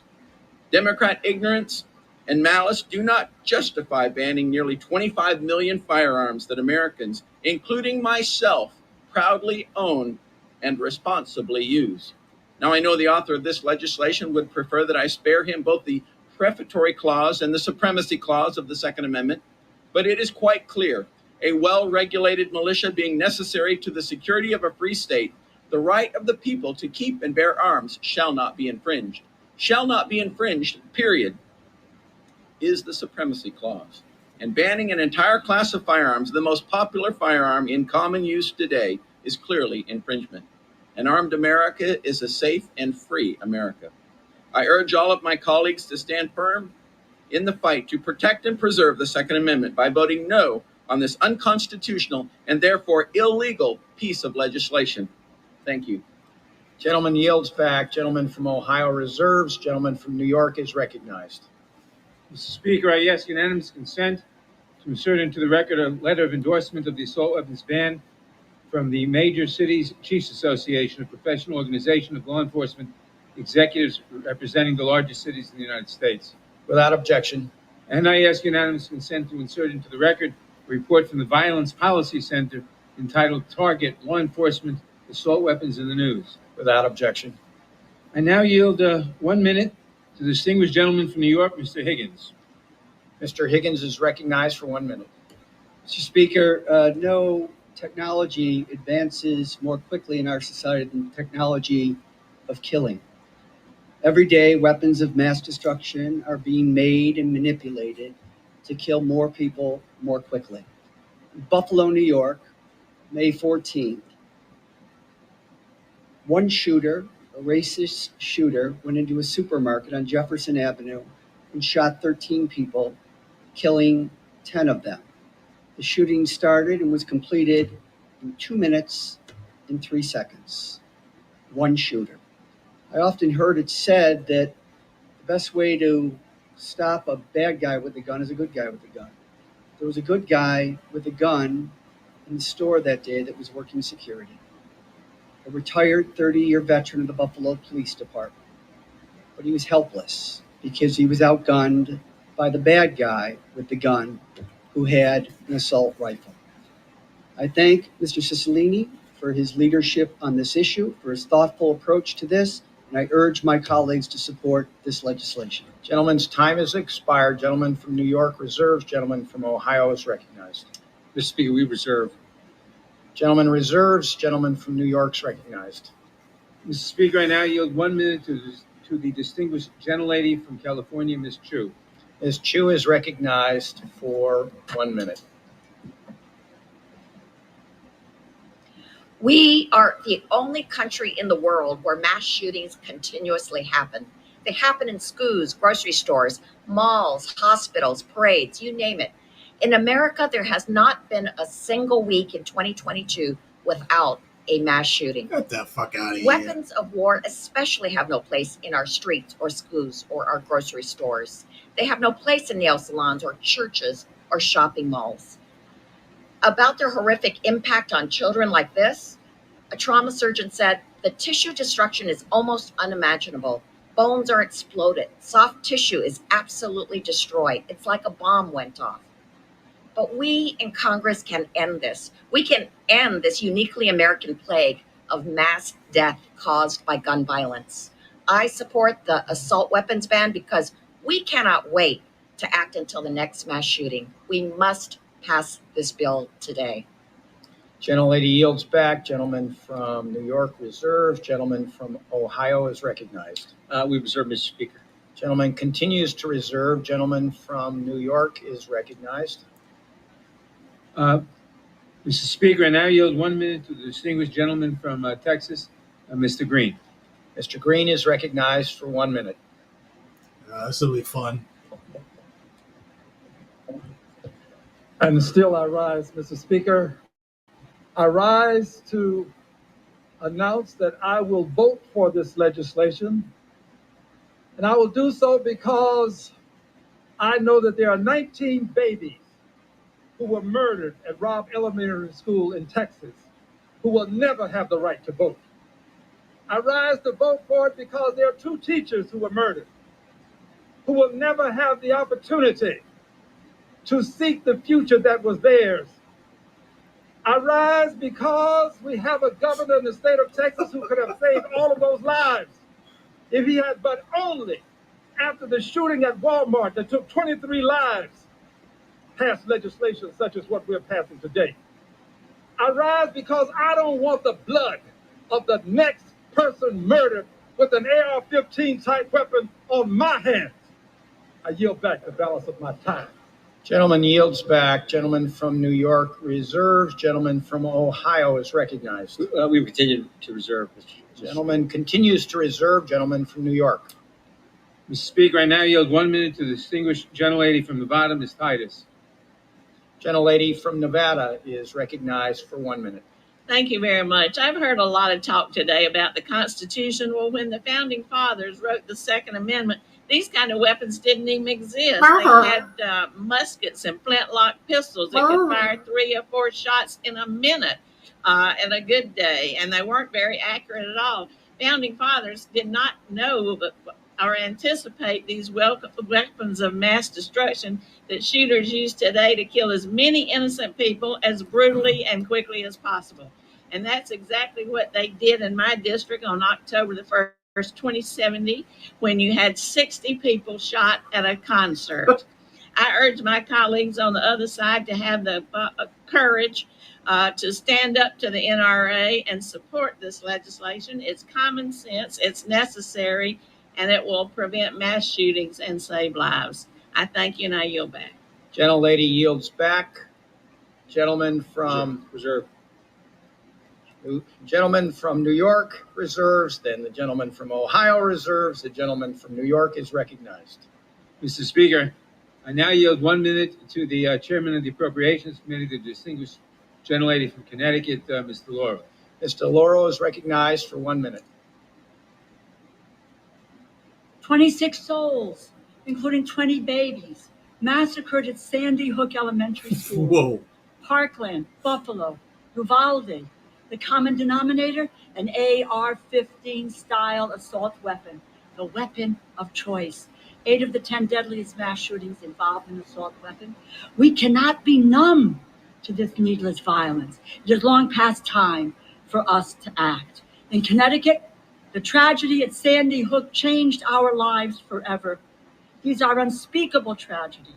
They are avoidable tragedies, and they're happening in our schools, our grocery stores, our places of worship. The legislation before us today will reduce the prevalence of assault weapons, ban the purchase of assault weapons, get them off of our streets, make our communities safer, protect our children, save their lives. Is that not the noblest of goals? To save lives. We have the opportunity to do that in this body today. Enough is enough. Gentlelady's time has expired. Gentlelady yields back. Gentleman from New York reserves. Gentleman from Ohio is recognized. Thank you, Mr. Speaker. We yield 5 minutes to the chair of the Second Amendment Caucus, the gentleman from Kentucky, Mr. Massey. Mr. Massey is recognized for 5 minutes. Thank you, Mr. Speaker, and thanks to the gentleman from Ohio. If facts are the ammunition of debate, I'd like to point out that the other side of the aisle entered this room unarmed. There's so many mischaracterizations or misfires, if you will, about this bill and what this bill does that I don't know where to start. But let me start here with the words of the author of this bill. He says it will ban weapons of war only suitable for soldiers in combat. Is that what it does? Does it ban an M16? It doesn't ban an M16 or an M4. It bans the most commonly sold rifle in the United States today and for the last several years. It doesn't ban weapons of war. It explicitly exempts the M1 Garand. General Patton said the M1 Garand is the finest implement of battle ever devised. Why is it exempted? It's a weapon of war. It exempts the M1 carbine. Look at the picture of the soldiers, the Marines at Iwo Jima. What were they carrying? The M1 carbine. It exempts the quintessential Cold War weapon, the pride of the Chinese and the communists, the SKS. It's exempted in this bill. These are literal weapons of war that are not in this bill. Now, they'll come back and ban those, but they don't want to ban them right now because they don't look scary enough. They have a wooden forestock and a wooden butt. They're not made of plastic. They don't look like the scary stuff on the news, so they have no interest in banning that. Literal, actual weapons of war are not banned, but the most common firearm sold today is banned. But let's take them at their word. Weapons of war, these are weapons of war. We got to ban weapons of war. Well, they exempt 80-some federal agencies from the ban. Literally every bureaucratic agency in the government can have a weapon of war under this bill. Weapons of war, as they call them. So we offered an amendment in the committee. We couldn't conceive of why the Department of Education would need a weapon of war to complete their mission of educating our children, coming up with the curriculum. We couldn't conceive of why the USDA would need weapons of war. So we offered an amendment to exempt the USDA and the Department of Education from being able to have these weapons of war, so-called weapons of war. Every Democrat, even though they couldn't give us a good reason of why these agencies would need weapons of war or with whom they plan to go to war, are they bringing them to the school board? Where are they going to bring these things? Now, they couldn't give a good reason why these agencies would need weapons of war, but they all voted to allow these agencies to have weapons of war. Now, the reason we came to that conclusion is they aren't weapons of war. It's the most common firearm sold in the United States today. These are not weapons of war. There was one Democrat who did articulate a reason. He said, well, they're actually good for defense. You might need them to defend the Department of Education. Well, that's what the Second Amendment is about. It's not about making sure that the Department of Education, which, by the way, is unconstitutional, but it's not making sure that the Department of Education can have proper defense. It's for the people to have proper defense. So that's the first falsehood. Now, here's another reason that gun owners should be concerned about this bill. Maybe you don't own one of these firearms, but if you own guns, you know about terminal ballistics. You know what are suitable calibers for hunting deer, for hunting coyotes. We've heard it said here today and in the committee, and they showed us a video. Oh, the terminal ballistics of a .223 round are so dangerous that we need to ban these AR-15s because they shoot .223 rounds. What they didn't show you was a video of a deer cartridge, like a 30-06 or a 7mm or a 308. If the purpose of this legislation is to ban these firearms because they shoot a cartridge with those terminal ballistics of a .223, then you absolutely plan to come after deer rifles because they have 2 and 3 times as much power, 2 and 3 times as much destructive and killing power as the cartridge used in the firearm that you seek to ban here today. Another falsehood, this bill will save lives. Let me get to this. We heard it here today. I was waiting for it. It was mentioned a couple times. Even the Speaker of the House mentioned it. They have said that the 94 to 2004 assault weapons ban, so-called assault weapons, reduced crime. The crime went down. Well, guess what? From 95 to 2004, there were 2 million of these firearms imported or manufactured and sold. Gentleman's time has expired. Give the gentleman additional 30 seconds. Gentleman's recognized for another 30 seconds. The number of these rifles doubled in the United States during your last assault weapons ban. If you think crime went down because of the last assault weapons ban, then you've got some explaining to do, because the number of those rifles increased. Maybe, just maybe, people became safer. I urge opposition to this bill, and I yield back the balance of my time. Gentleman yields back. Gentleman from Ohio is reserved. Gentleman from New York is recognized. Mr. Speaker, I now yield 1 minute to the distinguished gentleman from Virginia, Mr. Connolly. Mr. Connolly is recognized for 1 minute. I thank the gentleman. We face two choices today in this body. One is to protect our children, to protect our houses of worship, to protect where we shop, to protect when we watch a movie from guns that exist for one purpose only: mass death inflicted efficiently. Or we can listen to the other argument, which you've heard: enthrall to the gun manufacturers to protect them at any cost. And you, as a citizen, are collateral damage at the altar of the gun manufacturers, and we will be bathed in blood forever. It is time to act. It is time to end the madness and disenthrall ourselves from automatic weapons that are mass killers. I yield back. Gentleman yields back. Mr. Nadler reserves. Reserve. Mr. Jordan reserves. Mr. Nadler is recognized. Mr. Speaker, I now yield 1 minute to the distinguished majority leader of the House, the gentleman from Maryland, Mr. Hoyer. Mr. Hoyer is recognized for 1 minute.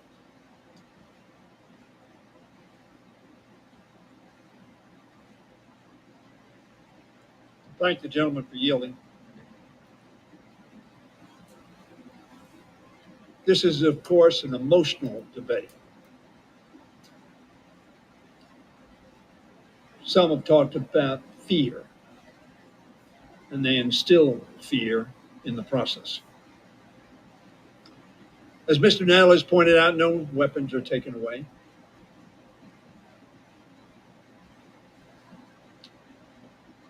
A number of members on the other side of the aisle have gotten up and said this is an unconstitutional bill.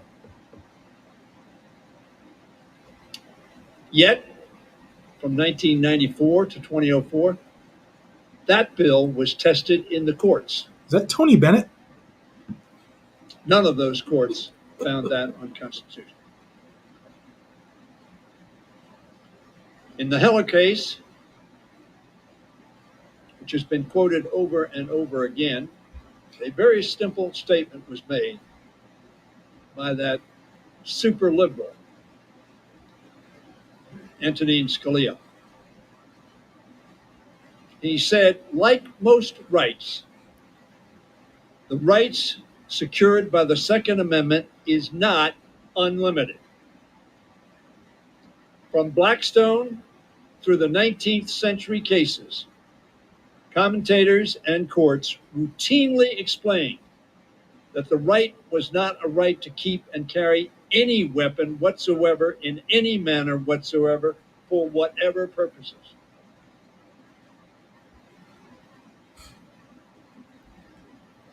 One indication of that, of course, is that we have a ban on machine guns in America. Now, one could answer, well, they're not in common use. That's correct, because they're banned. 67% of Americans support an assault weapon ban.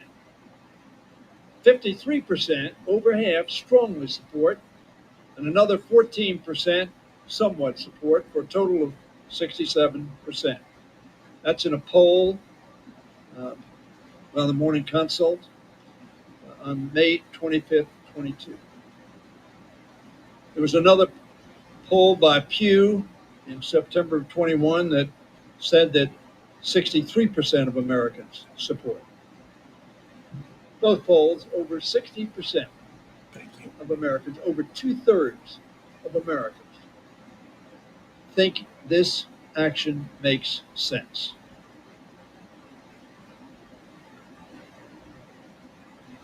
I'm sure the founders, as they were discussing the Second Amendment, debated whether we ought to have mass rapid-fire weapons covered by the Second Amendment.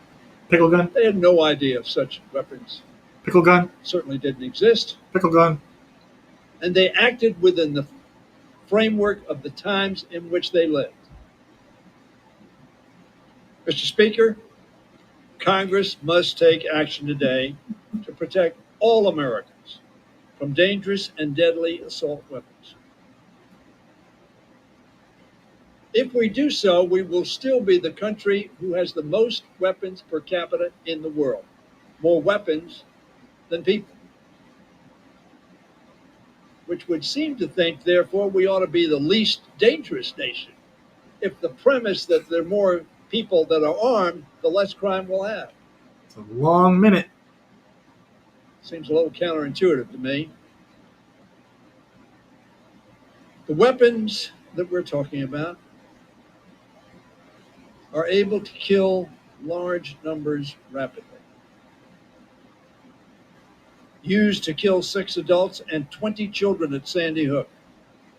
Used to kill 61 people in Las Vegas.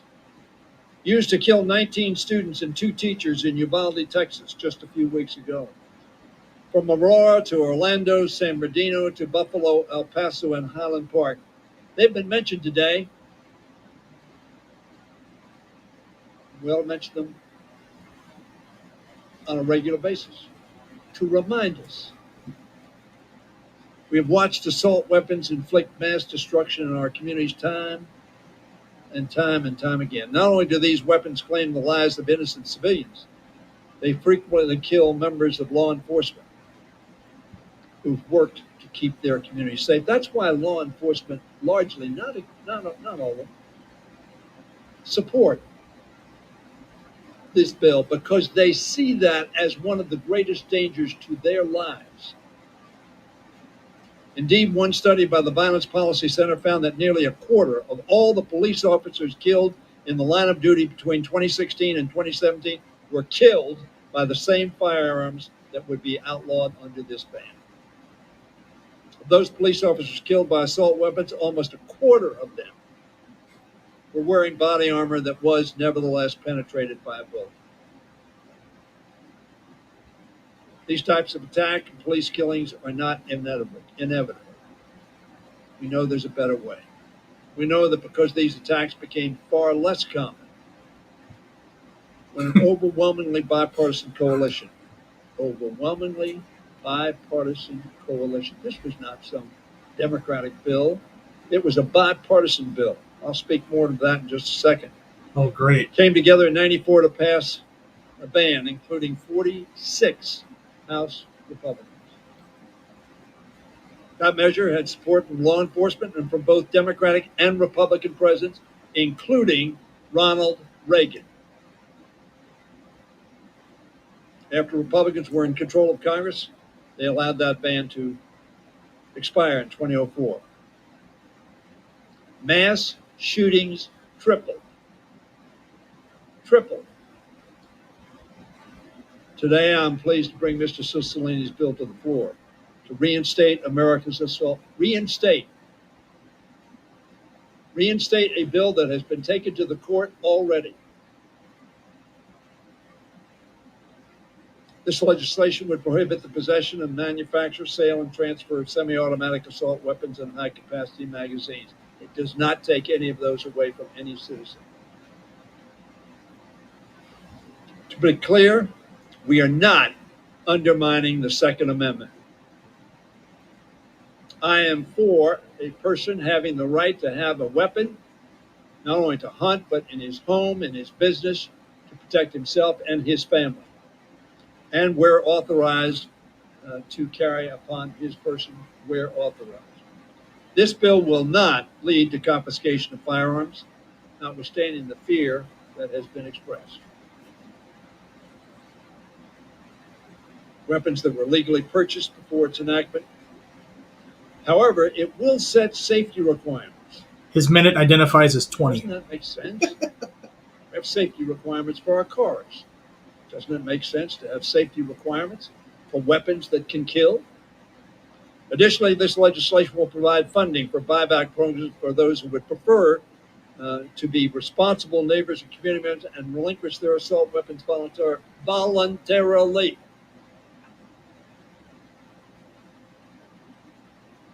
But of course, our NRA friends have this slippery slope concept that anything we do, even banning cop killer bullets,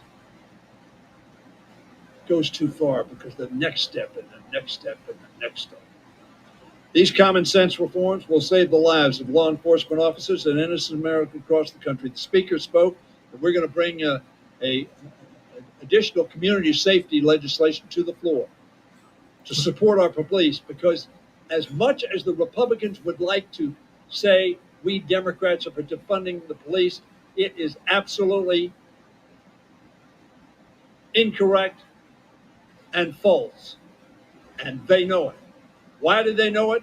Because we bring appropriation bills to this floor which fund the police, not only at the national level, but at the state and local level as well,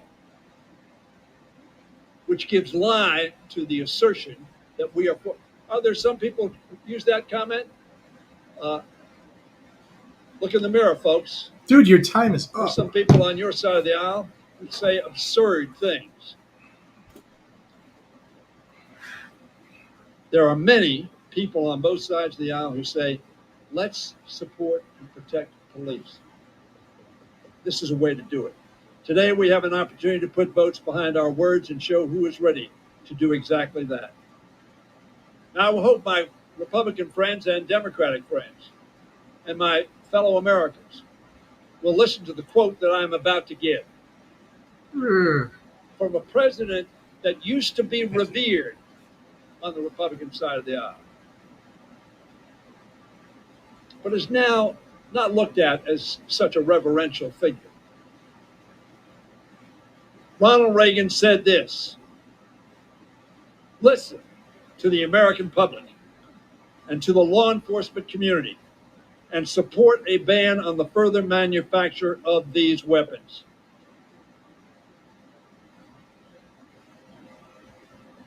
A moment of silence is not enough. I'm not sure, I should have counted how many moments of silence we have had on this floor this year and lamented the loss of children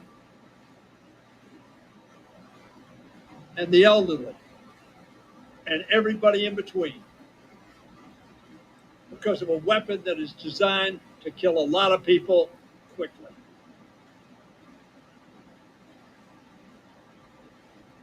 No more moments of silence. Let's act. Vote yes. Pass this bill.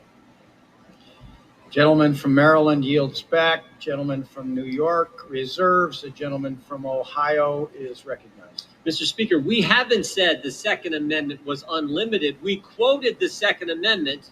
The Second Amendment, which the Supreme Court has said protects firearms in common use. 24 million Americans have these weapons out there. That is most certainly common use. And the fact that the chair of the Judiciary Committee says, I don't care, we're going to do it, even though we know it's unconstitutional, that is just wrong. That I yield 1 minute to my friend, the gentleman from Texas. As for 1 minute. Too often, Mr. Speaker, we skip over the fundamental principle and precept and driver of the Second Amendment. So let's reaffirm our faith here. Our founders were determined to fight against their own government for our freedom and independence. They stated unequivocally that when there were a train of abuses and usurpations and the citizens were reduced to absolute despotism, it was our right and our duty to throw off that government. We wouldn't have these United States. We wouldn't be here today without this sacred Second Amendment. Every law-abiding citizen in America must be able to meet evil with equal or greater force, whether it's a violent criminal, a crazed killer, or a coercive government. We should smash the thumbs up, y'all. Speaker, we must reject this attempt to trample the Constitution, violate the spirit of what those founders wrote into that sacred document, and to disarm our citizens. And I yield back. Gentleman yields back. Chair will advise the managers. Mr. Jordan has 1 minute. Mr. Nadler has 6 minutes. What? What? Gentleman from New York is recognized. Mr. Speaker, the previous speaker on the Republican side said that citizens must be able to meet the government with equal arms. The United States government has hydrogen bombs. Does he think that every citizen ought to have a hydrogen bomb? Sure. Mr. Speaker, and now you have 1 minute to the distinguished gentleman from Rhode Island, Mr. Langevin. Mr. Langevin is recognized for 1 minute. Mr. Speaker, I know the damage that guns can cause firsthand. When I was 16, an accidental gunshot severed my spinal cord and left me paralyzed. Yet the damage caused by that gun pales in comparison to the destruction caused by assault weapons, whose sole purpose is to inflict maximum damage on their targets. No one needs an assault weapon to go deer hunting. No one needs an assault weapon to defend their home. These weapons of war simply have no place on our streets. After all, it's no coincidence that assault weapons were the firearm of choice for the killers in Uvalde, Buffalo, Pittsburgh, Parkland, Orlando, Sandy Hook, and the list goes on. So I ask my colleagues, does this body have the courage to stop the next massacre from taking place? Or will we shirk from our responsibilities and our duty content to simply offer thoughts and prayers while Americans, and even small children, are mowed down in our schools, grocery stores, and places of worship? I know which side I'm on, and I hope my colleagues will join me. I thank Congressman Cicilline for his steadfast work on bringing this legislation to the floor. I yield back. Gentleman's time has expired. Gentleman yields back. Gentleman from New York reserves. Gentleman from Ohio reserves. Gentleman from New York is recognized. Mr. Speaker, I now yield 1 minute to the distinguished gentlelady from Illinois, Ms. Schakowsky. Gentlelady from Illinois is recognized for 1 minute. Strong support of the assault weapons ban. I live very close to Highland Park, Illinois, and I have heard from literally hundreds of people. I met with hundreds of people, students, teachers, parents, and small business owners, and yes, even law enforcement officials who demand that we have and pass an assault weapons ban today. Today's vote would not be possible without the fearless and tireless work of advocates and survivors. This day is for them. And I think that there is no rational reason that we would allow these weapons of mass destruction to be on the streets of our country that ravages our families, our communities, and even our way of life. And I urge a yes vote to ban assault weapons. I yield back. Ms. Schakowsky yields back. Gentleman from New York reserves. Gentleman from Ohio reserves. Gentleman from New York is recognized. Mr. Speaker, I now yield 1 minute to the distinguished gentlelady from Ohio, Ms. Capter. Ms. Capter is recognized for 1 minute. Thank you, Mr. Speaker. Americans want their freedom back. And I would say to my colleague from Ohio, Mr. Jordan, your freedom stops where mine begins. And that of my constituents begins. Schools, shopping malls, grocery stores, Independence Day parade shouldn't be scenes of mass carnage and bloodshed. Weapons of war have no place on the streets of America. An experienced Ohio sheriff says it well. Assault weapons and large capacity magazines should only be utilized by the military and law enforcement. A proposal to ban their use is common sense, supported by a majority of Americans, until such time that members of Congress start to care about the safety of children in our schools more than their next re-election. Mass shootings will continue to occur and innocent people will die. One of the most experienced chiefs of police I represent says the following: the connection between guns and illicit drugs is 100%. So let's take the two most important steps: remove large capacity assault weapons from our streets and arrest the drug dealers who are creating death and destruction across our country. Let's give freedom back to the American people. And I Gentlelady's yield time back. has expired. Beat it, Gentlelady Karen. yields back. The chair will remind the members to direct their remarks to the chair. Gentleman from New York, reserves. Gentleman from Ohio, reserves. Well, I would just say if the gentlelady from Ohio wants to come to the 4th District of Ohio and debate me on the Second Amendment, I'd welcome her to come anytime she wants to our district. She can stand here and lecture all she wants, but I'd welcome her to come to our district. I'd be happy to debate her. And my guess is the constituents I get the privilege of representing, most of them probably agree with me and agree with the United States Constitution. I reserve. Gentleman from Ohio reserves. Gentleman from New York is recognized. Speaker, I now yield 1 minute to the distinguished gentleman from Tennessee, Mr. Cohen, member of the Judiciary Committee, Mr. Cohen. Mr. Cohen is recognized for 1 minute. Thank you, Mr. Speaker and Mr. Chairman. This has been an interesting debate. The cumulative debate from the Republican side have been members who've been wanting to show their knowledge of weapons, their intimate knowledge of weapons. They're almost a fetishism with weapons, something that only Freud would properly understand and be able to explain to the American people. They've talked about hands being dangerous and knives being dangerous, but hands and knives and other weapons that they discussed don't kill people in volume and number like AR-15s do. Yeah, they do. The CIA did a study and said that even shots to extremities all made fatal impacts on people. The AR-15 is an outgrowth of a military weapon that was designed for military use. The AR-15 is a weapon that destroys people's bodies, kills them quickly, and it should not be allowed in a civilized, safe society, particularly for children and for people in the general public. I urge passage of the bill. I will yield back the balance of my time. Gentleman yields back. Gentleman from New York reserves. Gentleman from Ohio reserves. Gentleman from New York is recognized. Mr. Speaker, how much time does each side have? Next, the gentleman from Ohio has 45 seconds. We're prepared to close. Gentleman from Ohio is recognized. Mr. Speaker, red flag laws take all guns from some people.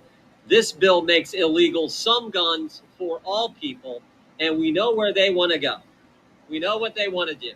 They want to take all guns from all people because they can't stand the Second Amendment. They hate the Second Amendment. In fact, during the markup, the sponsor of the legislation said this, quote, "Spare me the BS about constitutional rights." Well, Republicans care about law-abiding citizens' constitutional liberties, their First Amendment rights, their Second Amendment rights, their Fourth Amendment due process rights, and all of those have been attacked by the Democrats over the last several months. That's why we should vote no on this legislation and let law-abiding Americans have the respect for the Second Amendment they deserve. I yield back. Gentleman yields back. Gentleman from New York is recognized. Mr. Speaker, there's no surprise that assault weapons are the weapon of choice for mass shooters and those who target law enforcement.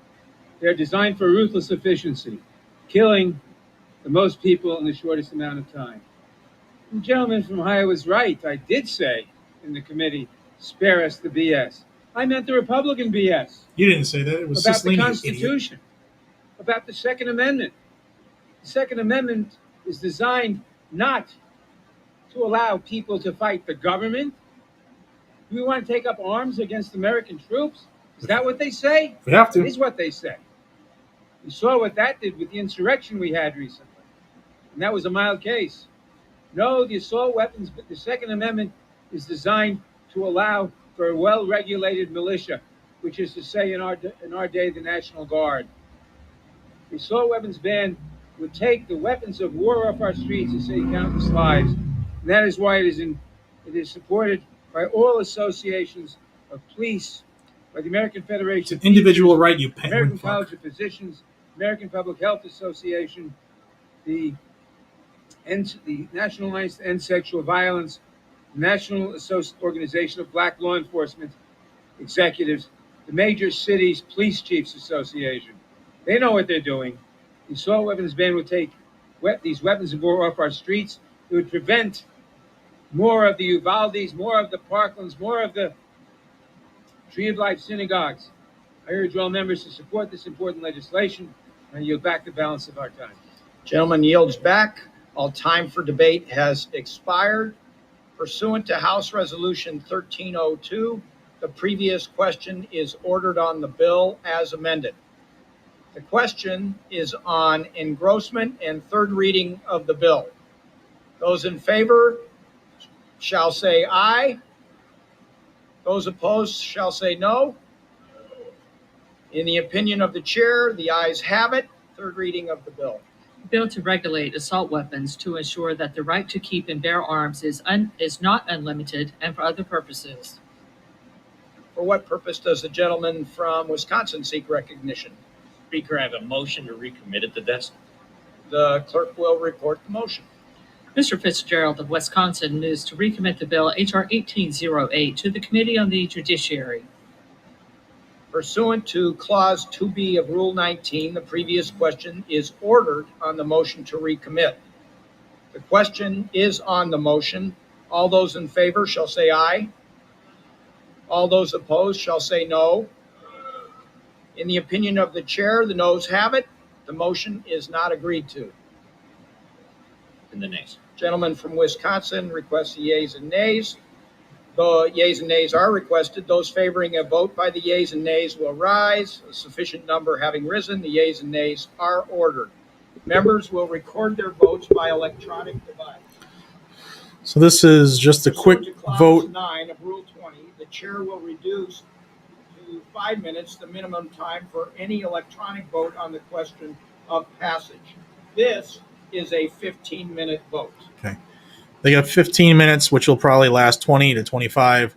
This is a simple vote on that motion to kick it down to a committee level. They're not going to do that. They're going to push right for the vote. Man, this has been a day. We're at 8.5 hours.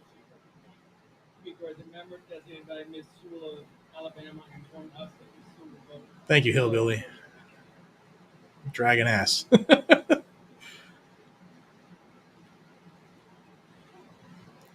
That's a good analogy, Sunshine.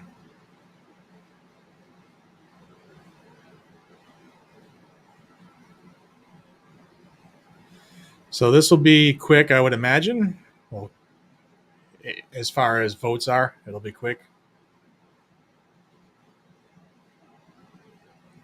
And then they'll probably move for the vote right after this, unless somebody has an amendment that they want to drop in. But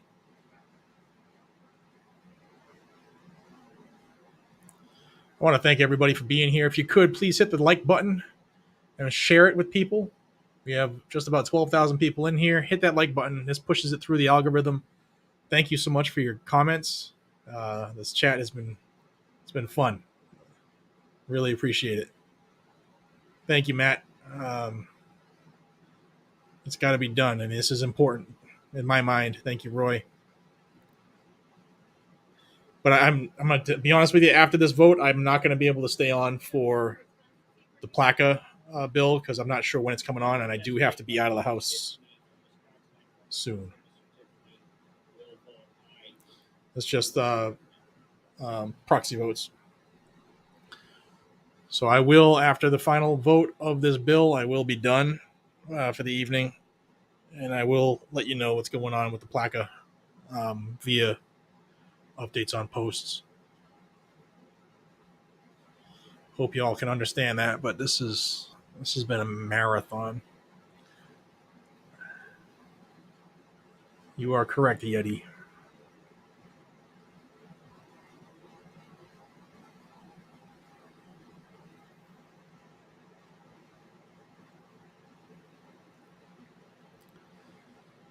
So what happens today isn't going to ban jack squat. It has to go to the Senate, then it has to go to the president. I urge every one of you to read the bill. Do not take what people tell you as gospel. I'm going to put the bill up right now in the comments. It is not a long bill. It is a quick read, and it's pretty simple. It explains everything. It'll ban rifles. They name a bunch. It'll also ban copycats or duplicates. It will also ban parts. Just read it. It's pretty easy to understand. But it will ban a bunch of stuff. yes, you'll be able to transfer it as long as it was in your possession prior to the bill, the law going into effect, if it's passed. So that's a big thing. So don't go crazy at the moment. This is just the first step of many. Jared, I don't know how you can watch this crap. Well, Frederick, I've always been someone who wants to know the truth of what's going on. So that's why I do these, because I hope that there are more of us out there. I know there are. Absolutely, you should be calling up your senators right now. And we got another bot that I need to kick in the newts. Beat it, bot. We should be calling our senators. You still call your reps still. There's still time. Hit them up. In the description is the link to figure out who they are. There's a switchboard number, which we should be calling. Do you think the House will pass it? I do. I do think the House will pass it. I would be. I hope it doesn't. I hope that there's still a couple moderates that'll say no, but I'm not believing that'll happen. All right. Yeah, cool. Definitely read that bill. I mean, I did a video on it and covered it, but I think we'll cover what? The bill? I've already covered the bill. I read it actually at the beginning of this live stream. I just can't I hope you understand. I just can't do it every time somebody asks about it. It will ban what you have. It will be grandfathered to you. You will have to register it because they have to be able to prove that you owned it prior to the date of the ban going into effect. It bans any magazines over 10. It bans parts. It bans any pistol if there is a full automatic version of that. So your AR and AK pistols. Also certain handguns, which is a pistol. If there's a full automatic version, insert your example you're thinking of. It will ban those too.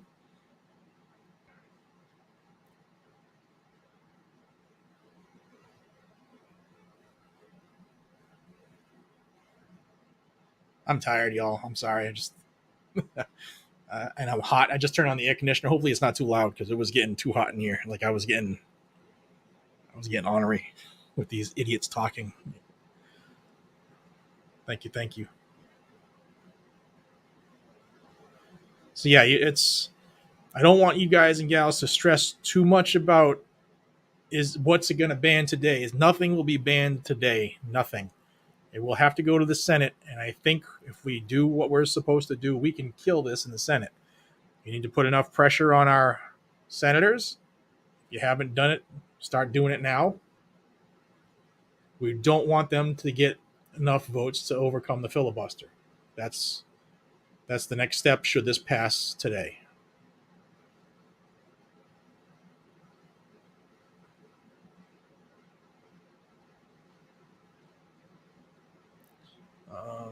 So that's something I need everybody to understand. You know, right now it's just a wish for them, for these anti-gunners.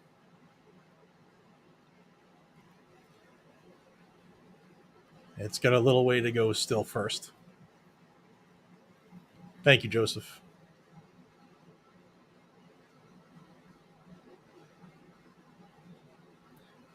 Somebody said go drive a fun, fast car. I missed that opportunity today.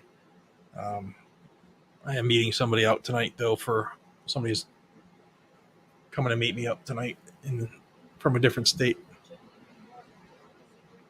Madam Speaker, as the member designated by Mr. Taylor, just more proxy votes still.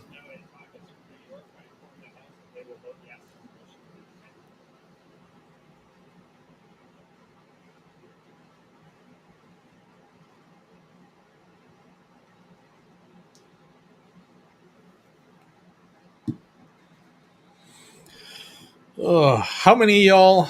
Let's see. I'm gonna do another poll.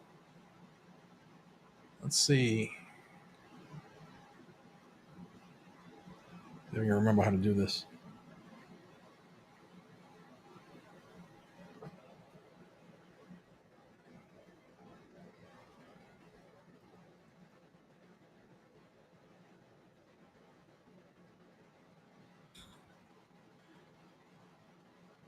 All right, check out that poll.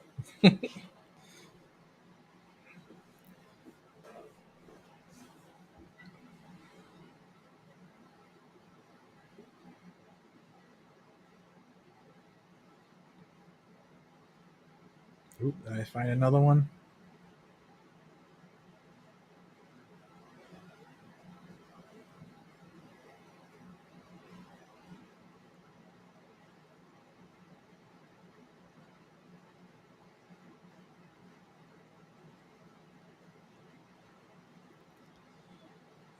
Back in time with a fully kitted M16A4, the eve of the revolution, George Washington asked how many is. Yeah.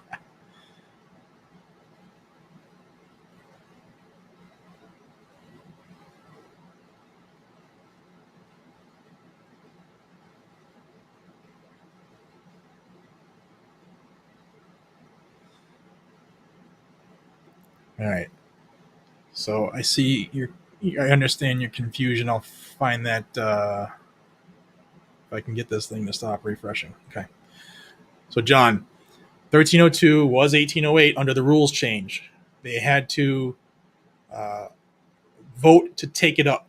So that's what they did. So now they voted the debate in. We're in the debate. The end debate's over. Now the official vote on the actual entire package, the assault weapon ban in whole, will be coming up. It's confusing. I understand it. Sometimes it doesn't follow any rhyme or reason. So it's a rule change that allowed today to happen. So they had to vote the rule change in first thing this morning. We saw that, and then they had to take the call it a pitch. They pitched the rule change versions. Now we need to take up 1808, but it's going to be under 1302 because it's the rule change saying here we brought this to you. They vote in the ability to go to debate, which they did. We have an hour of debate, which we did. Now they're just considering a quick motion to kick the bill down to a committee, which they're not going to do. And then next should be the full vote to wrap it all up. Once they get all their proxy votes in. Thanks, Madam Speaker. As the member designated by Ms. Diana DeGetta. Thank you, Werewolf 6. Appreciate it. Mr. Tom Swazi of New York. And from the House, these members. So I hope that kind of gets you up to date with how it's screwed up, how it works. Rule changes things for a minute. It goes under 1302, even though it's still 1808. It's the assault weapon ban. You got to vote that in order to get to the full version, to get to the full time on the floor, the full debate, the full floor vote.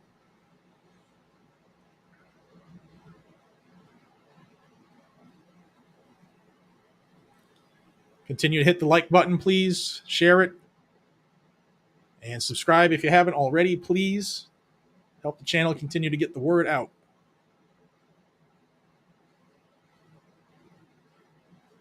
So the motion to recommit is to send it back down, to get it away from a full vote, send it back down to committee, to kind of start it all over again, to buy time. That's not going to happen.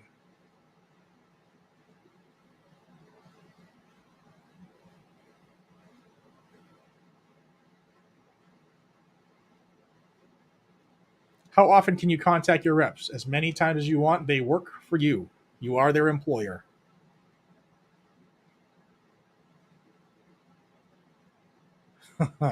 Yes, indeed. One way or another. Yes, I agree, Jennifer. The only way to have a firm working knowledge of a bill is to actually read it. And if it's difficult for you, the more you expose yourself to that difficulty, the easier it will become.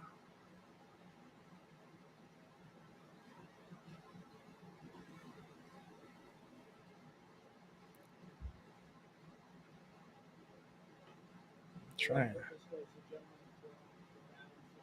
Thank you. Hey, Chris, how we doing, buddy? Thank you. Hope everything's well. Hope the wifey's in good spirits, bro. Frederick, thank you. Mr. Speaker, as a member designated by Mr. Smucker, and pursuant to House Resolution 8, I inform the House that Mr. Smucker will vote yea.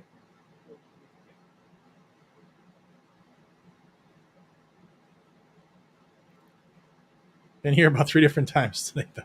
Thank you. I appreciate it. So 38% of the people in here are claiming they've been here all day long. That's super impressive and very, very humbling. Thank you. This is the reason I do this crazy stuff.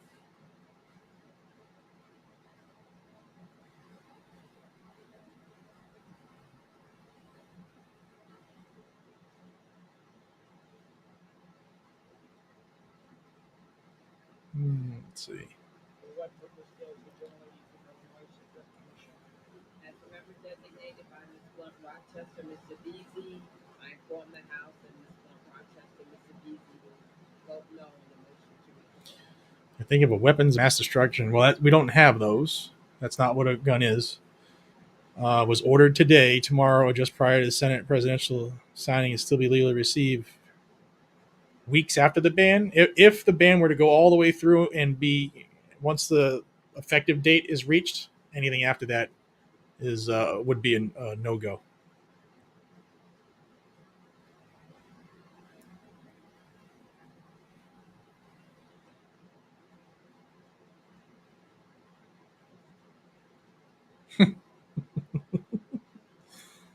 Yes, literal treason. I agree. Speaker Perlmutter, and gentleman just said about Mr. Don Carter of Texas, Jay Green of Texas, Cornell of Texas, Paul Bill of Arizona, and from the House of all vote yea on the motion to reconsider. All right, John. Glad I got you on, man.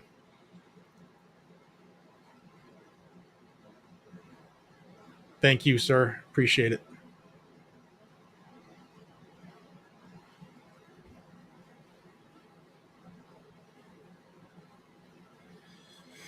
I agree, Andy. The problem is the public schools have gotten rid of Civics 101.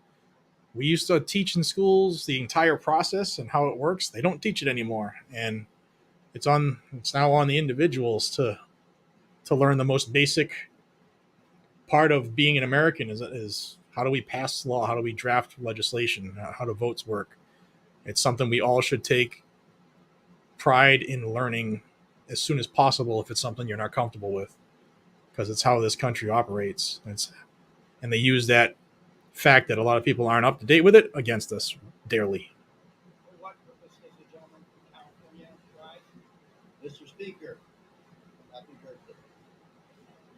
Mr. Speaker, as member designated by Congressmembers Cahaley, Mike Thompson, Thank you, Richard. Appreciate you. Bordeaux, Vargas, Swalwell, Richie Torres, Cuellar, Manetta, and Keeney. From the House, these members will vote no on the motion to reconsider. For what purpose does the gentlelady from Missouri seek recognition? I do want to say how disappointing it was that there aren't more people in that chamber, especially for folks who claim to be pro 2A, right? It should be packed to the gills. Neal of Massachusetts, I inform the House that Mr. Neal will vote no on the motion to recommit. For what purpose does the gentleman from Ohio seek recognition? Mr. Speaker, as a member designated, Mr. Westbrook from Ohio, Mr. LaHood of Illinois, pursuant to House Resolution 8, I inform the House that Mr. Westbrook and Mr. LaHood will both vote aye on the motion to recommit.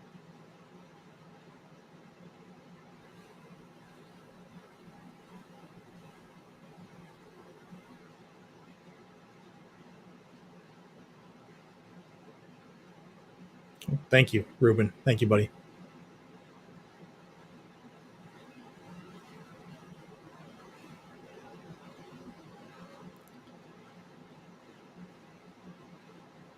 Yeah, I'll have the roll call vote. It usually takes a couple hours. Being the time that it is, it might not be out until tomorrow, but I will post it, definitely.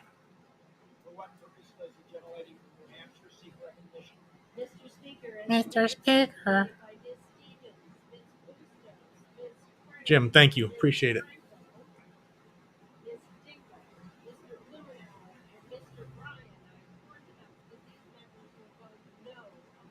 I repost the blackout IG link.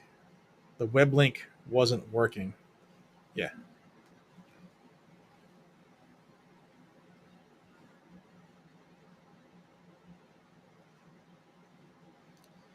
Give me a moment.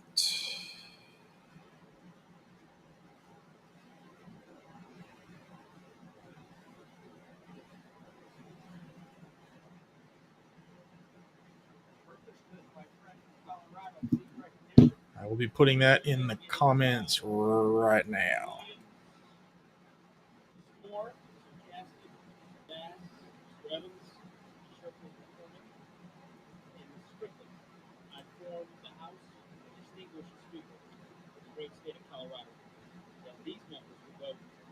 Thanks for being here the whole time, bro.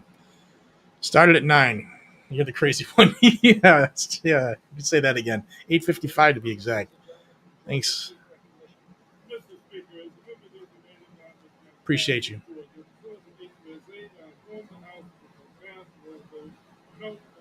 Can't hear you. Take your diaper off, jackass.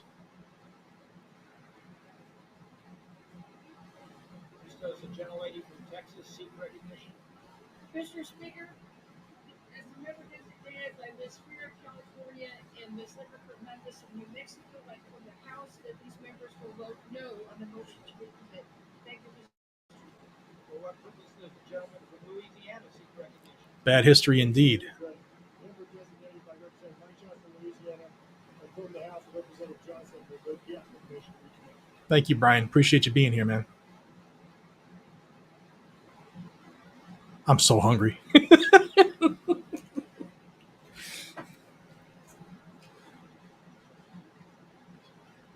Cool, Chris. Thank you for subscribing. I put out videos at least twice a day on everything that's going on in the Second Amendment. I hope to earn your stay here.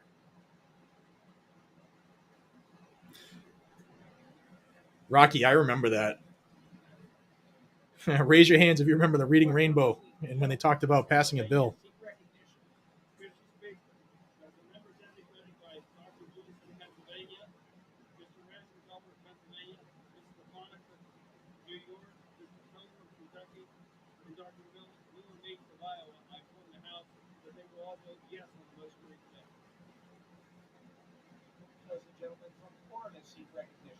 Mr. Speaker, as the member designated by Mr. Cardenas, I inform the House that Mr. Cardenas will vote no on the motion to recommit.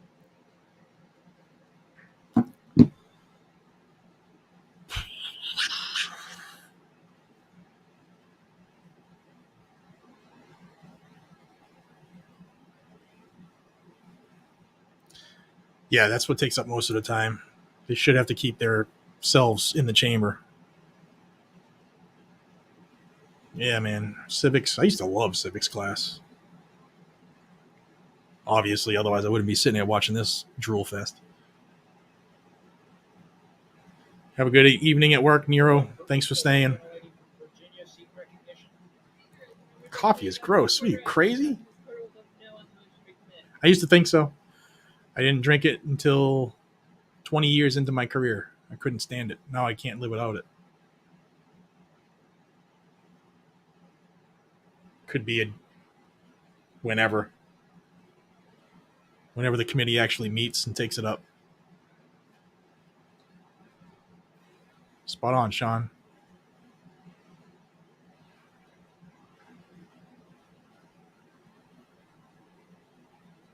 We don't know when the Senate votes because it hasn't even passed the House yet, so it'd be impossible to send it over and schedule it. So we're ahead of ourselves a little bit. We won't know until it gets there and if they even schedule the vote. That's another thing, if they even schedule it.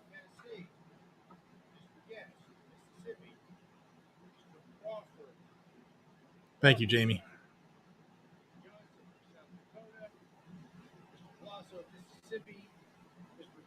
Thank you.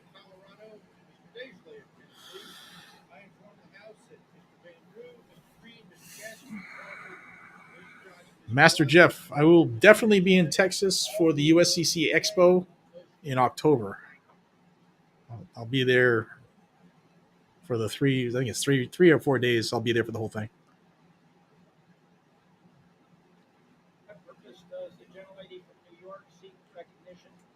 As the member designated by Danbury.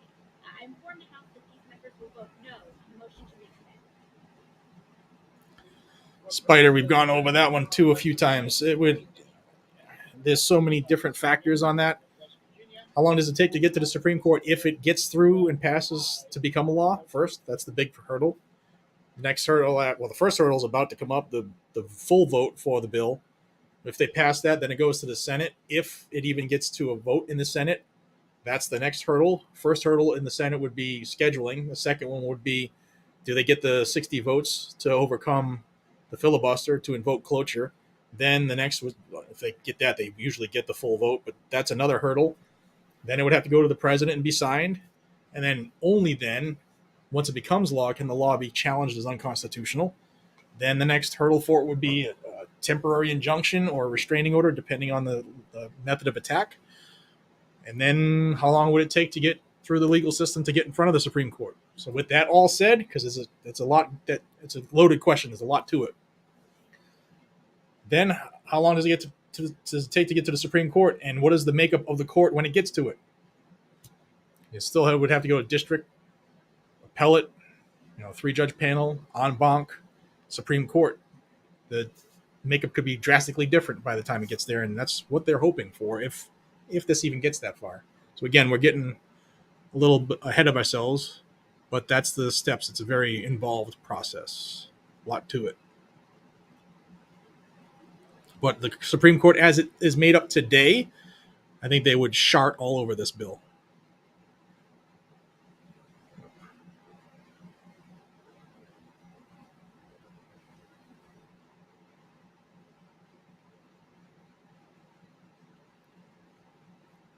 I agree. Thank you, Stealth. I need to shut the air conditioner off because I am an iceberg at the moment. Man, that's cold.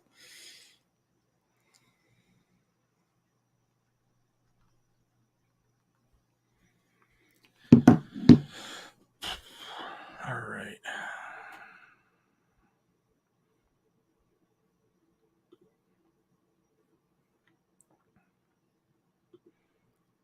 Thank you, Jones Family Ranch. Appreciate you. What does a vote to recommit do? I missed it. It just refreshed. They're trying to get it to go back to the committee. It's not gonna pass. It's just a way to prolong the inevitable. Can't hear audio because they're not talking.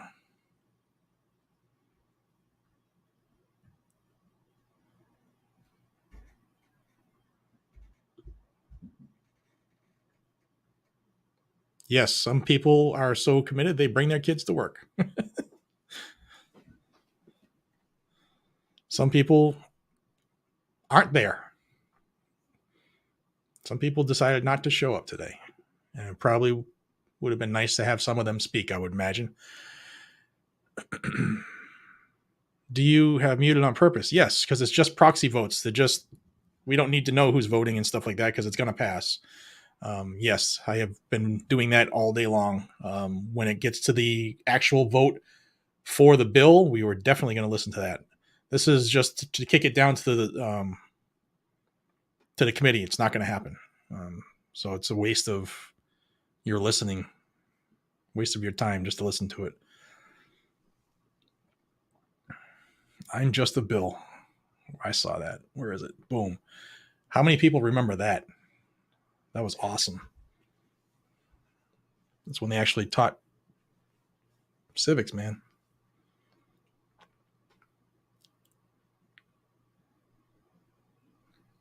Salty tonight. If you're talking about me, you must not have been here for the whole 9 hours. But yeah, I've gotten the same questions a lot, so I'm just trying to address them again. But sometimes we need to know there are things that it's inherent on us as an American to understand how things operate. So I'm trying to get people to understand it, which is why I show these things. And I think I'm far from salty. Tired, absolutely, but not salty. Vote to recommit means to go back to the committee. I think I already got that one. Jones Family Ranchman, thank you so much. Thank you. Been here multiple times today. There's a couple folks saying that. That's awesome. There's another one. Zombie. Multiple times today. Thanks for keep going. Thank you. Appreciate you coming back. Jeff, did legislation work for our founding fathers?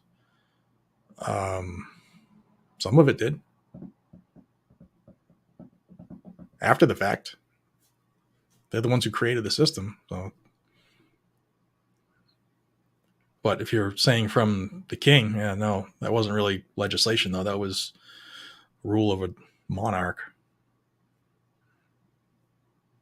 But that part didn't work for him. Well, I guess it did work out for him, because look what they did. We don't know, John. We don't know. There is so many factors on that. Thank you, Michael. Yeah, I agree.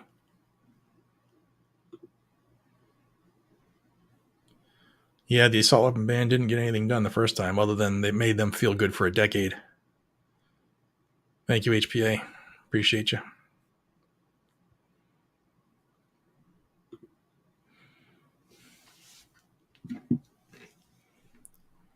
What purpose does the gentlelady from New York rise? Mr. Speaker, as the member designated by Representative Mr. Jeffries of New York pursuant to House Resolution 8, I inform the House that Representative Jeffries will vote nay on the Republican motion to recommit H.R. 1808.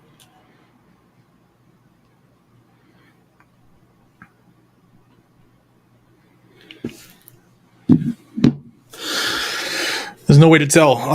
Detroit and Cleveland fan, there's no way to tell. Like I said a couple of times, a couple of questions earlier, there's just so many factors. For what purpose does the gentleman from Indiana seek recognition? Mr. Speaker, as the member designated by Mr. Gibbs from Ohio, I inform the House that Mr. Gibbs will vote yay. Thank you, Black on the Potter. motion to recommit. Don't this have to go to the Supreme Court to get ruled on again if the Senate and President signed it? No, it doesn't have to go to the Supreme Court at all. It will, if we fight it, it would have to go to the Supreme Court to be overturned as unconstitutional. Yeah, but it doesn't necessarily end up there unless it gets challenged. But that's not a step in the process as far as if it gets passed. It can get passed without having to go to the Supreme Court, which would be terrible. I don't think it makes it through the Senate again. I don't. However, there is still a slim sliver of hope for the anti-gunners. Thank you, Gene.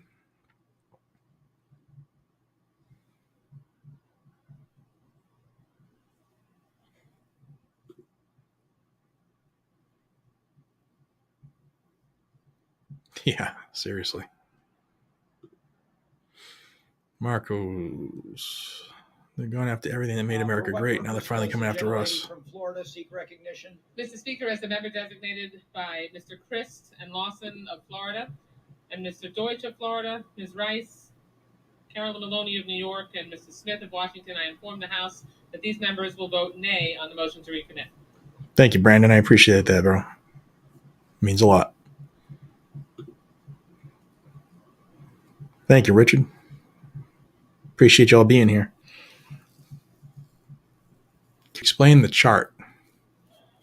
For what purpose does the gentleman from Michigan? The one on the screen? Mr. Speaker, as the member designated by Mr. Rice of South Carolina. So, yeah, I can do that real quick. And Mr. Kako of New York, I inform the House that Mrs. Rice and Kako will vote yay on the motion to recommit. So what you're looking at is the motion to recommit. That's what they're voting on. It's relative to H.R. 1808, which is the assault weapon ban. So far, Democrats, 162 of them have voted no. 58 have not voted yet. Republicans, 133 have voted yes. 1 has voted no. 77 haven't come in yet. And those are the totals. 134 yeas to 165 nays. 132 still have not voted yet.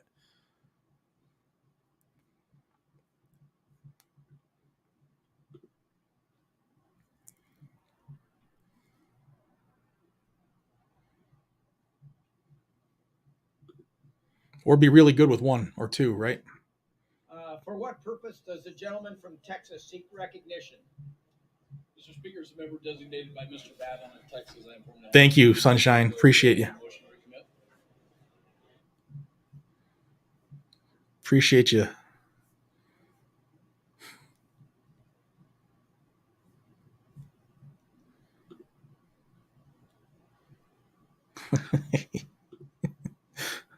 Debbie Wasserman Schultz. She is something, isn't she?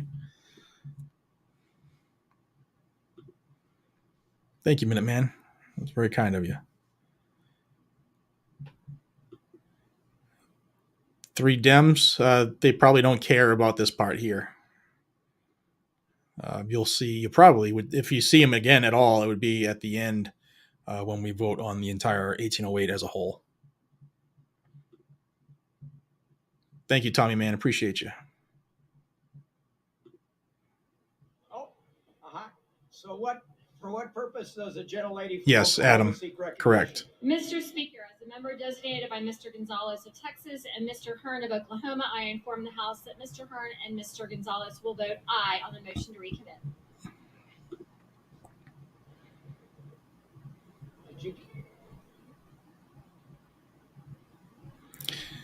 Mash, you can email me at GunsandGadgets, spell it out all one word, at charter.net. And just in the subject line, just make sure it stands out a little, because I get quite a few emails and sometimes things get lost. Or I ain't gonna lie, it's a little overwhelming.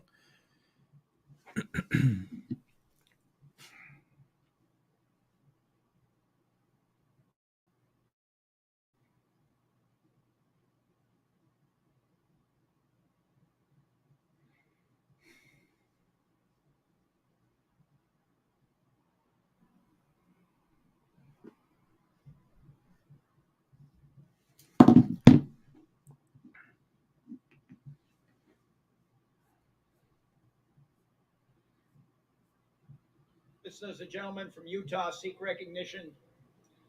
Mr. Speaker, as member designated by Mr. Thank you, Sooner. Stewart, Letlow, Catherine Forrest Rogers, Mr. Owens, Conway, or Butler, Garbarino, Curtis. Wow. I inform the House that they will all vote yay on the motion to recommit. For what purpose? For what purpose does the gentleman? Michael, thank you. That's cool. And thank you for your service. This guy's watching on deployment in the Middle East. That's awesome. Hope you're a subscriber, brother. For what purpose? For what purpose does a gentlelady from California? Thank you, Jeffrey. As a member designated by Ms. Steele of California, I inform the House that Ms. Thank you, Steele First will In. vote yea Y'all are on freaking amazing. Thank you.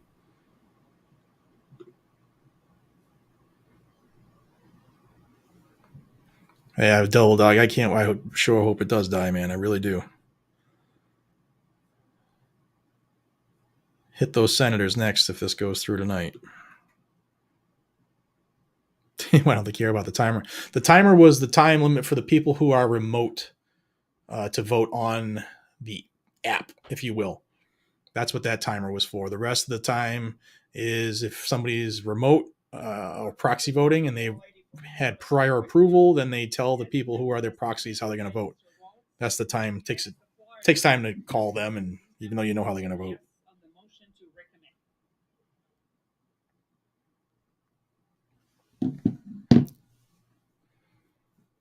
For what purpose does the gentleman from New Jersey seek recognition? Mr. Speaker, I'm going to dinner soon, Dave.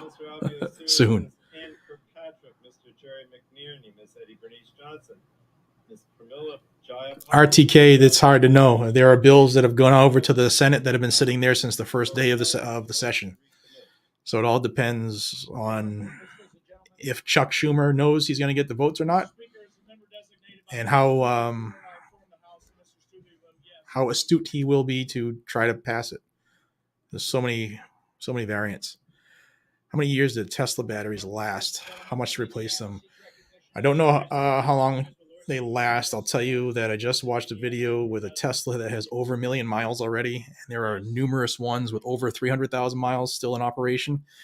And the ones with 300,000 miles, they only had about an 8% battery degradation, so they can go and go and go and go. And your warranty covers when you get to a 20% degradation, they'll replace it under warranty as long as it's still under warranty. So you can drive quite a bit of miles out of them. But if it's out of warranty, I'm sure it's more than the car would be worth, would be my guess. Mr. Willoughby, thank you so much. Appreciate you. 6 strings out, thank you. Sooner Now. Salty Ree is referring to a channel named Salty Cracker. Okay.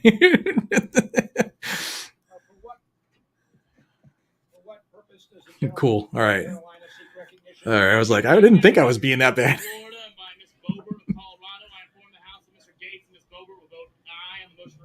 Why aren't Matt Gaetz and Lauren Boebert there? If you're in Florida and Matt Gaetz is your congressman, you might want to ask him that. If you're a Coloradoan, you might want to ask Lauren Boebert. I know Lauren Boebert was at the Senate, at the Capitol, because she was tweeting out earlier that the gun grab's going on right now. So why can't she walk into the chambers? That would, if she were my representative, that would be a serious question I would have for her. Because here, I mean, let's be honest, they're trying to ban a large amount of things that both of those people say vote for me because I'm for it. So I would question them if they were my peeps. And I know there are members of gun groups that watch my stuff, and they're friends of mine and they're friends of hers. And they're probably pissed off that I just said that, but accountability on all fronts, it means something. I can't believe that all these pro-gun people had a good excuse on not be able to work today. Maybe I'm salty. No, that's not how it works. If the bill were to pass and become law, you can create a law to try to repeal or create legislation to try to repeal it. But then even if we get the majority, if Republicans get the majority in November, you still have a Joe Biden, and he's not going to sign that unless you get a veto-proof majority in both chambers, which would take a severe ass kicking to get. Yes, Supreme Court can do that. It is very rare, and they didn't do it in 94, and I wouldn't if it were to pass. I don't think that, I don't know. Maybe it would. Maybe Clarence Thomas would be able to get them to agree to do it. We'll see. I guess we'll have to wait and see.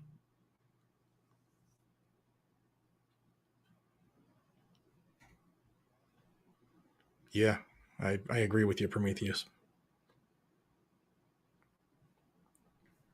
I agree with you.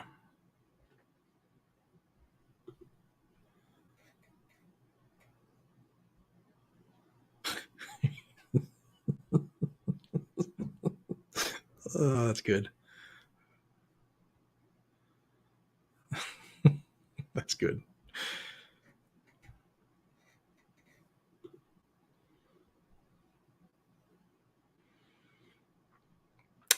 He's not at the Supreme Court. He's a district court in Florida. Federal district court.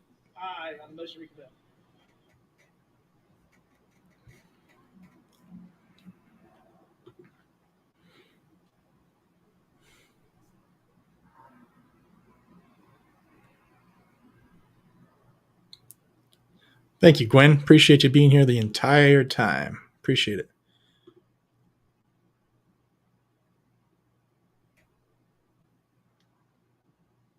Right. Scott Black, all day. Thank you for the stream and time away from your family. Let them know their lost time doesn't go unnoticed. Thank you. I know I can hear my wife pacing upstairs. She's going to be pissed. And when I'm done, like, I got about an hour left. I'm boogieing. Oh, she's going to hate me. Big Papa Smoke, thank you. Been here all day. That's awesome. Thank you so much. Yeah, Mom's going to be upset. For what purpose does the gentleman from Maryland seek recognition? So should the 2A get destroyed, they become a reaction channel? A reaction channel? Yeah. Ms. Trahan. Thank you. Appreciate it. Attention, Ms. Newman, Mr. Jones. I inform the House these members will vote no on the motion to recommend. 100%.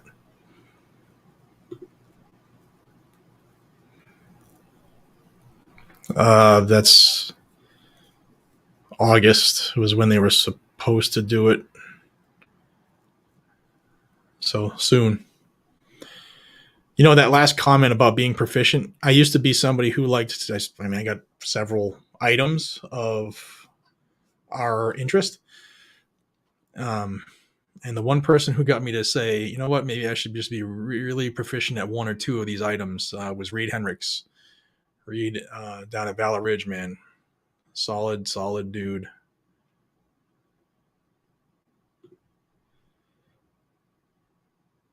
Yeah, thank you, Misfit. Appreciate it.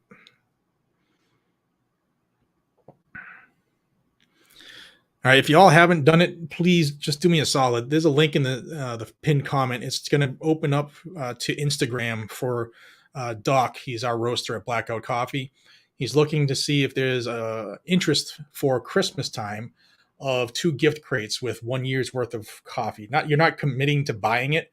It's just to see if there's enough interest to follow through with the idea, because there's a veteran who's going to make those crates for us, and he needs time to make them and to get the supplies, and he needs to know like this week. So if you can go over, the goal is to hit 1,000 likes. If you could just go over and like it, that would be super cool. And I would greatly appreciate you helping the coffee out. If you haven't tried it, it's really, really good. Hint, hint. The Guns and Gadgets blends are my favorite. 2A and 1776. Blackoutcoffee.com/GNG. Check it out. Where am I? Gun control, gangsters in charge.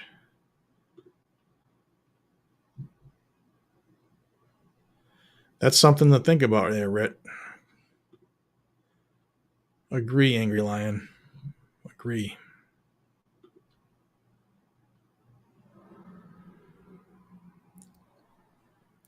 I agree, Ray. Sorry, Jay Chen.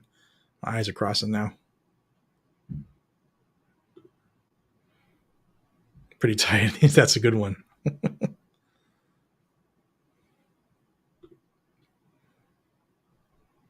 Thank you, Mark. Appreciate you, man.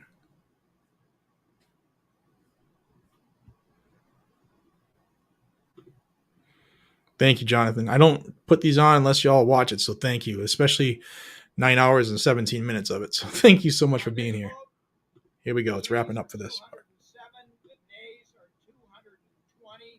The motion is not adopted. The question is on passage of the bill. Those in favor shall say aye. Those opposed shall say no.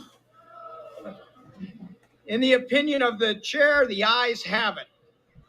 Gentleman from Ohio? Ask for the yeas and nays. Gentleman requests yeas and nays. Yeas and nays are requested. Those favoring a vote by the yeas and nays will rise. A sufficient number having risen, the yeas and nays are ordered. Members will record their votes by electronic device.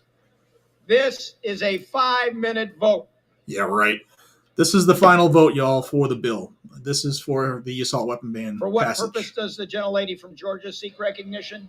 Mr. Speaker, as the member designated by Mr. Bob Good of Virginia, I inform the House that Mr. Good will vote no on H.R. 1808. For what purpose does the gentlelady from New York seek recognition? Mr. Speaker, Not till as the roll member call vote comes designated out. by Representative Jeffries of New York pursuant to House Resolution 8, I inform the House that Representative Jeffries will vote yes on H.R. 1808, Assault Weapons Ban of 2022. Thank For you, Christopher. what purpose does the gentlelady from Missouri seek recognition?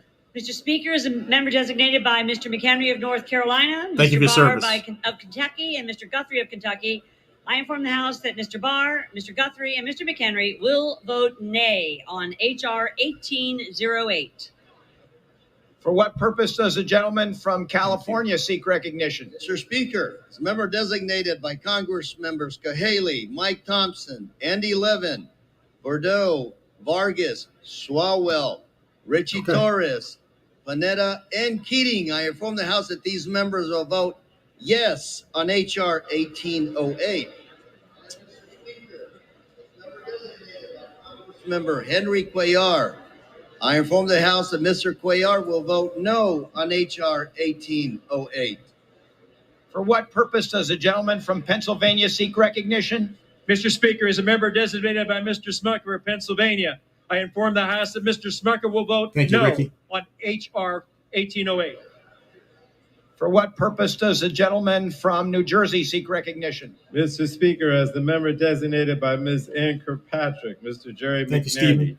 Ms. Eddie Bernice Johnson, Ms. Pramila Jayapal, Mr. John Garamendi, Mr. Donald Payne, Mr. Peter Welch, and Mr. Alvio Series, I inform the House that these members will vote yes on H.R. 1808. For what purpose does the gentleman from Pennsylvania seek recognition? Mr. Speaker, as a member designated by Miller Meeks of Ohio, Stefanik of New York, Reschenthaler of Pennsylvania, Dr. Joyce of Pennsylvania, and also Comer of Kentucky, all those members will be voting no on passage. All right.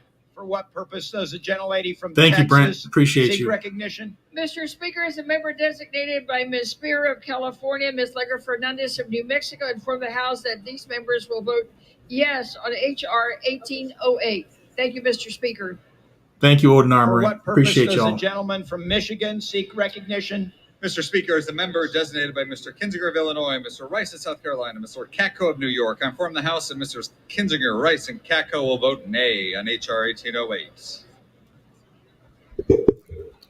So this is the vote for the entire bill. The previous vote was to send it back to the committee. As a member designated by Ms. McBath of Georgia, pursuant to HMS 8, I inform the House that Ms. McBath will vote yes on H.R. 1808. For what purpose does the gentleman from Florida seek recognition? Mr. Speaker, as a member designated by Mr. Stubbe of Florida, I inform the House that Mr. Stubbe will vote no on H.R. 1808. Matt Gaetz. He hasn't been here yet Does the gentlelady that from I've seen. Illinois seek recognition? He should be there right now. Member designated by Ms. Blunt Rochester of Delaware, Mr. Beasy of Texas. I inform the House that they will vote yes on H.R. 1808. For what purpose does the gentleman from Ohio seek recognition? Mr. Speaker, as the member designated by Mr. Wenstrup of Ohio, Mr. LaHood of Illinois, pursuant to House Resolution 8, I inform the House Mr. Wenstrup, Mr. LaHood will both vote nay on H.R. 1808. For what purpose does the gentleman from Florida seek recognition? Mr. Speaker, as the member designated by Mr. Cardenas, inform the House that Representative Cardenas will vote yay on H.R. 1808. For what purpose does Mr. Weber from Texas seek recognition? Speaker Perlmutter, had it on Miss your birthday. Happy birthday. And as the member designated by Mr. John Carter, Kay Granger, Troy Nails of Texas, Paul Goes to Arizona, I inform the House they will all vote nay on the H.R. 1808. For what purpose does the gentleman from California seek recognition? Mr. Speaker, as the member designated by Representatives Lloyd Doggett and Ilhan Omar, I inform the House that these members will vote yes on H.R. 1808. For what purpose does the gentleman from Texas seek recognition? Mr. Speaker, as a member designated by Mr. Babin of Texas, I inform the House Mr. Babin will vote no on 1808. For what purpose does my friend from Michigan seek recognition? Mr. Speaker, as the member designated by Mr. Neal of Massachusetts, I inform the House that Mr. Neal will vote yes on H.R. 1808. For what purpose does the gentleman from Wisconsin seek recognition? Speaker, as a member designated by Mr. Tom Tiffany of Wisconsin, pursuant to House Resolution, I inform the House Mr. Tiffany will vote no on H.R. 1808. For what purpose does my colleague from Colorado seek recognition? Thank you, Nick. Appreciate that. Mr. Speaker, as the member designated by Ms. Williams, Ms. Moore, Mr. Caston, Ms. Bass, Mr. Evans, Ms. Sherfless McCormick. Dave, the only place right now that sells it actually in the state is Cape Gunworks. And you can check them out at capegunworks.com. From Tennessee but everything else we're direct to consumer As on the member internet. Designated by Mr. Desjardins of Tennessee, Mr. Lamborn of Colorado, Mr. Palazzo of Mississippi, Mr. Van Drew of New Jersey, Mr. Green of Tennessee, Mr. Guest of Mississippi, Mr. Thank you, Crawford Will. of Arkansas, and Mr. Johnson of South Dakota. I inform the House that all of the Thank you, new above guy. will vote nay on H.R. 1808. Thank you, Jeffrey. I appreciate you guys. Every single one of y'all, man. You've made it bearable. Thank you. As the member designated by Ms. Bush, Mr. Bowman, Ms. Presley, Ms. Tlaib, and Ms. Stansbury, I inform the House that these members will vote yes on H.R. 1808. Congress is forcing the issue. That's what they're doing here. They're hoping to get it to the Gentleman court. from North Dakota seek recognition. Mr. Speaker, as the member designated by Mr. Taylor from Texas and Ms. Maliatakis from New York, I inform the House that they will vote no on H.R. 1808. For what purpose does the gentlelady from Virginia seek recognition? Mr. Speaker, as the member designated by Ms. Porter, I inform the House that Ms. Porter will vote yes on H.R. 1808. For what purpose Agreed, does man. the gentlelady from California seek recognition? As a member designated by Thank you, Ms. Miguel. Steele of California, I inform the House that Ms. Steele will vote no on H.R. 1808. For what purpose does the gentlelady from Florida seek recognition? Mr. Speaker, as the member designated by Mr. Smith, Ms. C. Maloney of New York, Mr. Lawson of Florida, Mr. Christ of Florida, Ms. Rice of New York, Mr. Deutsch of Florida, I inform the House that these members will vote yea on H.R. Wow. 1808. Thank you, man. I appreciate that. For what purpose does the gentleman Thank you. from West Virginia seek recognition? Too kind. Mr. Speaker, Several as the member times. designated by Mrs. Miller of West Virginia, I inform the House that Mrs. Miller will vote nay on H.R. 1808. No. For what purpose does the gentleman from Maryland seek recognition?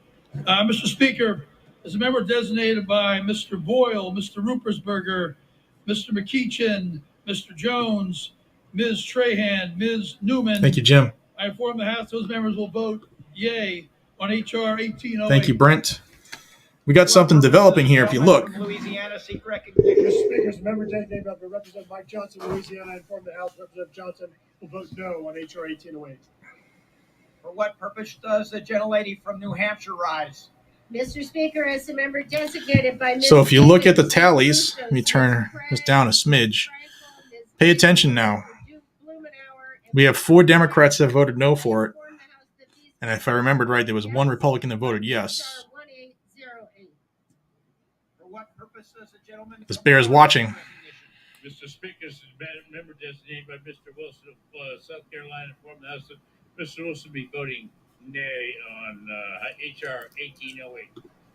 For what purpose does the gentleman from Rhode Island seek recognition? Mr. Speaker, as a member designated by Ms. Sewell of Alabama and Ms. Schakowsky of Illinois, I inform the House that these members will vote yes on H.R. 1808. They are on the cusp of losing the bill. The gentleman from North Carolina seek recognition. Mr. Speaker, as a member designated by Ms. Boebert of Colorado, Mr. Gates of Florida, I inform the House that these members will vehemently vote no on 1808. For what purpose does the gentleman Thank you, everybody. Appreciate from y'all. Indiana seek recognition? Speaker, as the member designated by Mr. Gibbs of Ohio, I inform the House that Mr. Gibbs will vote nay on H.R. 1808. Thank you all. Thank you. Thank you.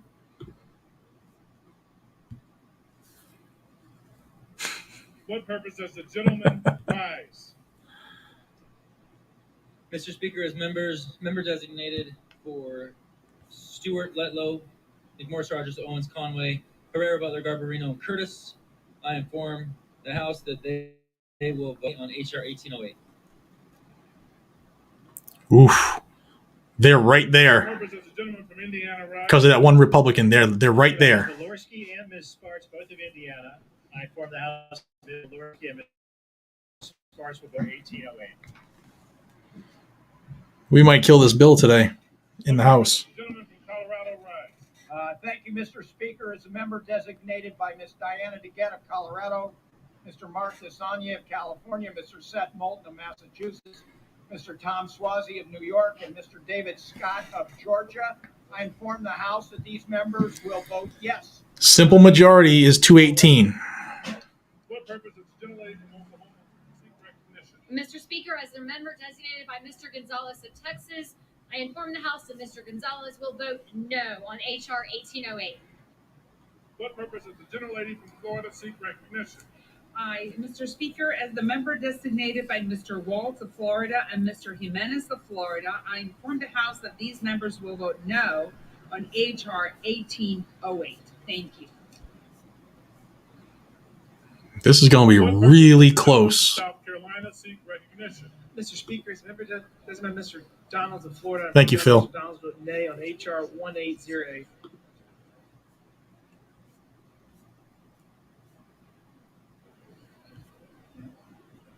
What purpose does the gentleman from Utah seek recognition? Mr. Speaker, as member designated by Ms. Hartzler from Missouri, I inform the House that Ms. Hartzler will vote nay on H.R. 1808. Thank you, everybody. Thank you. This is getting good here. You have 39 votes left. They need 18.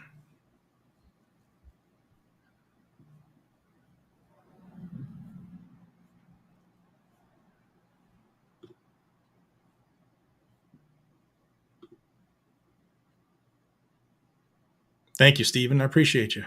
Yeah, I'm sure they hurt. I know my ass hurts. Thank you. Oh man, this is going to be close.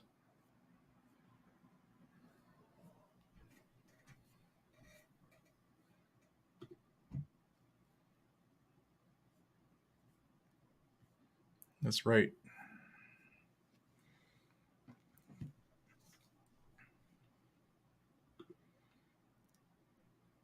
Thank you, Joseph. I appreciate you.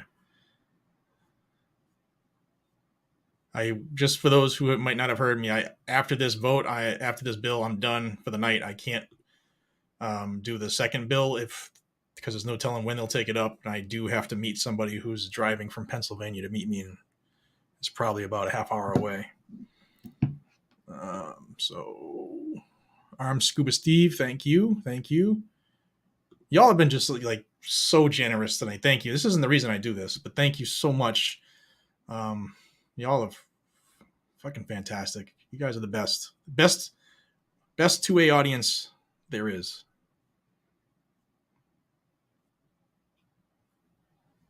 I know some of y'all are cross-pollinated, so I'm not insulting anybody because we share the same audiences.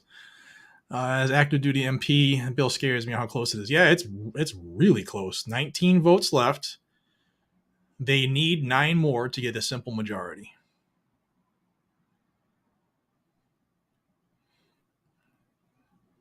I don't think there's any vacant seats right now, which would change that.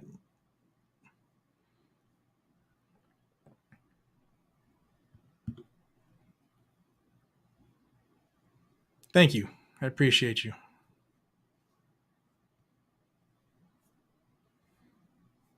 I like when they go quiet because that's like panic time. Like, hey, where's Sue and Billy Bob? We got to get them in here now. We need them. This could get good here. Yep, 2 Republicans.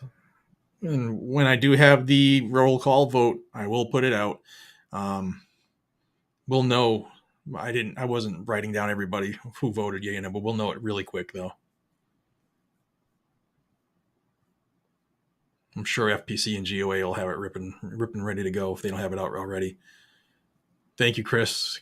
I need a Red Bull. I really do. And I hate that stuff, but I need something. I'm ready to lay down. Just pass out midstream. Watch all the memes. Thank you, Vince.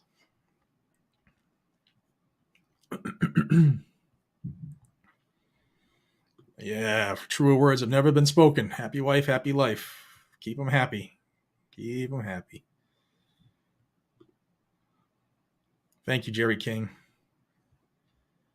Yeah, I'm going to be done with this and go upstairs and say, see ya.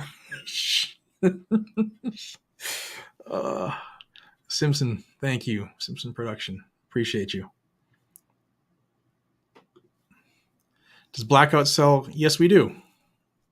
Yep, we have tons of stuff in K-Cup. Tons of stuff. Check them out. blackoutcoffee.com/GNG. It's wicked pissa.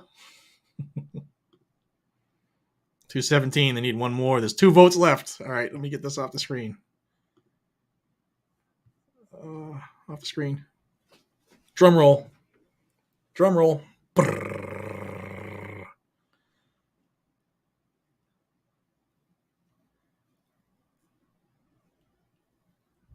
Ho, ho.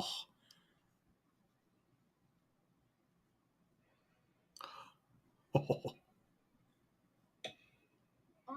Yeah, they must have a vacant seat. Passes. The nays are 213. Listen to them cheering like The asses. bill is passed. Without objection, a motion to reconsider is laid upon the table. Take note of all those communists cheering that they just voted to infringe your rights. All right, y'all. I will have the roll call vote. How do we do it?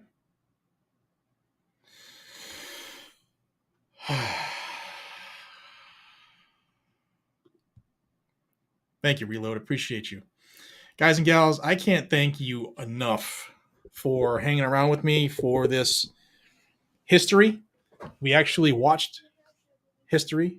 1254 and Rule 18, the chair declares the House and the Committee of the whole House on the State of the Union for further consideration of H.R. 5118. The gentleman from All right, 5118. It's not even the next gun bill. So I need to, again, express my gratitude and let you guys and gals know how humbling it is for me to be able to do this and for you all to like support it and watch it. It means a ton for me to do this. Thank you from the bottom of my heart. You all have changed over the 9 years that I've been doing this. You have changed not only my life, but the life of my children. And I can't tell you how much that means to me. So thank you, literally from the bottom of my heart. I'm sure you're done watching this at 9 hours and 36 minutes now. I'm signing off. I am going to go meet my buddy from Pennsylvania, and I'm going to have a wobbly pop or 50. So y'all, thank you so much for your time. I appreciate each and every single one of you. I cannot do this without you. Please subscribe to the channel if you haven't already. Continue to like and share this if you're watching it on the rebroadcast, although who's going to watch 9.5 hours of rebroadcast?